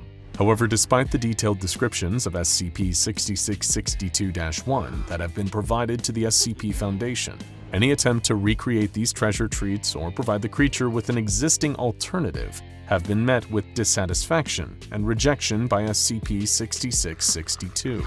There is one consistency, though. SCP-6662's descriptions of their coveted treasure treats will closely resemble the characteristics of breakfast cereal, in particular, sugary cereal. SCP-6662 has shown no interest in interacting with humans or any other living beings unless such an interaction is focused on obtaining SCP-6662-1. Whenever Foundation staff have attempted to engage with the canid creature, normally with a great deal of difficulty, the focus of conversation inevitably turns to acquiring SCP-6662-1. The anomaly will even go as far as attempting to coerce, bribe, or manipulate anyone engaging with it into assisting it in finding treasure treats. However, the creature is far from a master of manipulation and will always reveal its true intentions, given that it either lacks the developmental understanding to completely deceive a person or that it is so obsessed with finding SCP-6662-1, possibly even addicted to them, that it can't help but make its true intentions known. In order to observe the anomaly's behavior closely, one of the Foundation's mobile task forces was able to plant a bug within SCP-6662's backpack. This listening device revealed that the creature has a habit of vocalizing its own thoughts, often speaking aloud about its own feelings and actions at great length, when it believes that there is no one around to hear it. Within the transcript of the recordings recovered by the SCP Foundation, SCP-6662 can be heard lamenting how long its search has gone on. It expresses an unwillingness to see the stars as night often brings with it feelings of doubt within the creature. It seems to have lost all sense of time and a self-defensive inability to think for too long about its own memories. SCP-6662's mind almost reflexively shuts out any thoughts of its own world as it starts to reminisce, bringing all its attention back to the present and its ongoing search for SCP-6662-1. They're great! My instinct as a seeker is to press ever forward. Each fresh dawn is a call to a new day, a new adventure, a new breakfast. Just as no day can be relieved, no breakfast can be re-eaten, no matter how balanced it may be. There was a time when I would have said that life is but a journey from one breakfast to the next. But now, I've explored the darkest jungles and braved the deepest tombs this world has to offer. But the only frosted oat doubloons that can be found are the pictures which yet ache in the back of my head. The creature is tormented, seeking out something it can remember as being worth finding, yet unable to locate it no matter how long it continues to seek. What good is a journey when the destination no longer exists? Why should I keep my eyes to the present when everything I see can only be found in the past? According to its own words, SCP-6662 has spent years searching and yet feels as if that time has been wasted, as it has nothing to show for it. It even questions whether or not what it seeks can actually be found at all, yet it is unable to stop itself from searching day in and day out. Curiously, when alone, the creature makes reference to other beings that it has memories of, in particular, one named Samuel, presumably a bird, as he apparently possesses a beak. He also references someone named Horatio, who was apparently a seafaring captain, as well as an unnamed creature who dwelled in the treetops. SCP-6662 also speaks of a leprechaun, a great tiger, a group of sky elves, and an undead nobleman in a castle. From the way the anomaly describes these beings, they were rivals and possibly even fought in some kind of conflict together. Although the unnamed treetop being seems to have been an ally, and it seems that this particular being, possibly some kind of monkey, is the one SCP-6662 misses the most. I would have gladly forfeit my remaining days of pineapple pearls, chocotastic treasure chests, and fruity fiesta gemstones. I would have made my destination the warmth of your gaze, and my purpose the pursuit of your smile. I would have followed you to the stars. I emerged from my cave, my burning heartache now tempered to a strange warmth. Questions of shame turn those to hope. If there are many worlds, could they share the same sky? If you can see me from where you are, I want you and your honey-coated constellations to gaze down at this weary dog with a smile. Whatever boundaries of space and time were broken for me to learn these lessons, I will break them again. I will snap every joint in the skeleton of reality between my bloody jaws until I am at your side in the cosmos. So let's recap. We have a creature resembling a wolf with abnormal proportions that are almost closer to a caricature. This being can bend reality to produce any item it needs, whether or not said object even makes sense or conforms to our universe's rules of physics, almost like a cartoon. It also spends all of its time searching for sugary treasure treats, and the internal functions of its body appear to be primed to consume extreme amounts of glucose. If we take everything we know about this anomaly and put it all together, there is only one outcome. An answer so obvious and yet so outlandish that it remains the only applicable explanation for what this anomalous canid creature is. SCP-6662 is a breakfast cereal mascot. Spiders. Spiders everywhere, covering every inch of the containment site, entombing screaming researchers in webs and crawling all over them. How did this happen?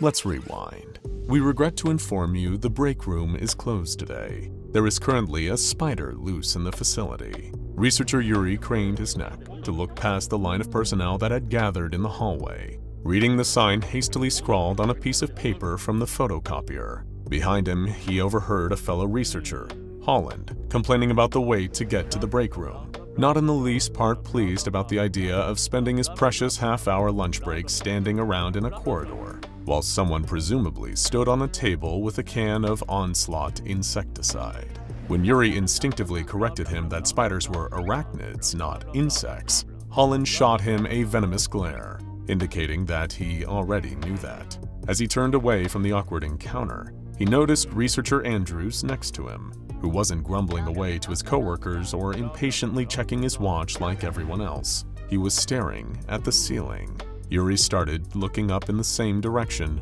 following Andrew's gaze until he noticed what had him so transfixed. Above the heads of the gaggle of personnel waiting to access the break room was a mass of cobwebs. Ordinarily, there would be no cause for concern. After all, even the Foundation's facilities needed regular cleaning and upkeep. But what was odd about this web was, at first glance, it looked like there was a piece of equipment trapped in it. Some kind of machine component. It was only when Yuri squinted and leaned forward to see closer that he noticed the component wasn't in the web. It was made of the web. The very same thin, wispy thread that had been wound in such a way that it was forming part of something. As for exactly what, it was hard to say, but it immediately had Yuri thinking a particularly unnerving thought. A spider was loose in the facility. The sign did not specify what kind of spider, and the odd web above seemed to indicate that it might well have been of the anomalous variety. Leaving the complaining personnel to stand around wasting their breaks, Yuri ducked down an adjacent hallway and started scrolling through the contacts on his phone. He read a file on an anomaly that caused ordinary everyday objects to suddenly transform into angry spiders, and a close respected colleague of his, Agent McGuire, worked closely with the mobile task force responsible for containing these agitated arachnids. Hearing McGuire answer the phone, Yuri immediately asked him about the current state of SCP-3023. McGuire very passively told him that everything was normal, and that no new instances had been reported in the region. SCP-3023 seemed to only affect a very specific area of central Germany, right in the middle of Hanover, Leipzig, and Kassel. Then, Yuri asked if it was possible for an inanimate object to suddenly turn into an angry spider anywhere outside of that area. For example, in the break room. Immediately, his brain conjured up the image of the billiards table with 8 spindly spider legs erupting out from beneath its green surface, angrily crawling all around the room, waiting for the break room door to open and all the impatient personnel to come flooding in. McGuire told him what SCP-3023 instances did to any living thing they came into contact with, and it sure wasn't pretty.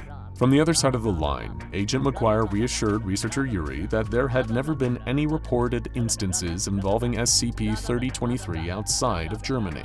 When Yuri followed that up with the question of whether or not there were any currently in containment, the MTF Alpha 21 operative replied that all instances were normally destroyed on contact. The answers put the panicked researcher at ease, long enough for him to calmly apologize to his friend and thank him for his time before hanging up the phone. That was when the lights went out. An alarm started to sound, bellowing from deep in the heart of the facility and reaching outwards, like the strands of a web. The sound denoted one horrible thing. There had been a containment breach. As the blood-red emergency lighting blinked on, Yuri rushed back the way he'd come, expecting to see the same huddle of personnel near the break room, expecting one of them might know exactly which SCP had made it out of containment. The sight waiting for him was far worse. As he approached the hallway, he heard the overlapping screams of his colleagues. Researcher Andrew came dashing around the corner, his wiry frame sending him barreling past Yuri before he could even ask what was going on. Then, from around the corner, Researcher Holland could be seen clawing his way along the floor, yelling for someone to help him. There were spiders all over him. Thousands of them. The sheer number of them crawling over his body made them look almost like a formless mass that was slowly pulling him back down the corridor towards the break room. Yuri dashed forwards, intending to grab Holland's hand and pull him to safety. But before he could get close enough, the other researcher had been taken by the spiders. That was when Yuri turned the corner and saw the full extent of the containment breach. Spiders everywhere. Crawling all over the floor, spiders. Climbing up the walls, spiders. Dangling from the ceiling by threads, spiders. A number of lumps on the ground were writhing and thrashing, but so covered in spiders that it took Yuri a second to realize who was underneath. The other personnel, each of them trying to brush away the spiders that were coating their bodies and dragging them off to who knows where.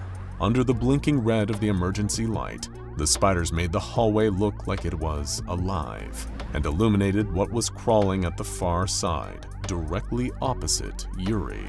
The giant spider was looking right at him, each one of its numerous dark eyes looking practically demonic under the red light. It was enormous, easily at least 9 feet tall, big enough to almost fill the corridor. Keeping his eyes fixed on it out of fear, Yuri felt a slow, shaking step backwards, trying to move his legs behind him as gently as possible. If he turned to run, he'd startle the horrifying creature and probably bring it racing after him on its multiple legs. Before he could get away, he would be dragged away with the others, or worse. From the other side of the corridor, the spider's front pinchers bristled as Yuri shifted his weight onto his back foot. He hated looking at the monstrous arachnid, but forced himself to keep his eyes front, looking right at it as it looked back at him. Rear foot planted, he began to lift his other one, only to see the spider's front 2 legs extend outwards. It was reaching towards him, through the writhing mass of smaller spiders that coated the walls and floor between them. Yuri's single ice-cold bead of sweat ran down the back of his neck, under the collar of his shirt, and crawled down his back. It was impossible not to imagine it was one of the spiders. The 2 giant legs became 4 as the spider seemed to extend from its space it occupied at the other side of the corridor. Was it just stretching, repositioning, or getting ready to dash forward? Every second of uncertainty made researcher Yuri all the more terrified, noticing out of the corner of his eyes the mass of smaller spiders inching closer to him. It was like the giant was the general of an entire 8-legged horde that was making a skittering advance towards their target. The side of the hallway Yuri found himself frozen in was a corner, turning down in only one direction, only one way he could run, and one path that the spiders could follow him down. It was either move now or wait for the spiders to move first and faster. He turned heel and ran, the soles of his shoes squeaking against the floor. Behind him came the rapid thudding of 8 heavy legs hurriedly scuttling through the corridor after him. The sound began lower, on the floor, then sideways, scaling up the wall until it was above, drumming along the ceiling as Yuri forced himself not to look over his shoulder. He already knew what he would see, and the thought of it horrified him. The huge spider chasing after him from above, pinchers reared as it readied itself to lunge the moment it was close enough to catch him. Hours later, 2 agents, Jetter and Moore, were part of the cleanup crew tasked with sweeping each floor of the facility. Orange tongues of flame spat from their incinerators, clearing masses of spiders until there was no trace. Even without the hundreds of thousands of spiders crawling all over it, the facility was in dire need of repair, with chunks missing from the walls and damage all over the place. So much metal and plastic was missing. It was almost like it had just been ripped from every conceivable place, but with no debris strewn everywhere. Part of the building had just vanished. Maybe these spiders just ate all the metal and plastic they found, Moore joked. Flamethrowers at the ready, they managed to push the spiders back to their nest, expecting to find a room covered in cobwebs, possibly even with some lifeless humanoid shapes entangled in a big web. What they weren't expecting to come across was a room full of 3D printers. But then again, that was to be expected when it came to SCP-4663, otherwise known as SCP-4663. 3D printed spiders, printing printed printers, printing spider printers, printing spiders, printing printed spider printers, printing spider printers, printing spiders, printing printed printer spiders, printing spidered spider printers, printing spider printed printer printers. Long tongue-tying names aside, SCP-4663 had long been examined by the researchers of the SCP Foundation. The designation itself was given to an anomalous species of spiders that had been discovered to be indigenous to areas of Europe and certain regions within North and South America. Far from being potentially venomous or capable of transforming seemingly inanimate everyday objects into more spiders, this particular species instead displayed a natural aptitude for, well, 3-dimensional filament printing. These SCP-4663 spiders are capable of consuming anything in their path, as long as it is inorganic matter, meaning unlike non-anomalous species of spider, they don't actually feed on insects or even mammals. Instead, instances of SCP-4663 usually subsist on a diet of primarily metal and plastic. However, they don't appear to consume these for any kind of nutritional value. Through some anomalous process in their physiology, these spiders are able to convert the raw materials they consume into their threads. And rather than creating nests or webs with which to catch their prey, They utilize this byproduct to make 3D printers. Yes, you heard us right.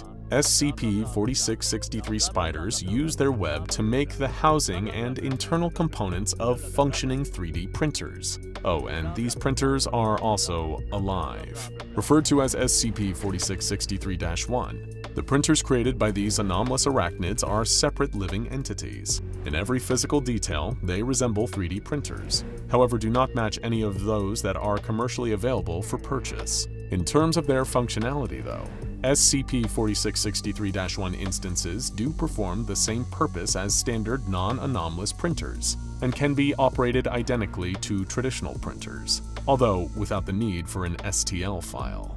However, a number of SCP-4663-1's components are known to betray them as living organisms. For example, the display screen present on each instance, which is known to be the anomalous printer's eyes. The power cord of each one functions as a tail and can be plugged into an electrical outlet. Doing so increases the efficiency of the printer by 3,000%. The extruder of an SCP-4663-1 functions as intestines for processing and then removing material, as well as providing the printers with a crude method of transport. The component that is responsible for spooling the filament is replaced by an organ much like a stomach, and can store significantly more material than SCP-4663-1 outwardly appears to be able to contain. Additionally, the printer's electrical input and output ports function as mouths. Oh yes, these printers need to be fed in order to work. Normally, it takes a colony of around 25 to 50,000 SCP-4663 instances to create one of these SCP-4663-1 printers. Once the spiders have constructed one of the printers, their next course of action will be to feed the newly constructed SCP-4663-1 instance. This will involve the spiders seeking out any nearby organic material and then depositing it in the mouths of an SCP-4663-1 instance. This can include plant life as well as other living organisms, which are digested and used to create the filament in order for an SCP-4663-1 instance to print. And what exactly do these anomalous printers print? More spiders, of course. This is how SCP-4663 is able to reproduce. As long as a continuous supply of biological matter is fed into an SCP-4663-1, the printer will continue creating new spiders at a rate of 1 every 2.5 minutes. These newly printed spiders will set about eating inorganic matter and creating a new 3D printer, which in turn will print out more spiders, leading the cycle to repeat itself. When presented with an otherwise ordinary 3D printer, the SCP-4663 spiders are also able to convert these standard non-anomalous devices into additional instances of SCP-4663-1.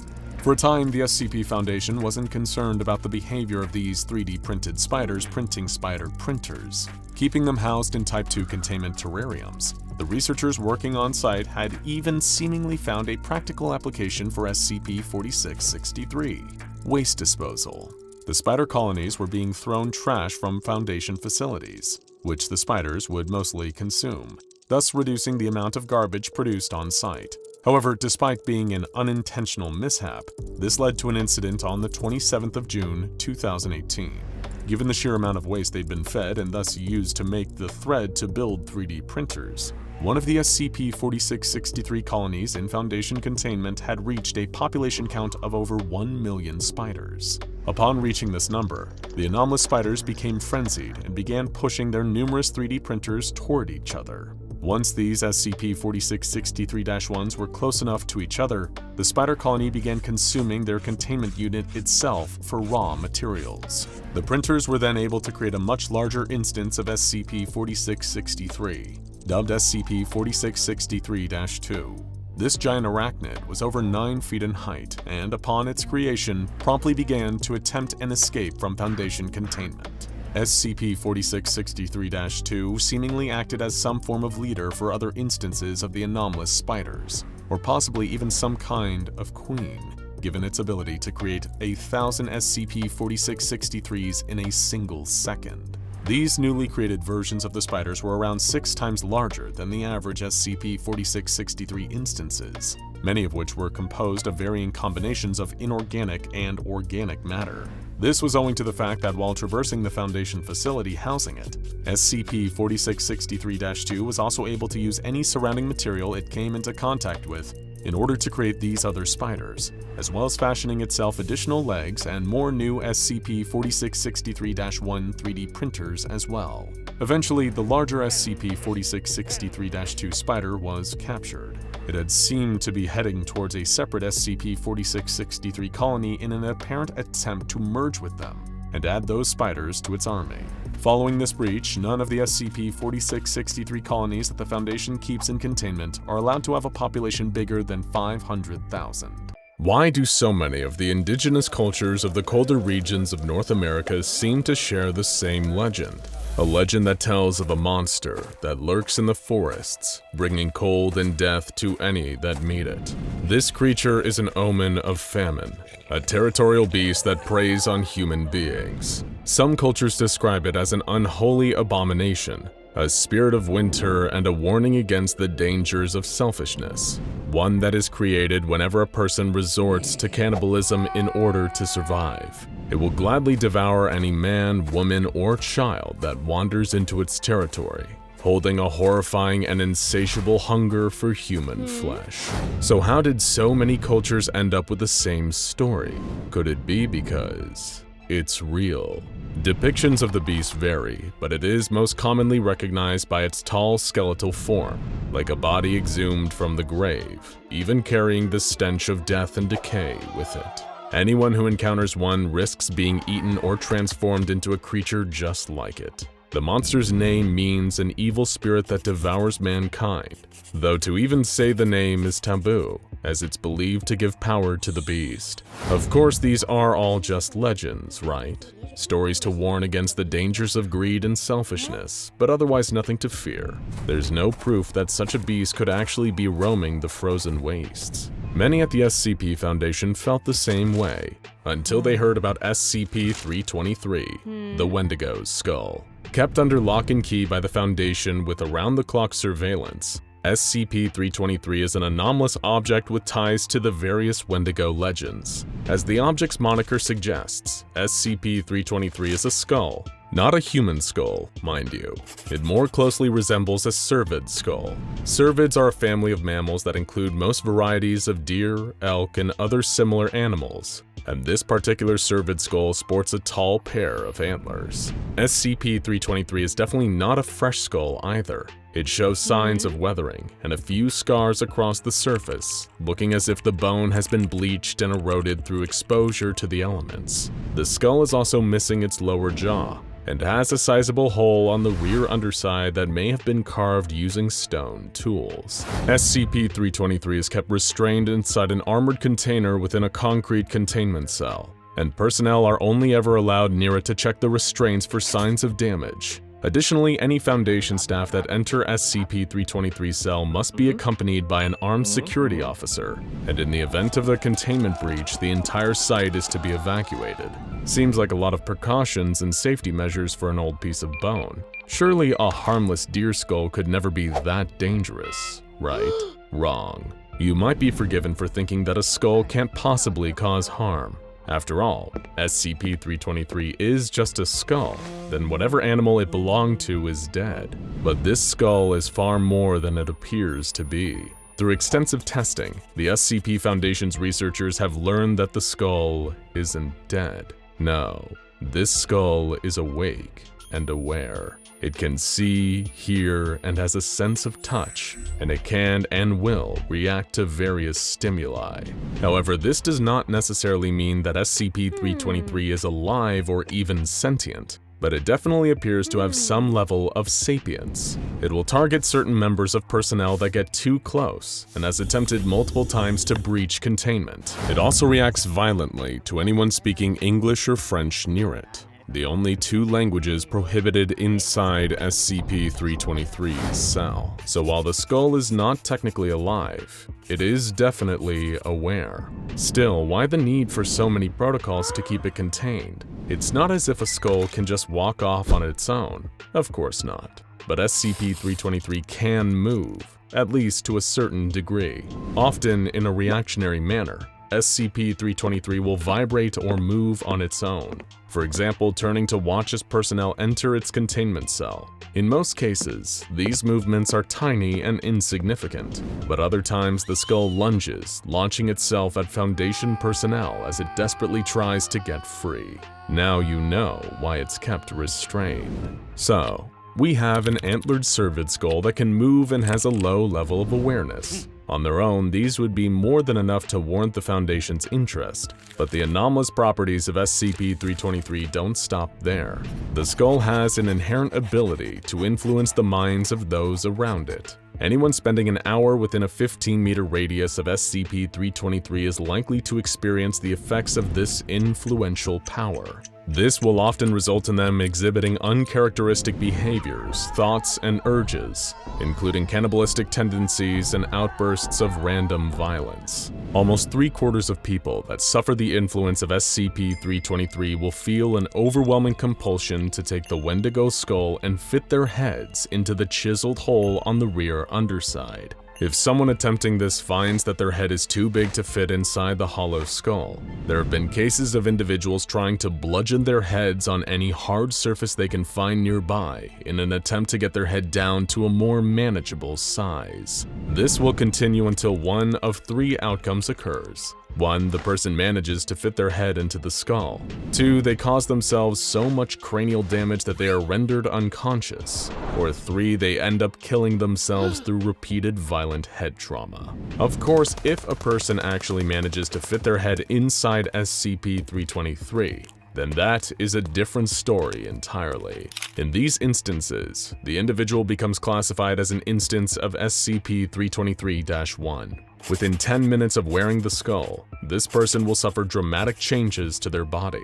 Any and all body fat will be rapidly shed as their hair also begins to fall out, leaving them looking starved and almost skeletal in appearance. Their distal phalanges, those are the bones at the tip of the fingers, will elongate and rupture the skin as they become bony, claw-like appendages. The subject will also find that their teeth have grown abnormally long and sharp, while their limbs will blacken as if they were suffering frostbite symptoms.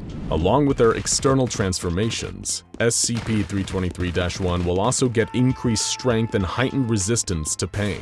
They aren't invulnerable though, and can still sustain damage and injuries. SCP-323 will also have a dramatic change happen to their metabolism, which will occur a few minutes into the physical transformation. The subject will now need an almost constant intake of calories, which if they don't receive, will cause them to starve almost instantly.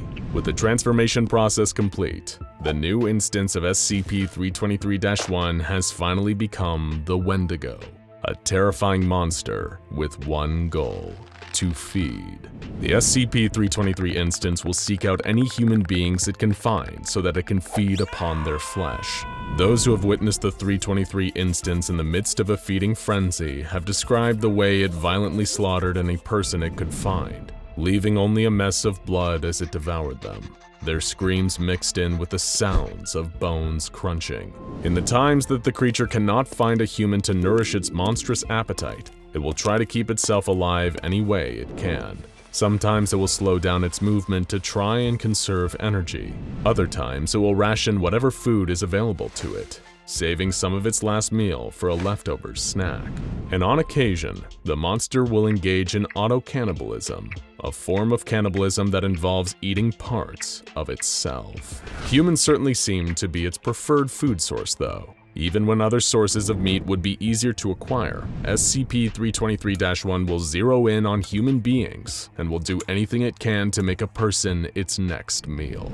When chasing down its prey, human or otherwise, SCP-323-1 has been observed uttering phrases either spoken in the primary language of whoever was transformed by the skull, or in the Severn Ojibwe, Potawatomi, and Cree languages. These are all native languages of the numerous indigenous creatures that shared legends of the Wendigo. Where do the phrases come from, though? Are they another side effect of SCP-323's influence? Or do they originate from the skull itself? The Foundation's researchers are still trying to figure that out, and at the moment, they have no clues as to where they come from. In one containment breach in 2006, during which an instance of SCP-323-1 was able to kill and devour 12 members of Foundation personnel, on-site surveillance recorded audio of the creature speaking.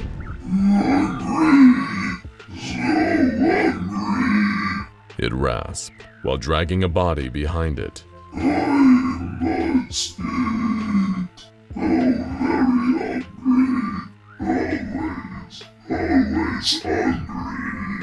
After this, the sound of a wet cracking noise was recorded, possibly one of the victim's bones being broken by SCP-323-1 so it could get to the marrow inside. The 323-1 instance does at times seem to try and resist the influence of the Wendigo skull. Additional recordings capture the creature saying,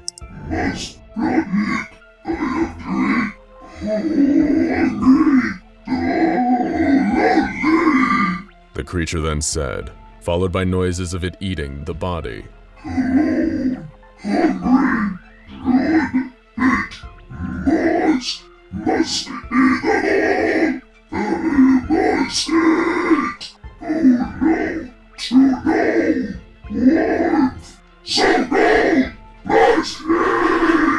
It seems that even the Wendigo has its own internal struggles, perhaps showing that there is still something left of the human who put on the skull, and that deep down they are fighting against their cannibalistic impulses. But where exactly did the Foundation find SCP-323?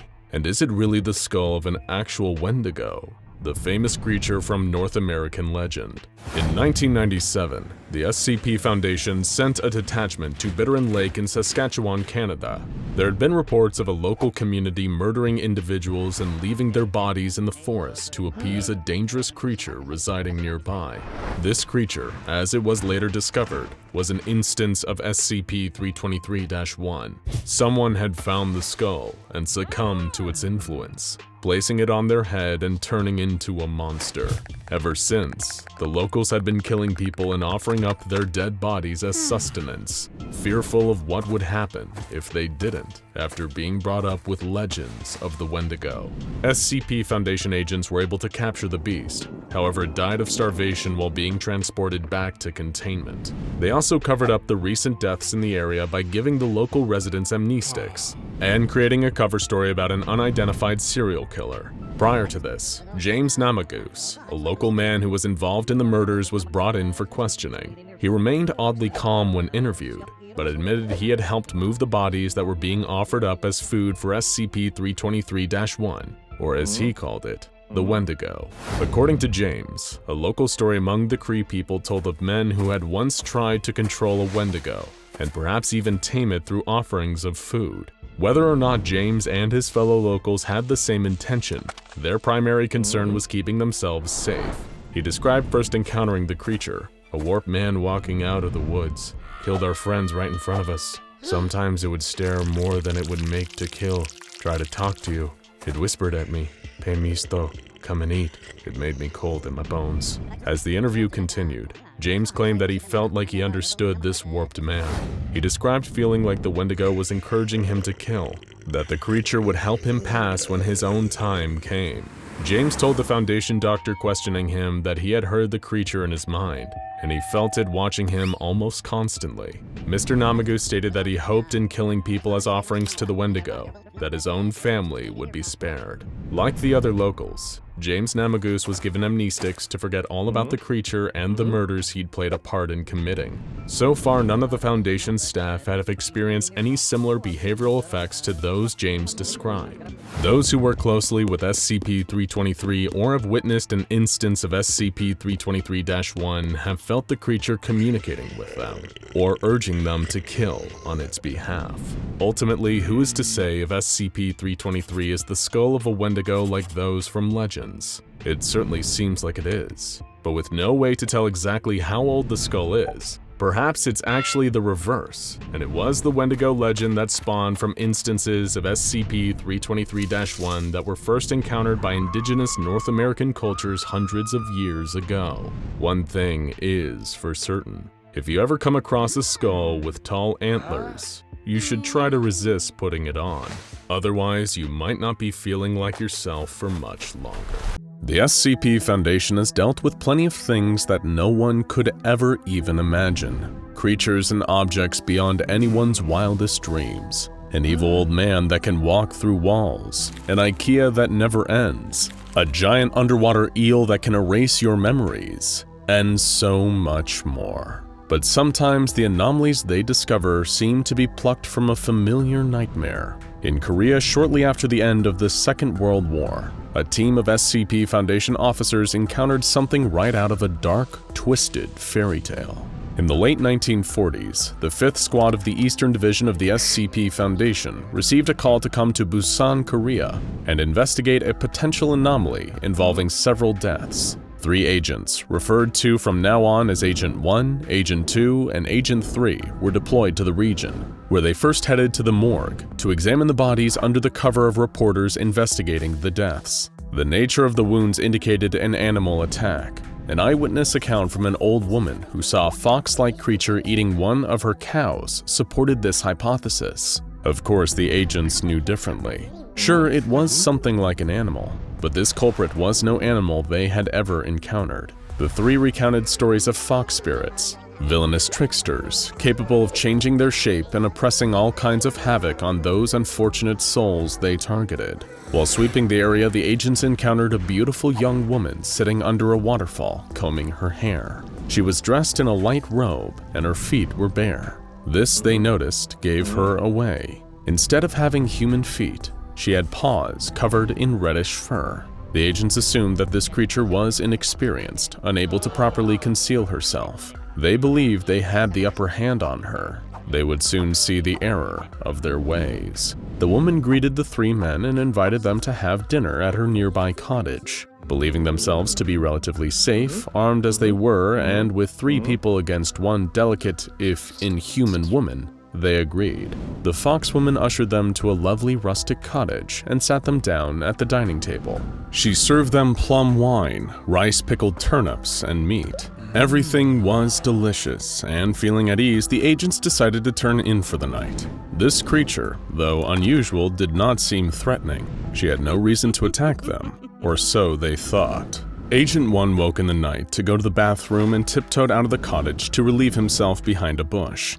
There, he saw Agent 2 with the foxwoman. Let's just say they were getting to know each other intimately. Suddenly, an abrupt change of mood, she bit him. She tore the man's throat out with her teeth before he could scream, turning his cries to a wet, useless gurgle. Then she took her hand and plunged it into his belly, shredding the flesh with razor-sharp claws. He thrashed and tried to fight her off, but she shoved him to the ground and tore his stomach open, rooting around inside for something. When she found it, she stopped and gleefully tore out his liver. As the first agent looked on in horror, she lifted his colleague's liver and swallowed it whole in one single gulp. Not noticing her onlooker, she continued her vile work, peeling her victim's skin like an orange. The agent who witnessed the whole thing regained his ability to move, adrenaline flooding his veins, and ran back to the cottage in search of his remaining teammate. Agent 1 shook Agent 3 awake, babbling incoherently as he tried to explain what was going on, and the fact that they needed to leave, and they needed to leave now. To his shock, Agent 2 walked into the room, asking what all the noise was about. Agent 1 immediately noticed the man's glowing yellow eyes and made his next move without thinking. He pulled out his gun and fired.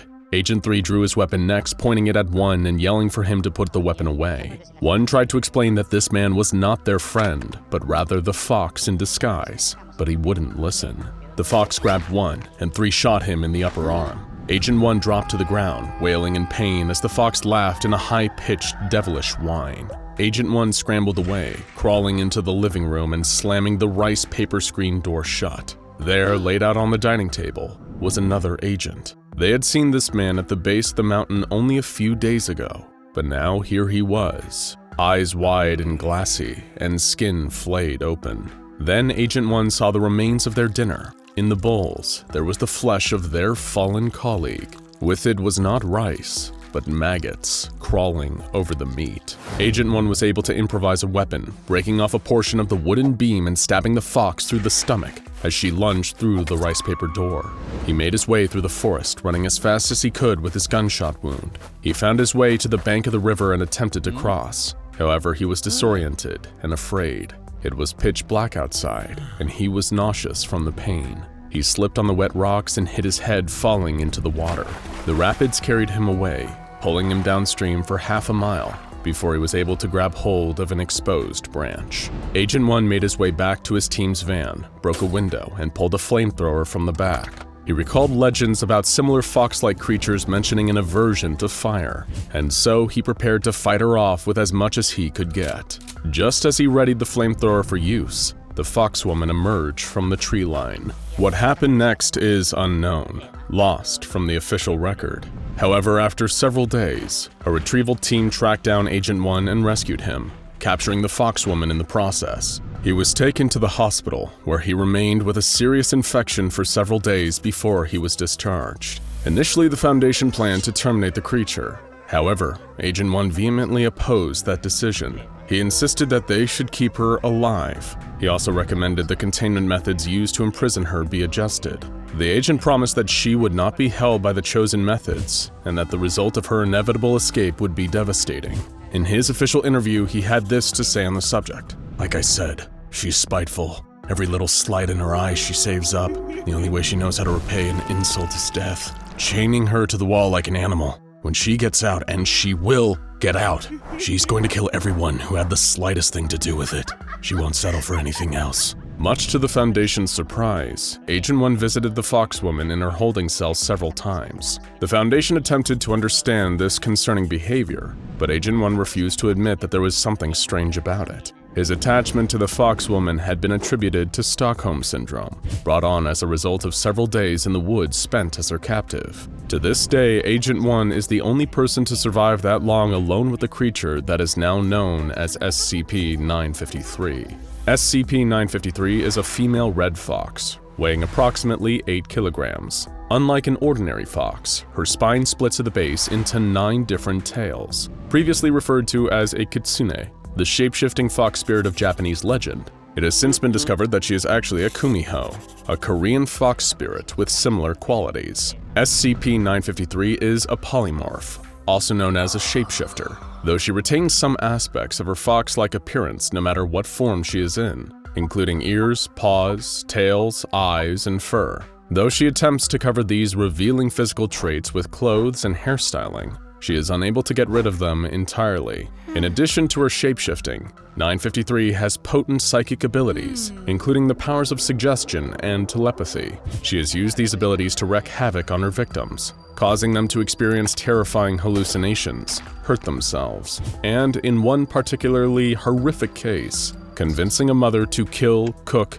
and eat her own child. She has also successfully used these abilities to escape containment 6 times. SCP-1153's most recent escape caused the deaths of 10 Foundation staff. After destroying nearby security cameras, she shifted into the appearance of an adult man, walking out the front door in a stolen lab coat. Anyone who stopped her to ask for identification was swiftly slaughtered. After her escape, the fox disappeared for 5 years until she resurfaced at YIFCON, a convention for furries and anthropomorphic animal enthusiasts. There, the fox-like ears and tail that might draw attention in other places allowed her to hide in plain sight. The Foundation was alerted to her presence when a terrified hotel housekeeper called 911 after walking in on SCP-1153 slicing open the torso of a dead convention goer. By the time the Foundation reached the convention center and captured the fox, she had left 24 corpses in her wake. The bodies, all mutilated almost beyond recognition,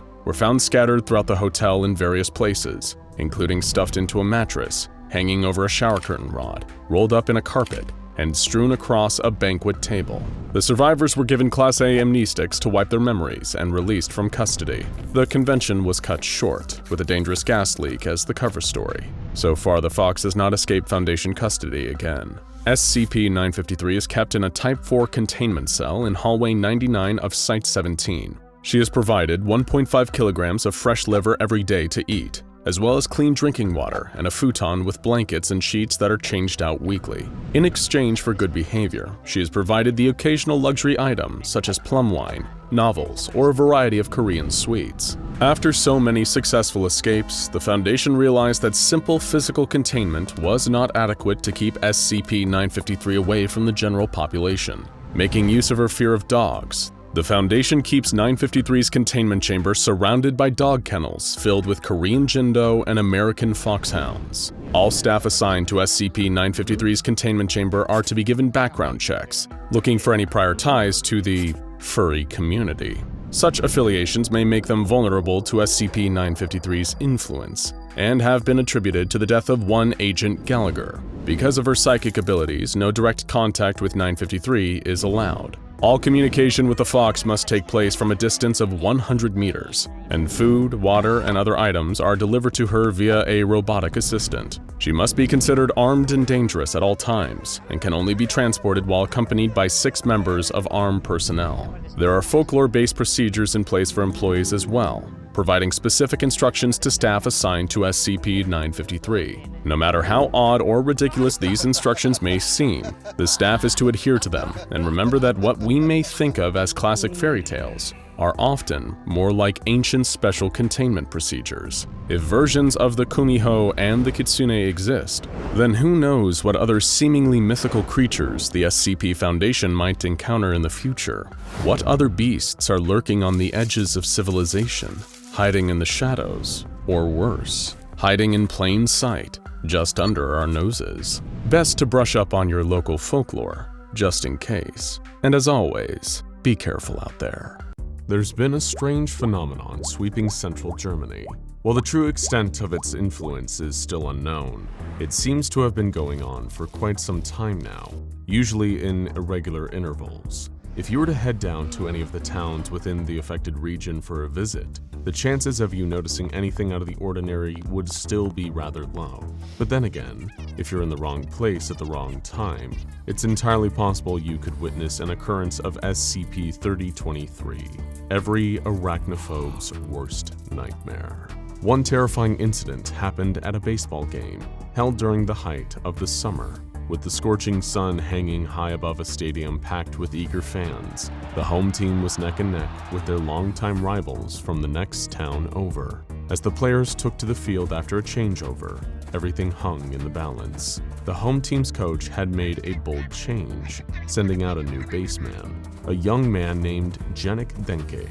He was a rookie, untested, but the team's strongest veterans had been doing their best through the whole first half of the game, and still, the scores were almost tied. And so Janik stepped up to the base, unaware that making the next catch would change his life forever. The crowd was silent, the tensions flattening their cheers and chants to a low murmur as the rival's heaviest hitter stepped up to the bat.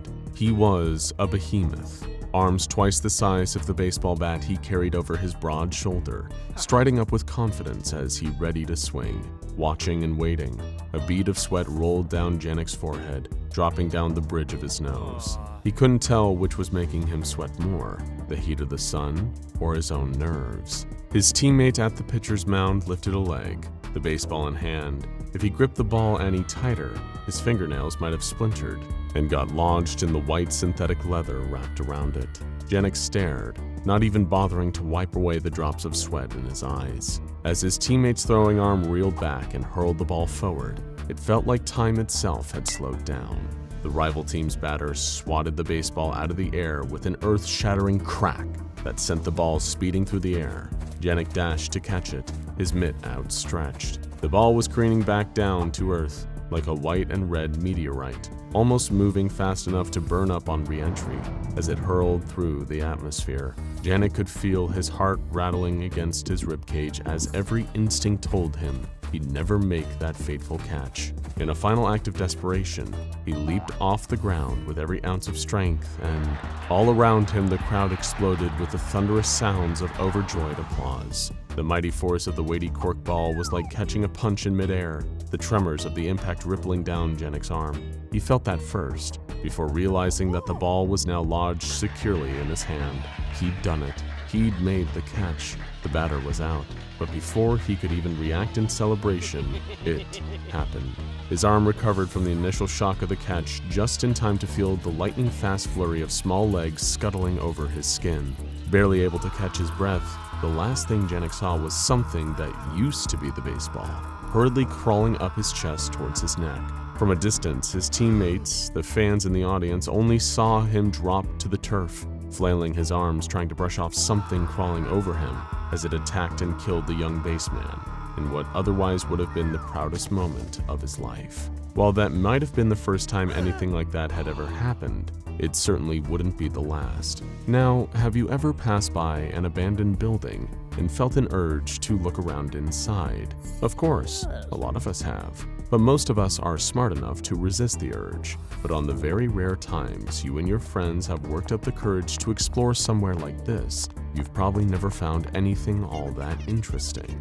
Then again, you might want to think twice before sneaking past those keep out and condemned signs. Maxie and Iva learned that lesson the hard way when they gained access to an abandoned office block.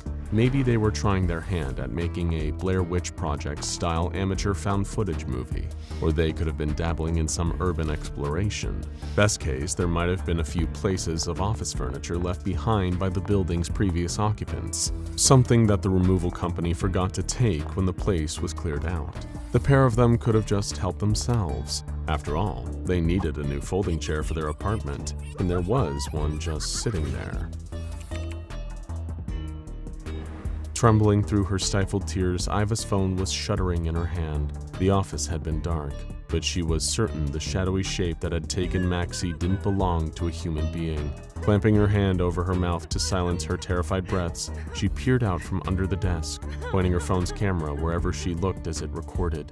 Iva could hear the loud tapping of several metal legs, moving hurriedly around the empty office. The noise would pause at irregular intervals. Every time it stopped, she thought, no, prayed that the creature was gone. But just as Iva went to look, she would hear the same sound, quick, scampering steps, the kind of movements that feel unnatural to look at, that are only possible for things with 8 legs. Perhaps that made it worse. The creature didn't shriek or scream or breathe like you'd expect of some awful monster in a horror movie. But then again, how could it? It had been a chair when Maxie had walked up to it, nothing more than an ordinary folding chair. The patter of metal footsteps stopped again, this time for longer. It had to be gone now, she thought. She gave it another few seconds just to make sure the silence wasn't broken again. Crawling out from under the desk, her phone still in her hand, Iva allowed herself to breathe a tentative sigh, only for that sigh to become a scream as it lunged at her. The chair's seat and back, now the body and maw of an angry arachnid monster. As Iva screamed, her phone caught the whole gruesome sight on camera. You might be starting to see a pattern emerging here. But there's yet another twist in this multi-legged tale. What if these occurrences weren't just random incidents? Sure, they might fall into the freak of nature category like so many other anomalous incidents, but while it's unclear exactly how these particular anomalies come about, could it be possible that something, or someone, is creating them on purpose? Mobile Task Force Alpha 21 were already on the scene in the aftermath of the latest incursion. The Elite Foundation strike team had eliminated the threat. Luckily, it had started life as a phone, meaning they were able to remotely destroy it, causing its electronic components to detonate. Not before it had killed 2 Foundation personnel, though. Naturally, now came the cleanup operation, gathering up evidence, leaving no trace of what had happened. The SCP Foundation still had little clue as to what exactly caused instances of this nature, a phenomenon they had now designated as SCP-3023. All they had to go on was a handful of cases, and footage recovered from a cell phone that had belonged to an urban explorer who'd met an untimely end at the jaws of a folding chair. But speaking of footage, something unusual had been caught by a security camera a few days before the latest SCP-3023 incident. The security footage showed a man breaking into an office where the latest 3023 instance, the telephone, had been found. As he picked up the phone in question, this individual's jaw appeared to unnaturally split open horizontally, allowing 4 dark, tongue-like appendages to emerge. These appendages rubbed the phone for over half a minute before retracting. The man then returned the phone to its original place and promptly left the office. Thanks to further investigations conducted by the Foundation's forensic experts, This unknown individual was identified as Mr. Sar, the owner of a local restaurant. Naturally, MTF Alpha 21 moved in to apprehend this suspect, the only real lead as to what has been causing the multiple instances of SCP-3023 to begin occurring in Germany. However, when Sar was eventually detained, he showed next to no sign of any anomalies in his body. He claimed to have no memory of the events depicted in the security footage, had never encountered any previous SCP-3023 instance, and seemed to possess no knowledge of the strange properties he exhibited on camera. Nonetheless, the SCP Foundation was forced to detain Mr. Sar, although he never displayed any anomalous behavior ever again. Now, you might be forgiven for thinking that, with Sar held in Foundation custody, everyone could breathe a sigh of relief. But sadly, for any arachnophobes watching at home, new instances of SCP-3023 kept cropping up, in even stranger and more horrific fashion than ever before. Imagine you had a headache, and we're talking about a real killer here. One of those power drill to the frontal lobe migraines. Maybe you'd spend too much time glued to a computer screen at work, and all that blue light from your monitor scrambled your gray matter. Or perhaps last night was a pretty wild one, and after a few too many drinks, you were left feeling hungover the next morning. What's your go-to response in that situation? Obviously, you can call in sick to work, then go to your medicine cabinet or an over-the-counter pharmacy and grab some basic painkillers, paracetamol, aspirin, ibuprofen, all the things that we trust to make us feel better, not to make things even worse. To Patrick, this started as one of the most normal things in the world. Like you or I, his immediate response to finding himself suffering from a raging headache was to grab a gelatin capsule of ibuprofen. As casually and unsuspectingly as anyone would, he took the pill in hopes of quickly relieving his pain and carrying on with his day, probably even chasing it down with a quick glass of water. Only unbeknownst and unseen to Patrick, something happened the moment that ibuprofen capsule passed through his lips and went towards his throat. Something that stopped it from fully going down his throat, in fact. Much like the baseball, the folding chair, the phone, and who knows how many other unrecorded incidents, the pill had sprouted 8 spider-like legs. At first, it started as a gentle cough, like you'd expect when a capsule gets lodged in your throat. Grabbing a tissue, Patrick gave a few grunting attempts at clearing his airway. There was definitely something in there that almost felt like it was scratching. Not the kind of scratch at the back of the throat brought on by some allergies, the kind of scratching that caused Patrick to cough up blood when he put a tissue to his mouth, the kind of scratching that he could feel moving, crawling around his windpipe. Perhaps if he had more time, Patrick could have raced to the hospital and had whatever was clawing its way around his throat removed safely with that free European healthcare. Unfortunately, the thing that the capsule had turned into just as he swallowed it wasn't that kind.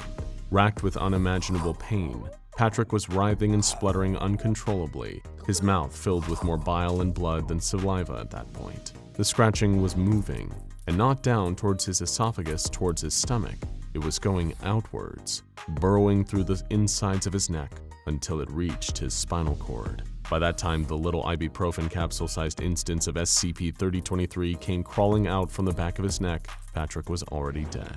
Let's say you were aware of this, of all these strange happenings, seemingly ordinary everyday objects turning into angry, aggressive spiders. Obviously, the Foundation might want to have a little chat with you about how you came across such information, but for the sake of argument, imagine you did know. You might think the smart idea would be to leave. After all, SCP-3023 instances are only known to occur in a specific region of central Germany, neatly situated in the middle of Leipzig and Dusseldorf. So you might think that it's time to up sticks and leave that area. Maybe even leave Germany altogether. Just hop in your car and drive to safety. If only it were that easy.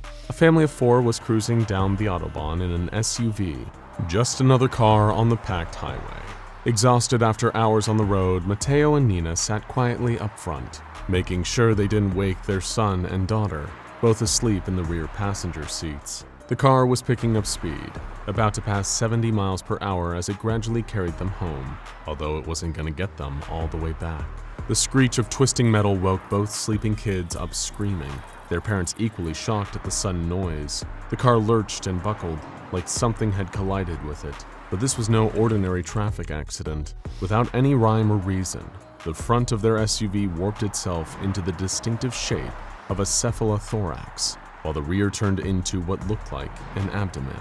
As the car shifted and reshaped around them, the grinding of metal as auto parts became huge metal legs. Mateo, Nina, and their children were still trapped inside, never to make it out. But the creepy crawly carnage wasn't just contained inside the car. The newly born arachnid abomination hurtled its way down the Autobahn, managing to maintain its speed. Other drivers swerved and slammed on their brakes to avoid hitting the creature they couldn't even believe was scuttling hurriedly along the highway. Unfortunately, this led them to careening into other cars, smashing headfirst into a pileup that claimed the lives of 41 people. Not that the SCP Foundation would ever admit it. With one of their facilities only 250 meters away, they were quick to dispatch an airstrike to deal with the spidery SUV once it became clear that Mobile Task Force Alpha 21 couldn't contain it. Across the board, anything capable of sprouting 4 pairs of spindly legs and crawling towards you with the intent to kill tends to rack up quite the body count.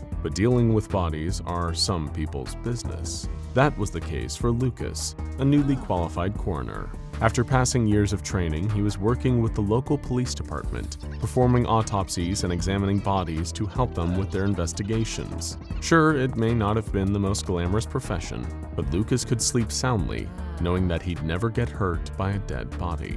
A John Doe, a body that hadn't yet been identified, had just been brought in after police had found him on the side of the road. Lucas thoroughly washed his hands, put on his gloves and scrubs, along with the rest of the autopsy team. He'd sat in on at least a dozen of these procedures, studied the relevant process and techniques. Everything had prepared him for the job of figuring out how someone had died. But not even the most experienced medical examiner could be prepared for what happened next. Taking the lead, Lucas began by making the primary incision into the cadaver's chest. It always reminded him of a particular scene in The Thing, where a character's stomach opened up and became a maw of frightening teeth, revealing them to be the titular shape-shifting alien. That thought was quickly shaken away when suddenly, to Lucas's surprise, the body lurched violently on the examining table. Not everyone expects dead bodies to be able to move, and while it might be rare, it's also not impossible. Any number of things can cause someone's remains to move after death. Muscles atrophying or spasming, the body filling up with gas as it breaks down. Of course, any coroner would expect these movements to have subsided by the time someone reaches the autopsy room. Caught off guard by the sudden violent movement, Lucas stepped away, dropping his scalpel. His panting breath warmed his face beneath his surgical mask as he stared for a moment, waiting to see if the body moved again. Certain it would be still now, Lucas wrote the spooky incident off just as a muscle spasm and leaned over to retrieve his scalpel. But while he was crouching, he noticed something strange. It almost looked as if there were a pair of protrusions poking out from under the dead man's skin. Walking around the other side of the table, Lucas found 2 more similar lumps at the body's abdomen, almost as if something was inside, ready to force its way out. Without warning, the John Doe suddenly moved again on the examining table, only this time, it didn't stop. Lucas couldn't believe his eyes. The man's face was still, frozen in the same dead expression, but his arms and legs were thrashing and writhing around as if he was somehow still alive. 4 extra limbs suddenly burst from the sides of the cadaver, and the now 8-legged creature reared itself up, leaping towards a member of the autopsy team. It scuttled and skittered around on its new appendages while Lucas watched in horror. Blood-curdling screams filled the autopsy room as he bolted for the door. Lucas raced down the corridor. The coroner dared not looking behind him while sprinting through the city mortuary. Behind him, he could hear the thudding of the spider's multiple limbs right at his heels. Out of the corner of his eyes, right on the edge of his peripheral vision, he could see the massive legs scuttling towards him. Maybe he would get out, run all the way to safety before the spider was upon him. But how can you hope to outrun something with 8 legs when you only have 2? The most important thing to remember is that while any unsuspecting inanimate object near you might suddenly decide to become an angry spider, the chances of it happening are very, very low. But especially if you happen to be in central Germany, those chances are never 0 either. Like any other area in the United States, the state of Florida has a healthy share of urban legends and local myths. Take, for example, the legendary swamp ape. the region's Bigfoot equivalent. A hulking creature said to run amok in the state's many swamps and aquatic areas, identified by its strong, repugnant odor and deep, guttural throat calls. Or the ghosts of the St. Augustine Lighthouse, a grisly tale revolving around two young girls who drowned in the nearby sea while their mother was working the lighthouse, too distracted to hear the cries of her children as they were swallowed by the current and returned to the brine.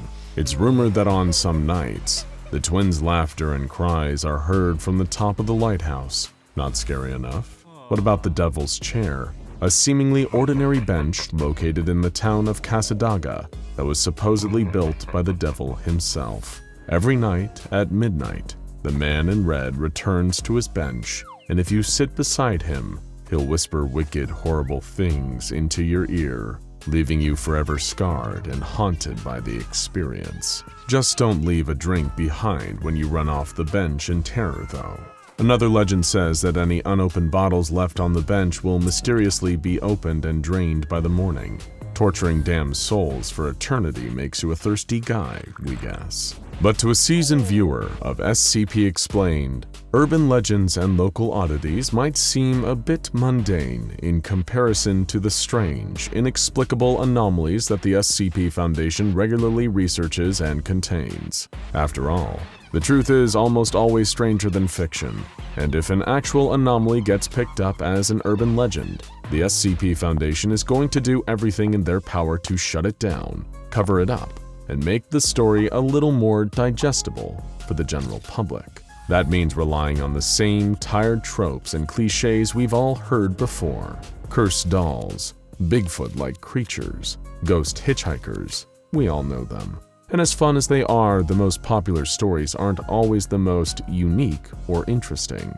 And if you peer deeper underneath the surface, you can always find kernels of truth in the most commonplace of legends. For example, what's commonly referred to as Bigfoot or Sasquatch is actually SCP-1000, a super-intelligent prehistoric race of ape creatures known as the Children of the Night, who were slaughtered by early humans and forced to hide from the world in order to preserve their species. A cursed object or location? The Foundation deals with those all the time, and stories of ghosts are as commonplace in the anomalous world as they are in the ordinary one. But what about an anomaly that utilizes urban legends to further its own nefarious goals? One that's lifeblood is localized to a single area. Today on SCP Explained, we're going to be talking about SCP-3640, an anomaly that capitalizes on the interest and intrigue those urban legends generate, specifically those in the state of Florida. We already talked about the variety of weird and creepy stories the state calls its own, but what else is Florida known for? Tourism? Retirement communities? Beautiful summer weather? Slightly crazy individuals making news headlines for ridiculous reasons? How about Disney? That's right.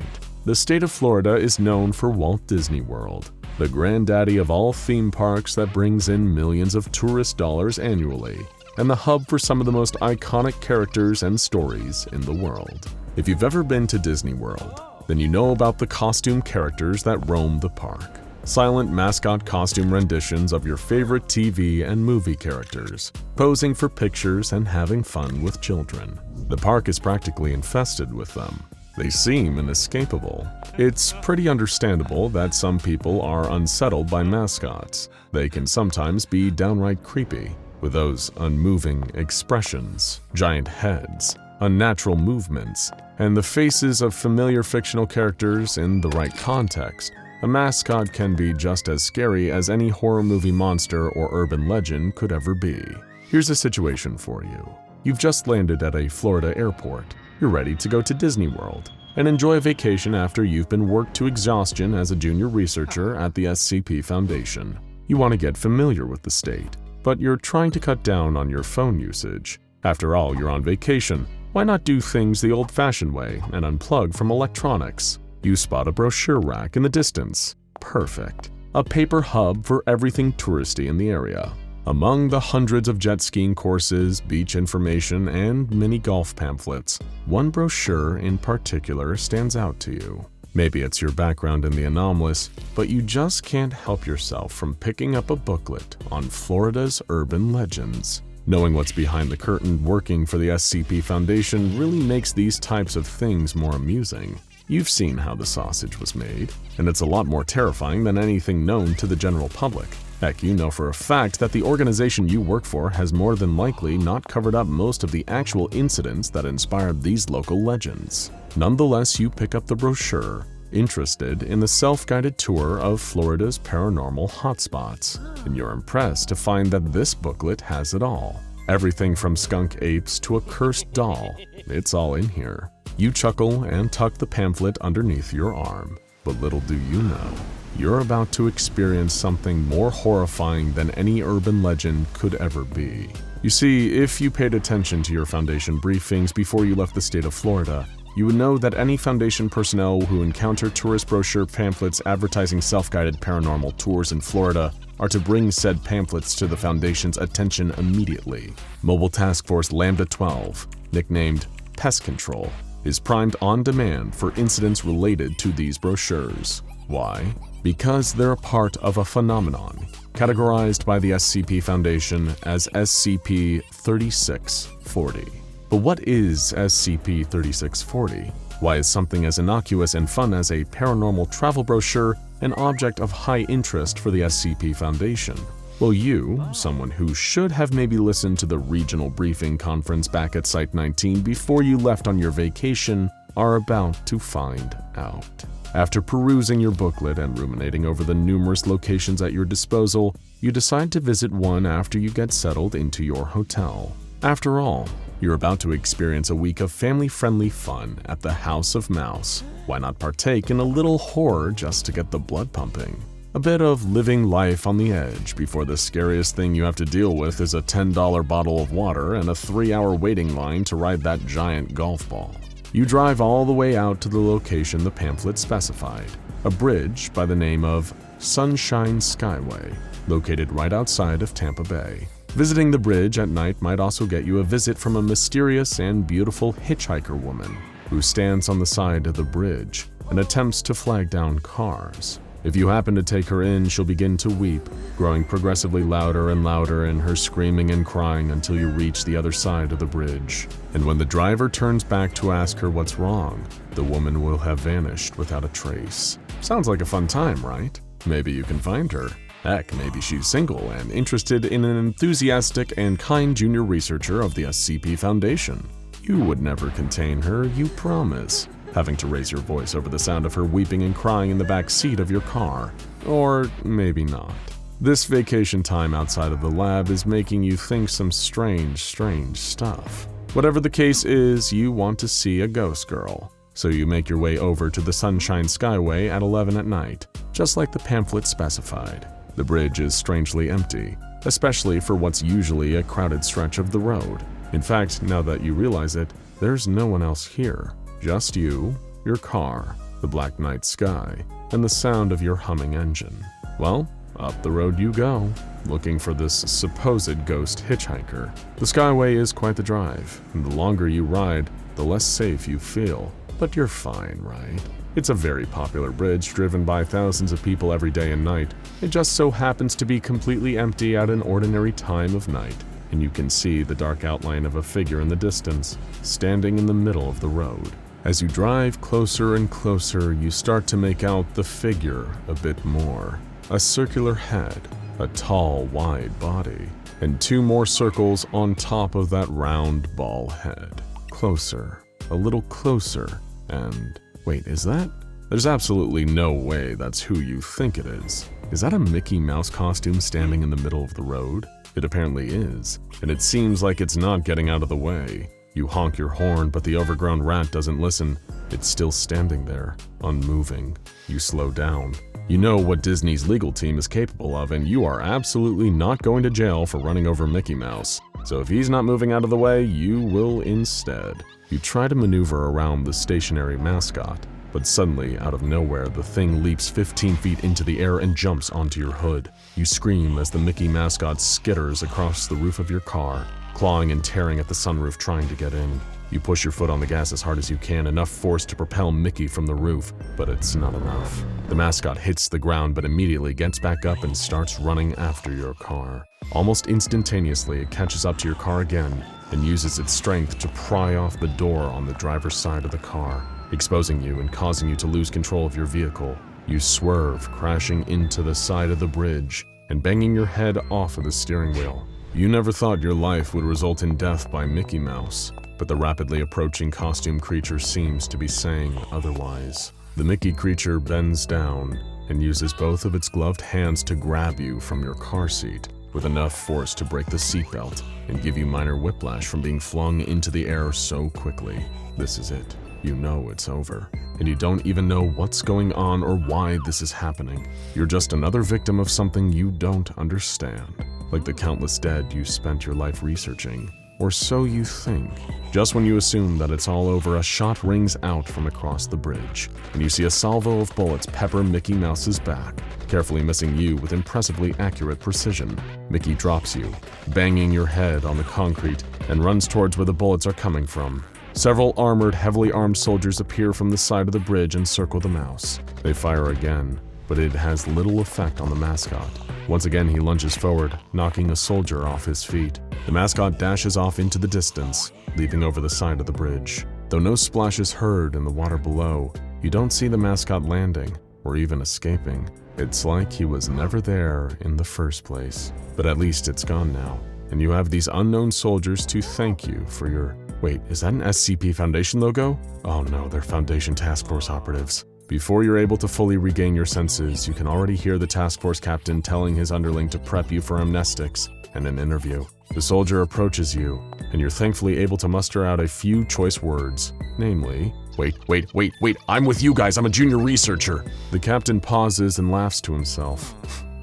What are the odds? After you're processed and taken to the nearest facility, where your identity as a card-carrying member of the SCP Foundation is confirmed, you're let in on what exactly it was you just saw back there. As it turns out, you had an encounter with SCP-3640, an anomaly centering around a set of travel brochures that advertise self-guided tours of all of Florida's paranormal hotspots. If someone reads the brochure and goes to a location at a set time, just like you did, they'll be preyed upon by a mysterious, predatory entity or set of entities that resembles costumed mascot characters owned by the Walt Disney Company.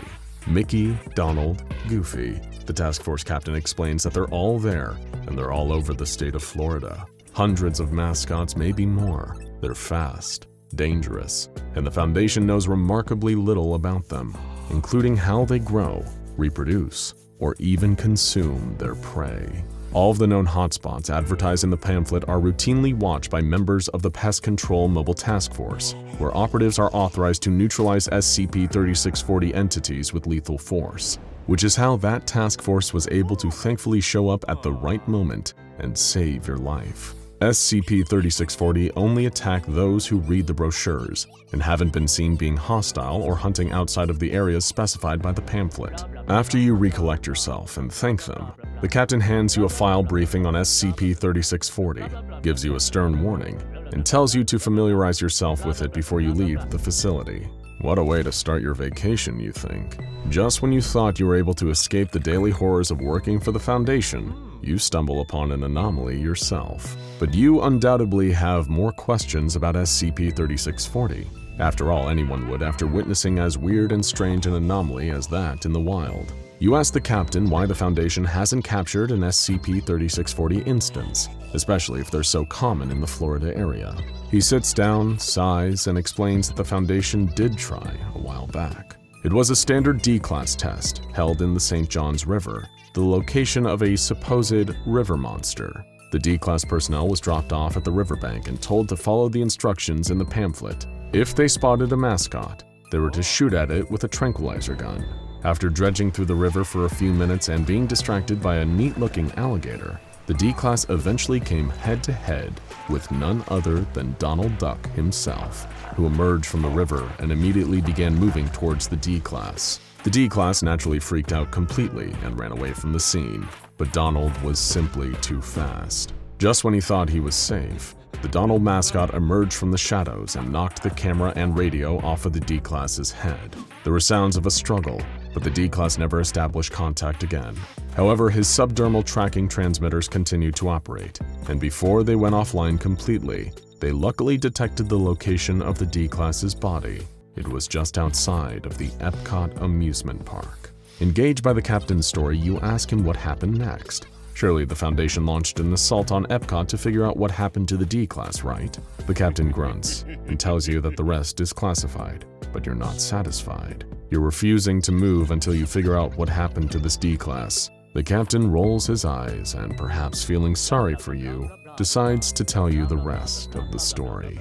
Him and his team were deployed just outside of the Epcot theme park, right next to a one-story concrete hut where the D-Class's location was tracked. They were equipped with heavy arms, a net launcher, and a flamethrower, all perfect weapons for subduing these deadly mascots. While Lambda-12 was typically used to hunting anomalous bugs and pests, they figured that hunting down Donald Duck and Minnie Mouse was more or less the same thing, when you squint really hard and pretend that they have wings. The task force broke into the hut, revealing it to be a maintenance shed with a mysterious trapdoor in the middle of the floor.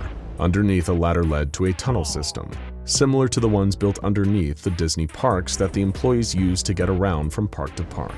The team spotted several dressing rooms and storage rooms, all empty and devoid of life. After some exploration, the team followed a low rumbling noise to a closed door. They slowly opened it, revealing an abandoned boiler room with a white mascot costume at the foot of the boiler, curled up around an unknown object. An operative approached the costume and poked it with a rifle, identifying it as an empty Daisy Duck costume.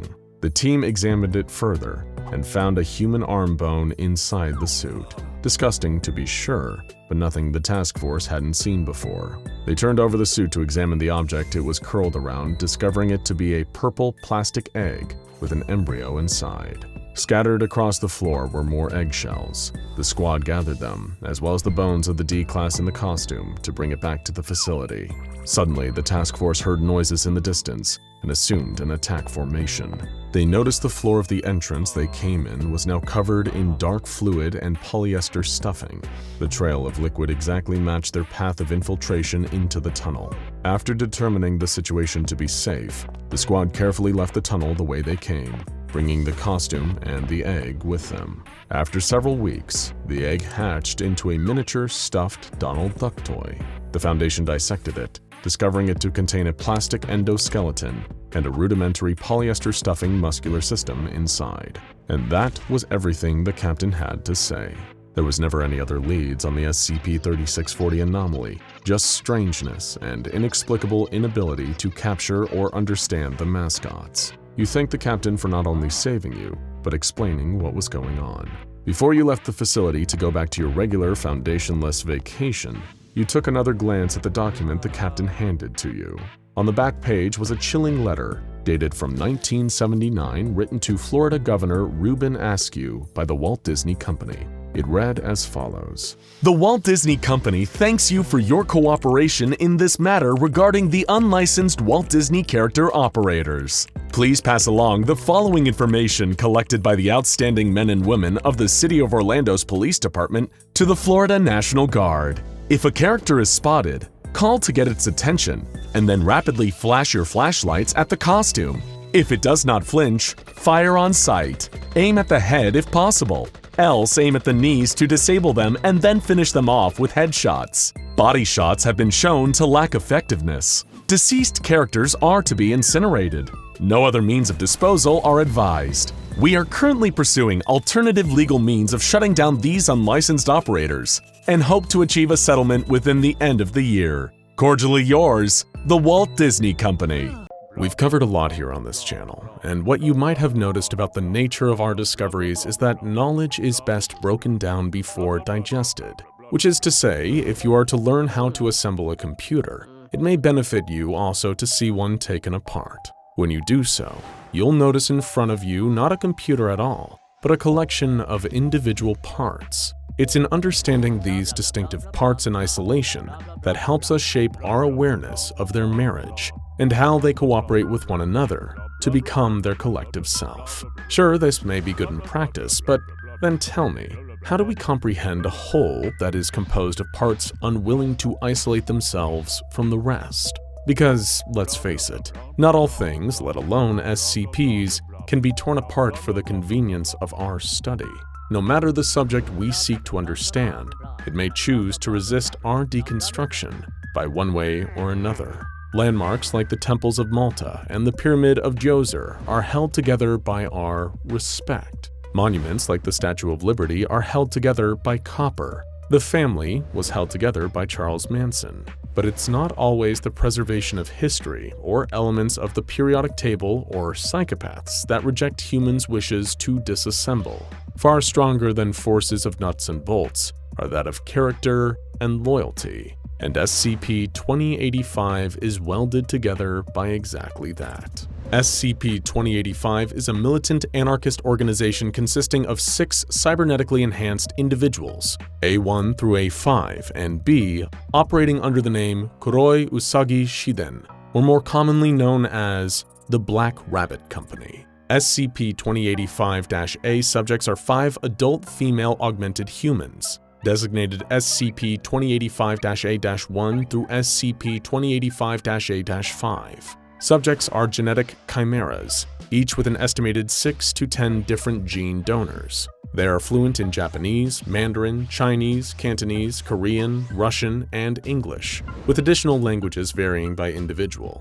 Subjects display an array of genetic and cybernetic enhancements, including genetic splices of Felis catus physiology, that is, having cat-like ears, tails, and hair.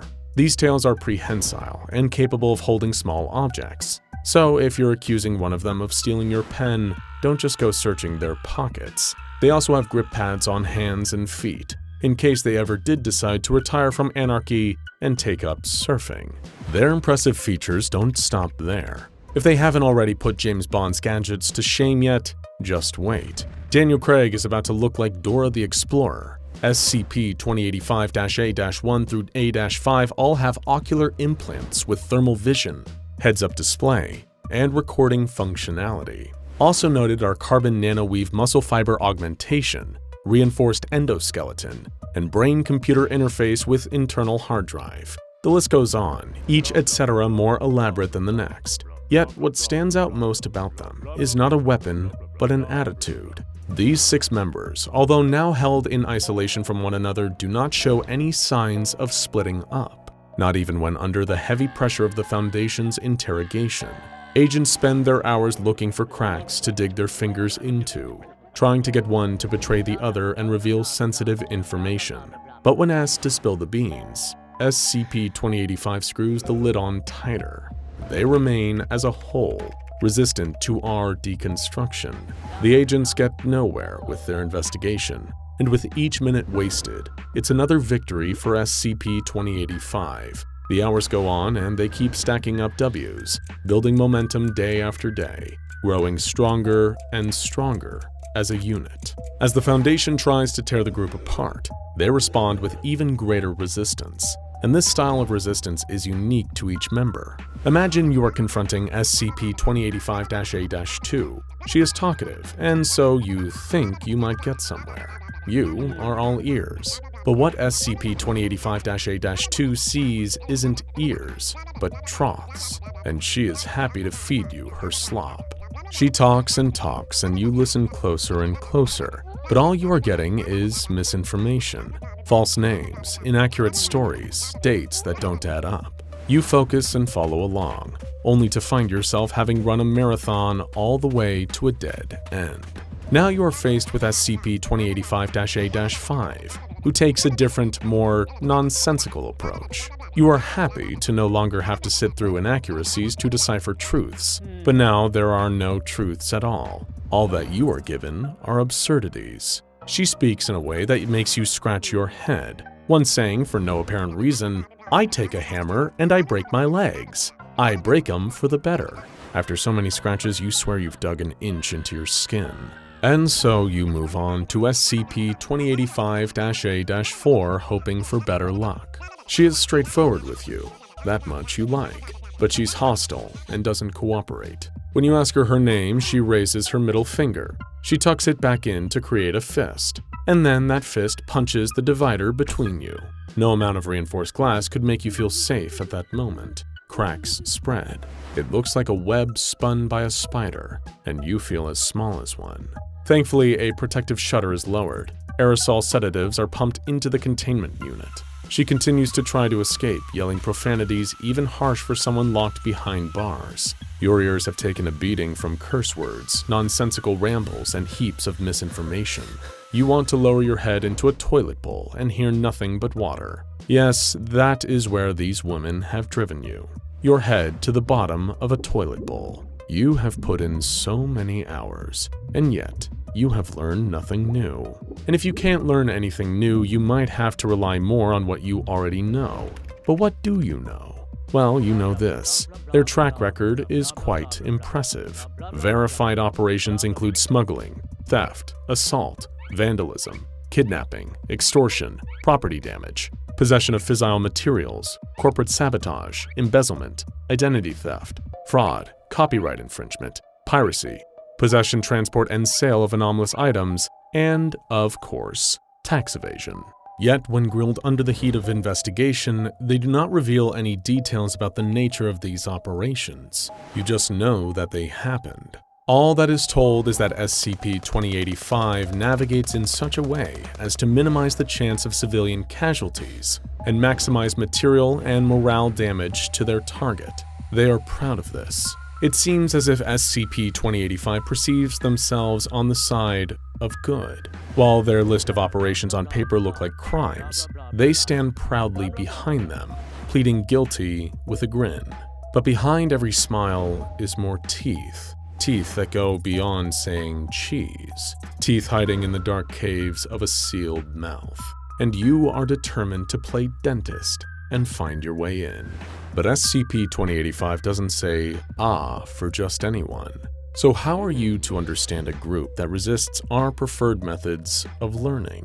How are you to properly assess the pieces of a puzzle when the puzzle is glued tightly together? It starts at the top. Before you can decipher the motives of a nation, you'd be smart to study their leader.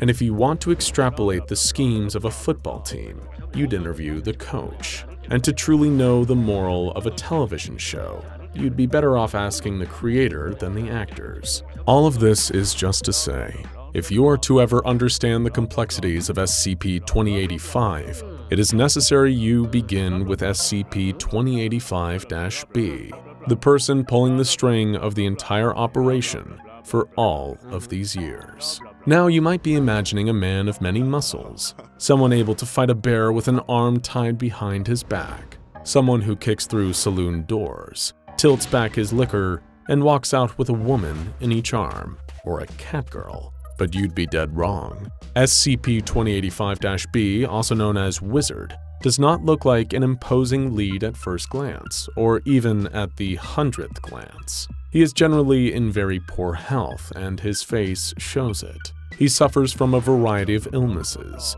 most notably a vitamin D deficiency, acute radiation syndrome, and has unmanageable scarring from severe and repeated skin ulceration.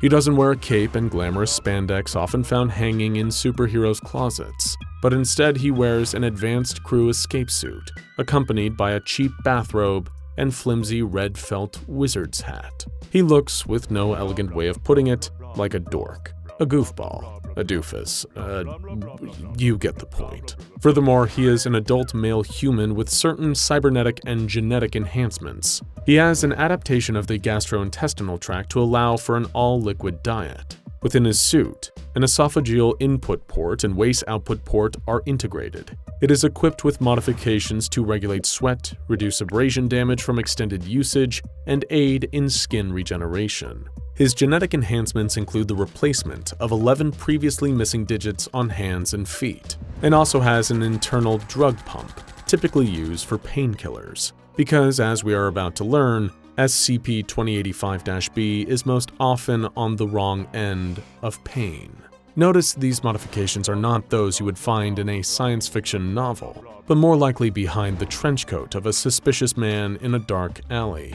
And we all know nothing good is ever concealed behind a trench coat. But have you ever wondered if that truth also extends to robes? Because when we pull open SCP-2085s, what we find is truly terrifying.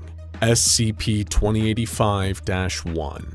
SCP-2085-1 is a fibrous mass of self-replicating carbon nanomaterials within SCP-2085-B's chest cavity, with growths protruding into the liver, pancreas, gallbladder, spinal cord, and left lung.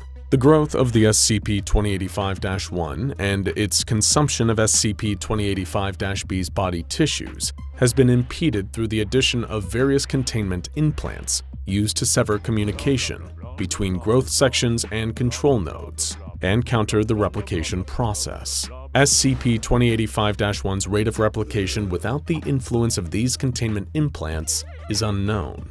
SCP-2085-1's periods of activity occur on average once every 3 months. The process lasts for up to 15 minutes and causes SCP-2085-B intense pain. Imagine a heart attack. Imagine Mike Tyson using your sternum like a punching bag. Imagine a cactus strapped to your front. This is the pain and torture SCP-2085 wears daily. There is no S logo printed on his chest like Superman. No symmetrically slick symbol like Batman. Instead, just cancerous growth. Kryptonite worn like a tie. The knot never to be loosened. But to SCP-2085-B, this anomaly is not just a number to be studied, but more so a being to be understood. It is more personal than a medical condition. It is something that he wakes up with each and every day. He calls it Red. At first, the Foundation saw SCP-2085's close connection with Red to be childish and silly, as if a small boy who names his freckles out of boredom and loneliness. But as you are about to see, how they met was more memorable than first finding a freckle in the mirror. A meteor struck down, and SCP-2085-B was the only person at the scene. Red was inside. As Wizard approached the meteor, Red leapt onto him and buried a home into his chest cavity. Far from a freckle on the skin, Red is a cancer. It grows and grows, leaching to what it can. It can't be removed with surgery. It can't be covered by a band-aid. It has no empathy or mercy. It leeches on and eats away at its host. But it's more than pain that it causes. Falling off a swing set and bursting open your leg hurts, sure, but at least both you and your injury are on the same team. Cuts try to heal. When left alone, injuries make effort to find homeostasis. But Red is a different breed. It hates us in a way that injuries are incapable of doing. It has a deep disdain for humanity. It tears Wizard down, reveling in his degradation. Its sole purpose is to eat him whole. Wizard can only take this personally, as he doesn't just feel the universally understood sensation of pain, but also the unique passion of its purpose. SCP-2085-B's adventures with Red seem to be where our story begins, and what ultimately keeps it moving. In fact, it was while SCP-2085-B was running around trying to fix his chest with implants when he eventually met who we refer to as SCP-2085-A-1 through A-5. He was at the clinic to get some new parts, and when he was going through the installation process, there was an explosion. One of the 5 girls barged out of a building, guns blazing. He started running alongside them with his chest half open. The woman embraced him immediately and reciprocated. Knowing nothing of the situation, he instinctively knew to take their side. There were bullets coming from both directions, but he intuitively understood which side was good and which side was bad. A distinction SCP-2085 believes the world needs help clarifying. But it is hard to see a reason for a war when our eyes are focused on the casualties. Beliefs are less clear when tucked behind bullets. The sounds of gunfire muffle their message. Morality, while a complex subject, SCP-2085 believes is simplified by the masses. Events are deemed good or bad based on the term used for them in a court of law. When we see the words smuggling, theft, assault, vandalism, corporate sabotage, embezzlement, identity theft, fraud, copyright infringement, piracy, and, of course, tax evasion, it is our impulse to label those as morally bad. But SCP-2085 desperately wants you to look beyond the language.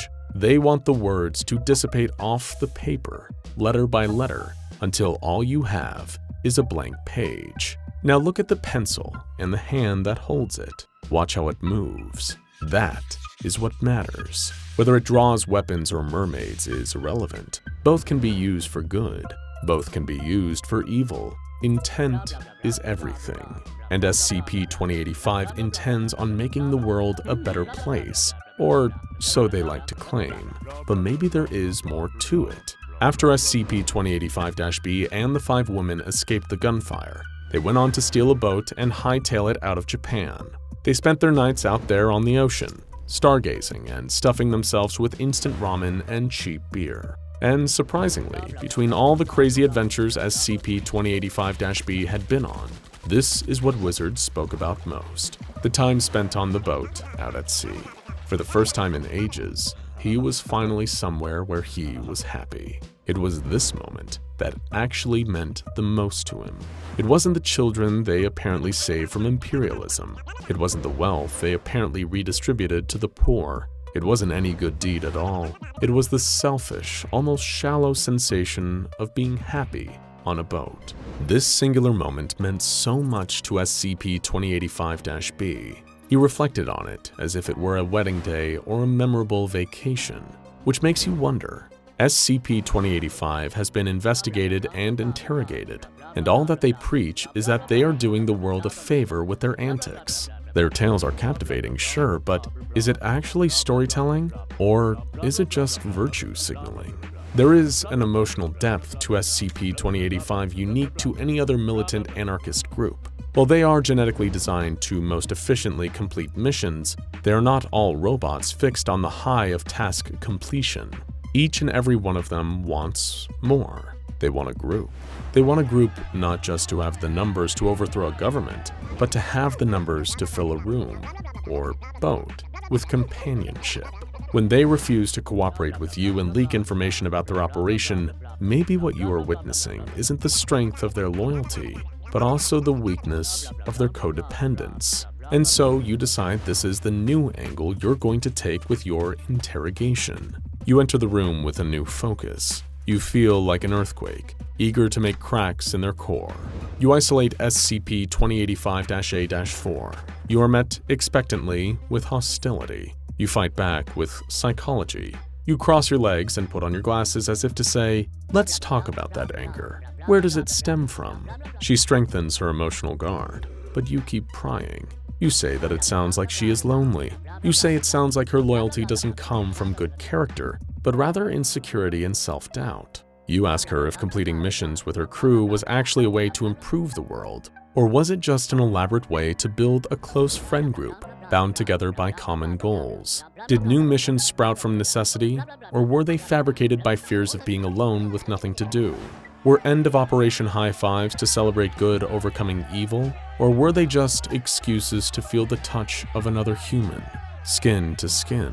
You stop there and let silence do the rest. SCP-2085-A-4 sits with her thoughts. She is ready to break, and finally, she does. She says she's willing to provide video logs of the group's former operations. She's ready to cooperate. She's ready to abandon loyalty to groupthink and focus instead on self-improvement. In exchange, she kindly asks that she be reciprocated and that the sanction placed on her be lifted. You come to an agreement, and with that, you feel like your work is done. But is it? You're feeling cocky and accomplished. You forward the video logs to an isolated network for D-Class personnel to review, and you sit back and enjoy a celebratory drink. You have infiltrated and broken the mind of a genetically modified radical designed for anarchy. You give yourself a pat on the back, and you're feeling so great that the pat might even turn into a massage. But before you can indulge in that deep tissue level of self-admiration, the phone rings. Can it be a call from the president telling you that you're the greatest investigator of all time? Can it be that they need you to pose in front of a world-renowned artist so they can erect a statue of you in the center of town square? But the panic on the other side of the phone halts your daydream. Your stomach drops, as if a sudden plummet from a perfectly vertical roller coaster. You have fallen into a trap. The video log at the center of your negotiation was not all it was promised to be. The file, titled backup.avi, consisted of a 2-hour-long video of a feces-filled toilet, presumably recorded from SCP-2085-A's point of view, accompanied by an audio loop of the folk song Korobaniki, as performed by the Red Army Choir. Its absurdity feels like an art project, like a short film you are assigned to watch in a community college class. But instead of putting you to sleep, it does a whole lot more. The contained audiovisual cognitohazard induced anaphylaxis and exudative diarrhea in the observing D-Class subject. The D-Class subject died 4 minutes after initial access of the file from blood loss and oxygen deprivation. SCP-2085-A-4 sits in containment, laughing, while you sit there on your couch, dethroned, back where you started, having thought you tore SCP-2085 apart with your mind, only to learn that your efforts only reinforced it with more glue. Now go check out SCP-247 A Harmless Kitten and SCP-577 Bullet Cat for more SCPs that'll melt or claw out a cat lover's heart.